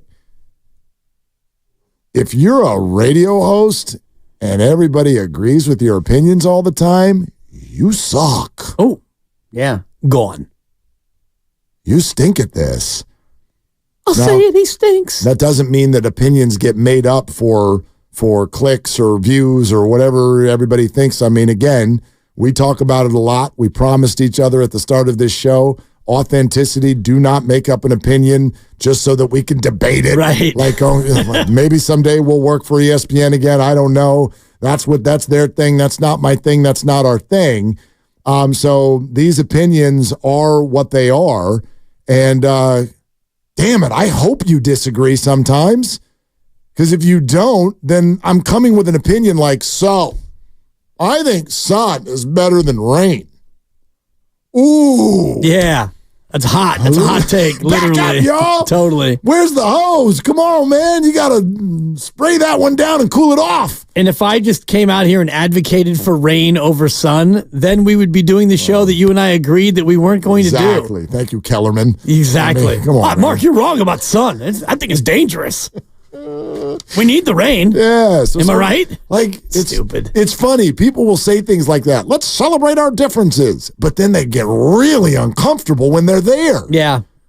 Like, in the end, yesterday is no big deal. Bonte did his job. Draymond responded. Okay. Nobody took anybody's money. Nobody got physically hurt. Right. Nobody did anything.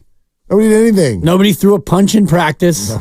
It was just a... Thank you. It was a retort. It was a surprise that somebody would be speaking to him, and Bonte was just a pro about it. And I do wonder about the next time, if there is a next time, when Draymond...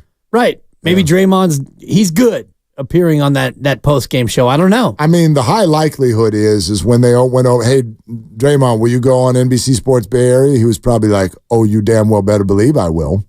He probably was waiting for his next opportunity to speak to Bonte in a public space. You're right. Which is totally fine. Yeah.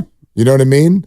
Like, that's another thing I'd love to say real quick. And then we do want to get to this Crawford stuff.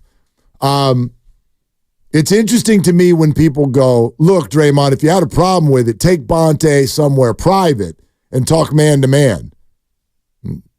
Bonte's comments weren't private. Right. Bonte's opinion wasn't private. It was on a radio show. Blast out to thousands and thousands and thousands of people. It's completely fair for Draymond to wait for a public moment to express his feelings back. It's totally fair, I think. I'm not trying to characterize it as unfair. It was unexpected based on Bonte's reaction. I don't think Bonte thought it was coming. I don't think they got in Bonte's ear and said, hey, just so you know, Draymond's a little hot. Draymond's coming at you. I think that there was a certain amount of unexpectedness that came with that. I appreciate that I got a teachable moment out of it, though, by the way. I was in the middle of Zoom class with my Cal Poly journalism group last night when this happened. Yeah, and they were all reading something, some voiceover thing that I had sent them. They're reading, and this goes down, and then it's all over social media, and we regather, and I'm like, okay, kids, gather around. Throw the records out. I want you to watch something, and let's talk about how you'd handle it, because this stuff happens. So, and you could just share your screen, and then they could all see it. And there it was. And we all sat there as a class and kind of talked it out.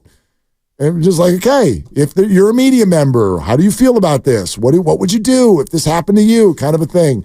This whole class will be at the Warrior game next Saturday when Victor Wembanyama comes to town. Oh, fun. I told all of them, I said, if Steve Kerr turns on you, be ready. Because he might be like, Cal Poly, I went to Arizona. You suck, Cal Poly. Totally. What are you going to do? What are you going to do, hotshot? Yeah. So they're ready. You should set up Kerr to come at one of your students. It'd be incredible. You know, that guy in the fourth row in a flannel.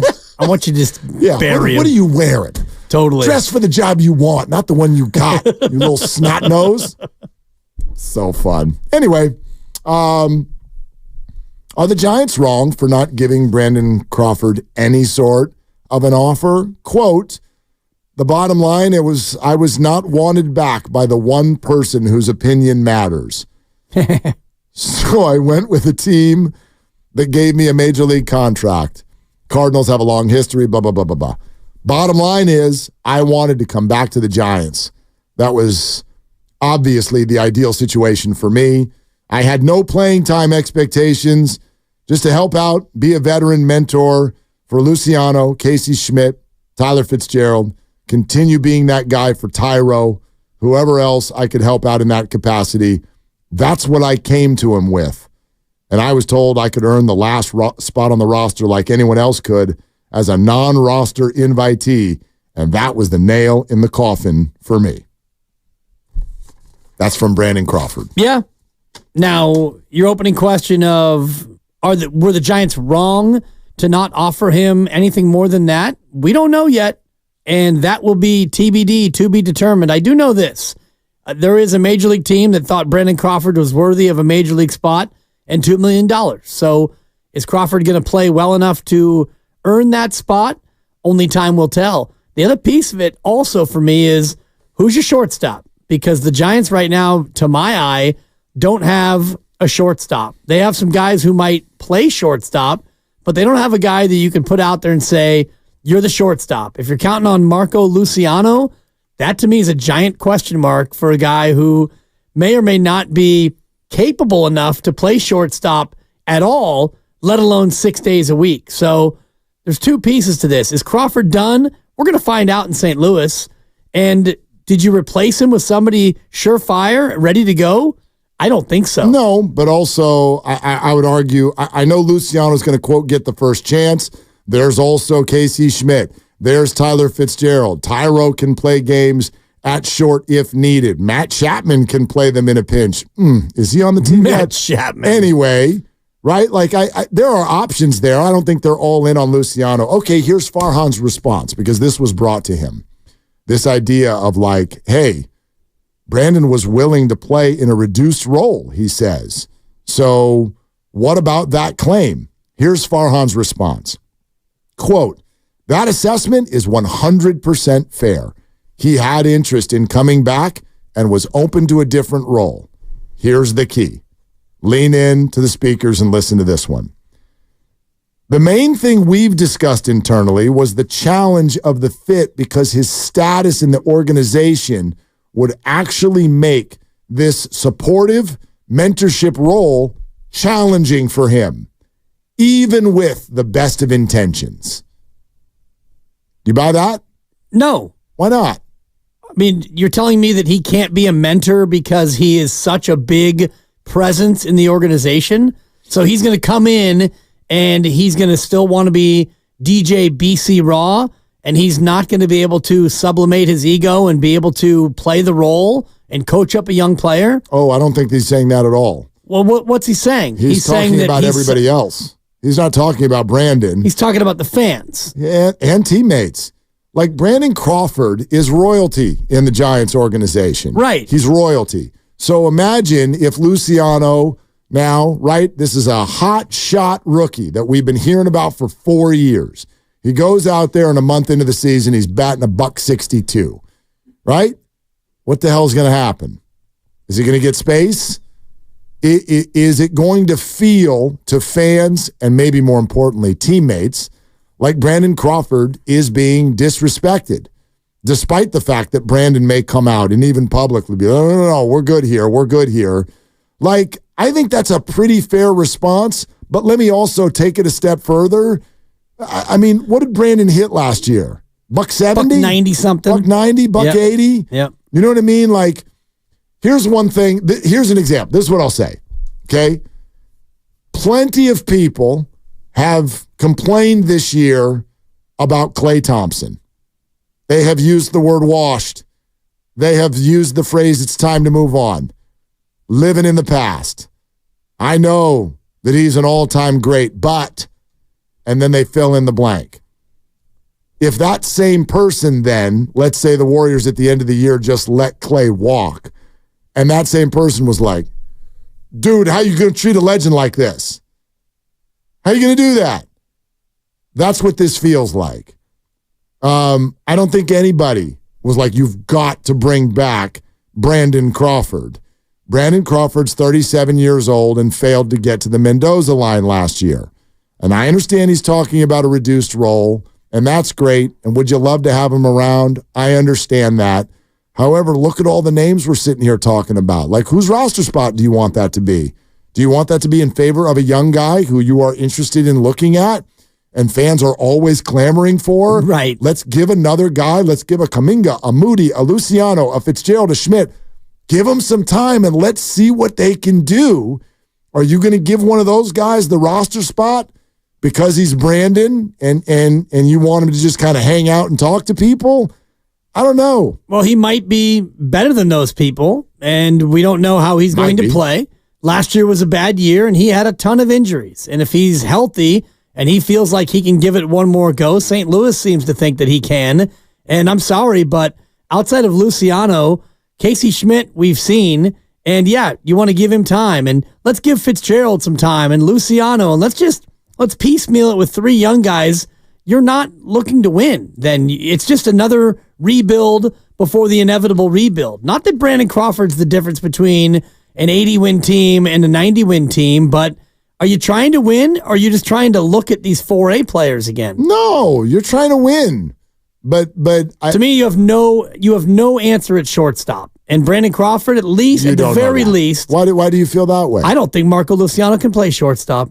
I don't think that he is. And that opinion is based on what? Many experts that I've been reading their reports, guys who know a lot more about baseball than I do, they don't think that he fits as a shortstop in Major League Baseball. I get that a lot of people think he projects in his career as an outfielder or even a third baseman. Right. He's got a very, very big body.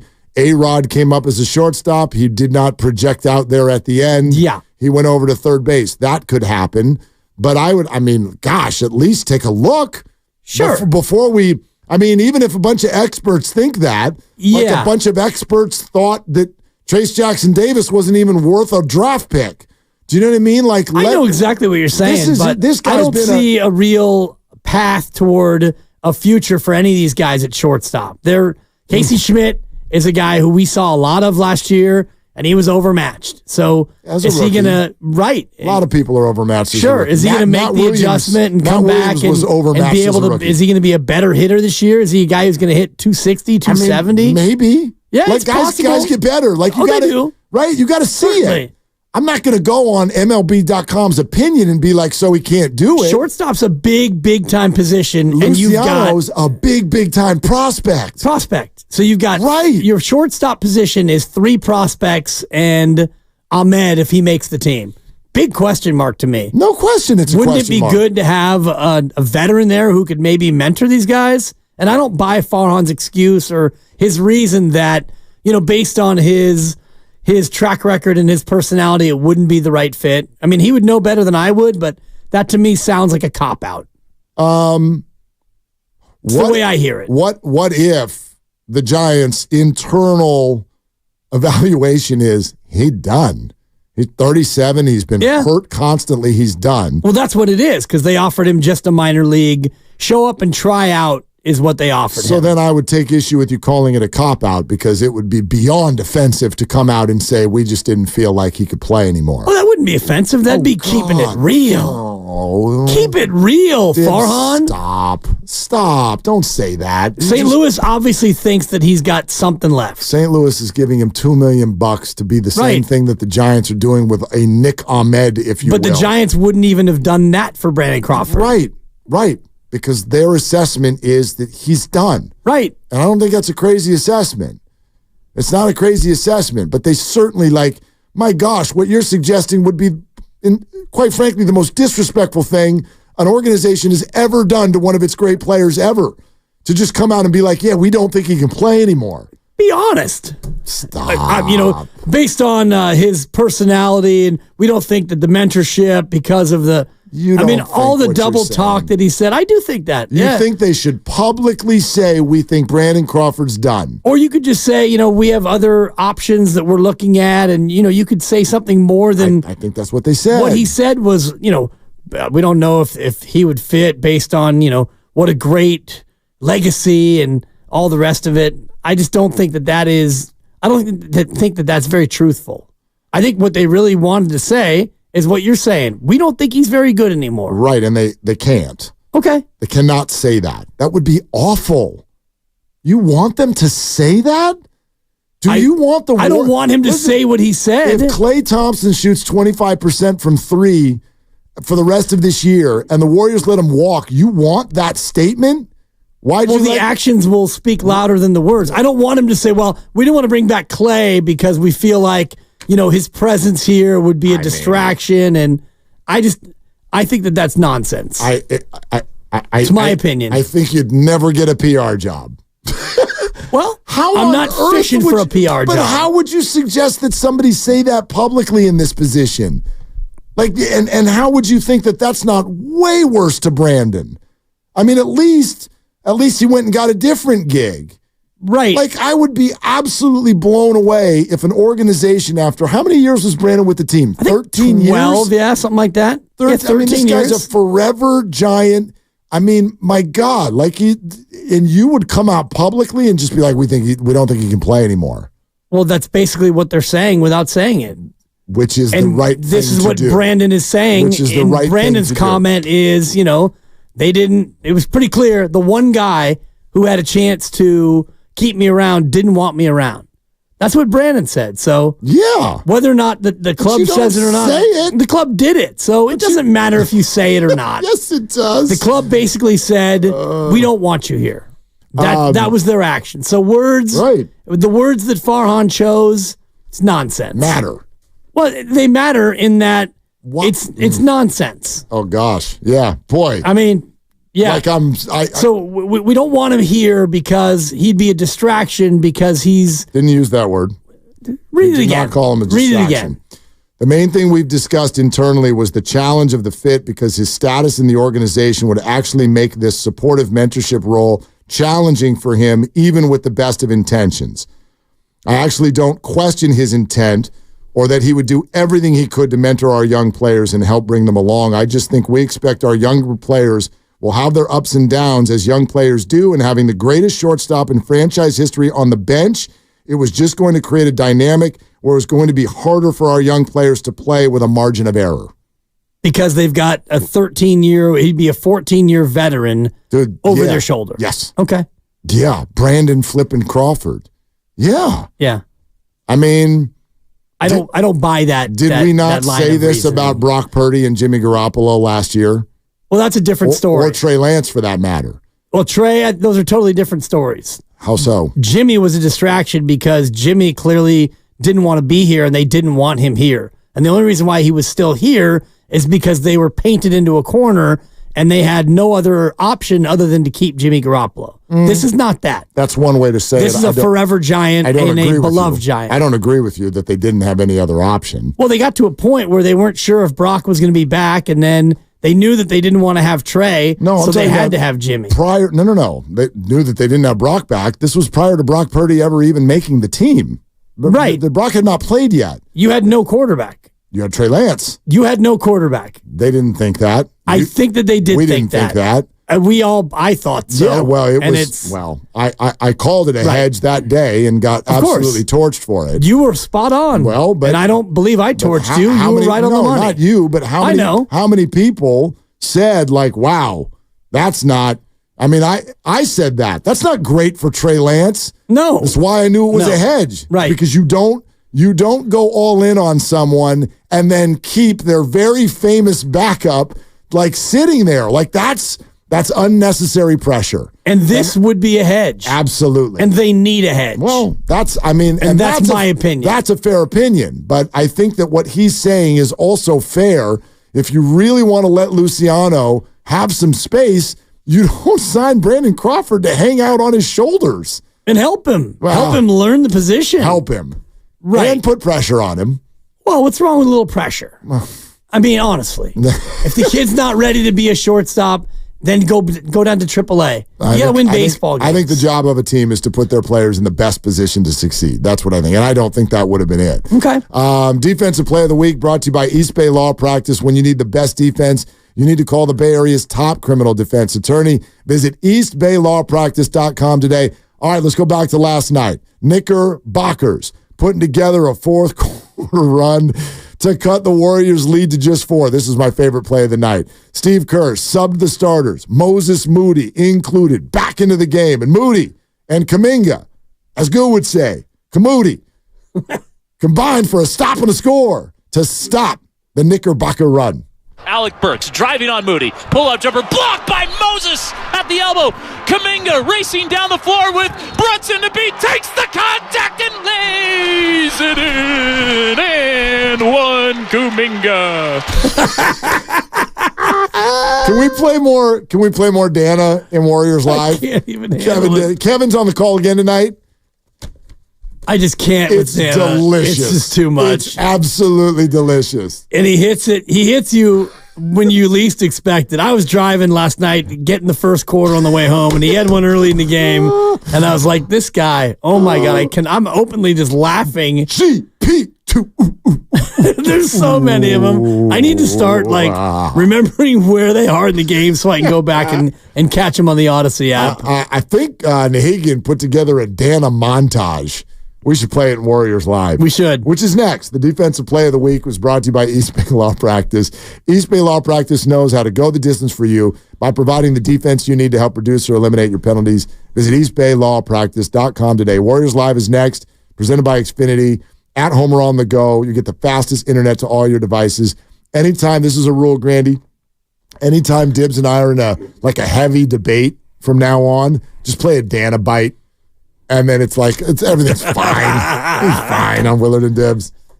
Willie Nelson and family.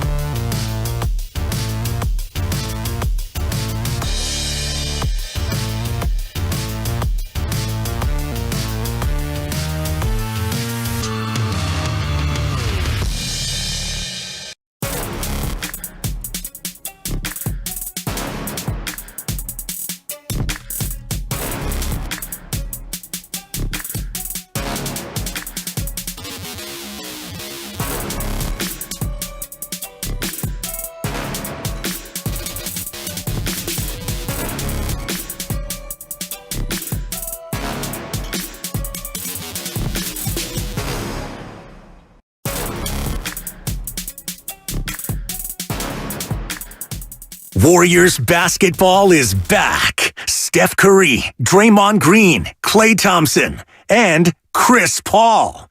60 minutes before every game, we get you ready for tip. It's Warriors Live, and it starts now. North of the border, the Golden State Warriors try to continue their red-hot road streak against the Raptors. And Dibs, the last time the Raptors and Warriors got together, you know what happened to the Warriors? You could throw the records out, Mark, when they got together. You could. They got beat, as I recall. Served. They got big time served. It was ugly. Warriors Live is presented by Xfinity 10G, the network made for streaming. I will say this, you cannot sneeze at 7 straight on the road. I don't care the opponent. I don't care who's hurt, who's out, blah, blah, blah. 7 straight on the road in the NBA, especially in the shadow of what this team did on the road last year, is nothing short of impressive. It's nothing short of amazing, and you're right. Any road victory over any professional basketball team is not to be discounted. And you look at the Warriors, and man, they've played so great of late. They've won 8 of 10. They came out of the break hot, and yet you're still the 10 seed. It underscores exactly how much work you have to put in and just how much work it's going to take to climb to 9, let alone 8, 7, and maybe even 6 with the bet that we have with the great Liana Pons, one of our devoted listeners. Yeah, they've played great. What is it, 11 of 14 they've won? Is it 11 of 14, 11 of 15, something like that? Whatever it is, and you're still at the 10, it's tough to move up in the NBA standings. 5, 6, 7, 8, 9, 10, 11, 12 of 15. 15, okay. 12 of 15. I sold them short. I apologize. And 4 games above 500 now, and they were flirting with 500 for so long, and now they've got some distance. 5 games up on Utah, so a top 10 seed is pretty much cemented, but can you climb up from there? And they face a Toronto Raptors squad that when you look at it on paper, you're like, oh, okay, that's a win. However, the Toronto Raptors have won 3 of their last 4. They lost at home against Dallas a couple of nights ago, but wins over Brooklyn and Atlanta and Indiana before that. A team that can put together a game. The Warriors are only a 2.5-point favorite tonight. Okay. And as we said, no, and we'll get to the injury report in a second, but no Brandon Podziemski in this game tonight, which changes things a lot. And one thing that I would really look for the Warriors to focus on, and that is rebounding, because that guy is by far and away your best rebounding guard, flat out one of your best rebounders, period. And when the Warriors do struggle with their fourth quarter leads, I often end up feeling like that's the thing. They have a hard time getting key rebounds, and with Podziemski out of the game, they're going to need some extra focus on that in this one. Yeah, and Toronto does benefit by being home. It's part of a 4-game homestand for Toronto. They lost to Dallas a couple of nights ago, so a little bit more rested. In the Warriors' travel spot, this is about as difficult as it gets when you arrive at 7 a.m., so by the time the game tips here, they've only been in Toronto now for about 11 hours, and you get in at 7, right? And if you can't sleep on the plane, which I can't stay awake on planes, but I'm sure some of these guys Nor can I. Didn't get a chance to sleep, so you dash home and you grab a cat nap and you get up and your schedule's kind of thrown off. So this one feels to me like not a scheduled loss, but if they win this one in Toronto, it'd be the most impressive win for me so far on this road trip. Well, and I do think then you fall into a house money game this weekend against the Boston Celtics. Sure. I hate saying that. You don't want to give away any games, but at the end of a road trip where you would be 3-0 on the trip leading into that game, that's one of those games where it's like, okay, if you go lose that one, understood, and then get back home for outside of Milwaukee's presence is a homestand where you probably are able to make a continued move. You've got some teams coming into town that you should be able to handle. All right, there's some developing news with regard to who is going to be starting in place of Brandon Podziemski. More on that in just a second. Okay. Stay right where you are. Today's injury report is brought to you by Boxer & Gerson, Northern California's premier workers' compensation law firm, helping injured workers get their lives back for over 40 years. For more info, visit boxerlaw.com. The Warrior injury report is Andrew Wiggins is out for personal reasons. Nothing new on that front. Podziemski is out with right knee soreness after playing in the game last night, and Guy Santos continues to be unlikely, although he's listed as doubtful with the right knee inflammation. For the Raptors, Chris Boucher is questionable with an illness. Okay, Podziemski's out. Want to venture a guess as to who's starting in his place? It's got to be the Claymaker. Indeed it is. Oh, wow. So Klay Thompson back into the starting lineup tonight, even though the Warriors have stated very clearly that they really love what he's doing off the bench, want to try to stick to it as long as they're continuing to get good performances off of the bench.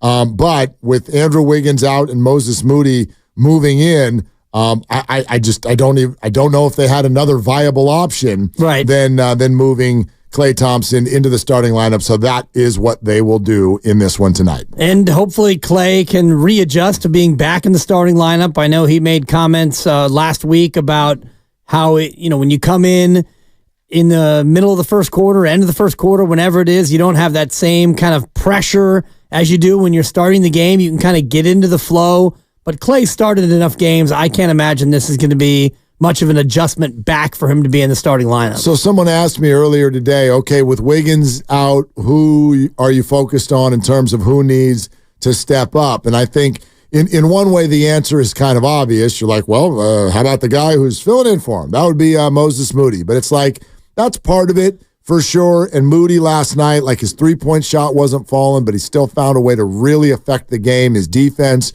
on Jalen Brunson was fantastic. Steve Kerr talked about how Brunson's a very physical guard, and so you needed a bigger body that could kind of handle him, and so Moody is perfect for that role, and that was a big part of last night's win. He led the team, if this matters to you, he led the team in plus-minus rating. Moody had a plus 23 last night in an 11-point win, but the name we should focus on for a minute is the one who's averaged 23 points a game with Andrew out, and I really do wonder about this. This is a conversation that if we wanted to, could last the rest of the hour as we get ready for the game. But Kuminga had really gotten it going in late January and early February. And then he hit what felt like just a little mini wall, and his point totals and the focus on him on offense seemed to drop off a little bit. But snap a finger, Wiggins goes out, and Kuminga responds immediately with back-to-back 20-plus point games, 21 against Washington, 25 against the Knicks at MSG.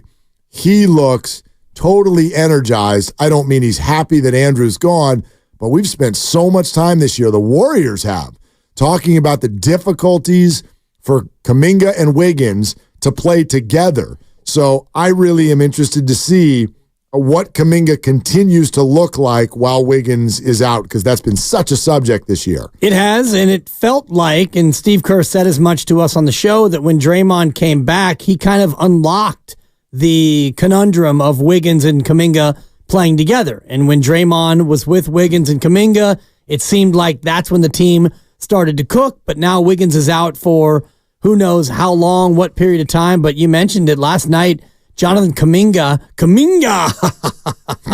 with 19 shot attempts too, Mark. So not only is he putting up big numbers, he's also looking to score a lot more than he does with Andrew Wiggins. And made 12 of them. The field goal percentage with Wiggins out, okay, the last two games, that's a total of 32 shot attempts.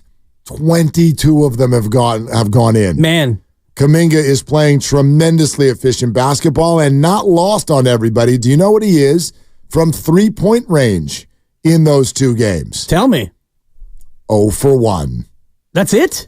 That's it. That's it and that's all? He has pretty much openly discussed the fact that he is going to largely look away from the three-point line right now. He says, we've got other players on the team that do it better. Doesn't mean I'll never shoot them. Doesn't mean it won't be the right shot sometimes. So it's there if Jonathan's willing to take it. But what you're seeing is him just completely go, look, my strength is not that.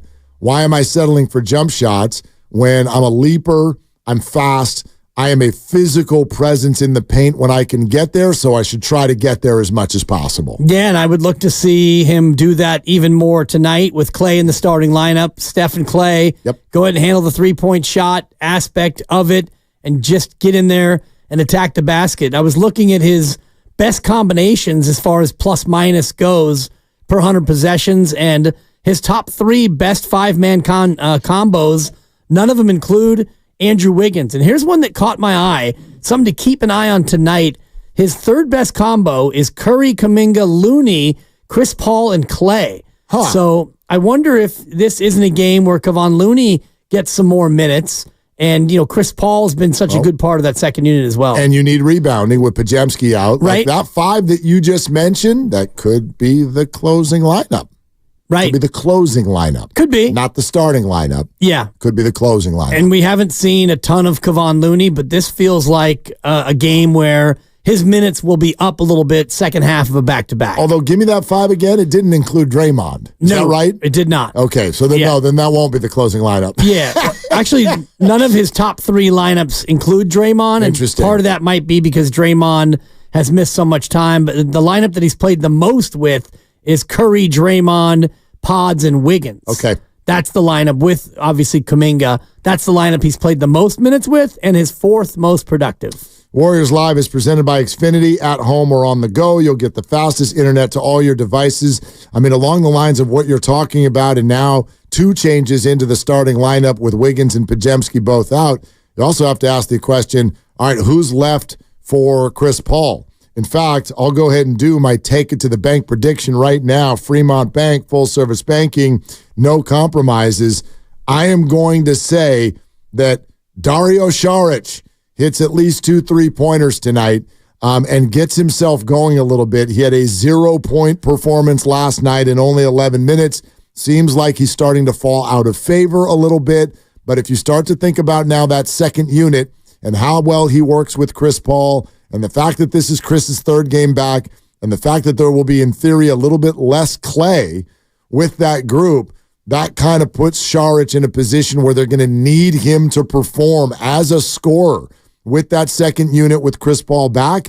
So I think Saric might play an interesting role tonight. 3 threes last night taken, 0 threes made. So he did get opportunities in just about 11 minutes. I like that prediction. Mine's going to be centered along Kevon Looney. I think Kevon's going to get some increased minutes tonight. I think you're going to see TJD as well, but I'm going to put Kevon Looney over 8 rebounds or more. I think Kevon gets more of a chance tonight. He played just 10 minutes last night against New York.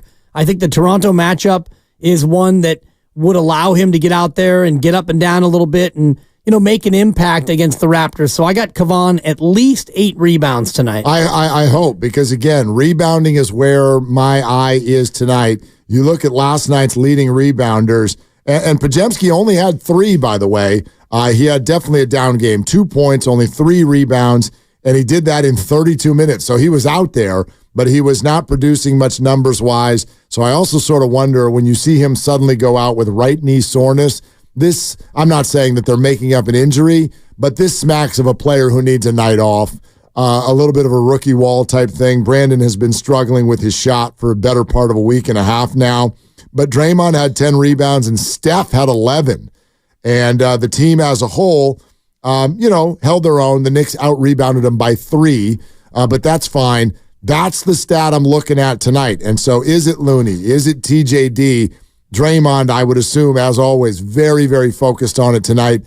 But if they can't have Looney in there, and he, again, plays just like 10 minutes, and there's no Podziemski, the Warriors do run the risk of being at a rebounding disadvantage. No doubt. And if you look at Podziemski's game log, the last game he missed was November 28th. And we talk about Steph Curry and the fatigue of being a part of the All-Star weekend. Well, Pods was too. Remember, he played in that the young guys game. Yes, he did. Out there in Indiana. The So young guys game. But it used to be the rookie soft, which I loved. The rookies would take on the softs. Futures Challenge. What's it called now? The young guys game. Okay, the young guys. I mean, game. it's funny because I don't think that you know either. I don't. And that it's like the future stars. You know me and All-Star Weekend. Right. I'm out. I actually loved when it was the rookies against the softs. I thought, much like the East versus West, it at least created the idea of some competition. Well, competition is dead in All-Star Weekend, but the greater point is that Pods was there at the Young Guys game. Yes, Rising Stars. Yeah.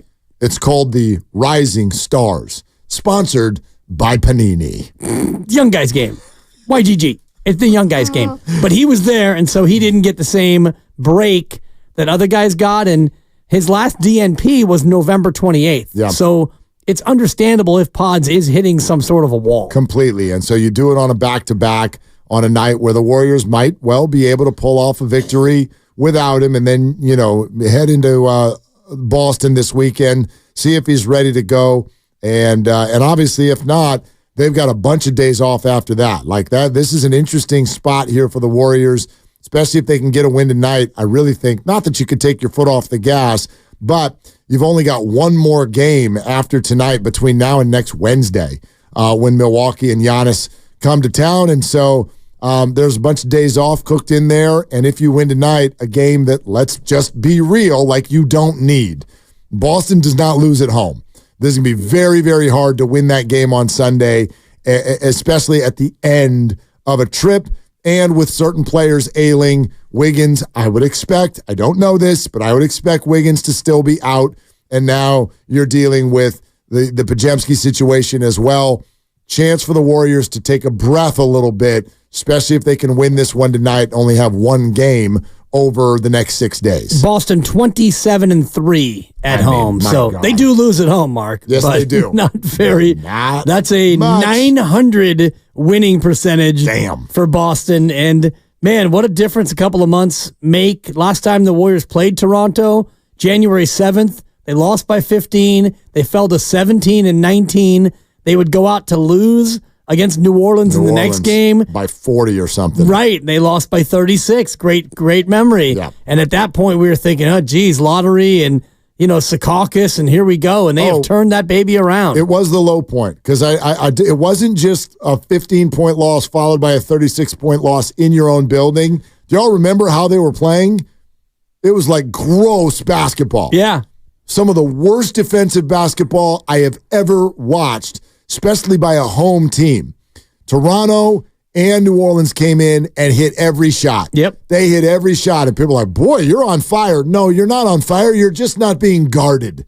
The Warriors looked like they were checked out. And it was in that moment that you I'll admit it, you looked at it and you're like, oh, I don't know if it's going to happen this year. I really don't. Well, 2-5 on the homestand. Yeah, gross. Like, you can't do that. No. And they were able to summon some energy and start to get people back and all of that stuff. And now you're looking at a very different basketball team. 14-8 since that loss to Toronto. Okay. So. What's on Tap is brought to you by Farmers Brewing. Have you tried Farmers Brewing yet? If not, it's time to put your lips on a Farmer. We say it each time. It really is. I'm telling you, this beer is really, really good. Could it be yet another road win for the Warriors? They have won 7 straight on the road, 8 of their last 9. The last time the Warriors won 7 road games in a row, it turned out it was an 11-game streak in the 2018-2019 season. And if you're new here, that's going all the way back to when the Golden State Warriors were still in the thick of a dynasty. Right. And they have a chance to keep that going. Don't know if they'll win both of these next 2 road games. As you mentioned, if you win tonight, the Boston game feels a little bit less imperative that you get it. A 3-1 road trip is far, far better than a 2-2, but this one's a gut check game. You land at 7 a.m. and 12 hours later, you got to play off a game last night against New York that was very physical. It was pretty taxing. So this is one of those games where you got to dig deep knowing that you're down a few of your key guys. You know what else is on tap tonight is a little bit more from Kevin Dana. He is in for Tim Roy once again. And so to give yourself just a little taste of what might be happening on your radio here in a very short amount of time, well, here it is. Curry through some traffic, fakes the shot, hands it off Draymond, finds a cutting Podziemski, flips it over his shoulder, and it's going to roll around the rim and drop in. Paul gets a screen from TJD, hands it off Sharch. Now Clay, a right wing three is railed. 85-72, fourth triple of the game for Monsieur Thompson. Coming up on a 5 count, does get it into Draymond deep on the right wing for Steph. Open corner three. Gucci! 190-28 for Steph. Big bucket there to bump the lead up to 10. Rebound Stephen Curry. Gets it ahead to Kuminga with just Brunson to beat, but he wants his teammates to join him.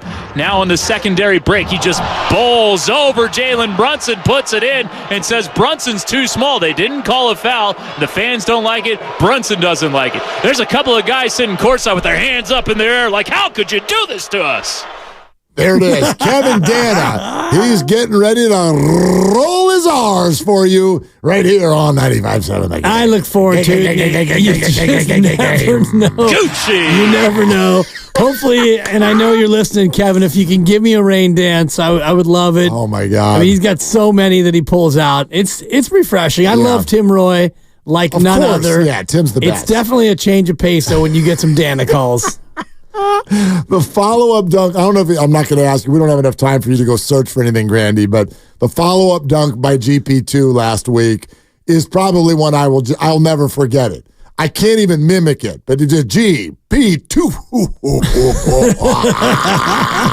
We played it last week. Oh, my God. Really fun. Absolutely the best. All right, listen, tonight's going to be hard. That's my other take as the bank prediction. Tonight's going to be hard. No Wiggins, no Pajemski, back-to-back, road trip wearing on. Toronto's got a little bit of feeling himself in this one. Good feels from the last time they played the Warriors. Only a 2.5-point spread. Vegas is telling you something there.